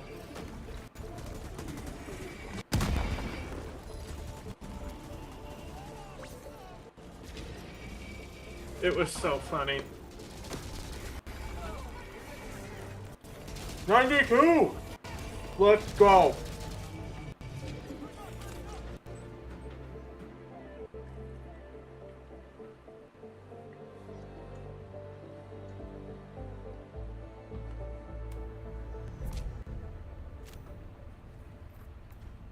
Super Earth will never forget the Helldivers we lost today, nor the incremental gains theirs. One shudders to envisage what repulsive larvae gestates within the gloom and... Mission coordinates locked. Okay, calm down, buddy. Hellpods prime. Engaging orbital thrusters.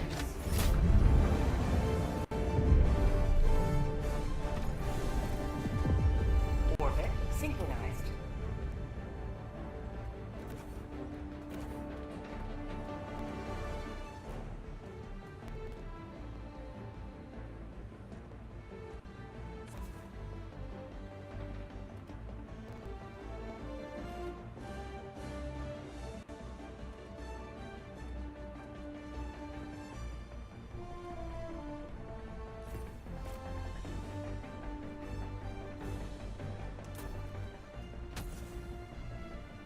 Hellpod launch initiated.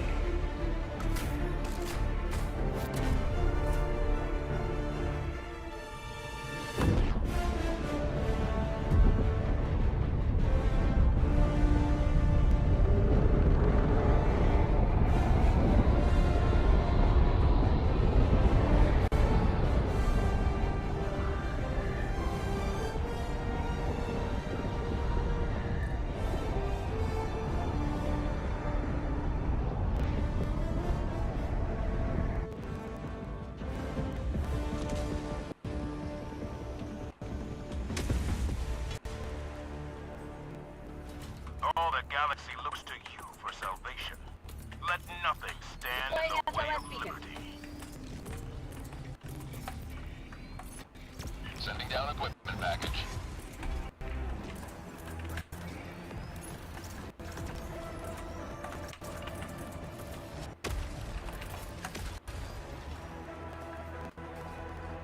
Tagging map. Sub-objective nearby.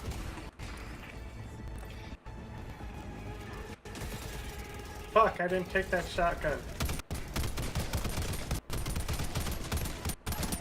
Say hello to democracy!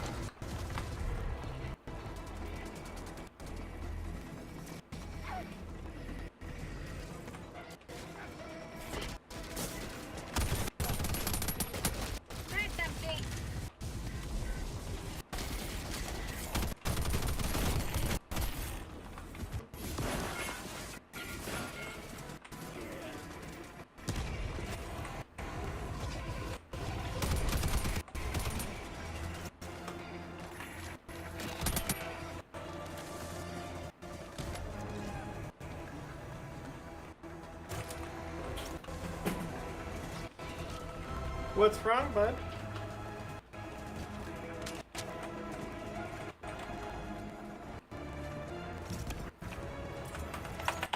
Fuck.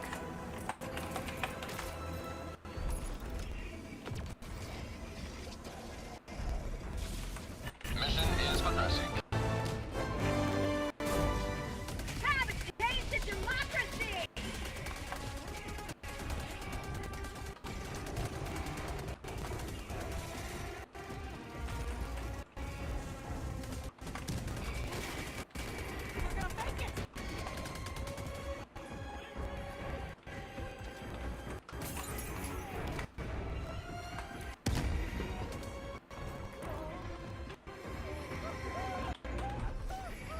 Follow me!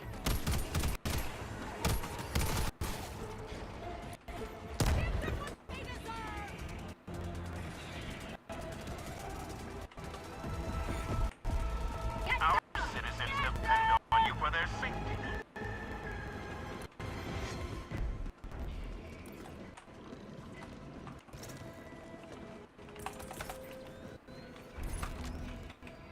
Deploying sentry.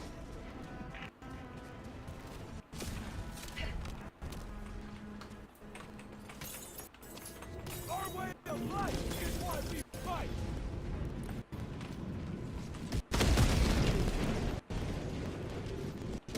How'd you like to taste of freedom?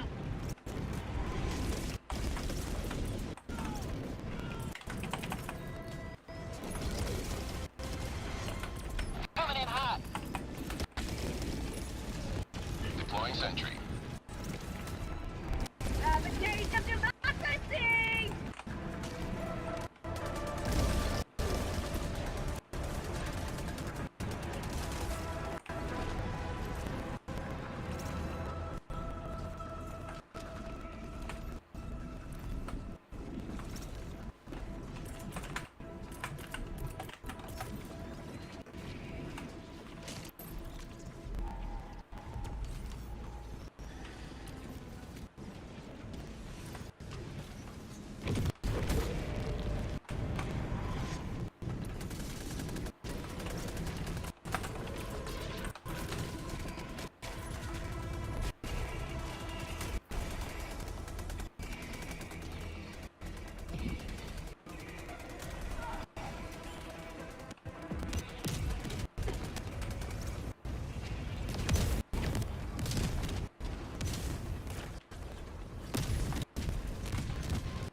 Follow me!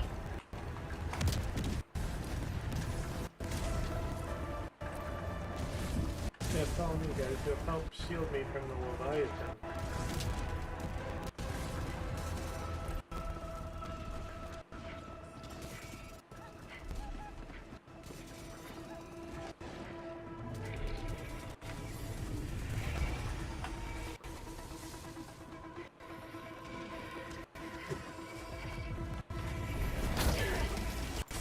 My life for Super Earth! Helldiver lost and sending replacement. Silly. Request approved. Reinforcements on the way. Fucking strafing run, bro. Joining the fray.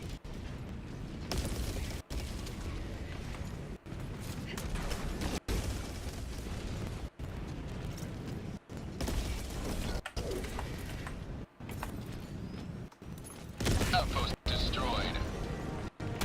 Get some! Get some!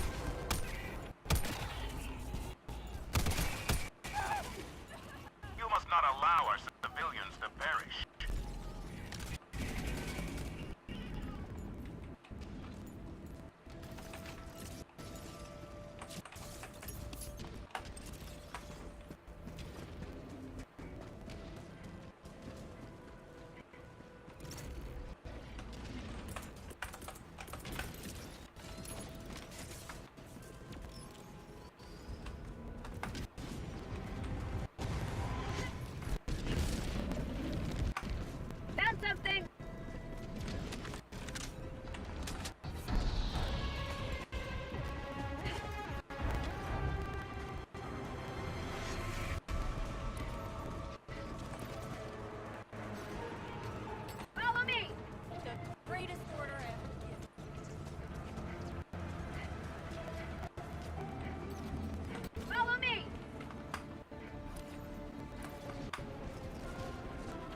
knock out this disruptor real quick, boys.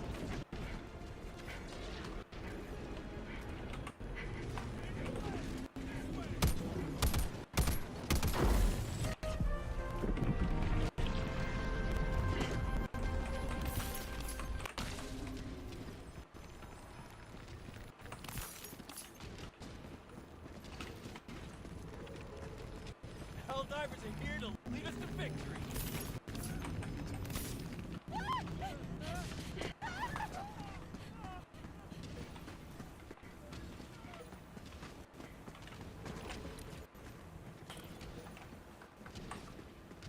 Time to move!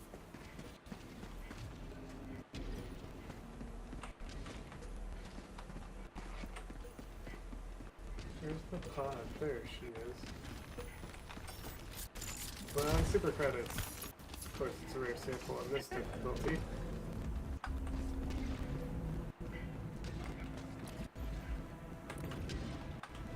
No secret weapon here.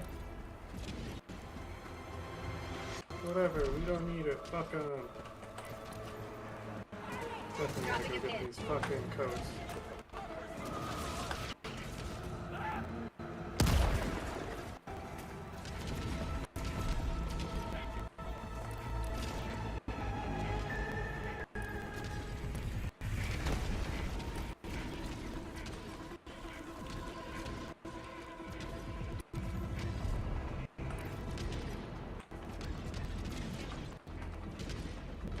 Found something.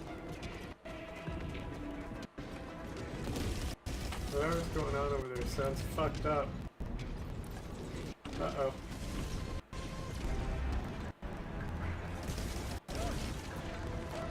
Hey, the objective, right? Oh, this, old one.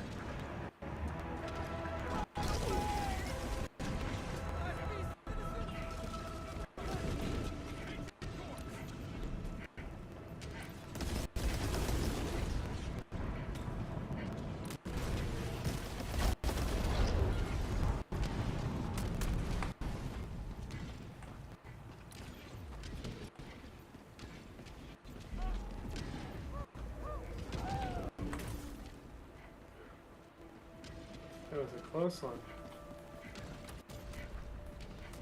So close.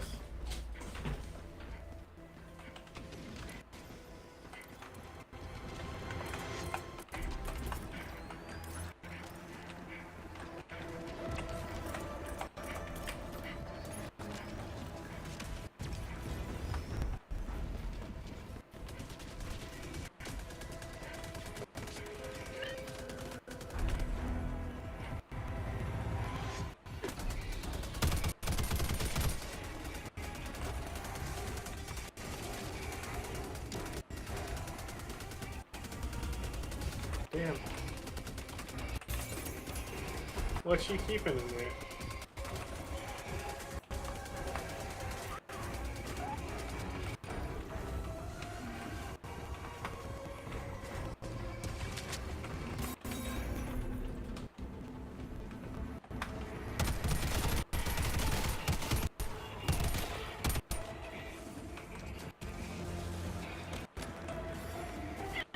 Ouchie.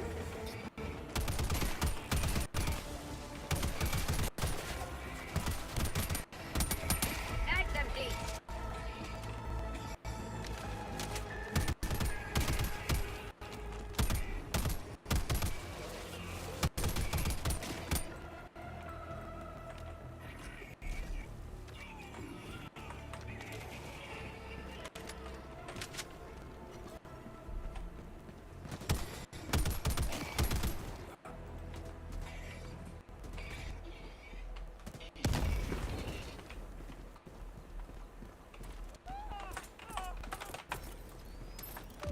Deploying sentry. You want me? I've got more! Their lives were in our hands.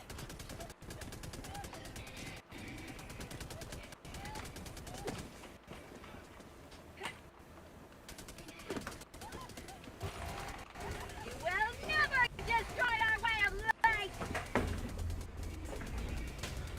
Here they come! About time!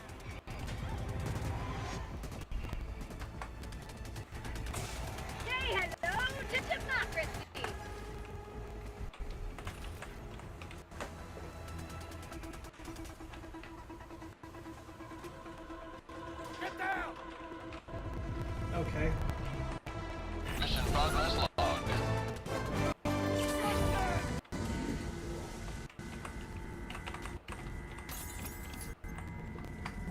Are you one of my guys? Follow me. Me too.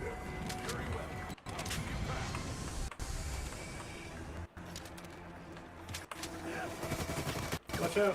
They're coming right for us. Get out of the way. Hanging back. Our citizens depend on you for their safety.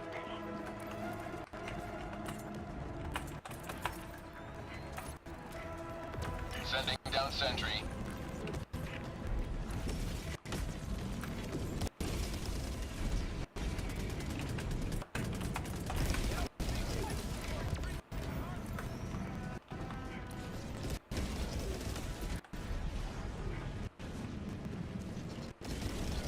Eagle 1 leaving combat zone to resupply.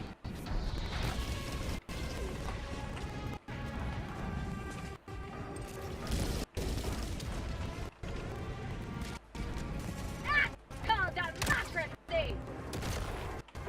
Last reload.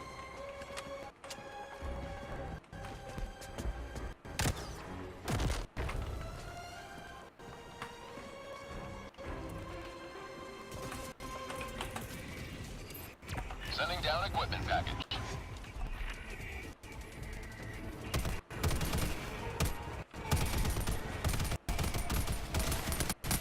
Thanks, empty.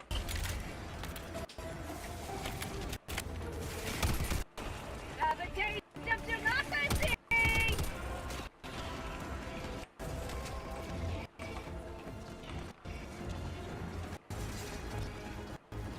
Get some. Get some.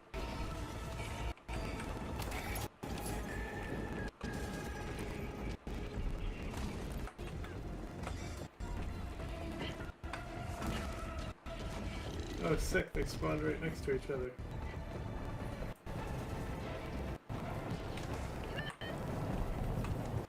Huh?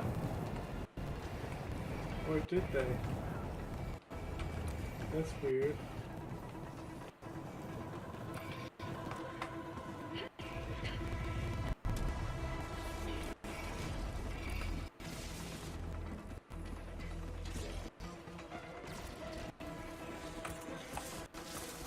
Main objective near your position.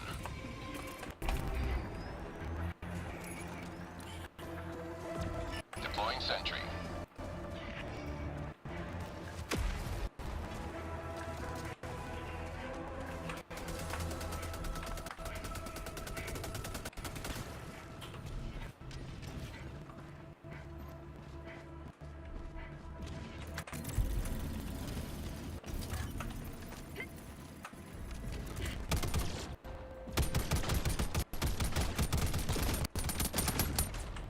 Wait out those spots.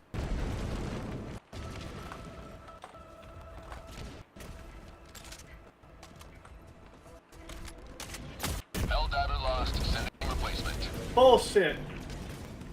Fucking Request the approved. lasers on those Leviathans sometimes. Ready to liberate. Found something. Come on, stop trying to snipe me. Fuck off.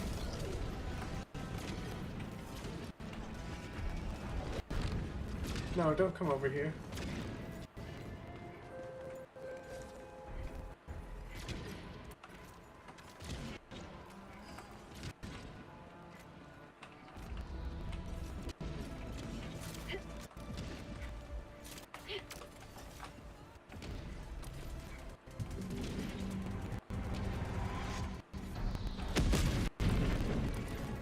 Outpost cleared.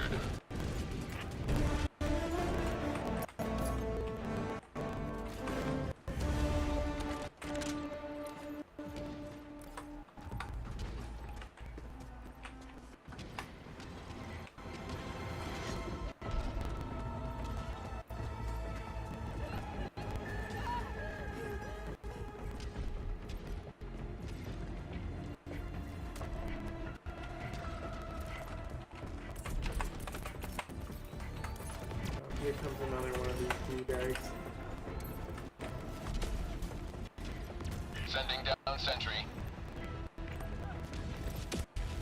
Don't snipe me while I'm on the computer, please. Stop. I asked you not to do that.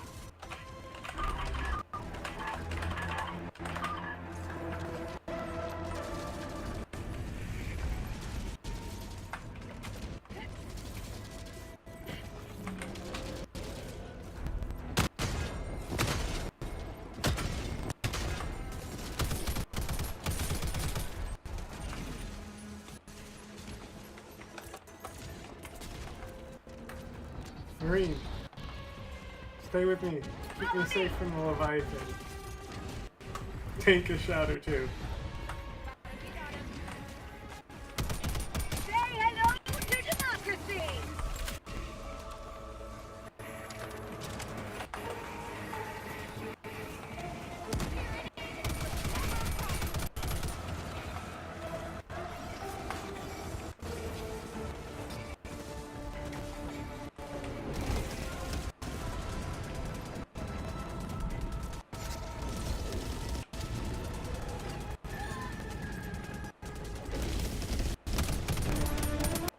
Bag's empty.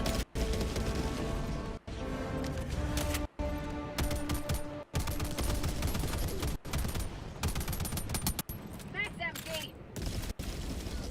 He was trying to hit that thing.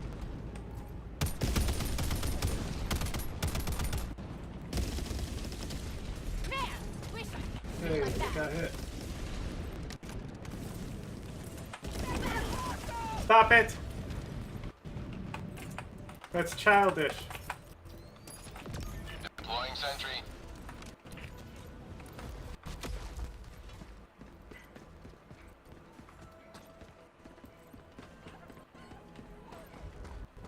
Oh my god, it turned from day to night.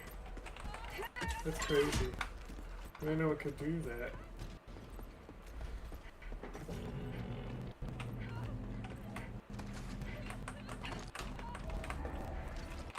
Open it.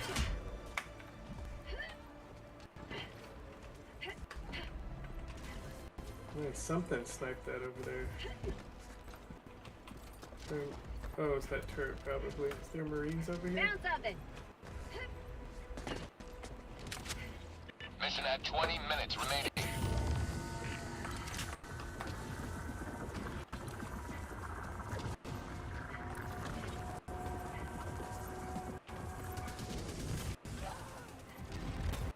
No, please don't. Mr. Leviathan, we talked about this. Yeah.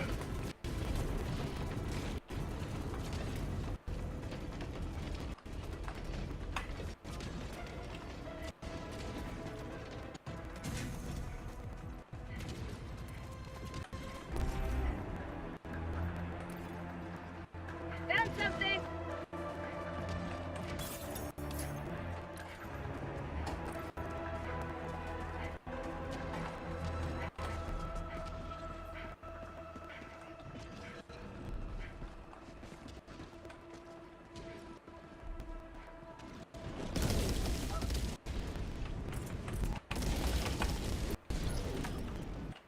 Sending down sentry.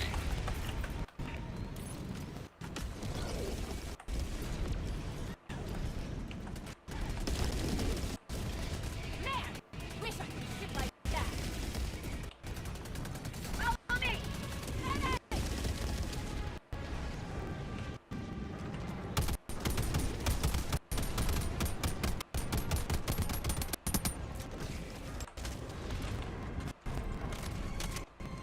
I don't know what sniped that either.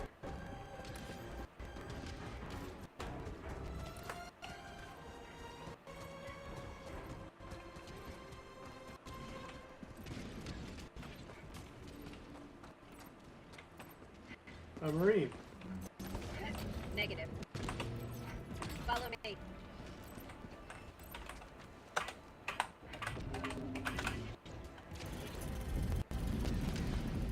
Come on, bruv.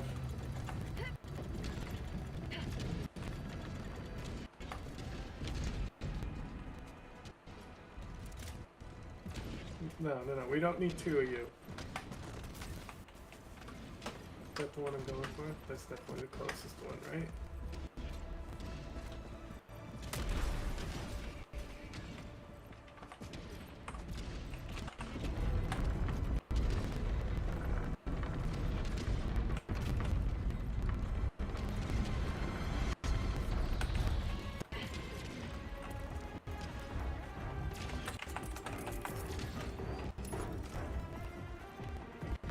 Sending down sentry.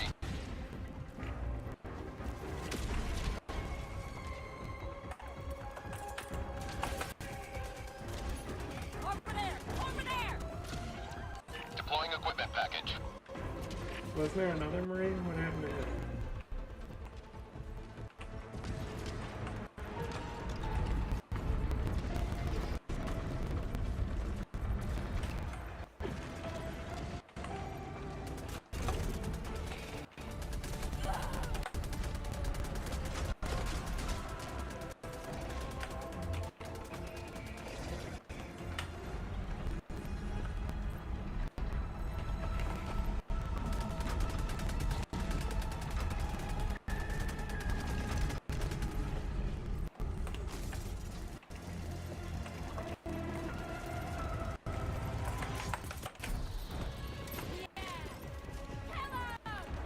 Sending down sentry.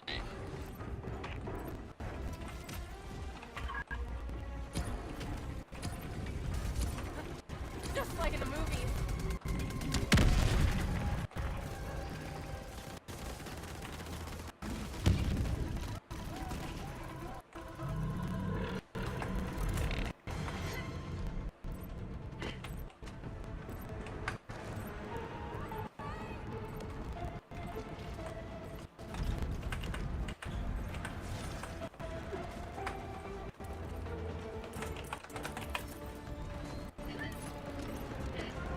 Deploying sentry.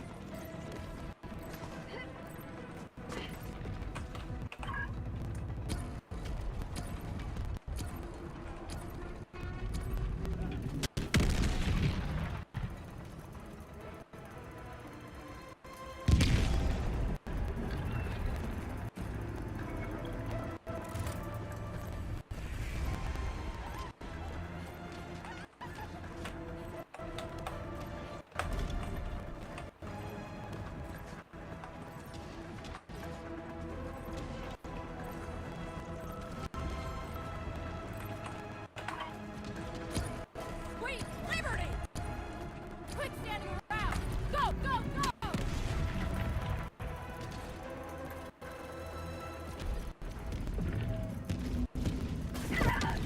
What the fuck? No, Leviathan, stop. Let me complete the objective first.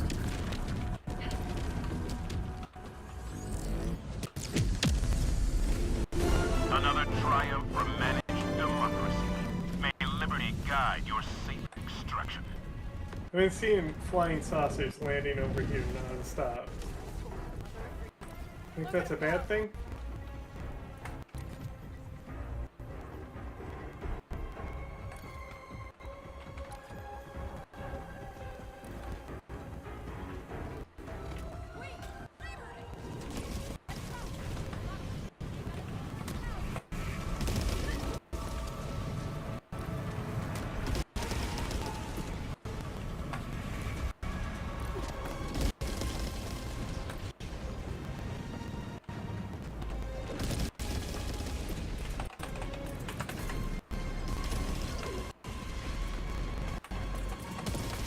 Democracy's on its way.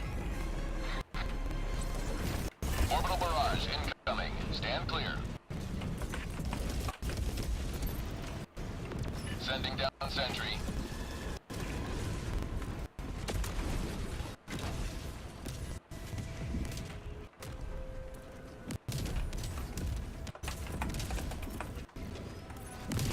Deploying sentry.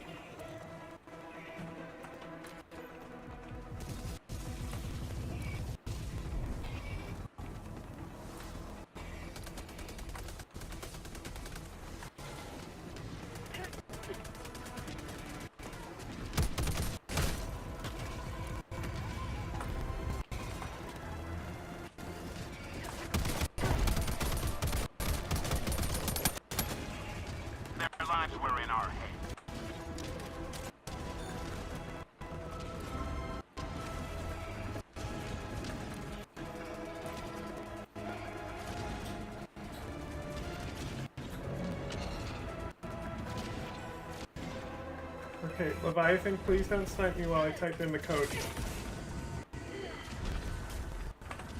I asked you not to! Okay. If that's how you want to play, I guess I'll hide over here. Oh my god, please don't kill me, please don't kill me.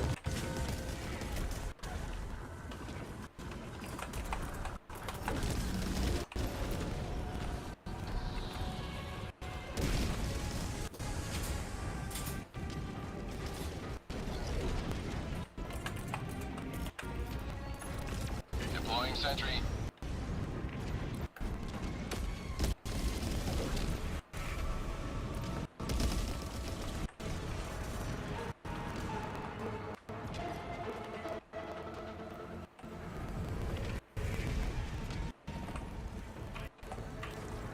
Fuck. Pelican 1 returning to extraction point.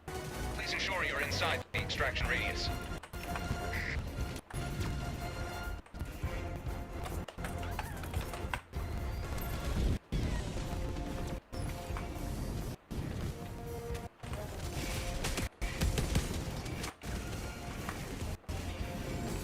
I have a machine gun here. For prosperity! ETA T-minus 1 minute 30 seconds.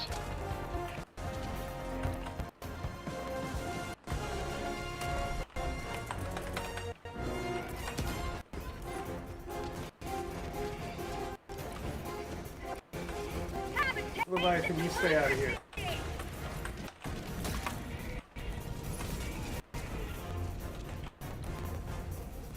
Firing orbital barrage. Clear the area. ETA T-minus 1 minute.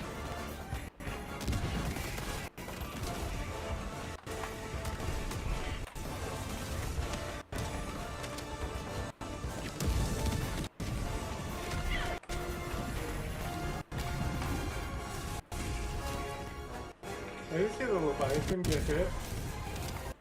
Did it die? Oh god, there's another one. ETA T-minus 30 seconds.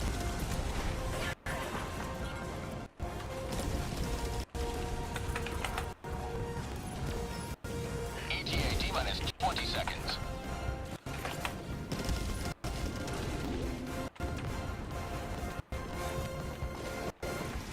ETA T-minus 10 seconds. Clear landing zone.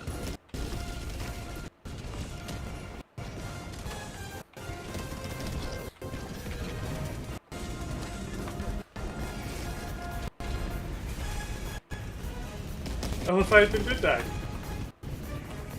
Nice.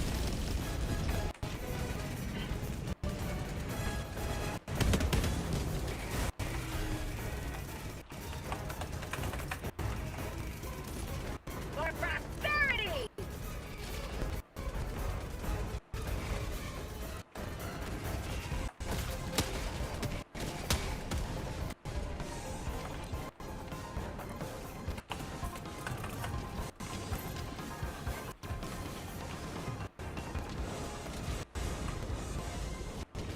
Extraction complete. Pelican 1 beginning ascent. That's how it's done right there. This QR code out of here. Another victory for the right side of history. Hide.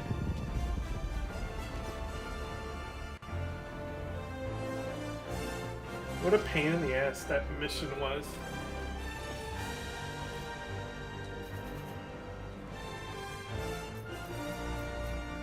$32 minutes for a level 6 mission. Fuck off.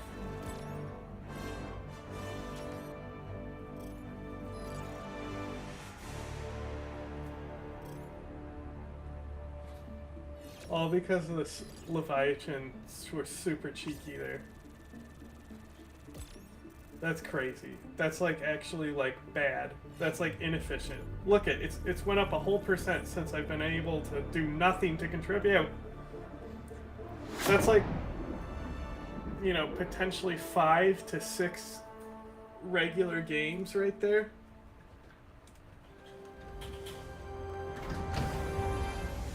That sucks.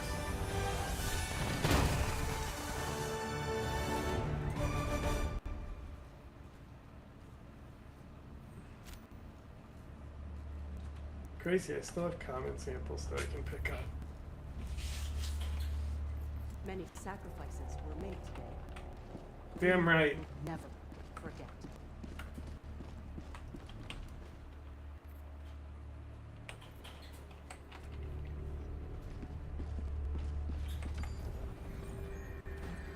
Mission coordinates locked. Hellpods prime. Engaging orbital thrusters. This is gonna be a rough one solo. Hopefully more people will join when I get in there. Orbit synchronized.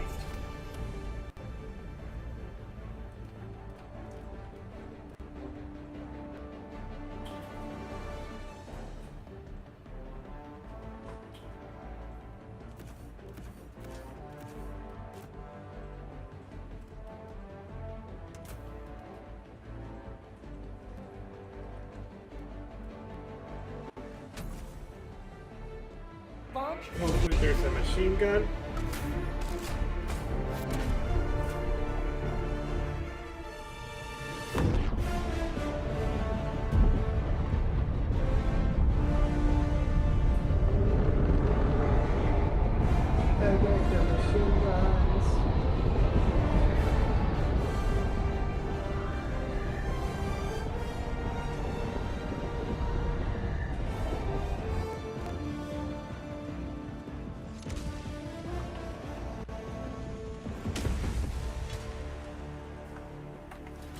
Go now, Helldiver. Let our enemies take no step that is not hindered by the I corpse already of see their a machine gun, comrade. that's what's up. Deploying I love SOS that. beacon.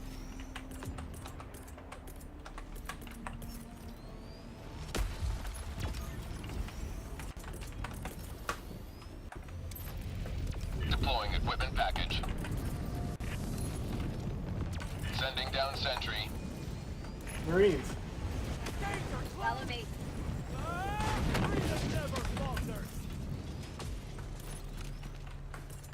Deploying sentry.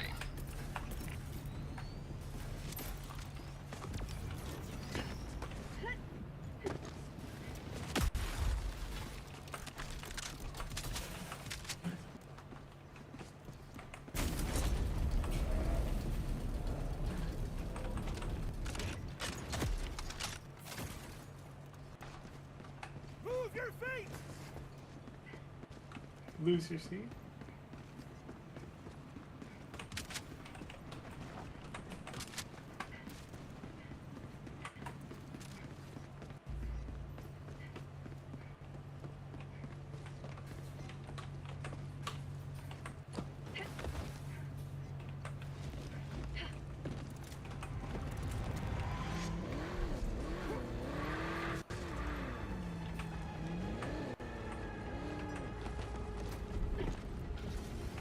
Okay, stop, car. Car, stop. Car, please stop.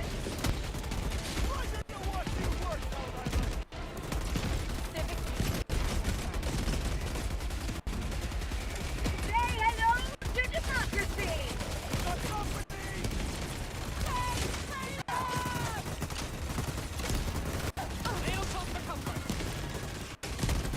We'll never destroy our way of life!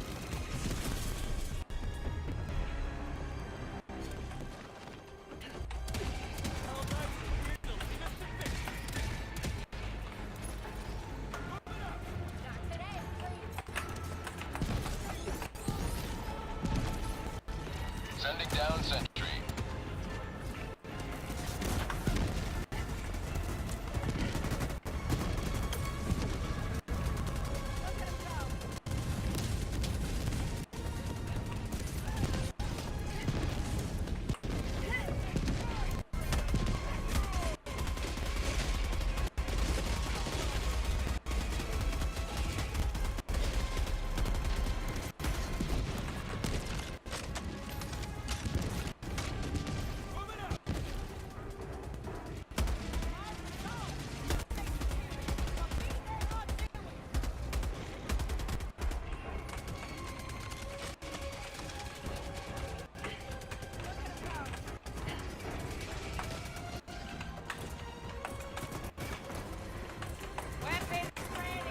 Come on. Deploying sentry. Marie! Watch yourself. Come on.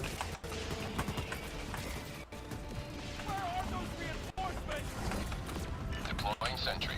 I know, right?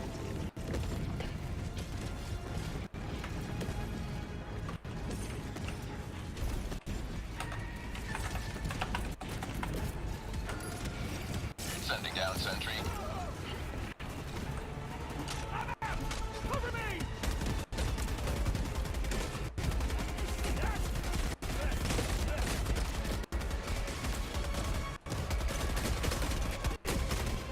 Our citizens depend on you for their safety.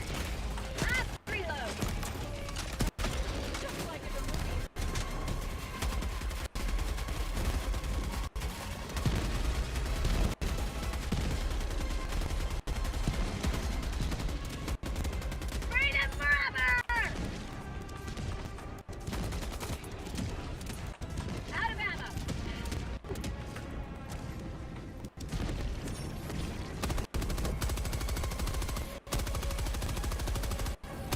Helldivers are fighting alongside us.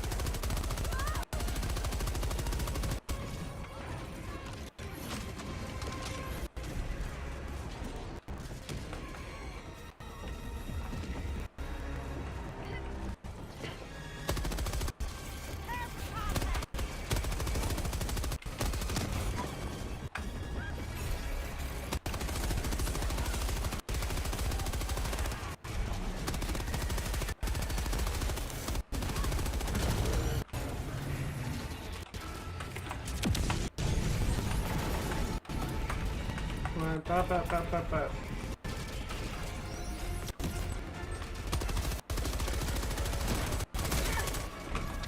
No ever lost. Sending replacement.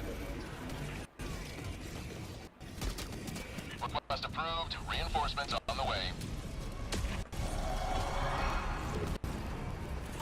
Kind of lame, I couldn't really steer it.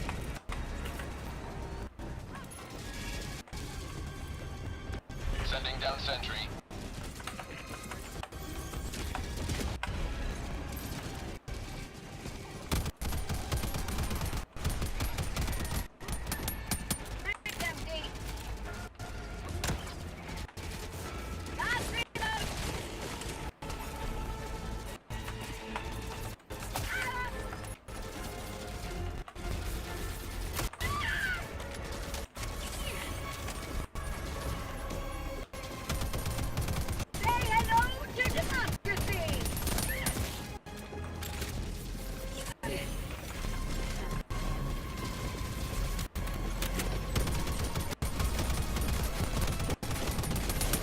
Ball, you fuck. Oh, not more of these assholes.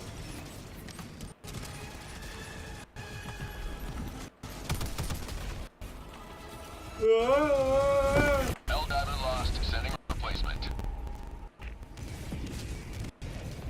Request approved. Deploying reinforcements.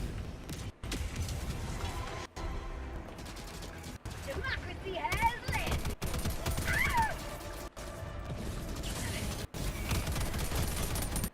Nice empty.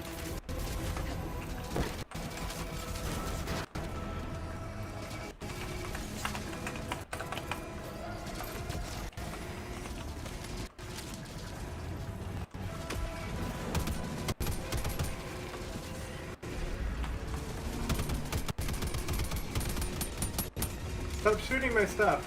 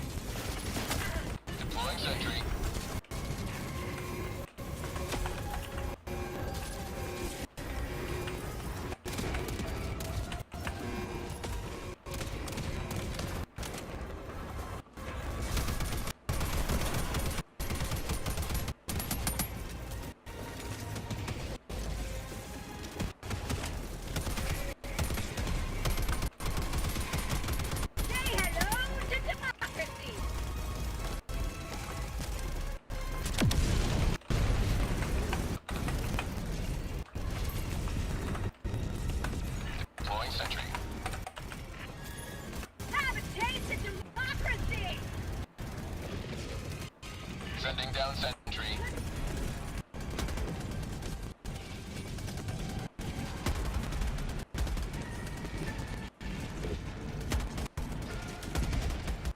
How'd you like to taste of freedom?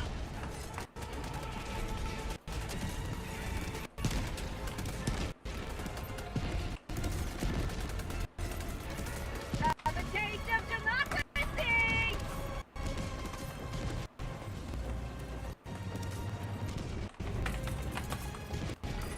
Deploying equipment package. Might as well grab this grenade launcher while I still can.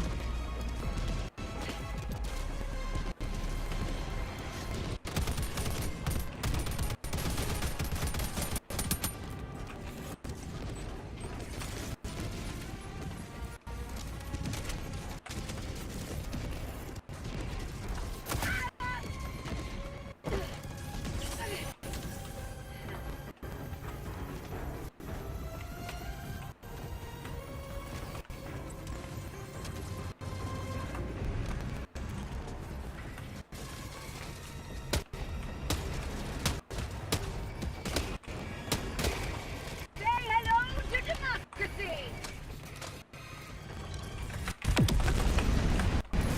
Sending down sentry.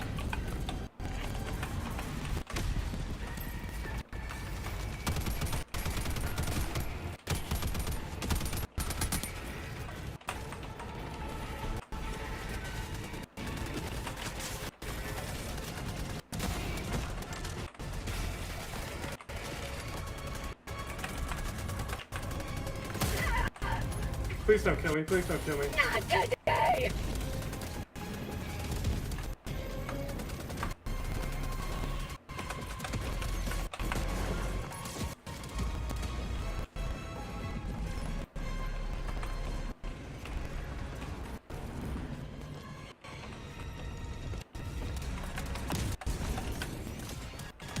Deploying sentry. Reinforcement Ouchie! depleted. Request approved. Deploying reinforcements. Ready to liberate.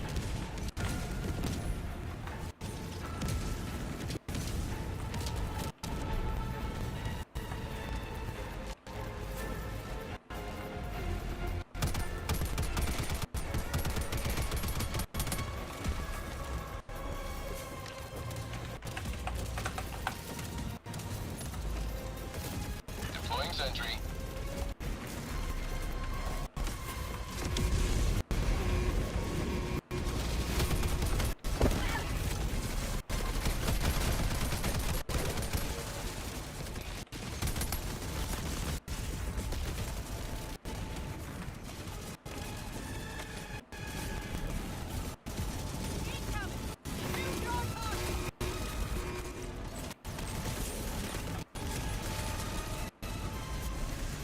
Don't do that. It's very rude.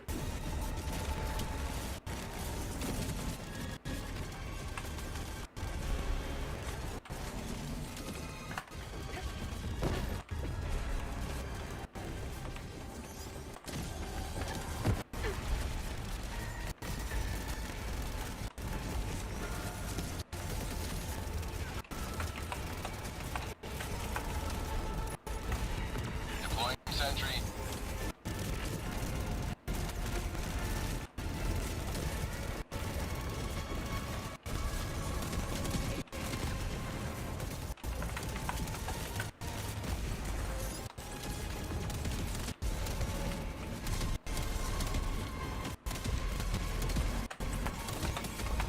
Additional reinforcement funding approved. That's Deploying what's up. sentry.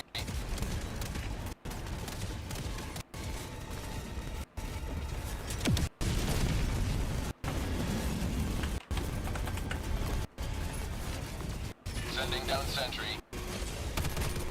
How'd you like to taste freedom? That's a thief.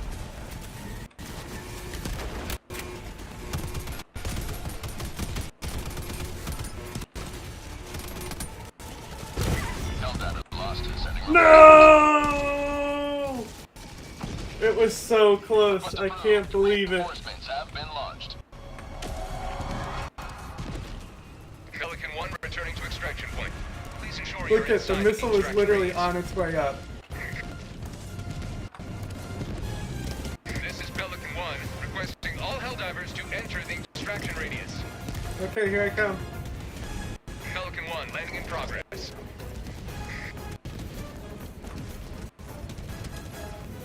Go ahead, land. Extraction complete. Pelican 1 beginning ascent.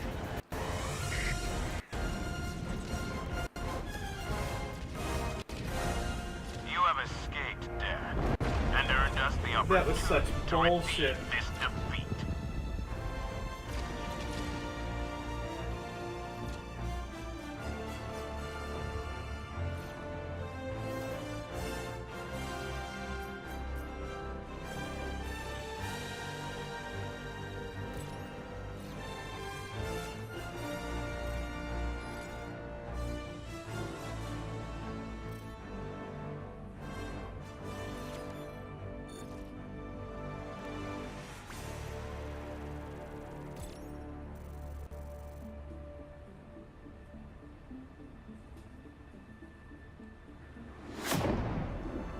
Gotta fucking equip that shotgun before I forget.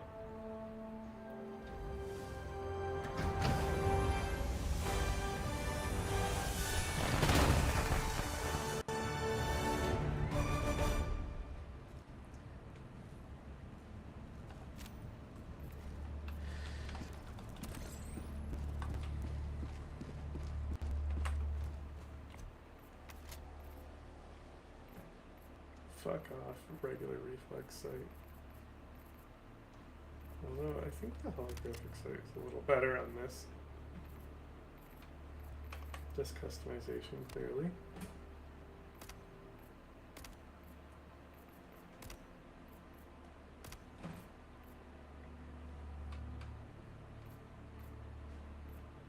Okay, boom, equip. It's definitely equipped now.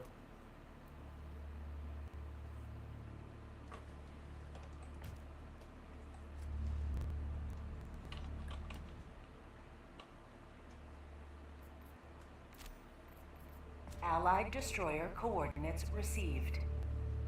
Mission coordinates Nice. locked. Hellpods prime. Free city. What are the odds they've already fucking taken care of the monolith, huh? Boop. Boop.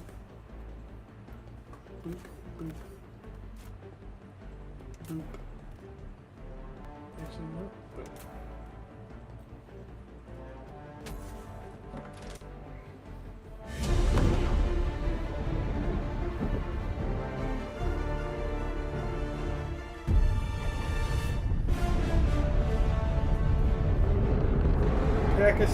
Pakistan needs me.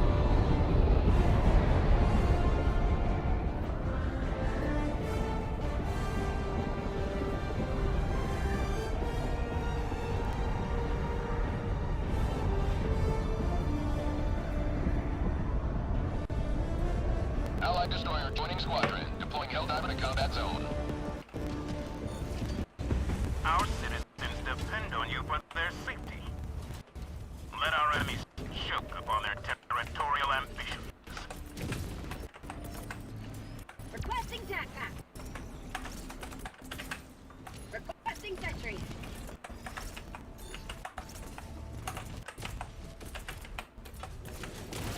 Calling down a sentry. Dropping a pin. Southeast. 300 meters. Injury? What injury? Tagging map, west. 100 meters. Dropping a pin, northwest. 200 meters.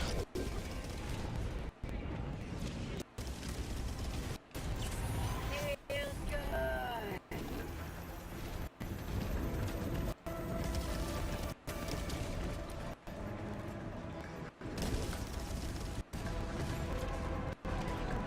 Illuminate, north. 50 meters. Please no lightning, please no lightning, please no lightning, please no lightning, please no lightning, please no lightning, please no lightning, please no lightning. Please no weapon. Would you fuck off, fucking dumbass robot? Right outpost! Requesting air support! Okay, Calling you're dead. in reinforcements! Calling in reinforcements!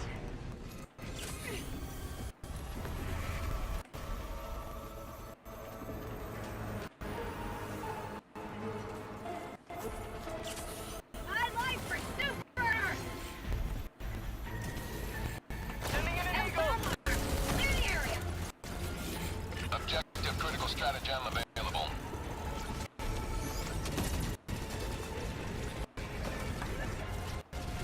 Objective complete. Objective critical stratagem no longer available.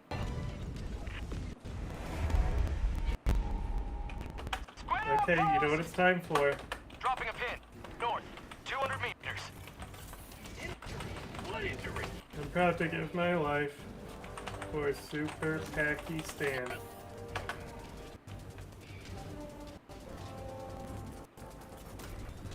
Reinforcing!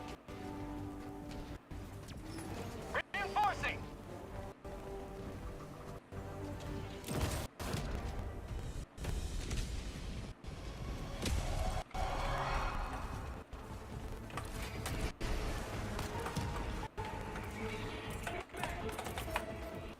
Requesting sentry. Calling down Orbital inbound!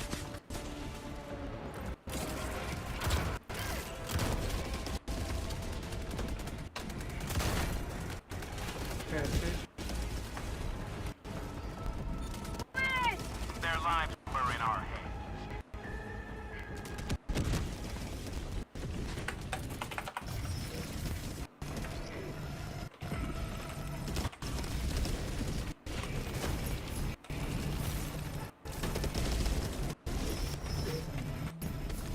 Go, go, go.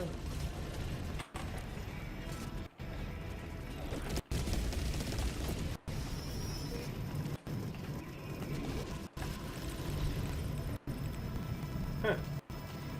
Cleared him right out, huh?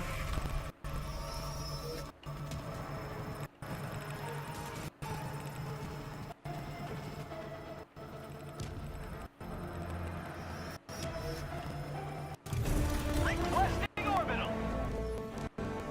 Tagging map. East. 200 meters.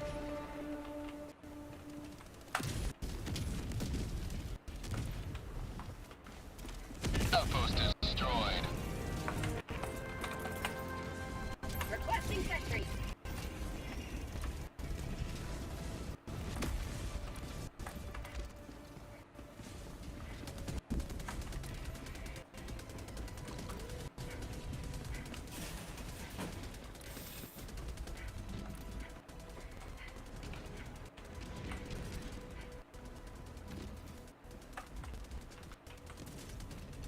Calling down a sentry! Tack inbound.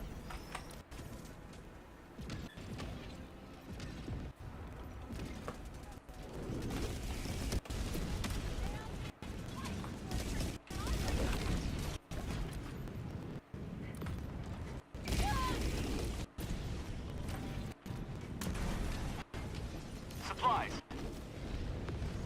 Calling down a support weapon. Twin outpost. Doesn't look like there's a lightning tower here Clear either. the area.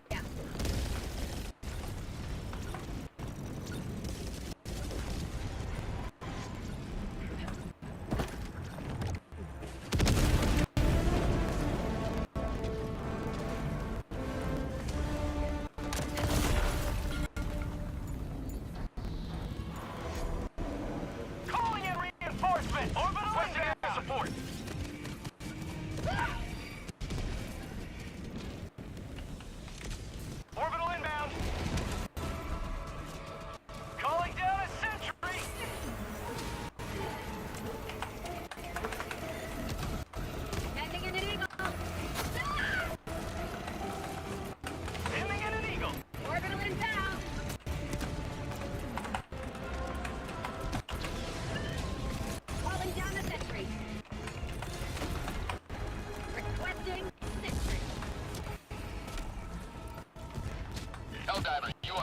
inside the mission area.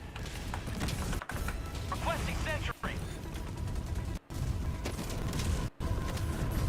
There is but one sentence commensurate to the crime of treason. Calling in reinforcements. One light for Super!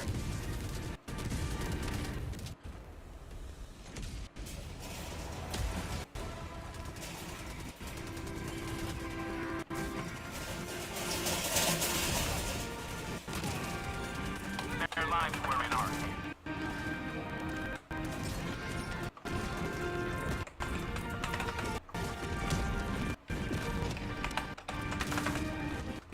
Sending enemy.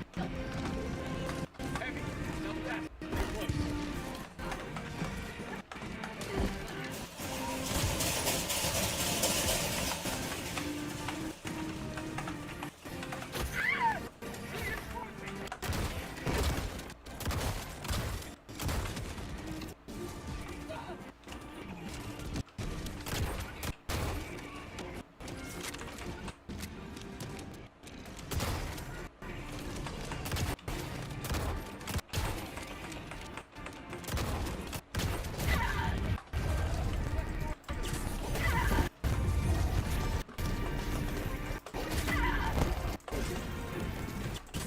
Not today.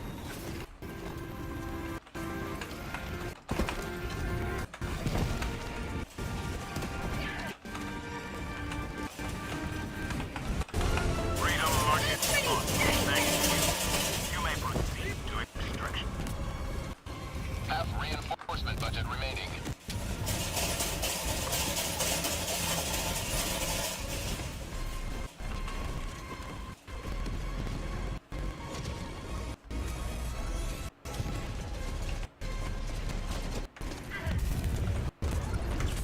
I'm alive?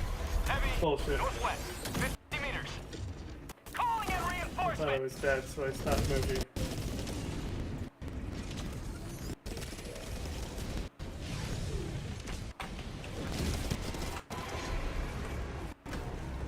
Joining the friends.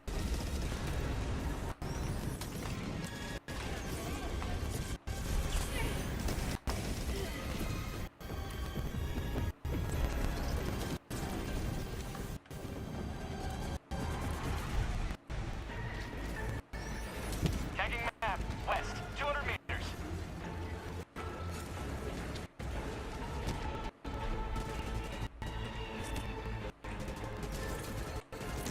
Found something.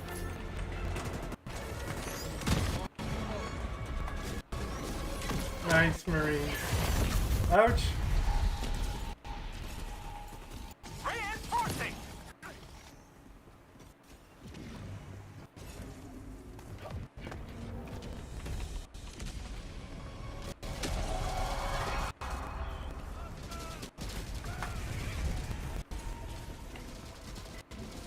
Supplies. Ammo? Okay, just ammo. Goodbye. Requesting air support.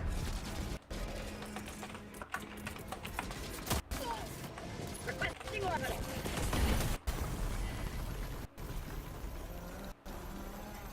Tagging map. West. 200 meters. Calling down a sentry. Deploying Requesting sentry. sentry.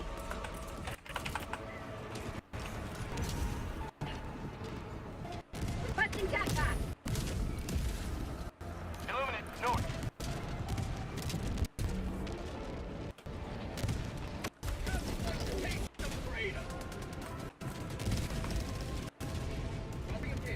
South, 200 meters.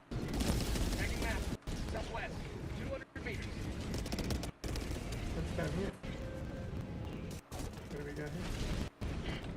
Is it break action shotgun? Of course it is.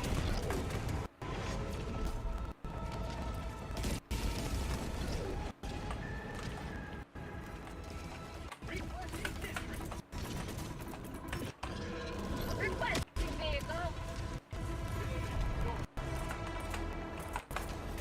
Drone supply beacon.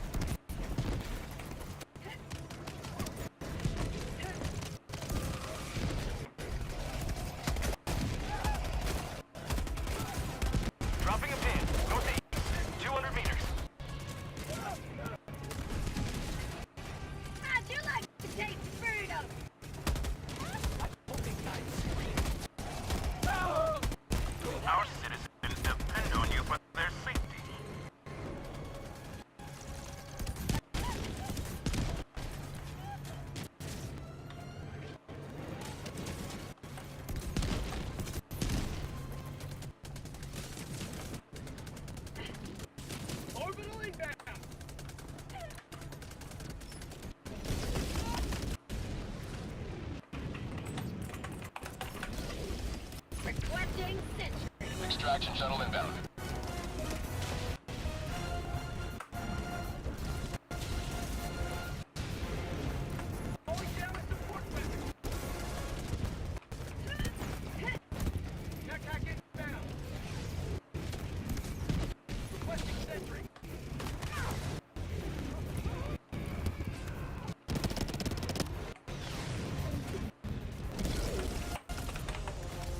ETA T-minus 1 minute, 30 seconds. Sending down sentry.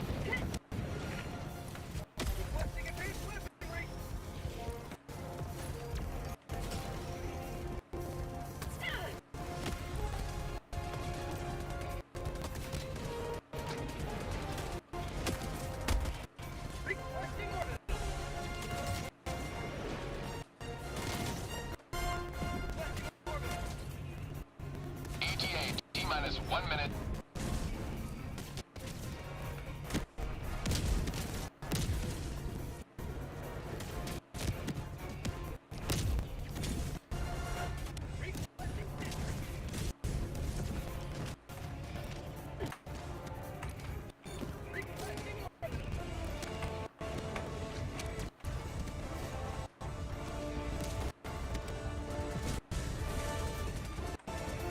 ETA T-minus 30 seconds.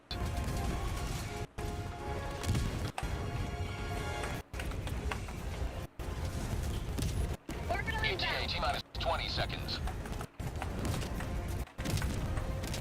Landing an eagle. ETA T-minus 10 seconds.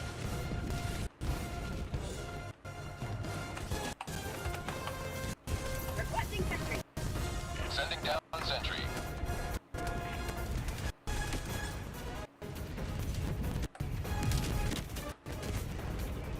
Pelican 1, landing in progress.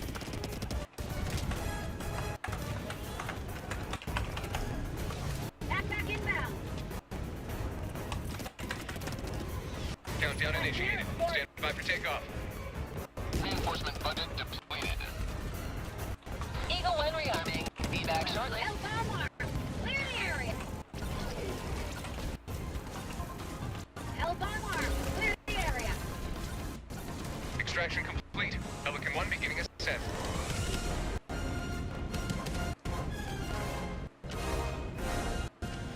The citizens of this city will thank you.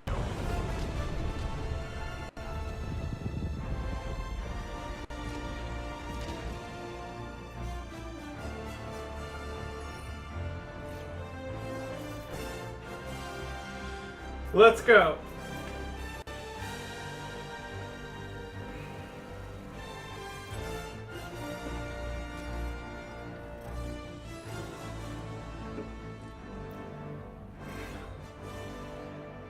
Nervous about what? You know me, bro.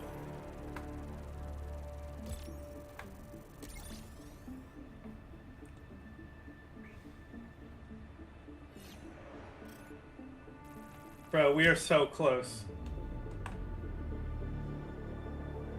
They could, like, this next defense, we could flip it.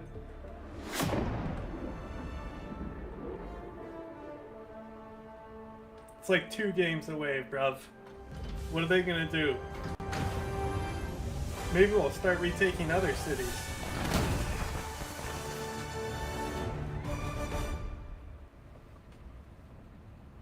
Oh, there it is. Hello, can you hear me? Yeah, I can hear you. What's up, dude? What's up, man? Boys, can you hear me? Yeah, I can hear you. No, the other guys. Yes. What's going on, man? Jack? Jack's still in party chat, I think. Oh, he has to go in and do it himself? Hold on, let me tell him. Just tell him to press the PlayStation button and press square, like right when it goes into that. Hello? Oh, there, he's talking. There we go, you got it. Yeah, what's up, boys? What up? It's my last game, guys. Let's play. I'm gonna head on out. Oh, come on, man. Oh, dude, I got We a gotta- long day tomorrow. We gotta Please. liberate. We gotta liberate It's these okay, I'm here. motherfuckers. galactic My buddy will save you guys. Are you ready? Oh, what's your name, bro? What's your name, bro? Jay. Just Oh, you Jay. guys are right though. The quality Jay. the quality on the fucking sound is much better when it's on the other shit. And the party Yeah. chat, yeah. 'Cause Yeah. this shit, I think, like regulates it to blend it with PC. Are you guys Sound ready? Good, man. We still rocking. Well, shit. Should we start it? You guys ready? Yeah, start it. Start it. Mission coordinates locked. I feel like we just gotta get a bunch of things for this one. What is it called? Sentries. What is this? Is it 40? Okay. Orbital thruster. It's a quick one. It's a 20-minute. Orbit synchronized.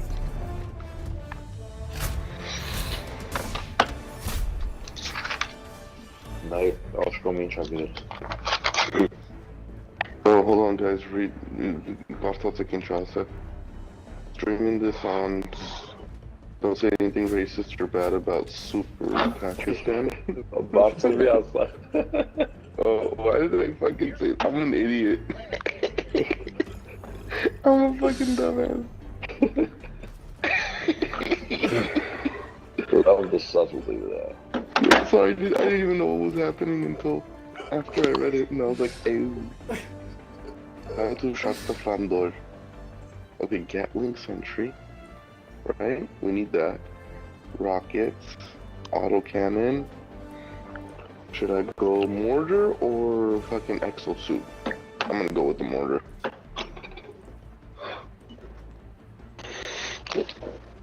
Okay, I'm gonna go with the EMS mortar. Hove. You do what you gotta do, bro. Absolutely. I'm gonna get one too. Yeah, double the mortars, right? Why not? Yeah, why not? More mortars are always a thing.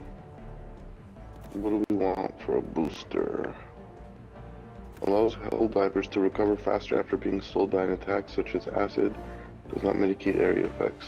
If you take localized confusion, it will make the mission longer, but it will give us space between waves. Are you guys good with it? Doesn't matter to me. Whatever you guys want to do, really. Down, bro. I don't want to jinx it, but I feel like we've been doing really well on the Super Holiday, so.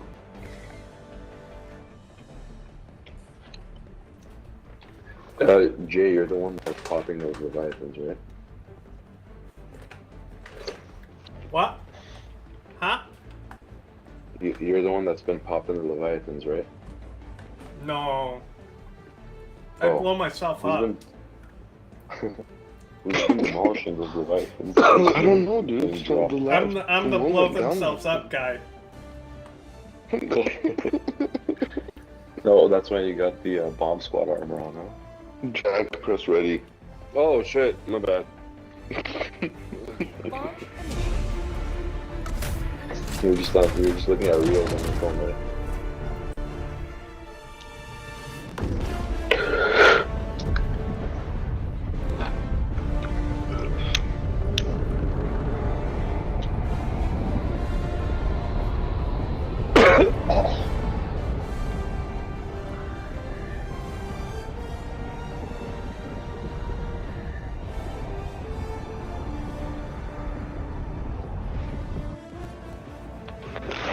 Alright, boys, let's get it. There's game selling peaches. Oh, nice. Okay. I like this. Oh, this is it. Should we close Oh. the... Yeah, let's close the doors. Oh. It doesn't matter. They'll break in 2 seconds.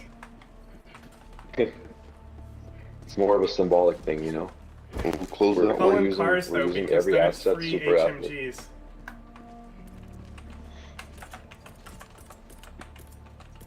Oh, I see. That's a good point. Are you guys That's a coming very in? good point. Guys, call in the recon vehicles. Everybody call one in? Yeah. Where do you want it? Just scatter them around so we can run.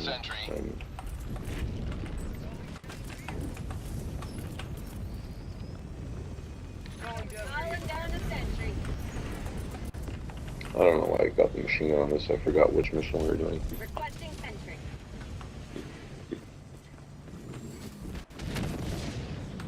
Deploying sentry.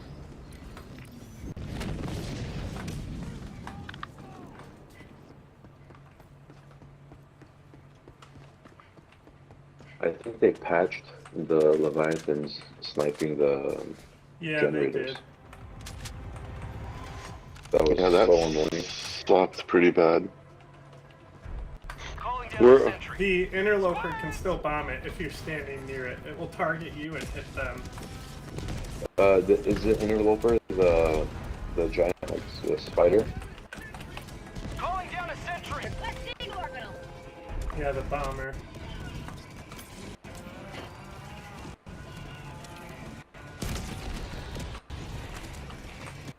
Requesting sentry.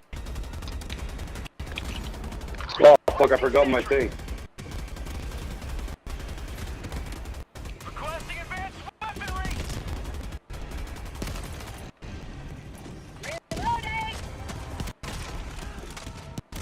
Our citizens depend on you for their safety. Collateral damage.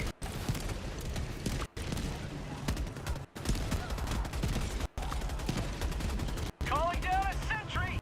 Run, you fucking idiots! Oh, chinga la verga, pendejos.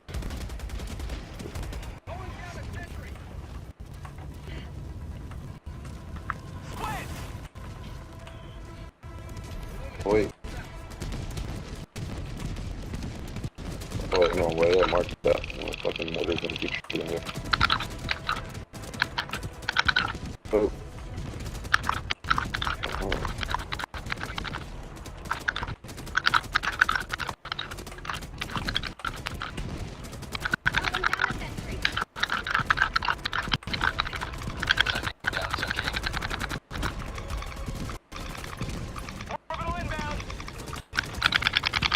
No, get back in there and reload, you fuck.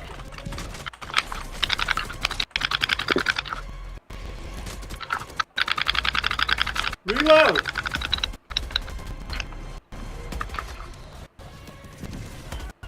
Oh shit, oh shit, jump, jump, jump, jump, jump.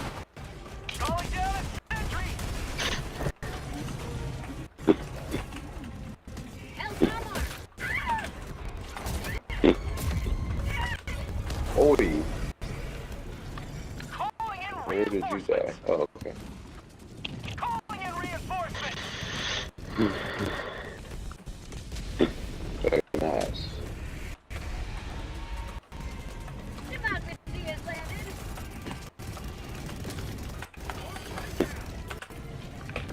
Requesting sentry.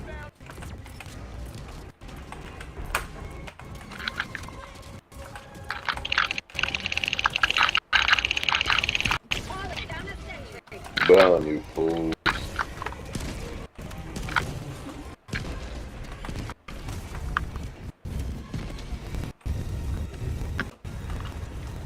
Oh wow. That ended up being a perfect location for a napalm. Oh, careful, Hawk, back up, okay. Never mind, you're good. Oh yeah, that was almost, yeah, it was cool.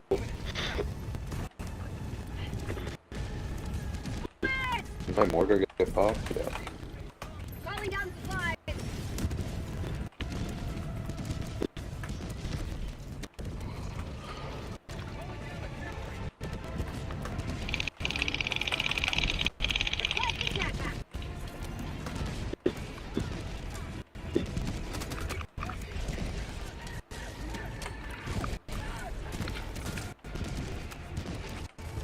Dude, I got 52 kills. Nice. How do I get the spire off me, dude? Nice. Double tap O, double tap O. I did, fuck, finally. Resupply, I'm calling it. Oh, you guys called it?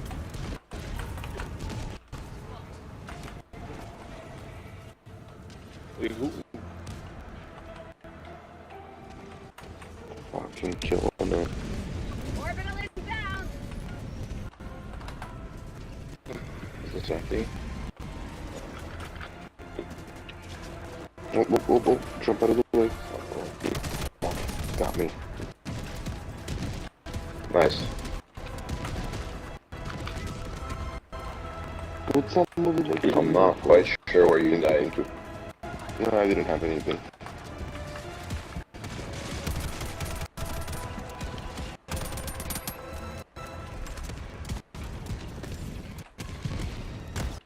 Requesting sentry.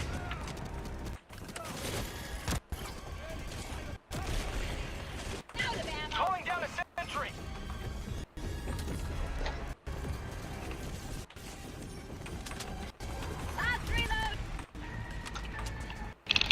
Hey, Jeff, get rid of his shield and I'm gonna throw some. Requesting sentry.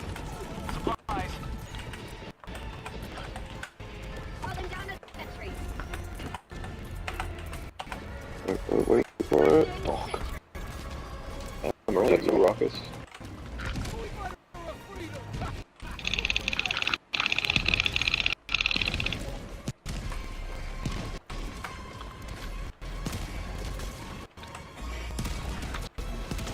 Nice.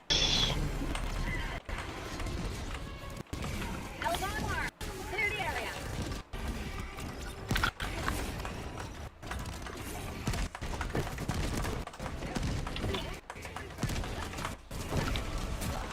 Oh!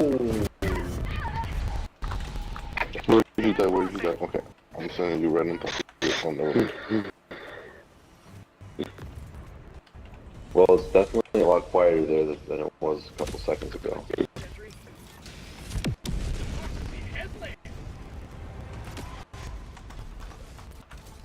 Careful, there's an auto cannon right next to you.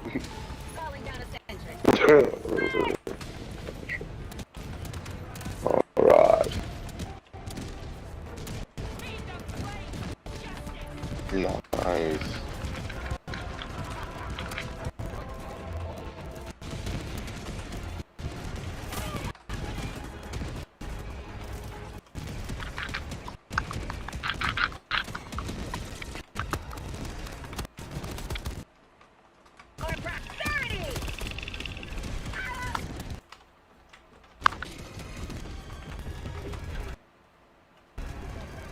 Requesting sentry. Requesting orbital.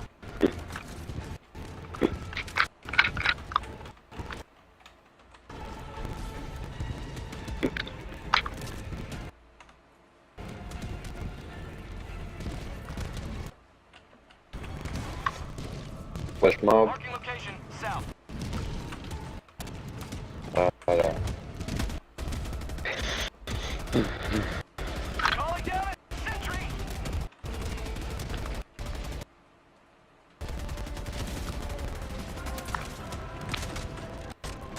Calling down a sentry. Requesting sentry. You guys want to close this door or not yet? I think it doesn't even matter. It's probably honestly better if we leave it open. Because then that way they're not just swarming us all at once.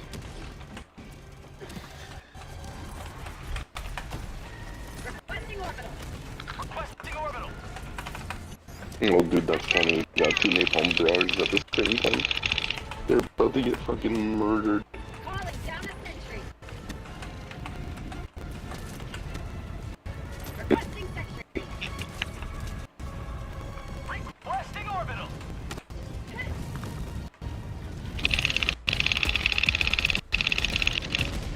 Calling down a sentry.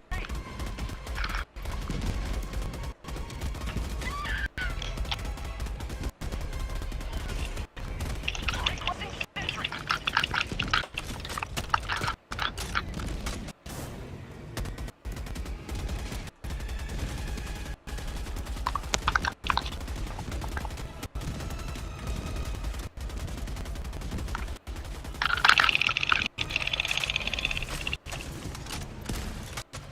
Oh fuck, somebody call me back. I'm right next to Alejandro. Gracias, buddy.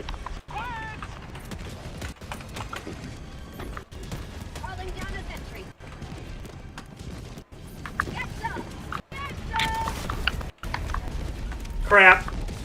I was trying to get into the car, and I accidentally had my rocket launcher out and just blew it up. Where were you? Oh, never mind. They called you already. I was on that landing pad.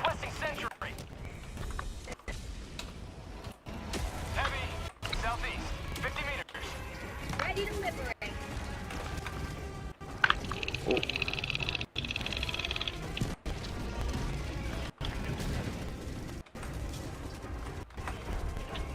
Nice.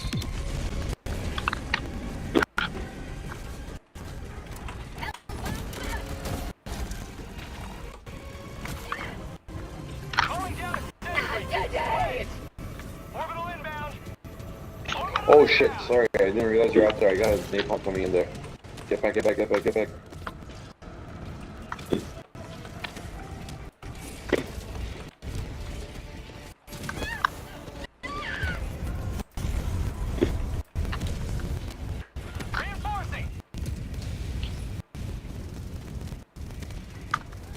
My fault, my fault.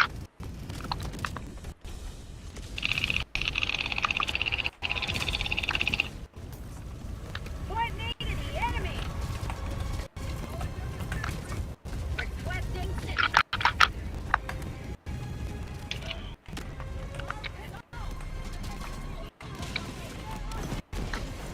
Who the fuck was that guy? Calling down a sentry. Requesting sentry.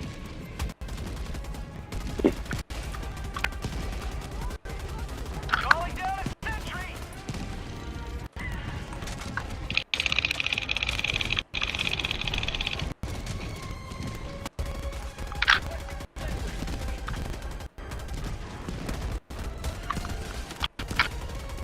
Oh fuck, somebody call me back.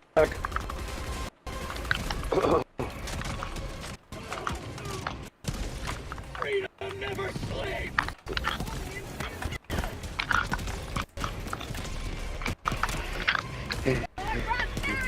What's up? last reload.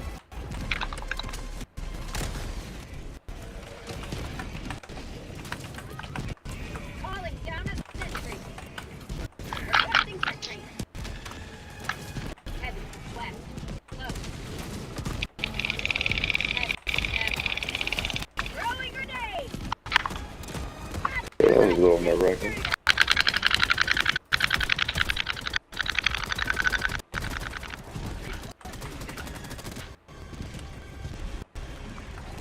Last reload.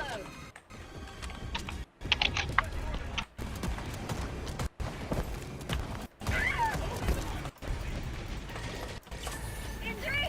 What injury?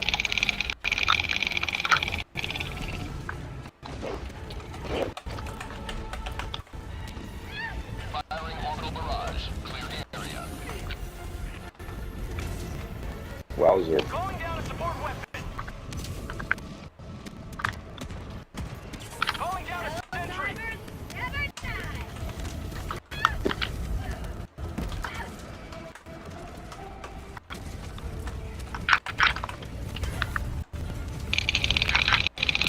Go Jackson. Go, go, go, go, go. Nice. That was beautiful.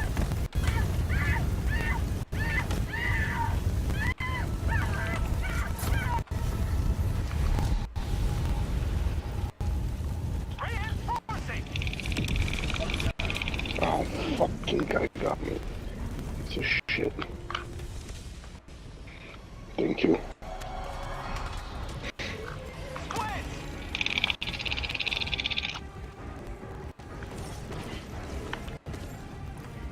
Requesting sentry.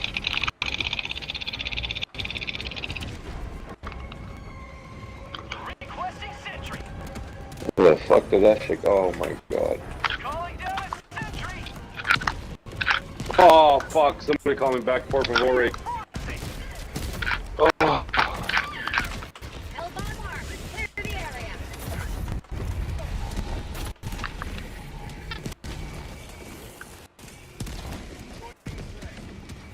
Calling in reinforcement sentry.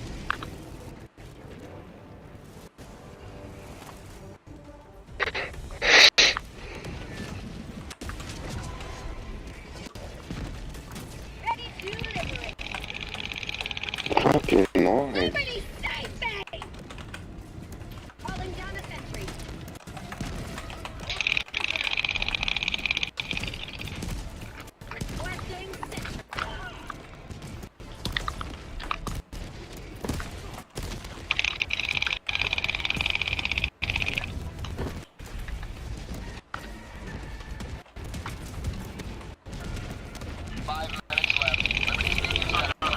Nice. You may extract when ready. Requesting sentry. Pelican 1 arriving at coordinates. Orbital inbound. Where's the extraction point? This is Pelican Oh, 1 it is. requesting all Helldivers to enter the extraction radius.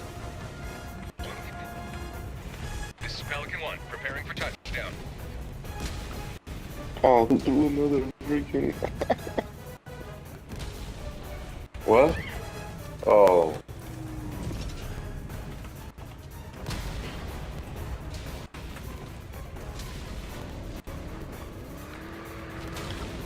Calling down a sentry. We're leaving?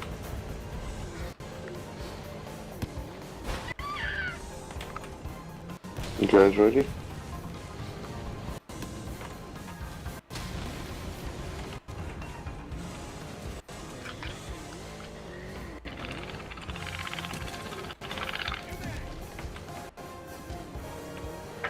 Working extraction point. Southwest.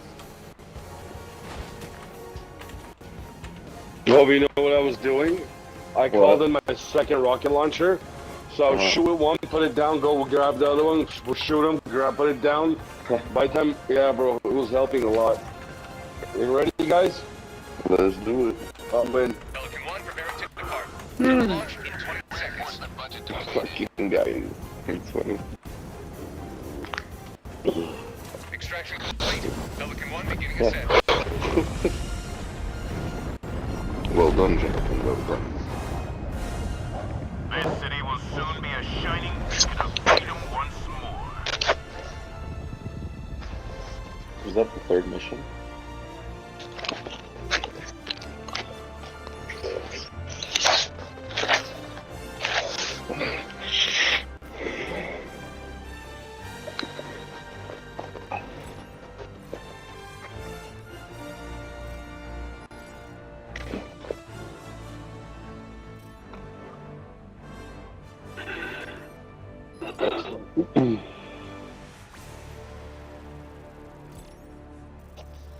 How did we get 0 requisition? What the hell?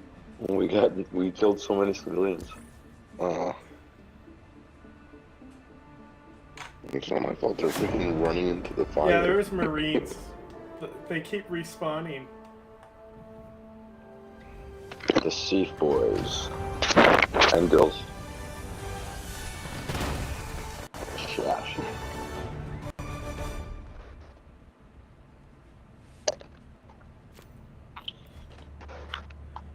Not a surprise. Damn, dude, why the fuck did I do so bad? I don't get it. Something's off of my game today. You Only gotta blow yourself 142 up. kills.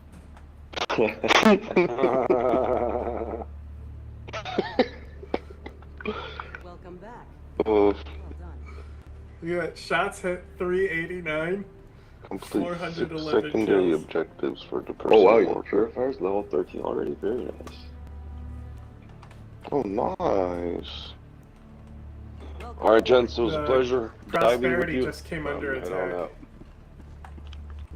Oh, Jack, no more?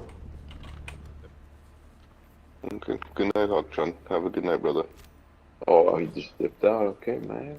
You Oh. didn't get a chance to say goodbye. Right? Are you guys okay if I take like 5 minutes? I need to take a quick leak too, so. Okay, I'll be back in a couple of minutes, boys.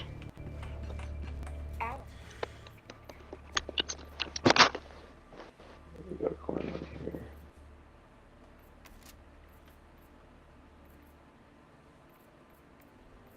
Do I want the muzzle brake? What is that do? Horizontal recoil?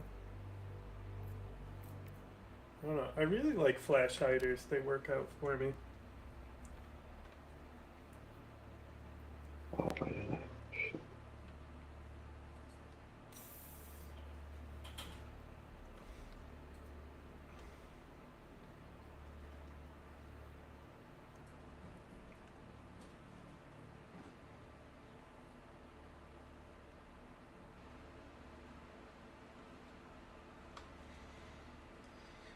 The Reprimand, it's one of them guns. It look like a fish. Yeah, a fish gun.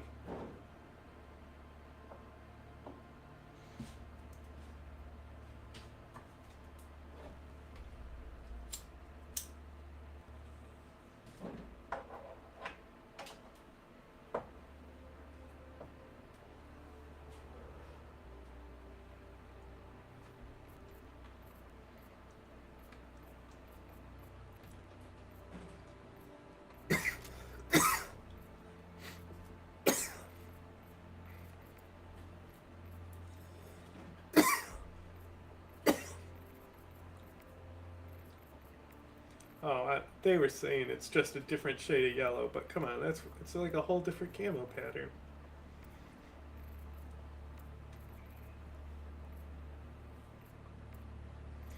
I like that the little bag changes too.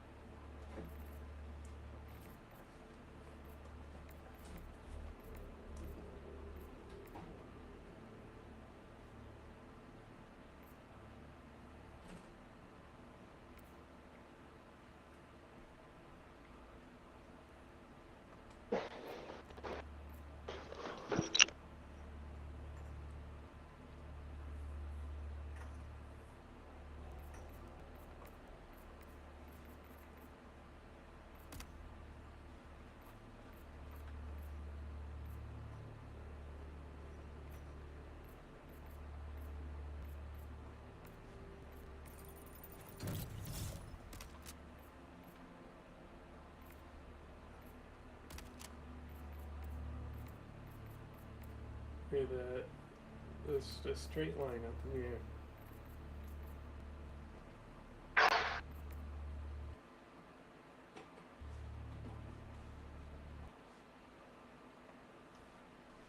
My game crashed.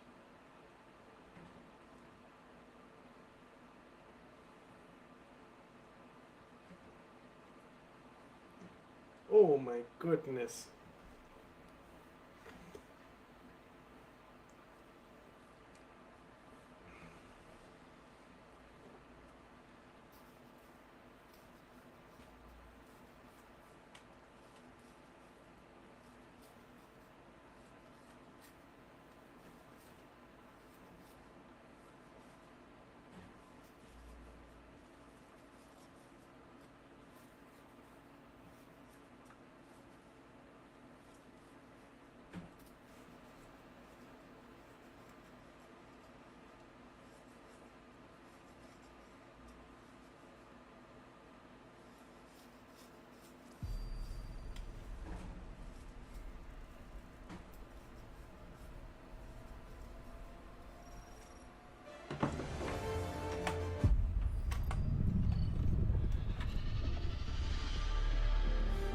Allied coordinates locked.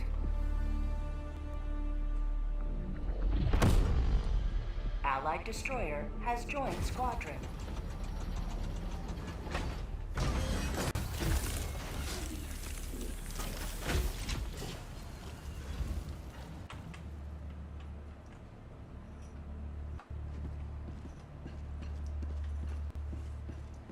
Helldiver.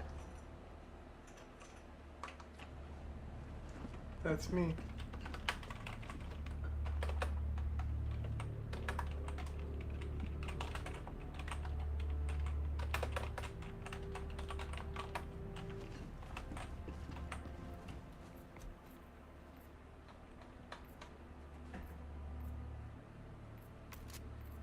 Okay, this one. Vertical foregrip, flash hider, yes. Wait. Okay, model 2.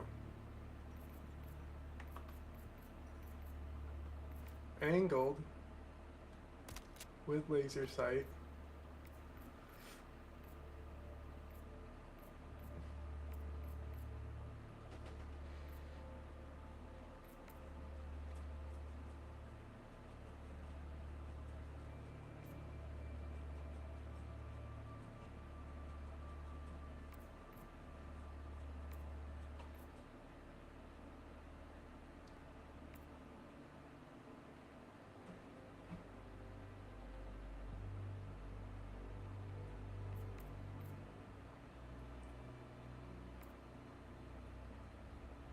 Maybe the muzzle brake for accuracy.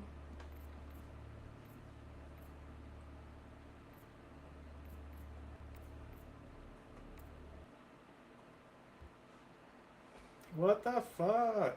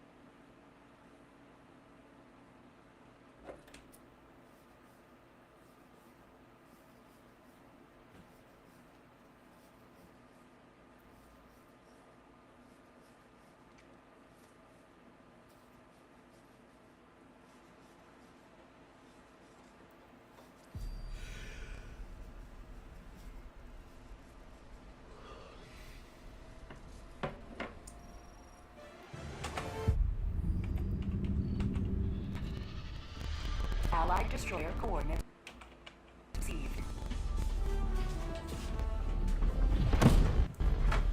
Allied destroyer has joined squadron.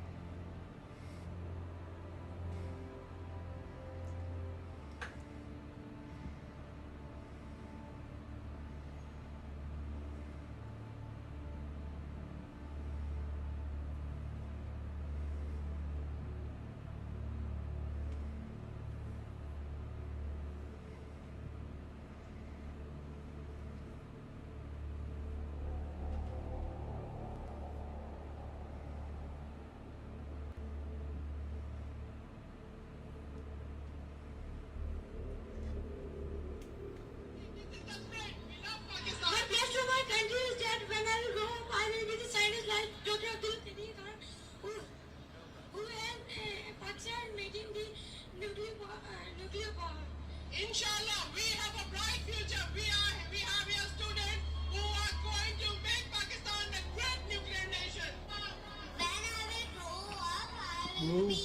Army destroy Pakistan and destroy India.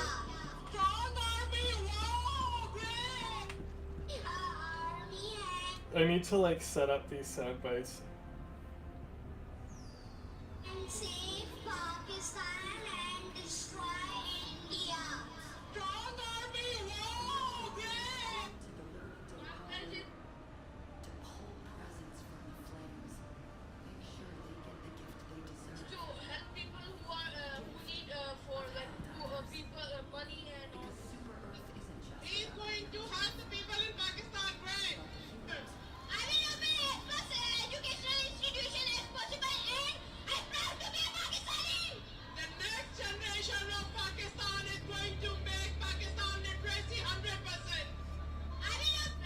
Created this yelling kid to Pakistan and destroy India.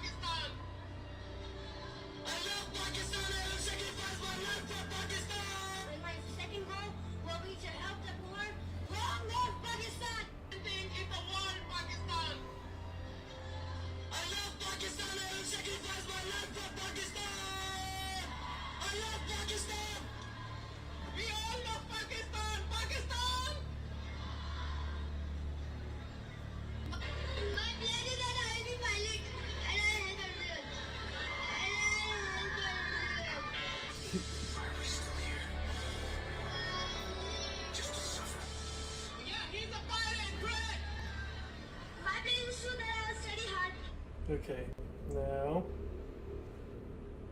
I go to this. New. Boop boop. There may come a day when you must throw aside your I love Pakistan and I sacrifice my life for Pakistan! Innocence I love Pakistan! We all love Pakistan! Pakistan! Helldivers are heroes. Pakistan! Pakistan!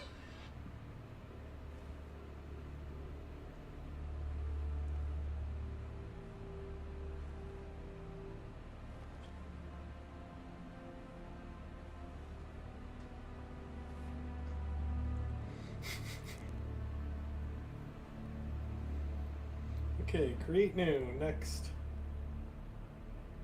This one. Pledge is to help people who are who need for like people money and all this. He's going to help the people in Pakistan. Great.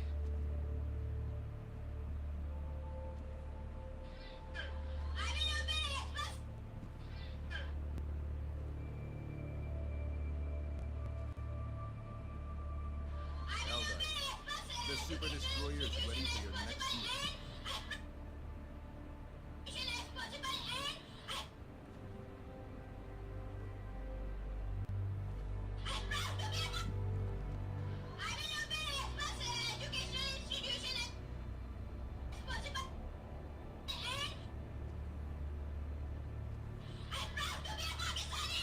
The next generation of Pakistan is going to make Pakistan literacy 100%. That's the respawn soundbite right there. The other one's before the bomb goes off. No, I didn't want to click on the Diablo Immortal ad, for fuck's sake. It opened Diablo Immortal. Ugh. I'm gonna delete it. Just because of you annoying me. It's not like I've played it more than an hour. You're Okay, here. last one. The galaxy awaits your salvation.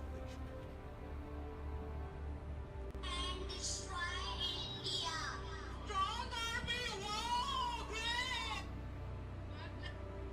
And destroy India. Destroy India. Strong army, whoa, great!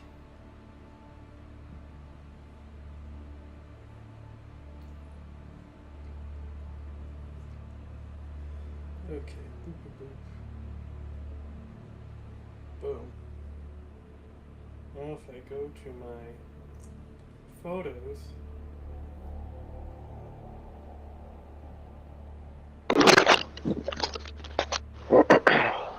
What's up, boys?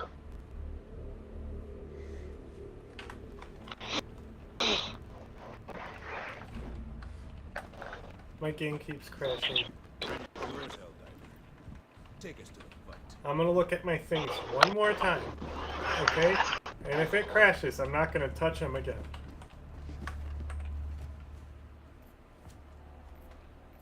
Julius, are you present?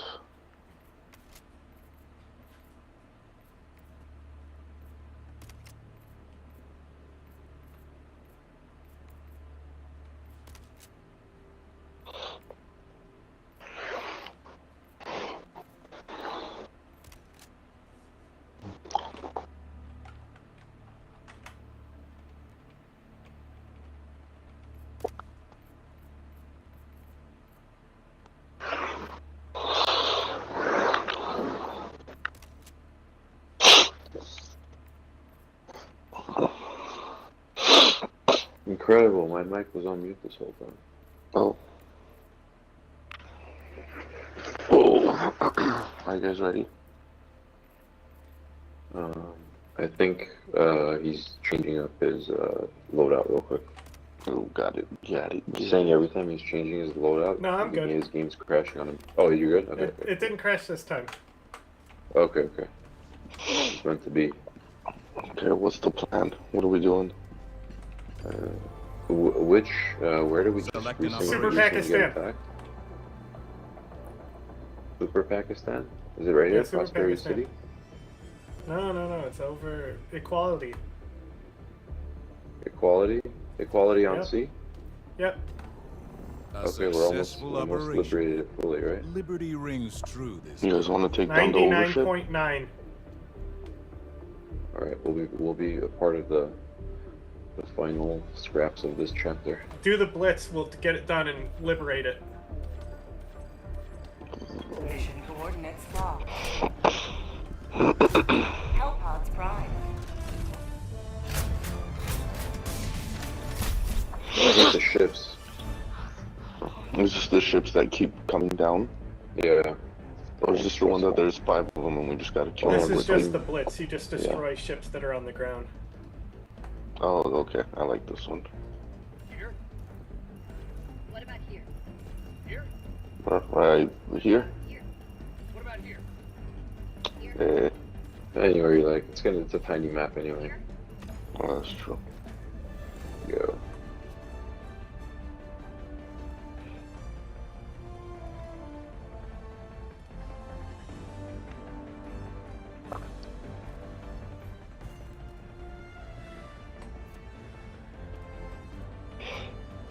There, Mike.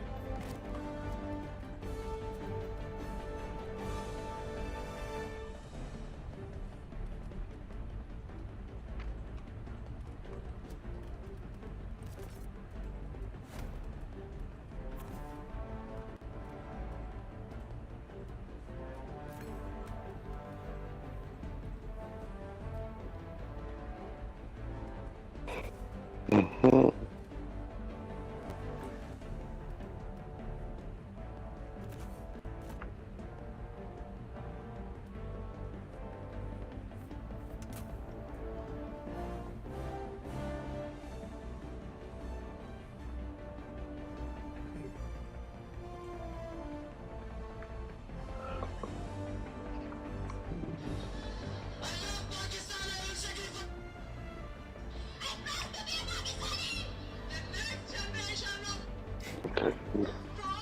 Okay, it's 1, 2. Should I put the arms resupply pods?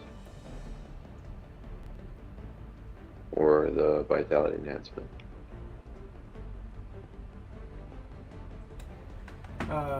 We'll be fine without reinforcements. It's a 6-minute mission.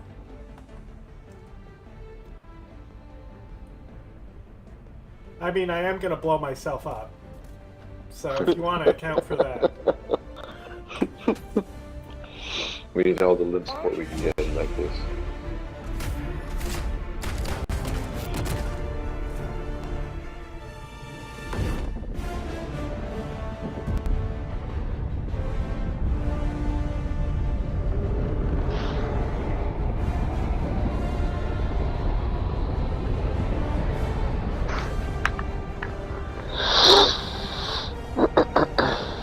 Don't drink and drive, nice too. The cars, I don't know how they work. I can't drive them. But I've driven with people that are like whipping around corners and shit. I don't get it. Yeah. I don't want to figure out the driving mechanics of this game. Oh, come on. Yes, cool. There you go. Where's the monolith? Fucking hate that thing. Oh, it's right there. Cognitive disruptor. Fucking hell, mate, get it.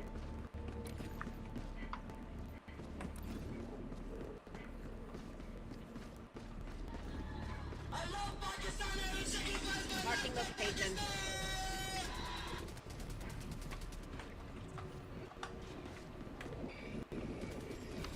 Go to work. Elf on mark. Clear the area. Sending in an eagle. Eagle. Whoa. Probably. Warning, you are leaving the mission area.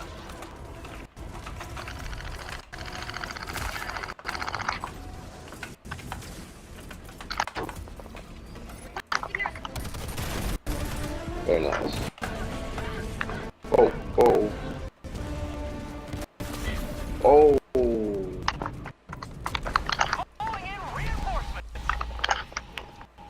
Sent into the underworld.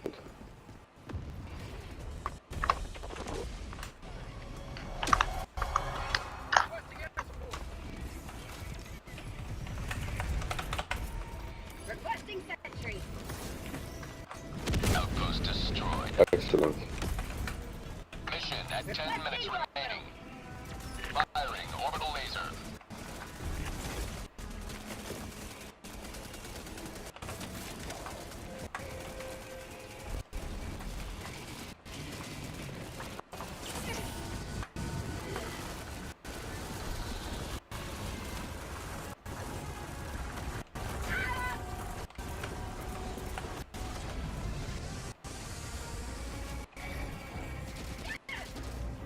Orbital inbound. Orbital barrage incoming.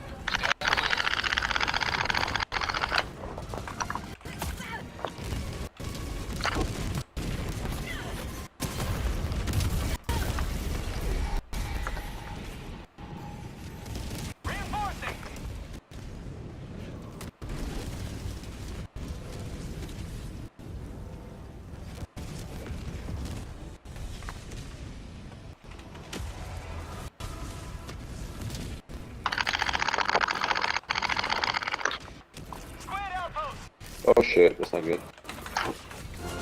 Freedom marches on. Thanks to you. You may proceed to extraction. Proceed to extraction. Oh.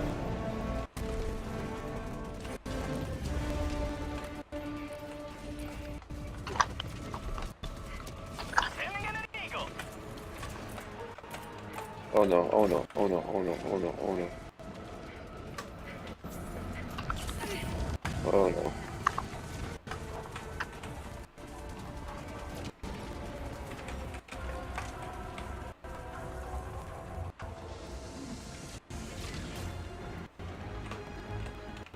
Tagging map, northwest. Fuck. 100 meters. Fuck. Got it. Extraction shuttle inbound. Fuck off, Leviathan. Oh shit, we're extracting already? Not if the Leviathan can help it. Which it can. Calling in reinforcements. What did I miss? This is Pelican 1. Helldivers are outside the extraction zone. Landing aborted. Oh, never mind. Okay, no, we're good.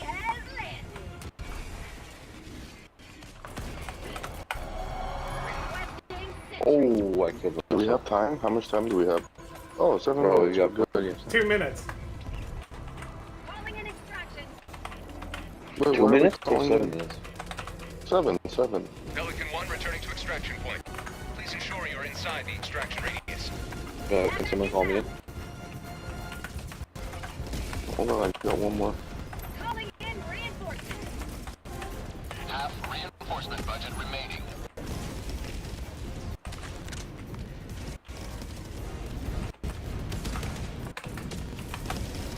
Falling down slide.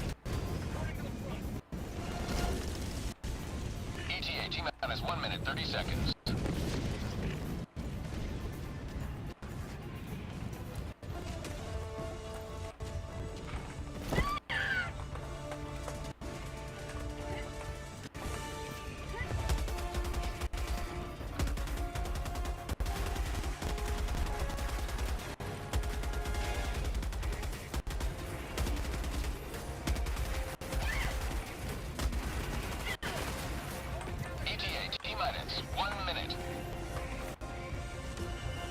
T-minus. I don't think I'm gonna make 1 it, boys. minute.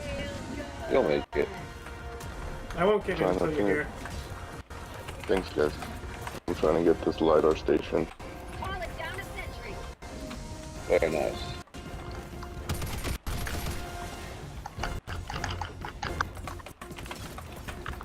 Requesting orbital. ETA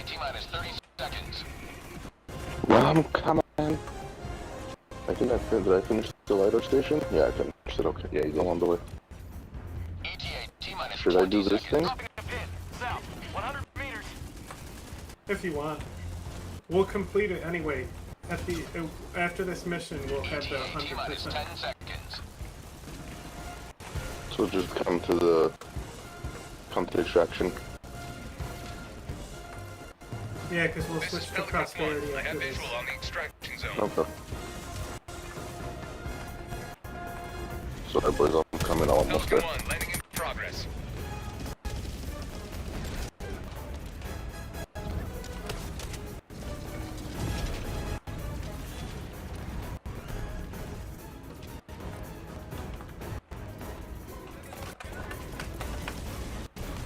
Okay, let's go.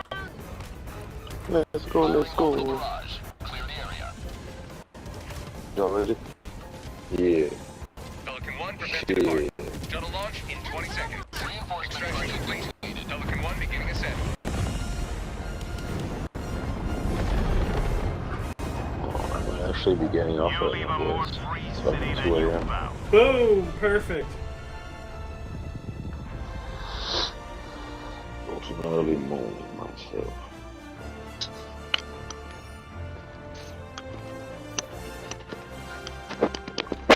Oh, we missed the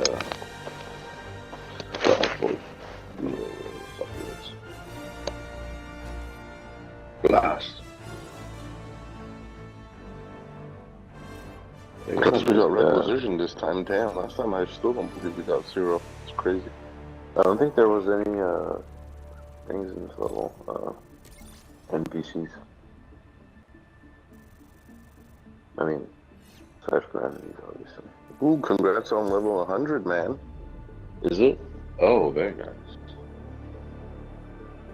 nice. I care more about Super Pakistan being 100. Yeah. And it wasn't. We didn't make it, we gotta do one more. I guess. As fast as we can. That way we can say we're the ones who did it. Yeah, we liberated Super Pakistan.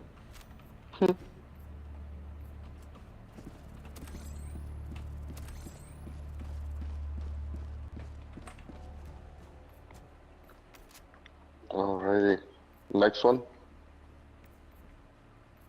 Oh, nice. I completed my personal order. Beautiful. Me too. That's pretty dope. Excellent. What do you guys want to do? The take down the overship or repel invasion fleet? Repel. I don't want to do the repel. Okay, It's so overship. disgusting. You guys want to do repel?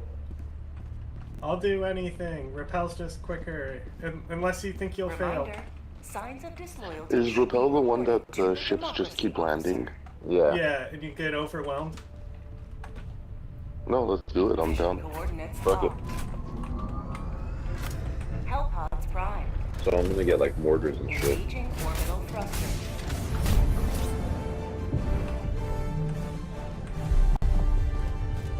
Orbit synchronized.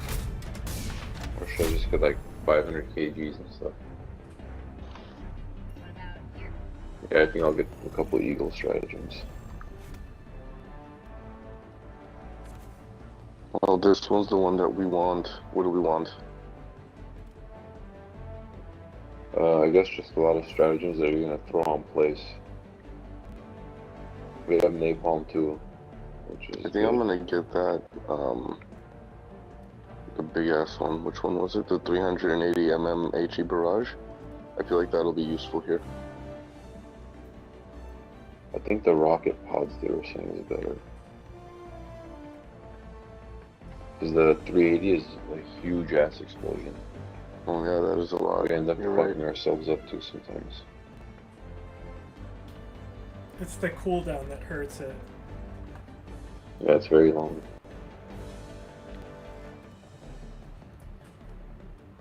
The cooldown for the rocket pods is 8 seconds. The cooldown Can for someone the grab a 380 rocket millimeters is sentry? 240 seconds. A which sentry? Rocket. Yeah, I got you. No, since you guys both have 500 kgs, I'll put it. We don't need 3 500 kgs. Rocket Sentry, okay. Just let me know where you want me to call them specifically. If you're a bad somewhere you think Wherever. Because they'll shoot the anywhere. ships. Okay. Should I get a laser? Will that be helpful or not really? Orbital laser? It just takes so long. I mean, yeah, they're useful. It's just, you know, they're like really good, but we won't. I think I'm gonna just because stick to it's the a rocket. short mission. You won't get all 3 out of it. Yeah, no, I hear it. Yeah, I'll just go with the rockets. I feel like you can't go wrong. And then instead of that, I'm gonna go with the fucking other sentry. No, in fact, I don't know. Oh, the shield generator relay? That'd be helpful around the sentries? Kind of, but not really. The I don't even vocalists think we need it, 'cause- prioritize Oh, what them about so you the can like exosuit? Should I- position that in front of the sentry. So Should they'll I all get gang the- up on it and the and- sentry will shoot them, but it's like very niche. What about We were doing it when we I had the think free ones. Got it. I think I'm gonna go with the exosuit. To shoot down the things, right?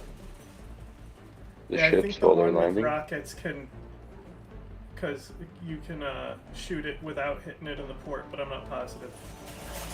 Okay, I'm ready.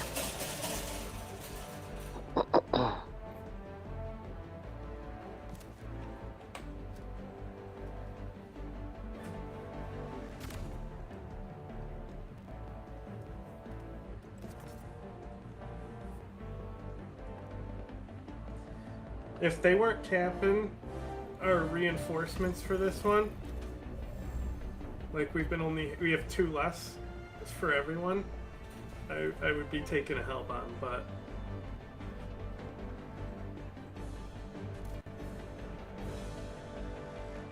let's do it.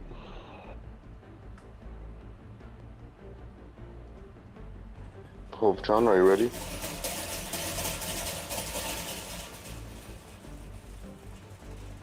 Hello?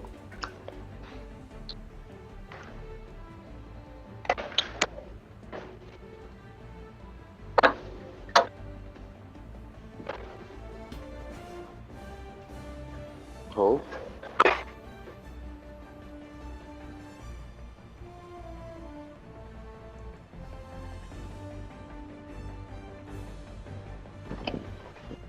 Hello. Yeah, we can hear you now, Kyung. Sorry about that. No worries, you're let's get it. Yeah. You guys want me to throw an SOS just for the fuck of it?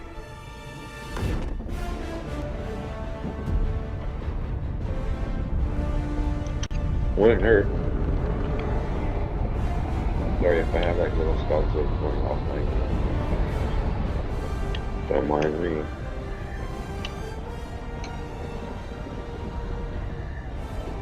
the Pelican shoots some stuff when you call it in, so when things show up, you can kind of use the Pelican to help.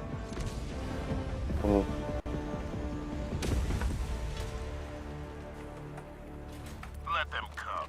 Let them brawl. Let them face the insurmountable might of the Helldivers. I'm gonna get the suit now. Got equipment.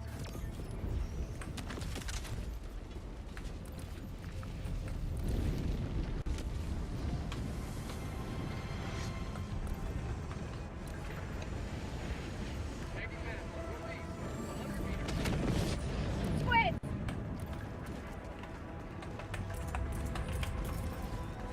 Requesting sentry.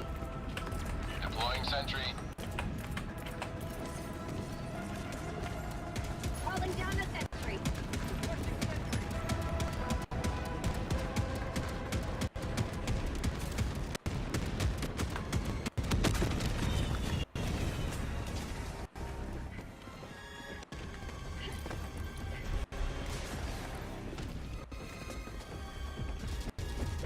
I'm out.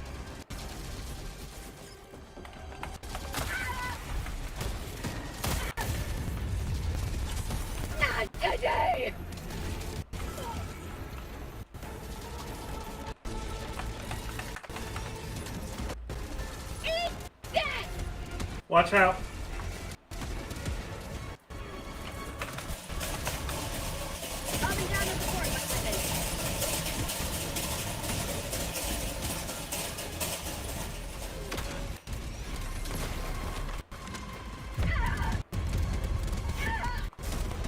Oh no, I got stepped on. I was pinned between the mech and a car. Oh wait, was it me? I'm so sorry.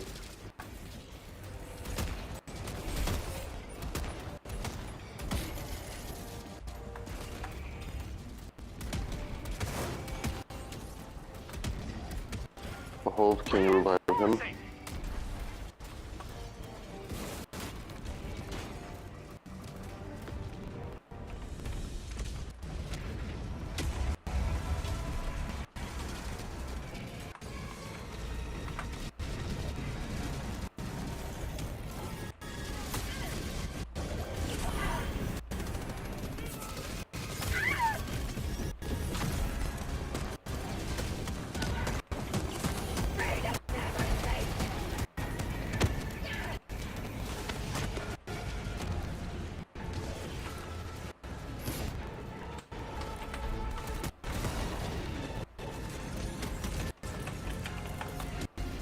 Requesting advanced weaponry.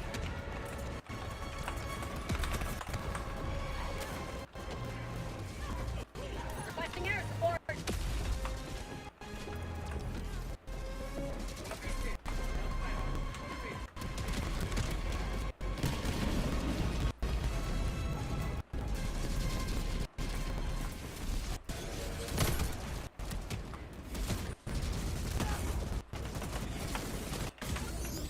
Requesting sentry.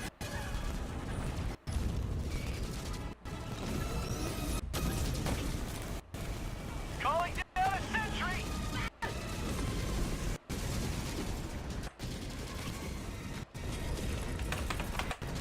Throwing supply beacon. Calling down a sentry.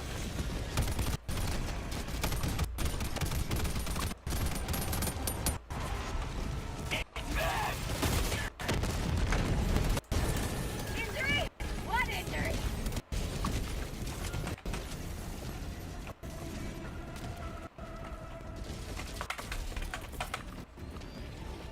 Calling down a support weapon.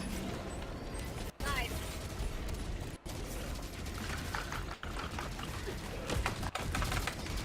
Sending in an eagle.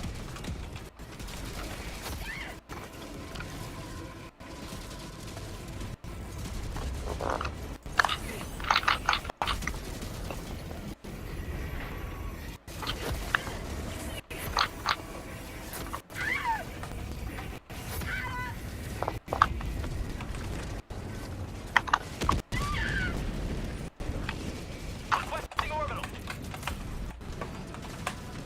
Requesting orbital. Firing orbital barrage. Clear the area.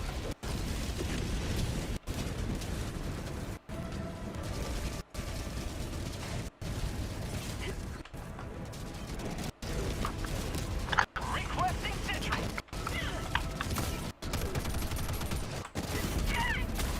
No!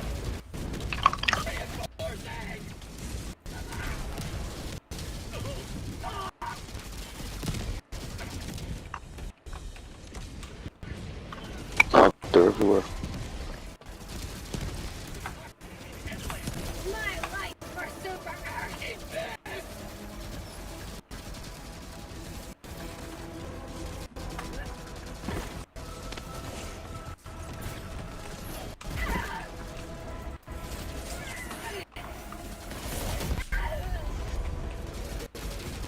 Fuck, I died. Calling in reinforcements.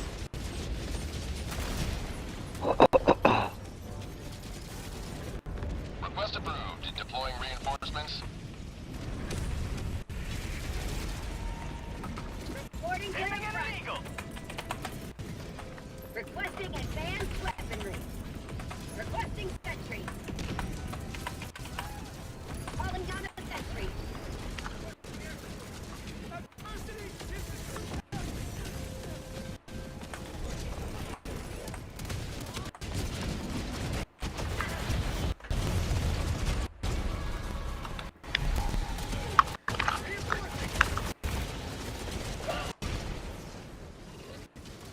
You almost fell in that sewer.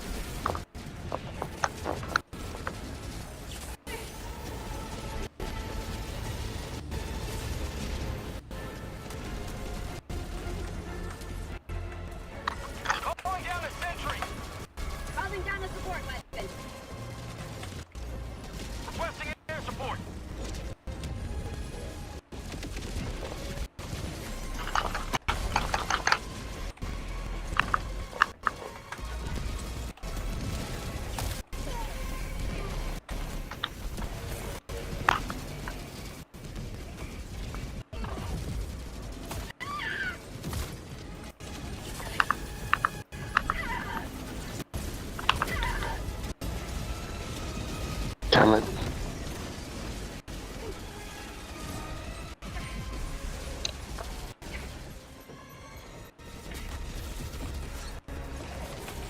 Requesting sentry.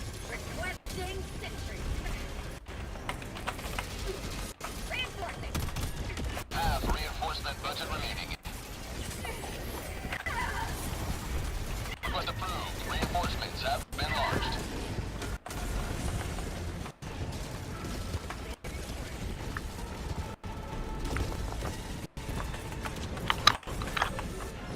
Calling down a sentry. Requesting tac pack. Mags empty.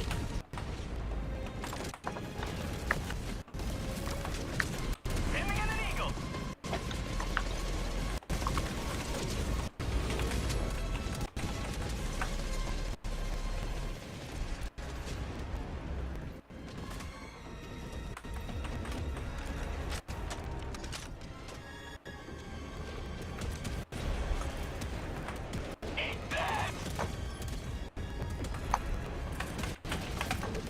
Requesting advanced weaponry.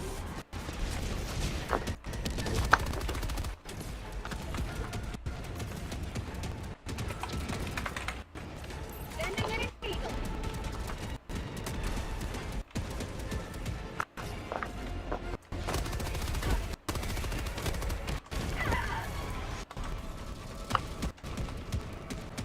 Right on target.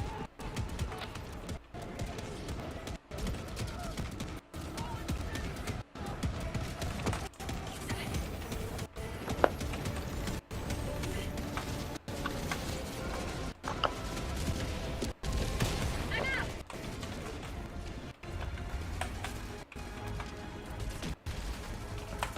That didn't go as planned. Pulling in reinforcements. Pelican 1 returning to extraction point. Please ensure you're inside the extraction radius. Oh wait, why did we fail? This is Pelican 1 requesting all Helldivers to enter Why? the extraction radius. If too many land and you don't destroy them fast enough, you lose. Oh.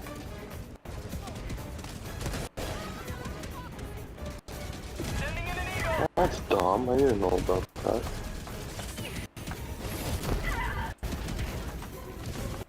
Their lives were in ours. Our citizens depend on you for their safety.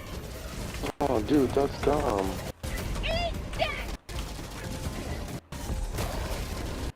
Requesting air support.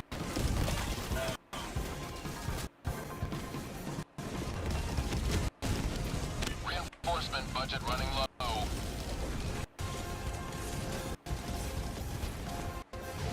You know where we went wrong? I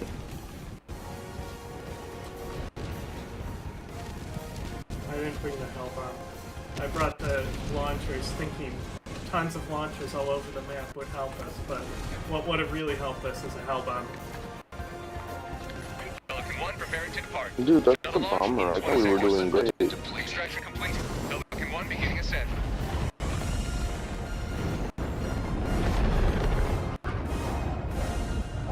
We leave a city in ruins. We can redeem ourselves.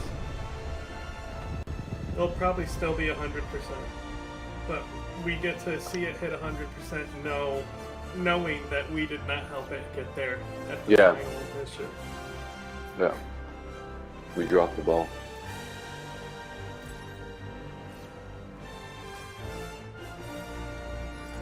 If it's still 99 though. Disgraceful conduct. I agree. We are unworthy.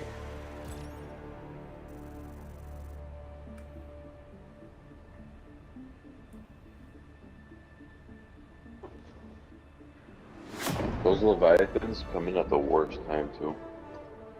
Oh, those are the absolute worst.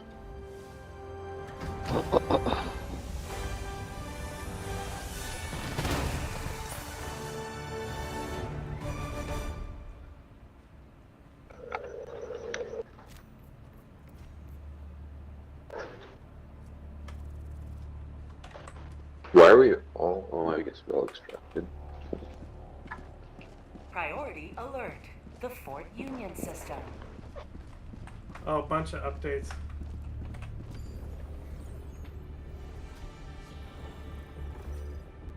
Oh, 99.9. It's still 99. Yep. This Okay, operation so is no longer viable. We must redirect our attention. okay, there's a former satellite technician on a planet has successfully developed malware capable of disabling Illuminate technology. Long-range satellites on the planet are rapidly being outfitted to transit the code to the Illuminate spacecraft. Spectral transmission could deal significant damage to the Illuminate fleet. The enemy is attempting to seize one However, of our the planets. planet is We under must threat. join the Determined defense. okay, so they're literally giving bug divers something to do besides fuck us over, I guess. The Illumina have launched a desperate last push on a super Pakistan and Prosperity City. Coordinated defensive efforts at Equality on Sea, aka Super Pakistan, have pushed the Illuminate to the edges of the city limits. While they continue to attempt to gain a new foothold within the city, the defensive positions by the SEAF and Helldiver forces is taking an extra toll on Illuminate fleet strength.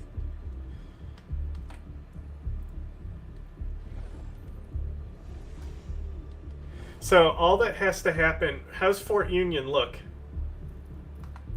It's the Terminid planet.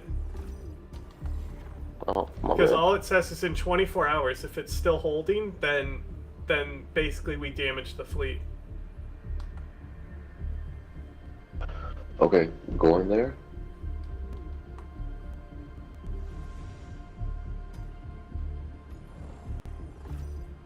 What's it say? I don't know What is how it this... at? This is different than how I remember. Either way, we'll be the first defenders. Should we be the first defenders or the last defenders? Well, it just started. Because we No, I mean were for part the- of for the the forces other, that liberated Super He's talking Pakistan, it about gave the us this Illuminate order thing. at this hour. It was programmed in The the game to operation give us is the order at this hour. We must try again elsewhere.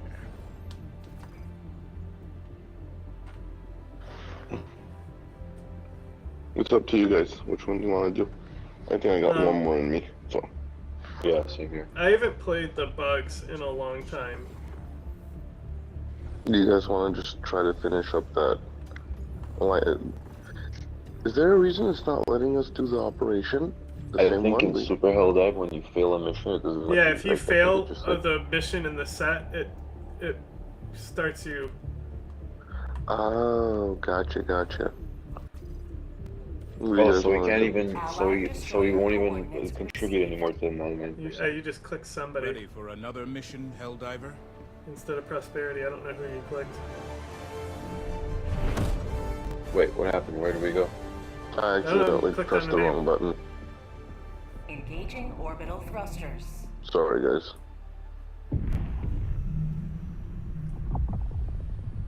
Orbit synchronized. What the hell?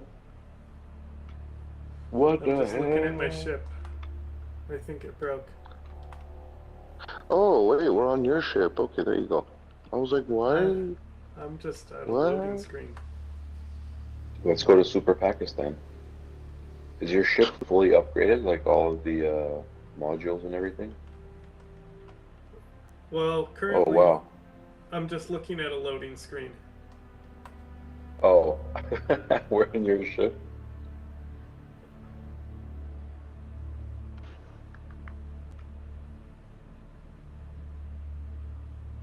Oh, we're not even in here. Wait, what's going on here? So it's showing that Jack is back, and we have... Allied destroyer has joined squadron.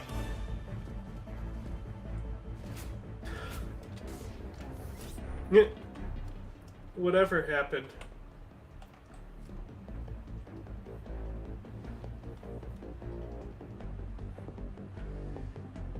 The spaghetti code.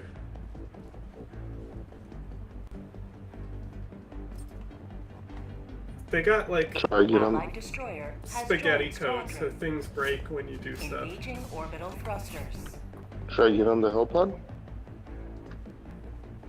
What is this? Is this Terminids or... Oh, no. Okay. Synchronized.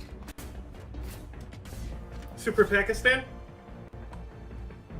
Excellent. This guy's a servant of Oh. freedom, you know what that means.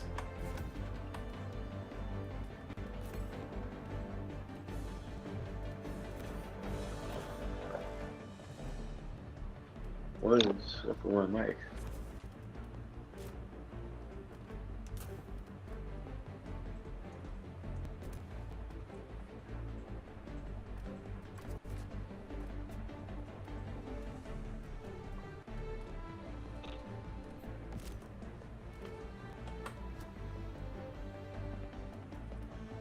What should I last? Hopefully we liberate it.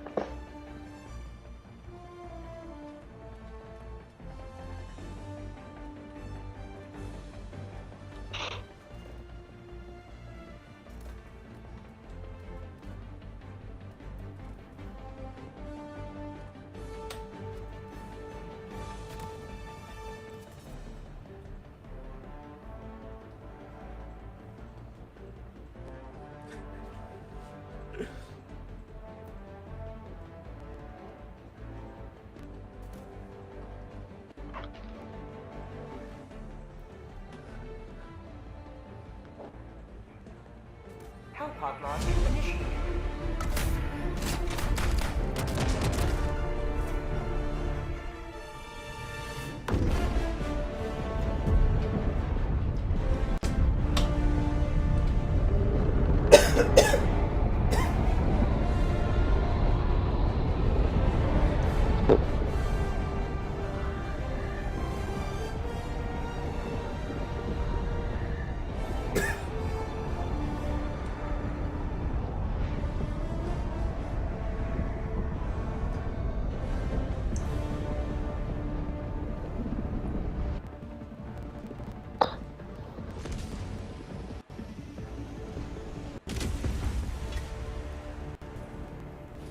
Go now, and fear the shadow of neither death nor tyranny, for justice is your cause.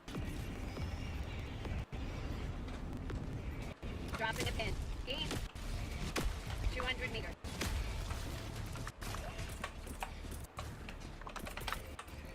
Requesting sentry.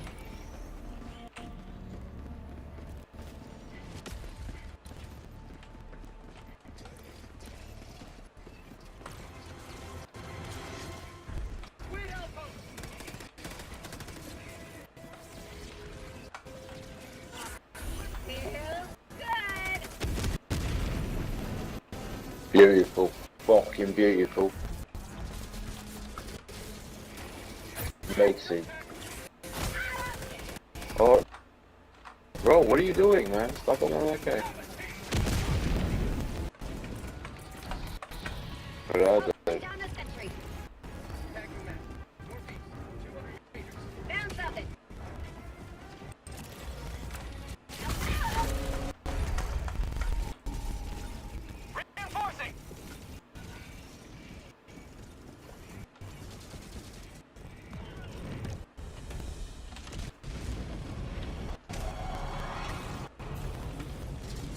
Joining the fray.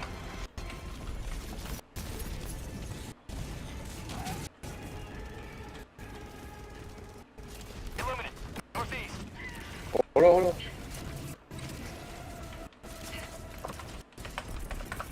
Holy shit. Hellbound arm. Clear the area.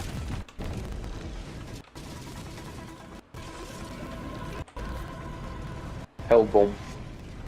Hellbomb.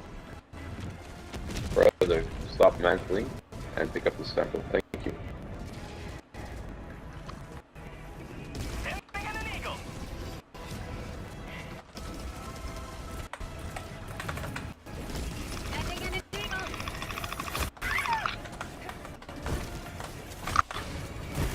What? Oh no! What have you done?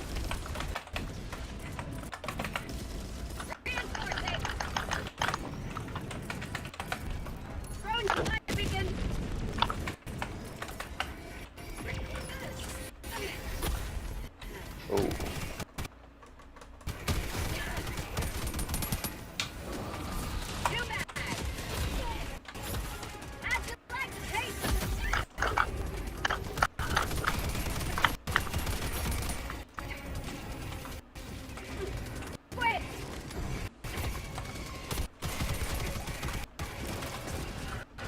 Requesting orbital. Tagging map. Southeast. 200 meters.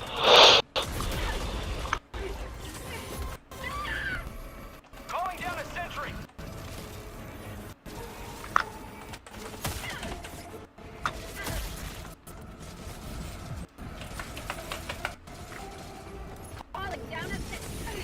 Sending down sentry.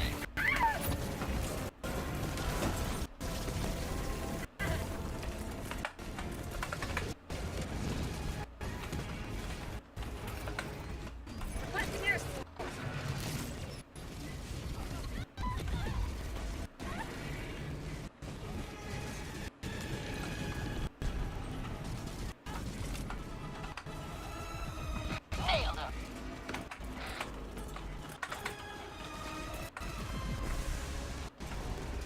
Sensing an eagle. Calling down objective equipment. Our systems depend on you for their safety.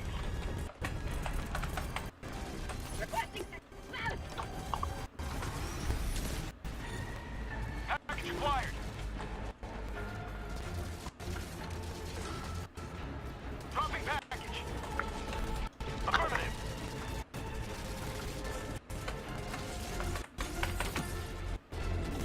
requesting jackpot. Calling down a sentry.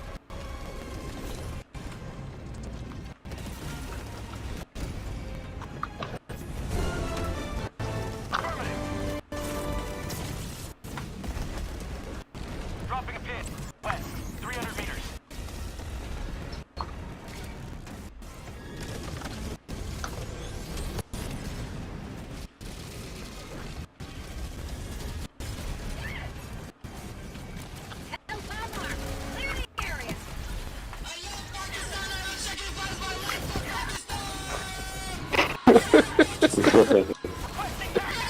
Allahu Akbar.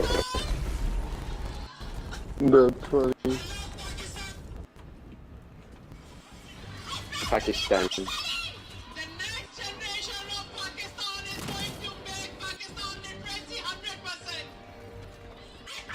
Oh, that was a civilian that I just killed. I'm sorry, mate. Even Helldivers make mistakes sometimes, yeah? You know what I mean? Oh, look at this crowd. They've all been melted. Wait. Oi. I heard myself. Deploying sentry. You guys okay if I start the evacuation of the citizens? Let me come there just so you have some extra firepower.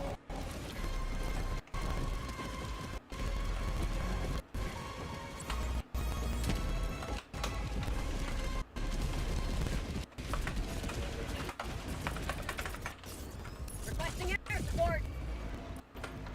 Delivering payload. Okay. Start this. Calling down the sentry. Request approved. Reinforcements have been launched. Get right back there.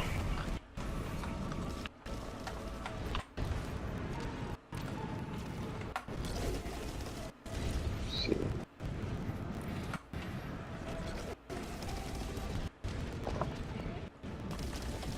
Are they ready to be called in? Wait, what the fuck? Orbital barrage?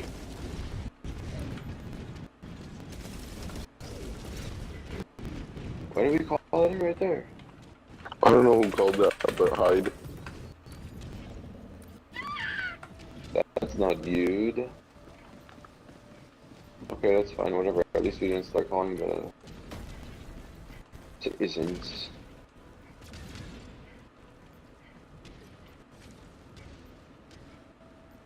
Requesting sentry. Requesting sentry. Down a sentry.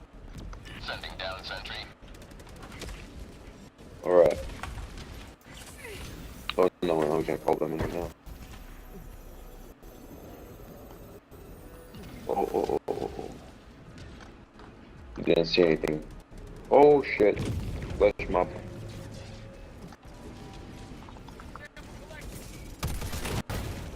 Okay, I'm calling these people in now. One badge. Two badge.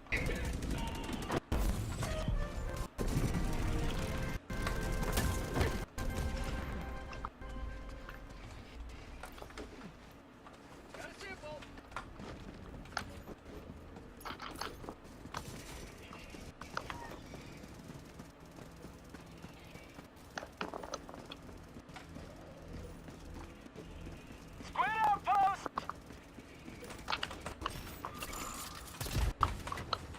Requesting air support.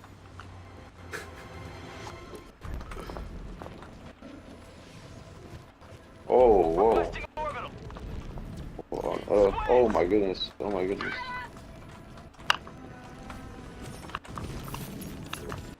Wow.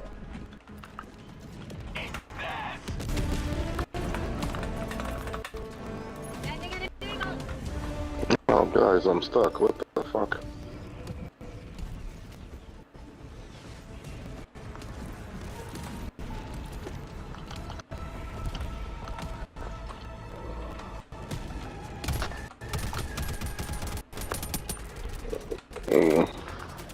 Would somebody revive me, please?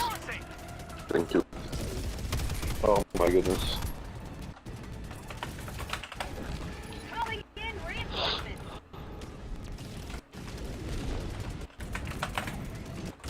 Requesting sentry. Calling down a sentry. Requesting tac pack. Attack inbound. Calling down a support weapon. Calling down supplies.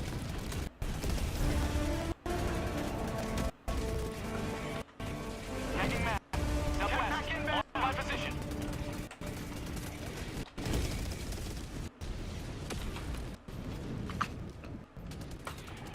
Supplies.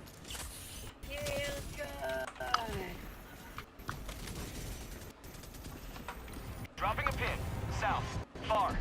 There's Josh on video. That's called democracy.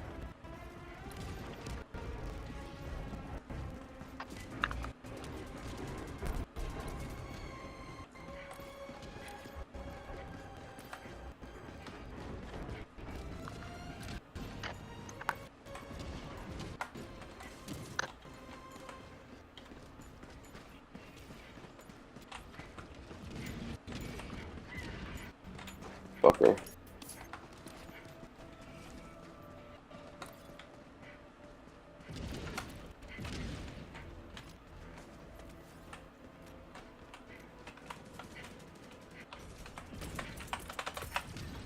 Requesting sentry.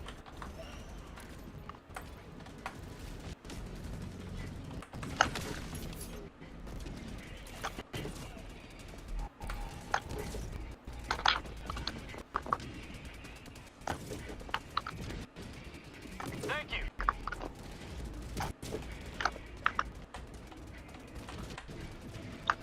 Tagging location. Never mind. Marking location. East. Calling down a sentry.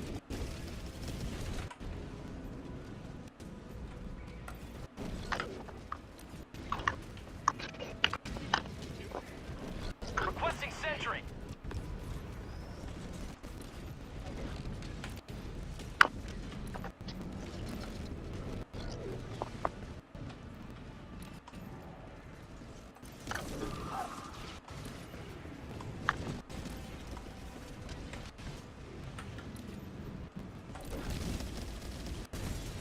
Calling down a sentry.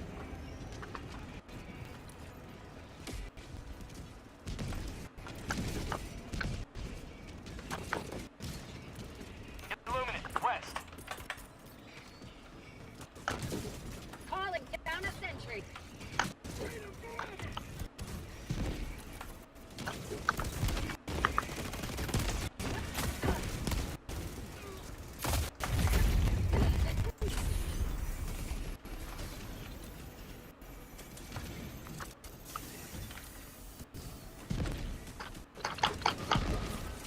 Orbital inbound.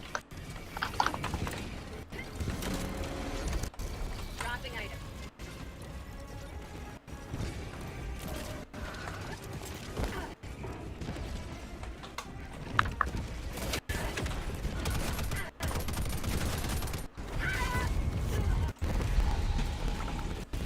Calling in reinforcements.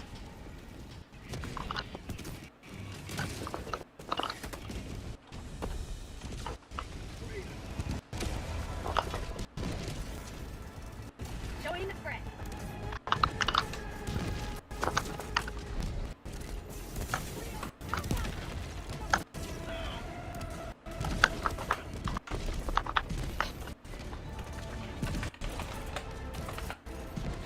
Requesting sentry.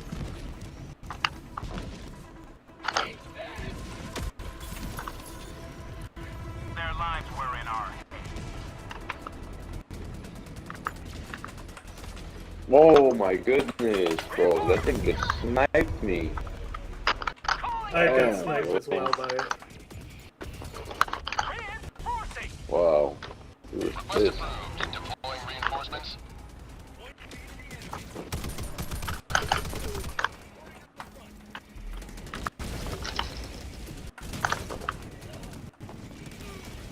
Oh my god. Oh. I hate this shit, bro. Reinforcements on the way. Damn civilians, bro. Why?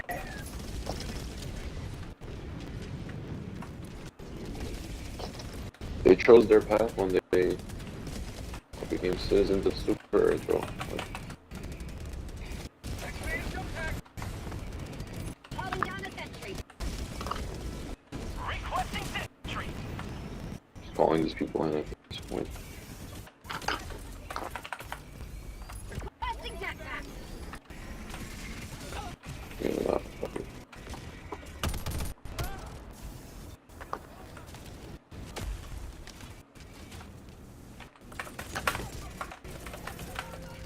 Throwing supply beacon.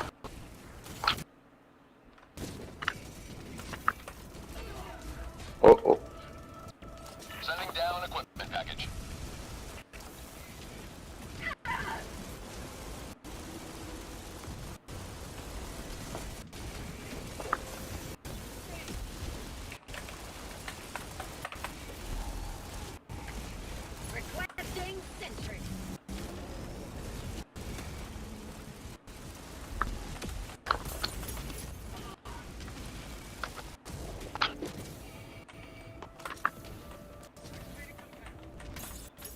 Look at me. Know what you see? He a bad monk.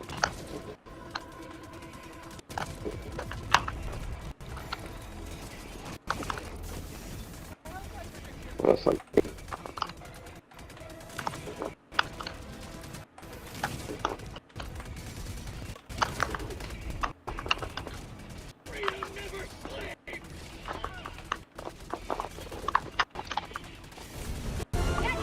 Emerges victorious yet again.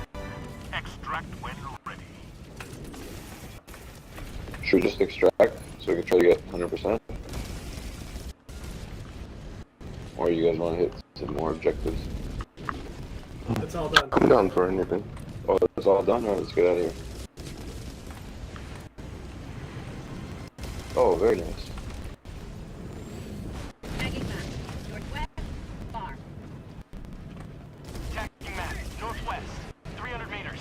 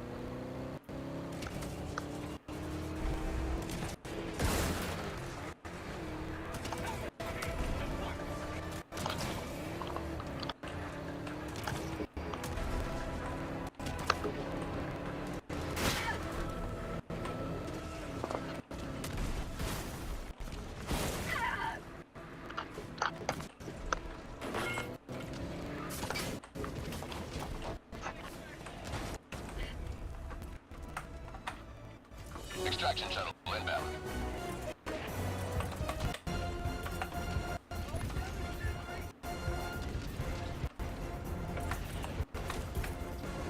Calling down a sentry.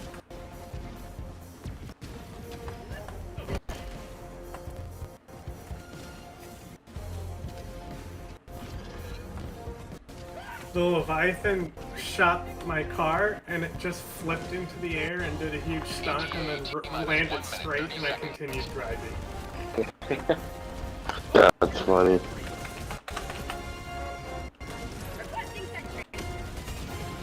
Coming up the stairs.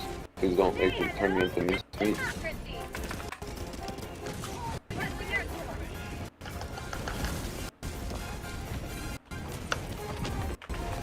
Oh! I'm dead. I dropped a good amount of samples, so I'm gonna pick those up.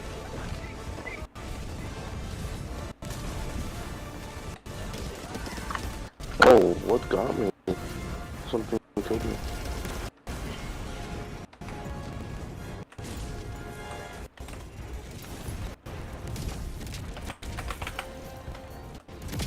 Reinforcement budget depleted. ETA T-minus 30 seconds.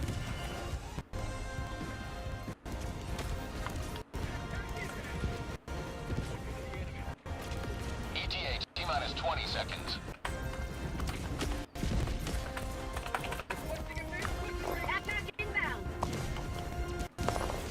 ETA T-minus 10 seconds. Clear landing zone.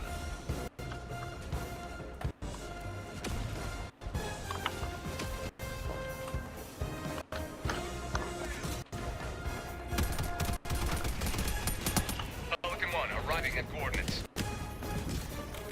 Pelican 1 landing sequence initiated. Watch where you're standing.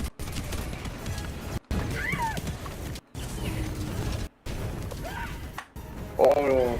I fell. Oh my god, I fell.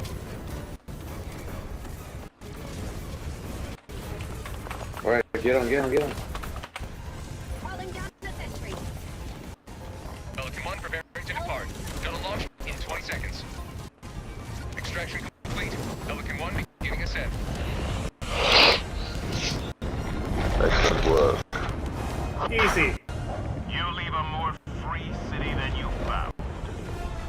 Let's get that 100%, baby. Come on, 100.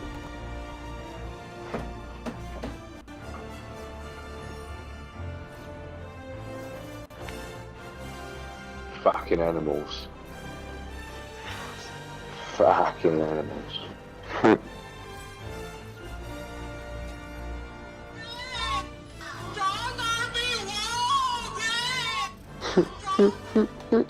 Let's go para Pakistan.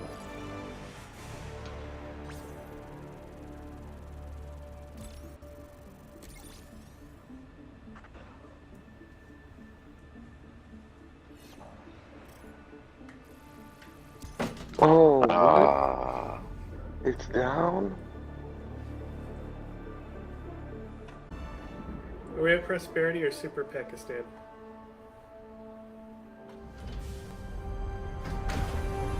I think we were Whose at fault Super is this? Pakistan. It was 99.999762 or something. I don't know But if it it's gets like- to 100. Super Earth will never forget the Helldivers we lost today, nor the incremental gains their sacrifice achieved.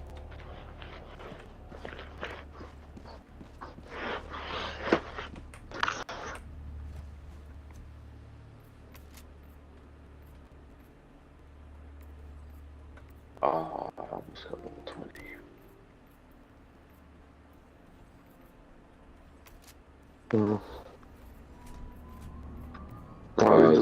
Is this a fast one or? I think I'm gonna call it a night, boys. I'm so sorry, but yeah, me too. My eyes are starting to close on me. I'm very sorry, gentlemen. I'm sorry, bud. To join you. It's done. 2:40. Yeah, dude, it's late. I'll be up in a couple hours. Yeah, it's been real, boys. I appreciate it. Thank you, It's gentlemen. been a pleasure diving with y'all, but time to give some shut out, man. Yes, till we next meet. Okay, good night, boys. Oh, John Barter, you should talk with Barry, Bahama you Business. should. Go something got us. You too, brother. Okay, sounds good. Take care. Bye. Take care. Allied destroyer has left squadron.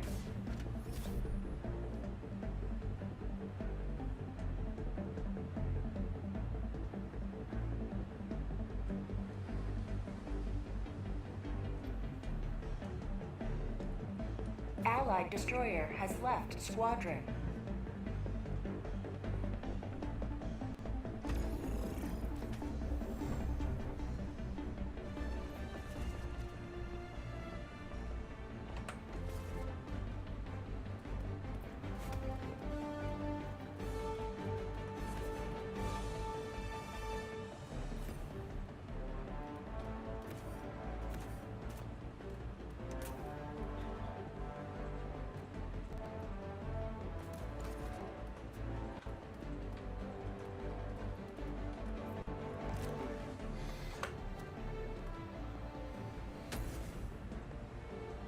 Hellpod launch initiated.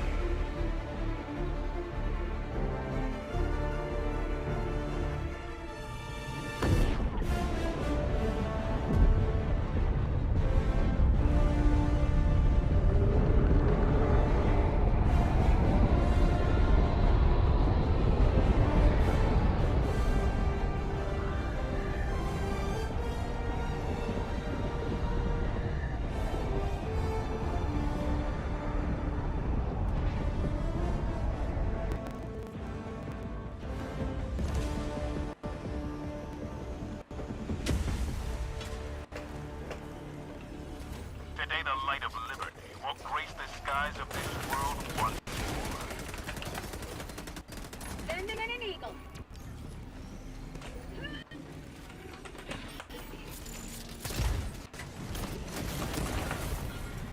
Requesting backpack. Enemy never missed.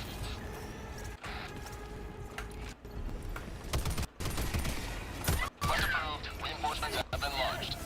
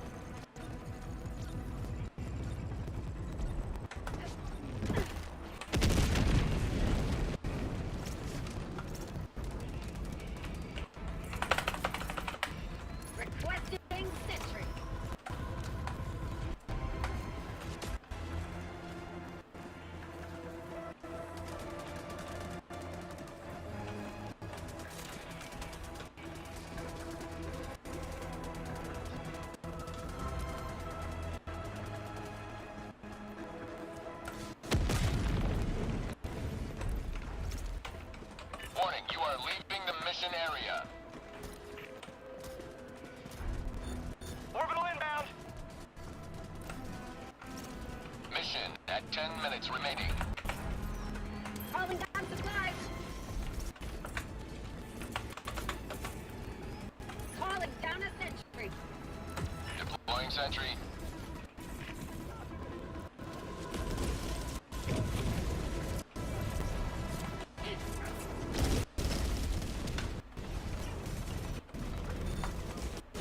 Their lives were in our hands. Outpost cleared.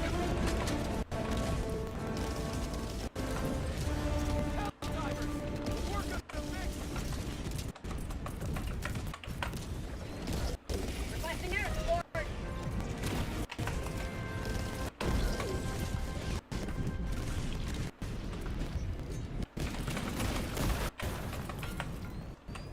Orbital inbound. Requesting sentry.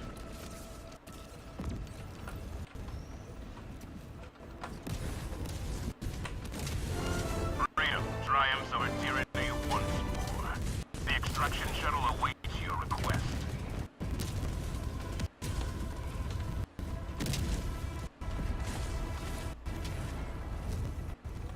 Sending in an eagle.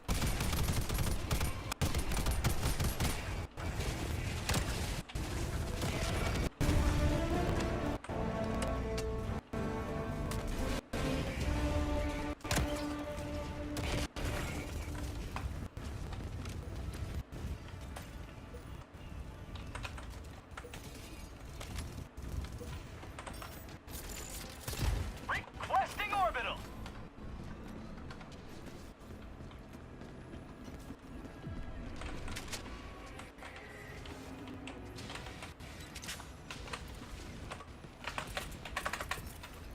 Sending in an eagle.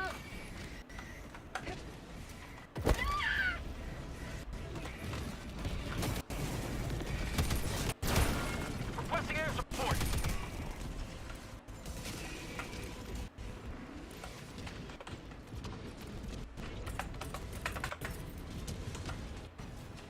Requesting air support. Orbital inbound. Calling down a sentry. Eagle 1, leaving combat zone to resupply.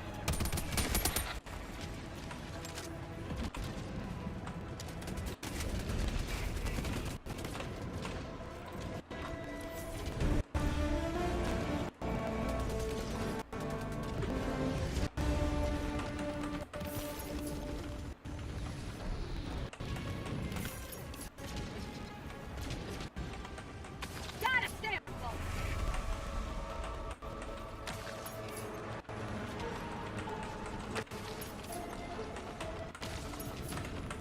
Air sample acquired.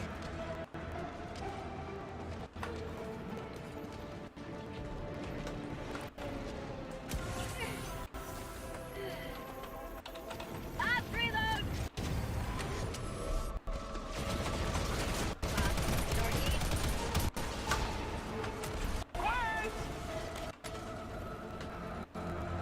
Sending in an eagle.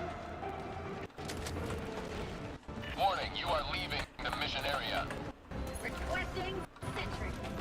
Deploying sentry.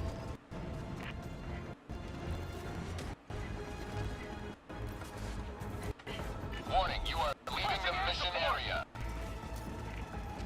You may proceed to extraction when ready.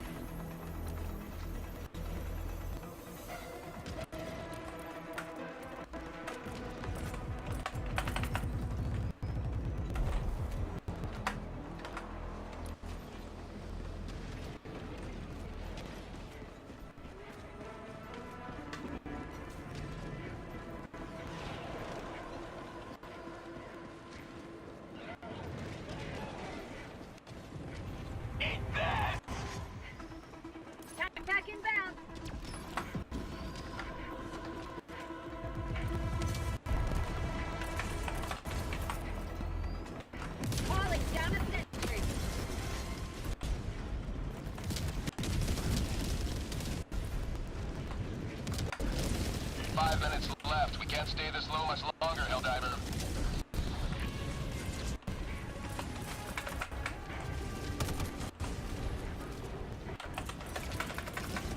Outpost clear. Calling in reinforcements. Request approved. Deploying reinforcements.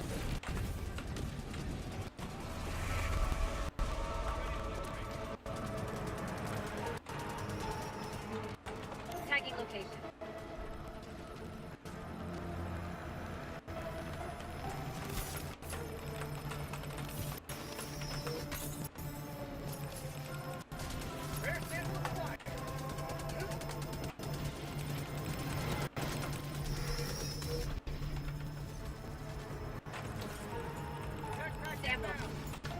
You may proceed to extraction when ready.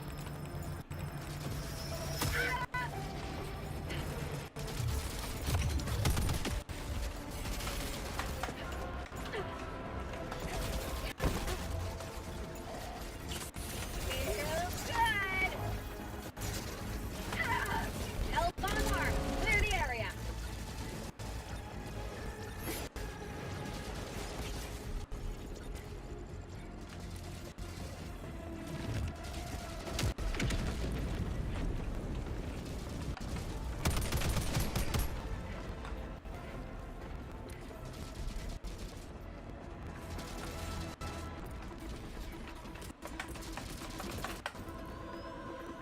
Requesting sentry. Sending down sentry.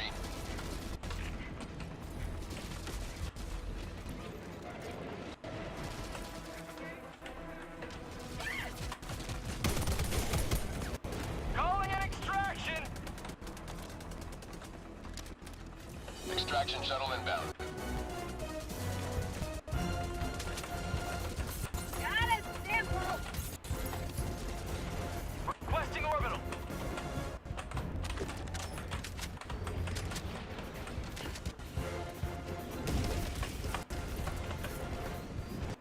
Calling down a sentry.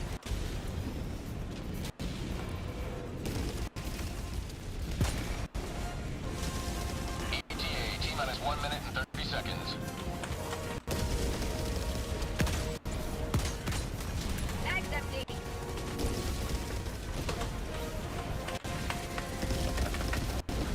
Requesting air support. Eagle 1 leaving combat zone to resupply.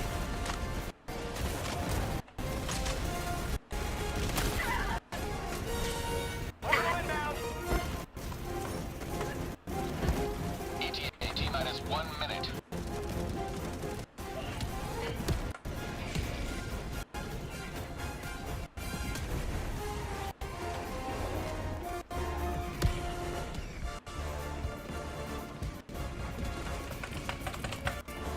Requesting sentry. Get some! Get some!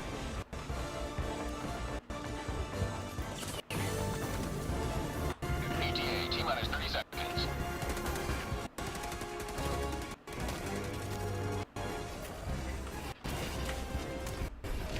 ETA, T-minus 20 seconds. How'd you like to taste of freedom?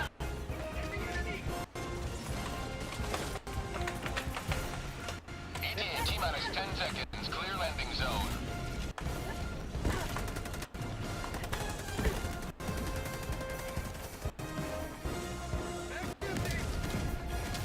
I'm sorry! Pelican 1 approaching pickup. Requesting backpack.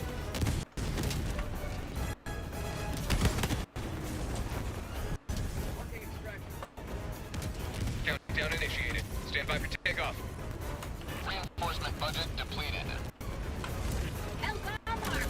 Clear the area. Extraction complete. Pelican 1 beginning ascent.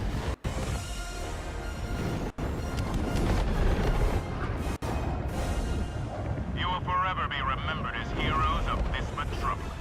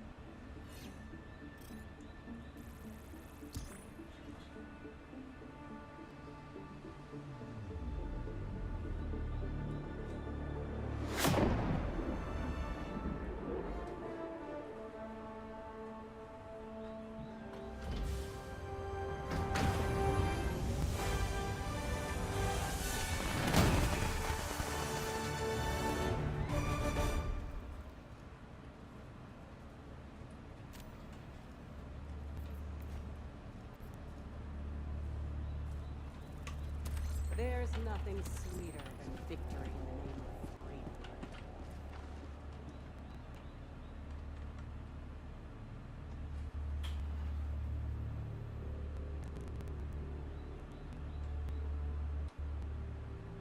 I'd like to see the Illuminate try to control my brain.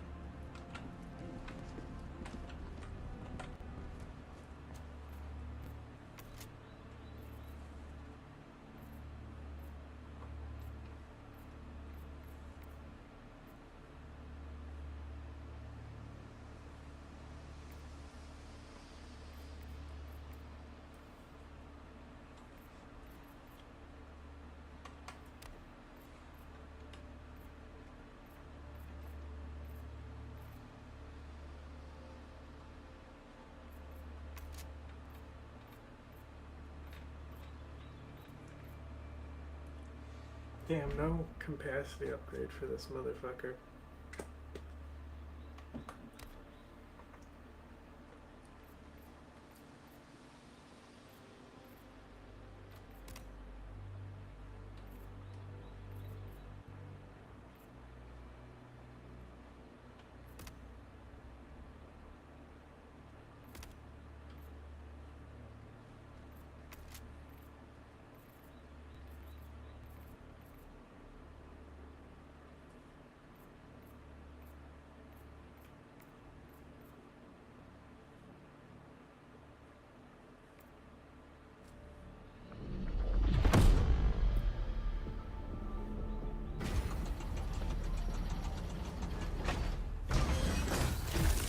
Cool. I wanted to fight some buggies, squashies, them buggies. Squish, squash, squish, squash.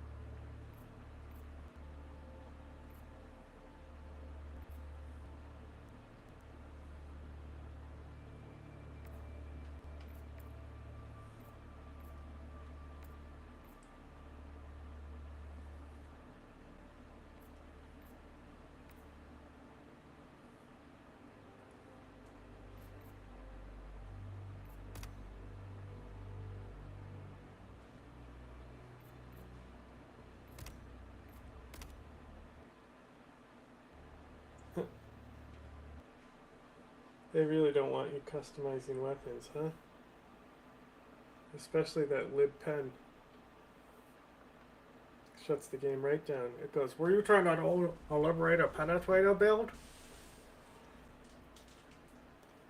No, my one.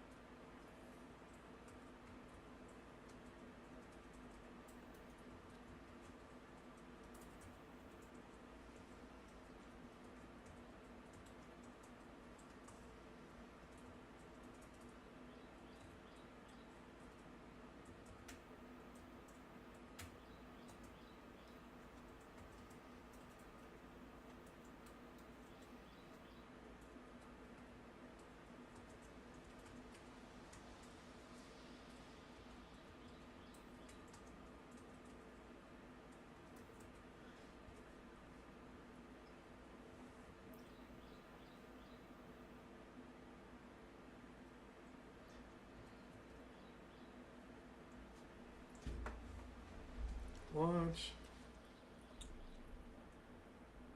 Okay, stop. And stopping.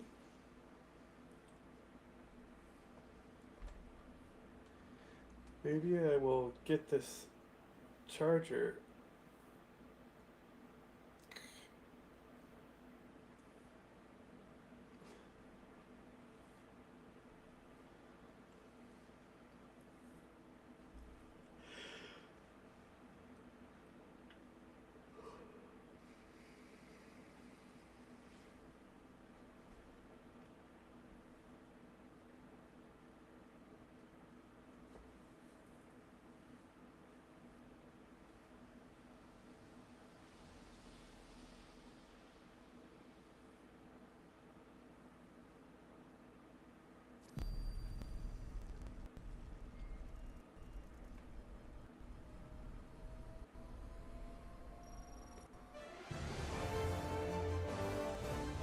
Hello,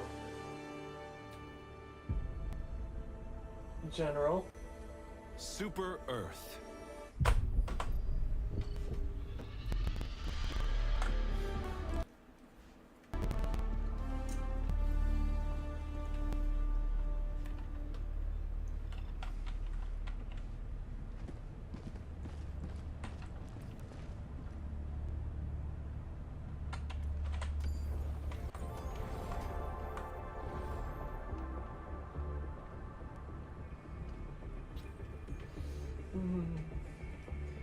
Where are you from? Are you a citizen of the United States? I am.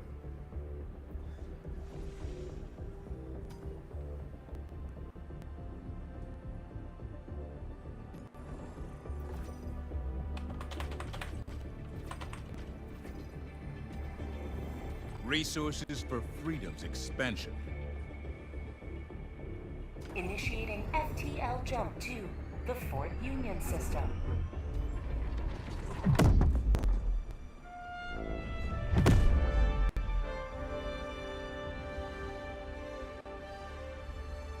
FTL jump successful.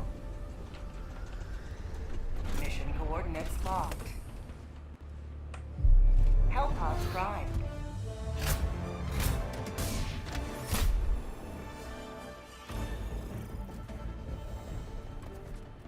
Get this shit out of here. Not for the buggos.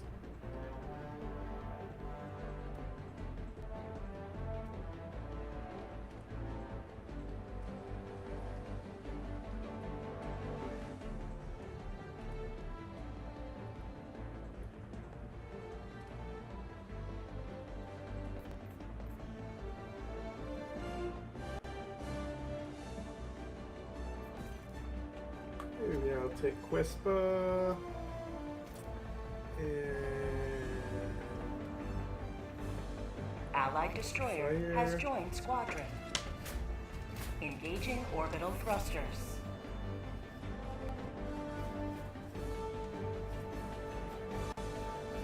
Orbit synchronized. It's my turn.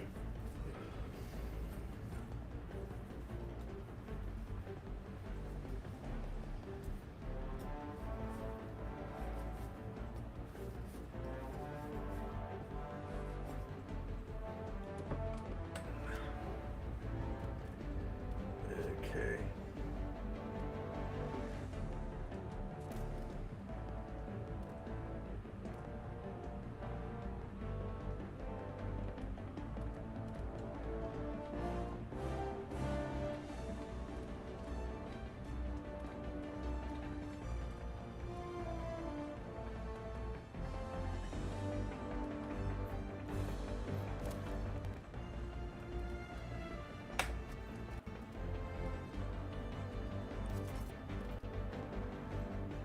Oh, he's a little baby.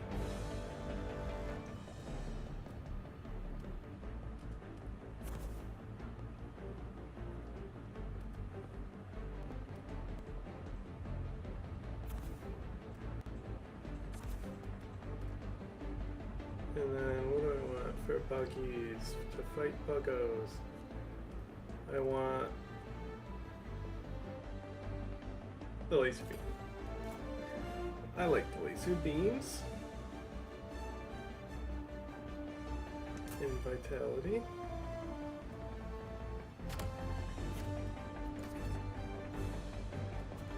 And we want medkit for sure.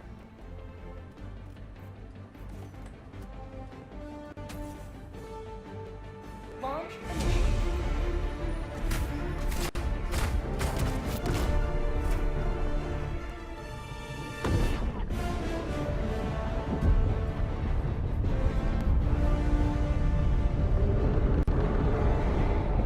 No panic.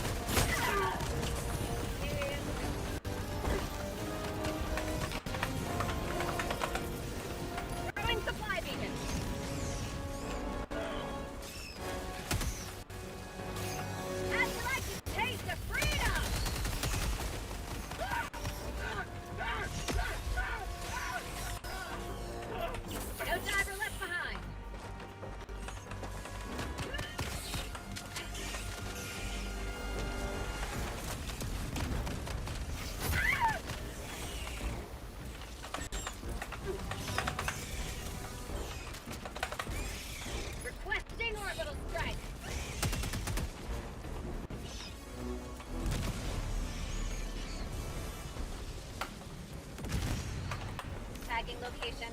South. Cancel that. Requesting orbital. Firing orbital barrage. Clear the area.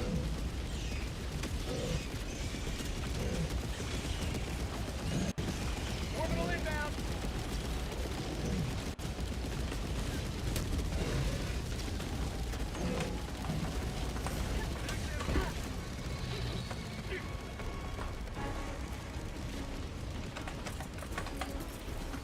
Calling in orbital strike.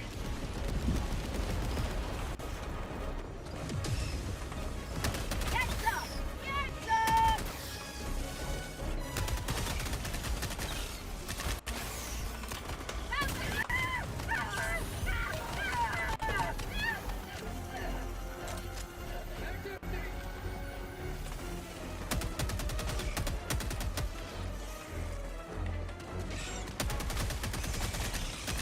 That's empty.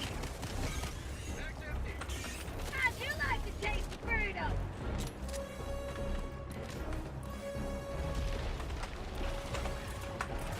Pop pedal brake. Mag's empty.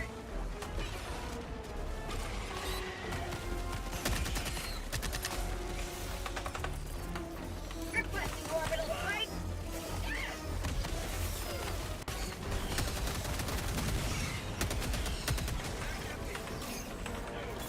Careful collecting.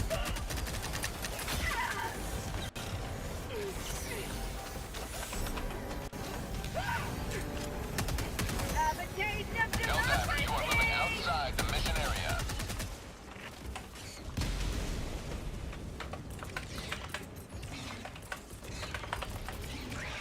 Orbital inbound. Reinforcing. Calling down supplies. Calling in orbital strike.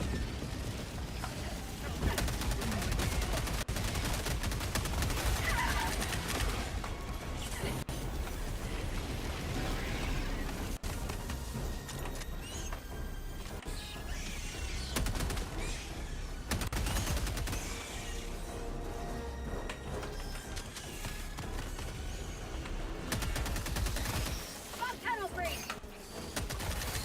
Mag's empty.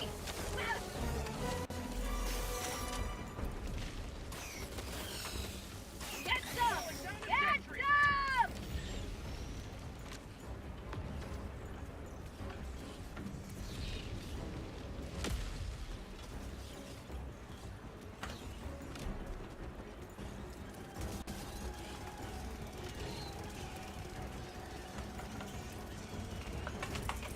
Allied destroyer joining squadron. Deploying Helldiver to combat zone.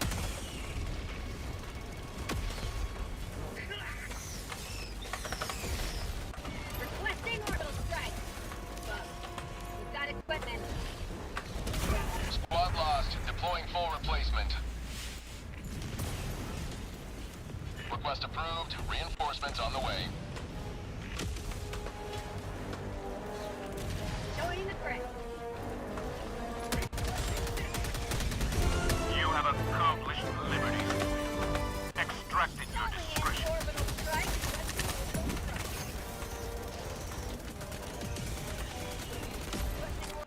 Extraction request confirmed. Shuttle inbound.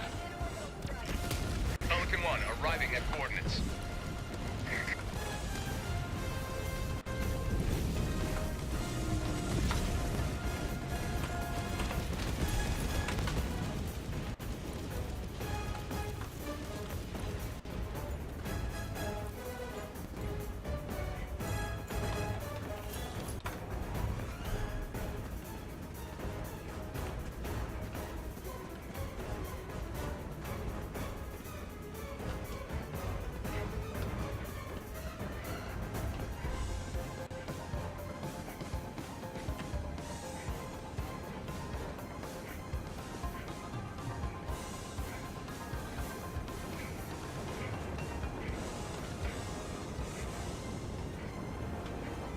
Countdown initiated. Stand by for takeoff.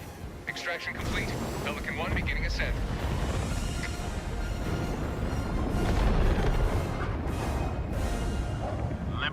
miles upon your trail.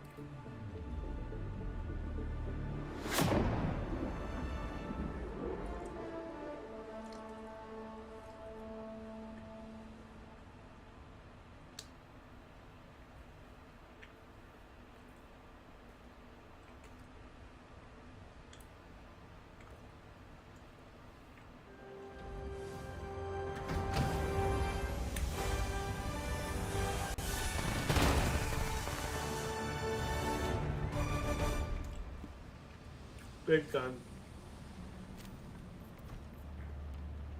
Good work collecting so many samples. Welcome aboard, Helldiver, and look forward to serving you. Allied destroyer has left squadron. Mission coordinates locked. Hellpods primed. Engaging orbital thrusters.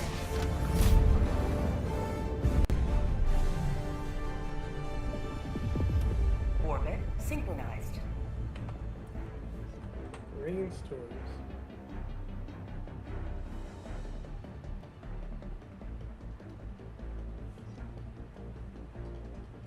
Hellpod launch suspended. Hellpods primed.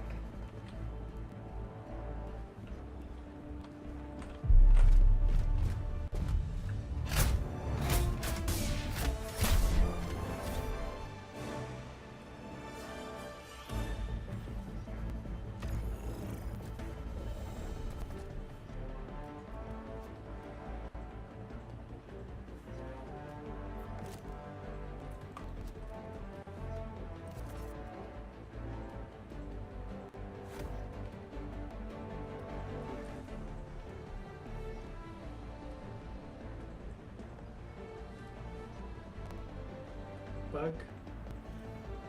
Bug. What do I want for bugs?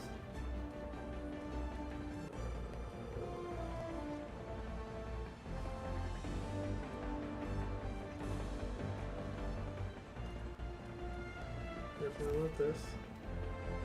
Definitely want this.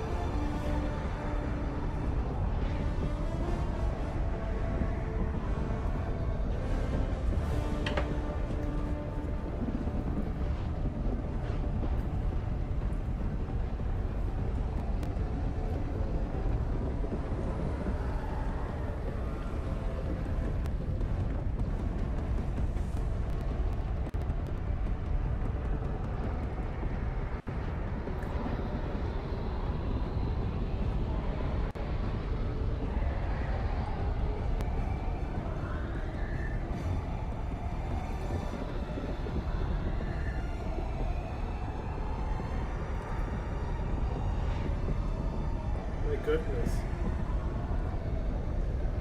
They're definitely not going to be in the game when we drop. Watch, they're going to get disconnected. You know, you can tell by how long this load is taking.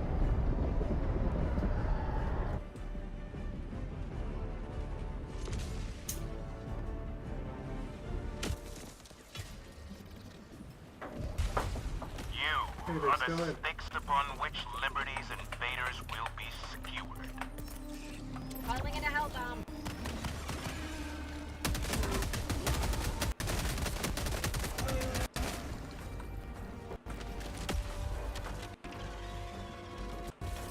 Engaging terminal. Hell bomb arm. Clear the area. Reloading.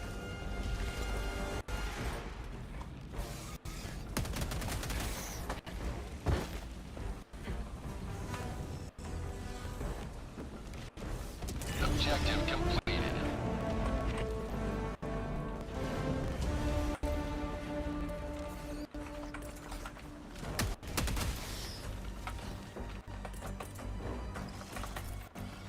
Requesting orbital strike. Sending out an SOS.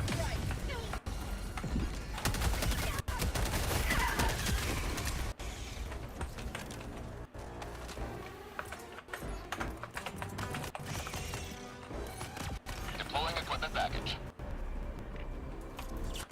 No pain, no freedom.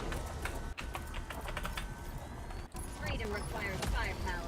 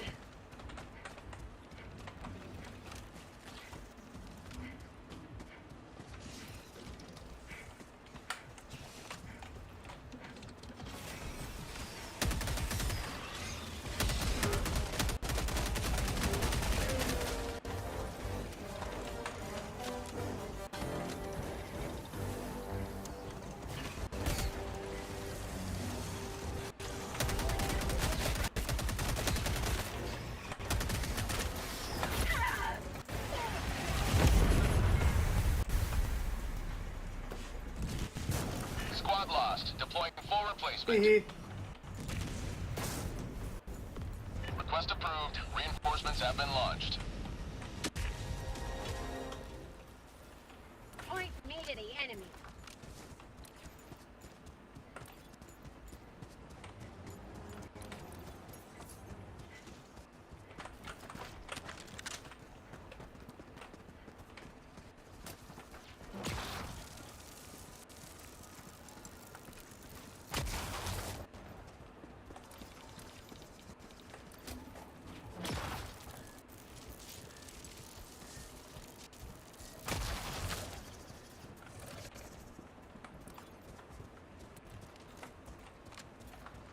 Main objective near your position.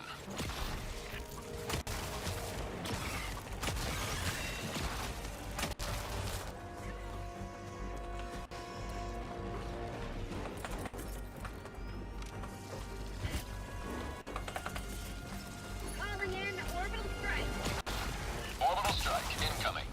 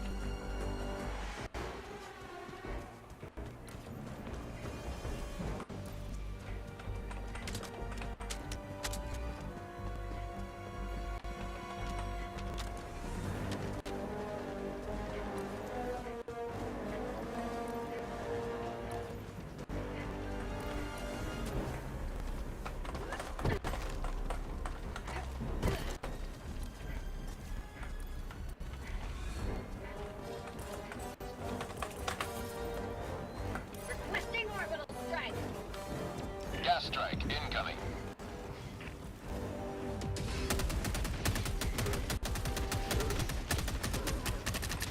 Bag's empty. Requesting orbital thrust.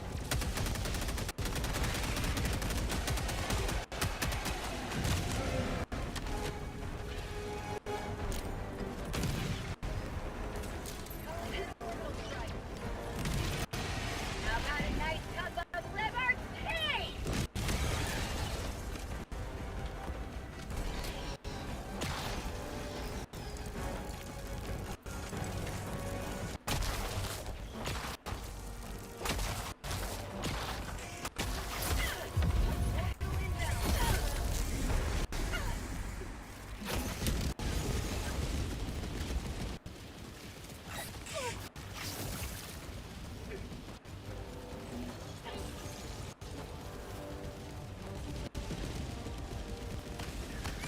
Bag's empty.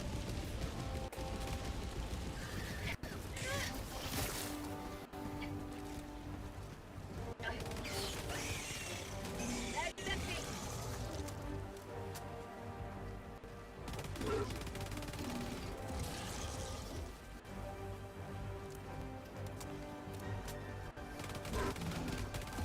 Bag's empty.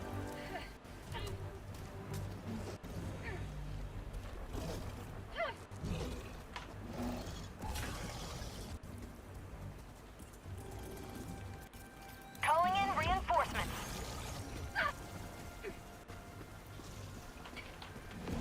Request approved. Reinforcements on the way. Joining the fray.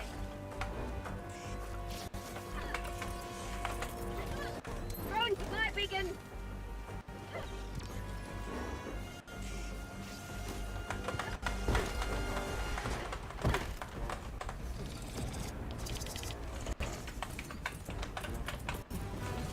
Reinforcing. Half reinforcement budget remaining.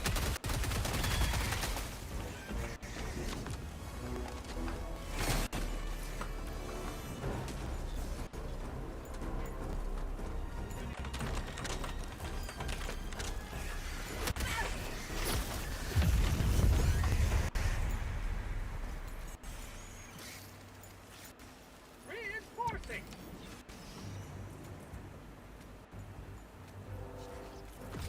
Request approved. Reinforcements on the way. Ready to liberate.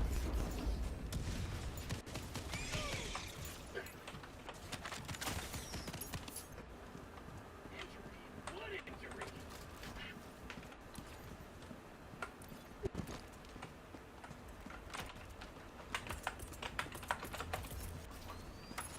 Deploying equipment package.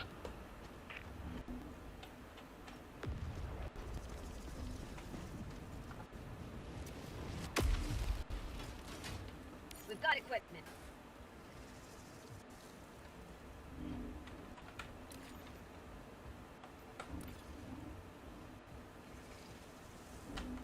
We've got equipment.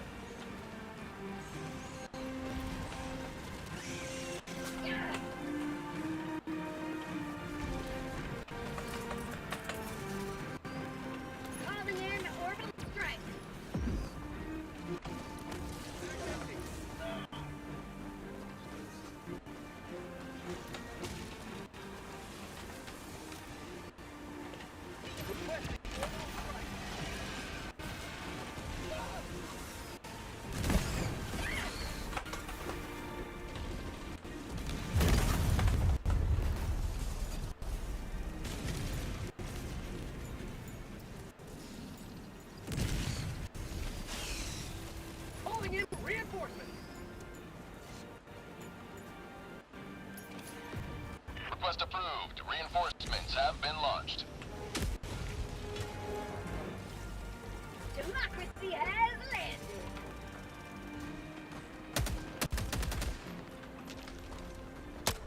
Mag's empty!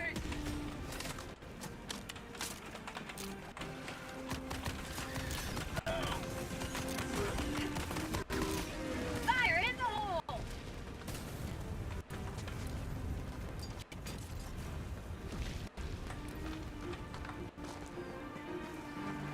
Freedom security secured.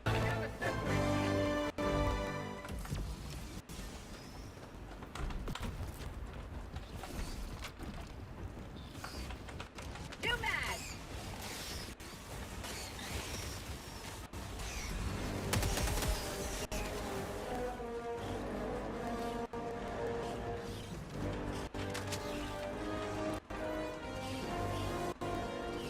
Dropping a pin. Southwest, 100 meters.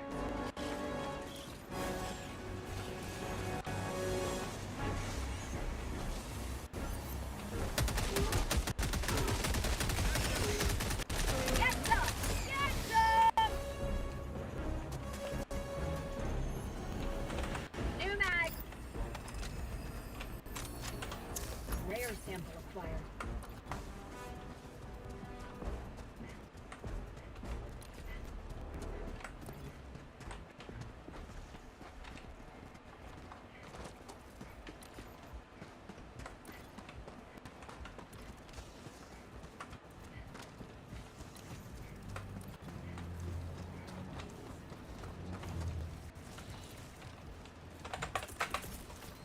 Calling in an orbital strike. Throwing supply beacon. Sending down equipment package.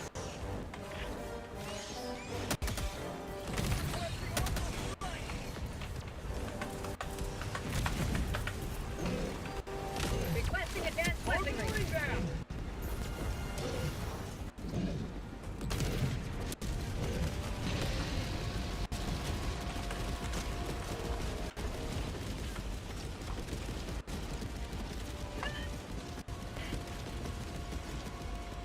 Support weapon.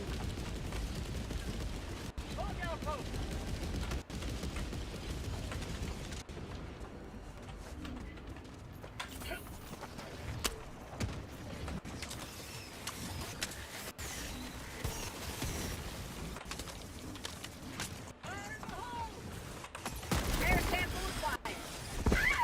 Outpost destroyed.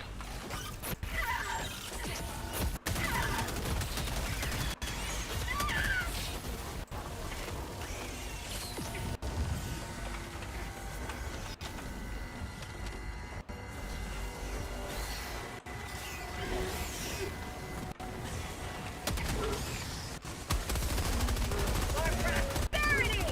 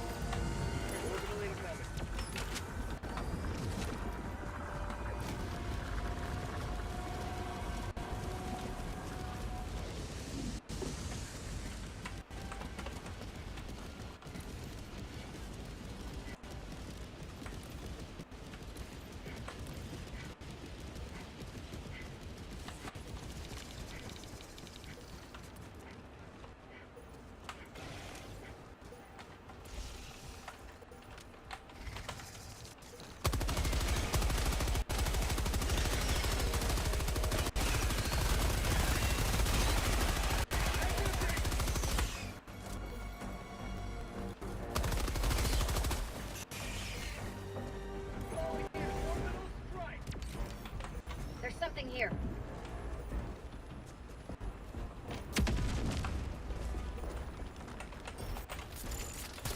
Reloading.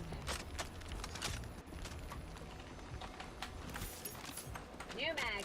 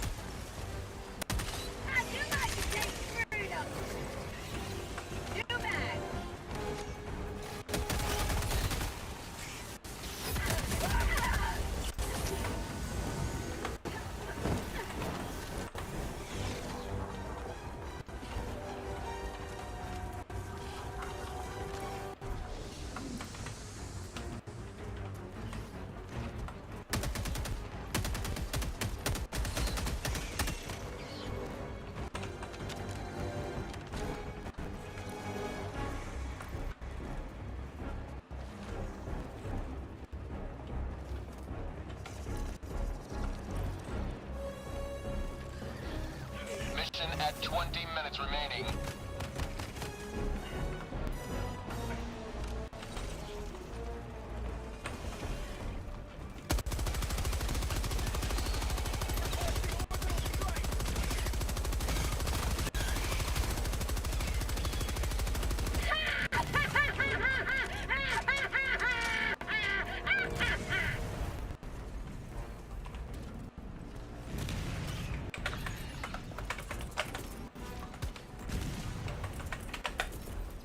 Throwing supply beacon. Deploying equipment package.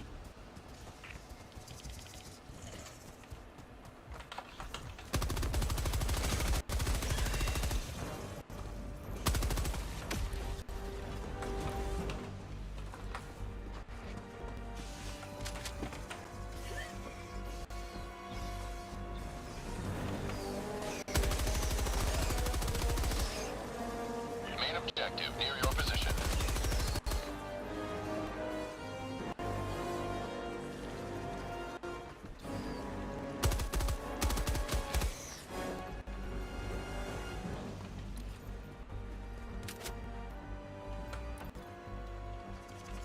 Reloading.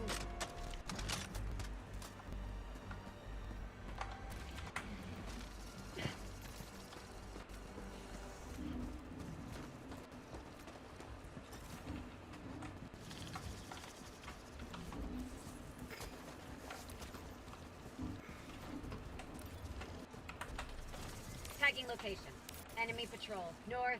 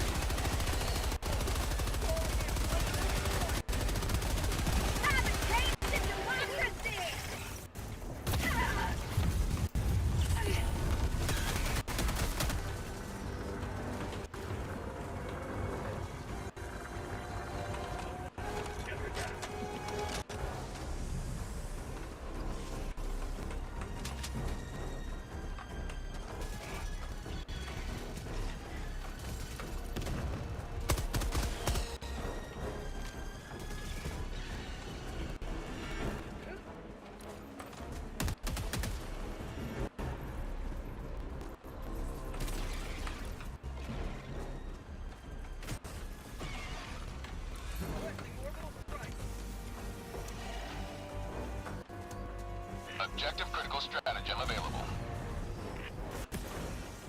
Objective critical stratagem no longer available.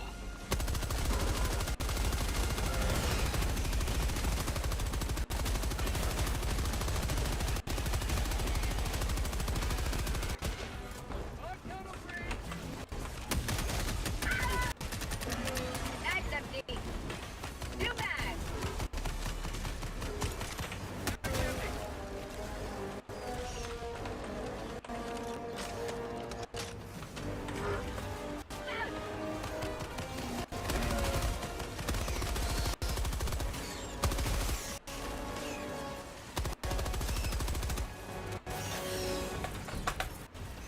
Calling in orbital strike.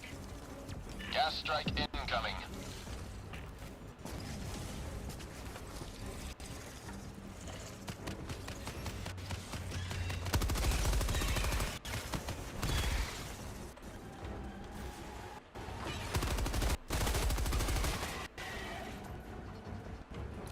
Bag's empty!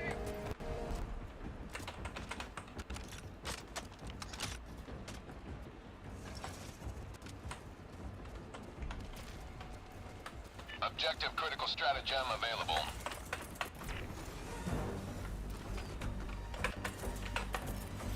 Calling down supply.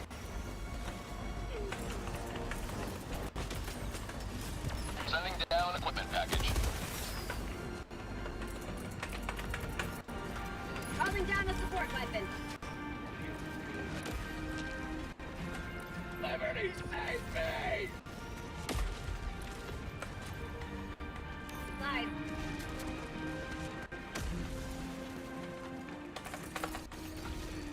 Requesting orbital strike. For prosperity!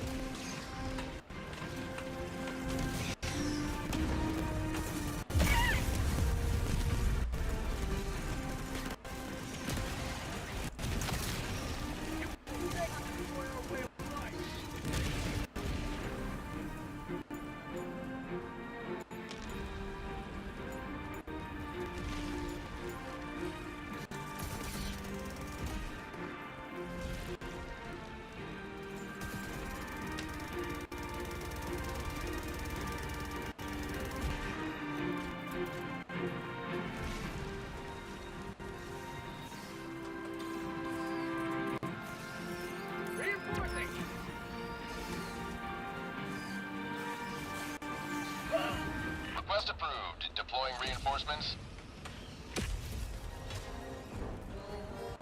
Joining the fray.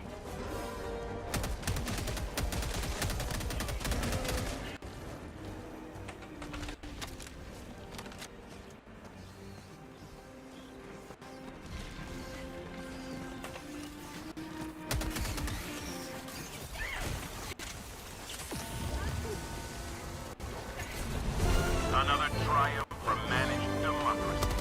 May liberty guide your destruction. Daddy!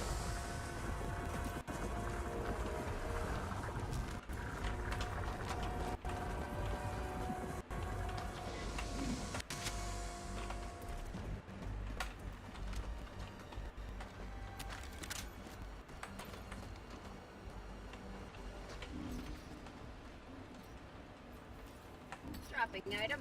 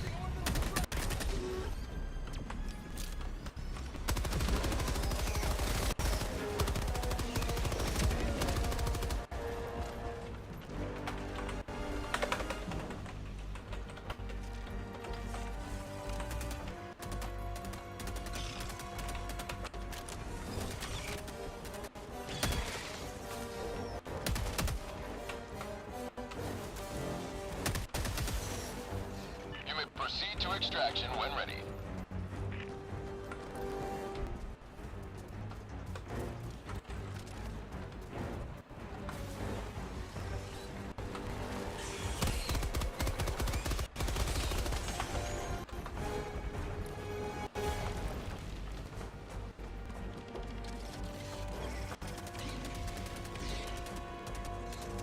Bomb tunnel breach!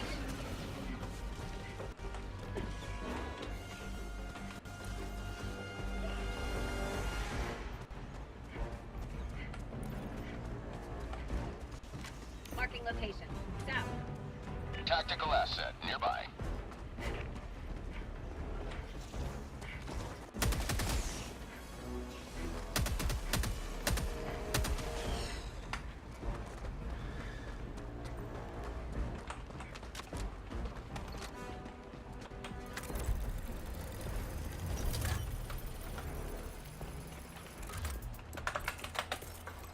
Requesting supplies. I'm on the terminal.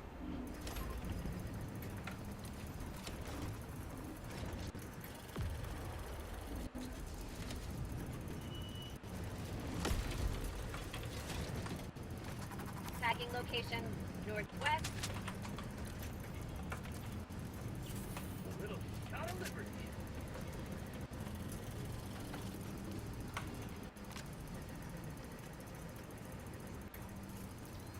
Going down a sentry.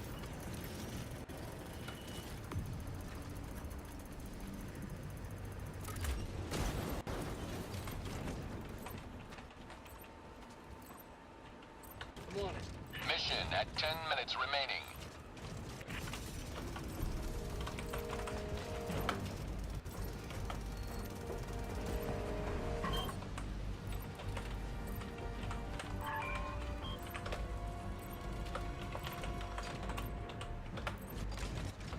I'll handle the terminal.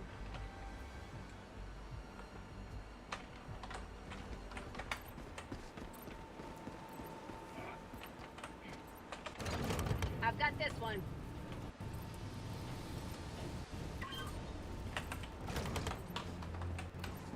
I'll handle the terminal. Mission map updated.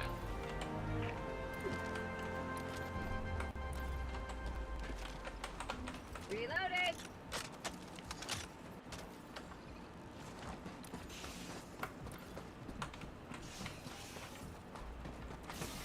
How'd you like to taste of freedom?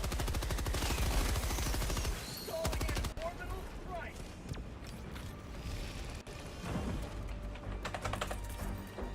Calling in orbital strike.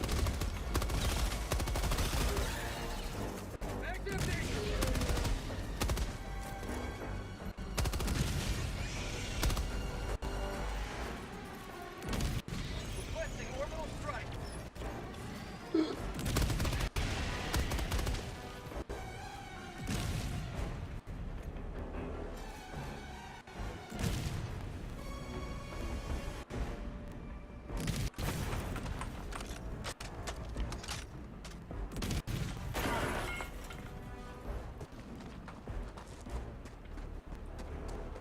Freedom never sleeps!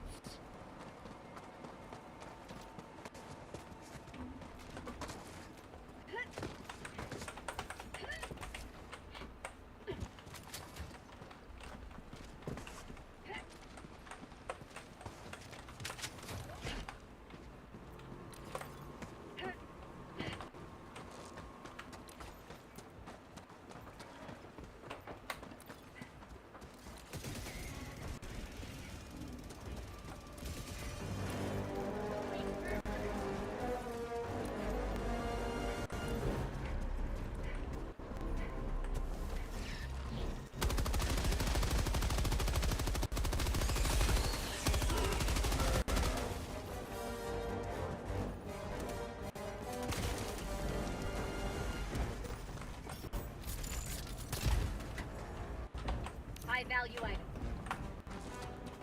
Reloading.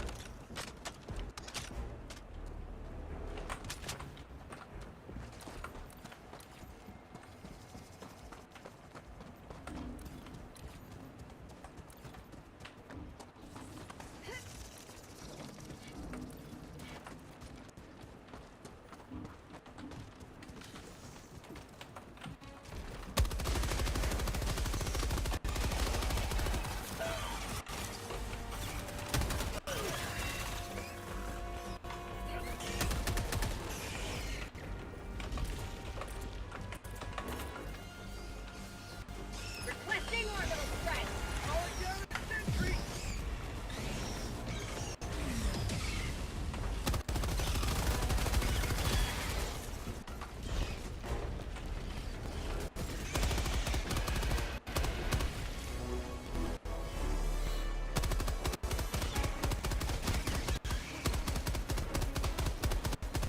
Calling in orbital strike.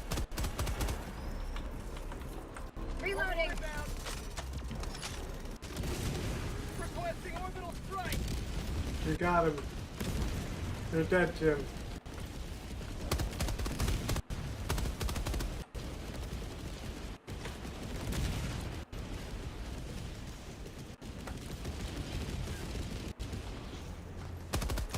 Mag's empty.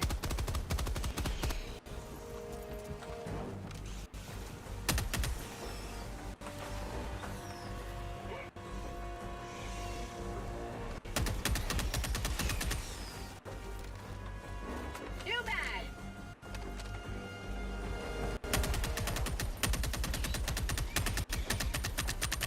Mag's empty.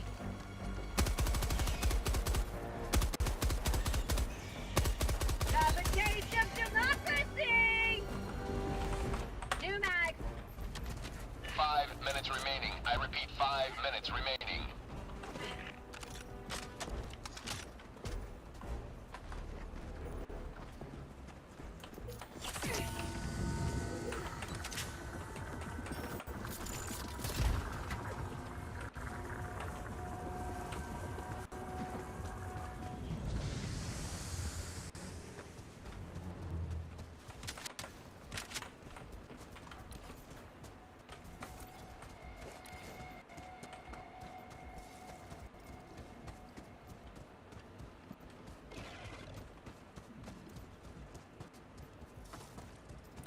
Tactical asset near your location.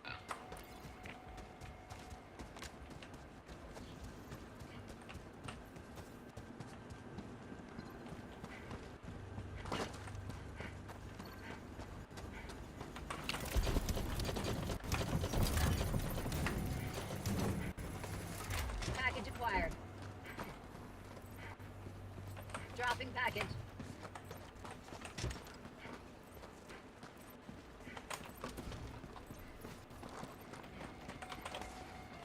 Package acquired. Dropping package.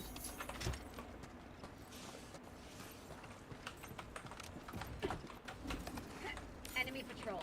Southwest. Dropping package. Package acquired.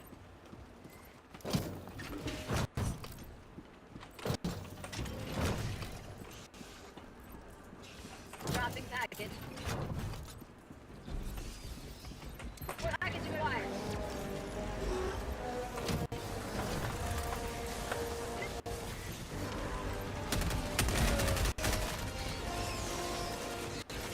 I got the terminal.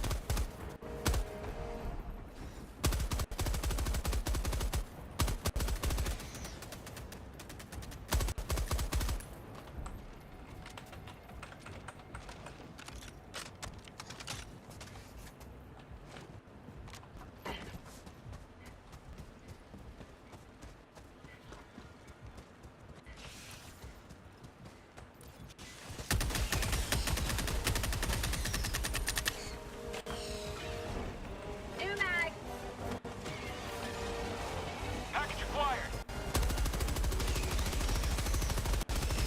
Dropping package.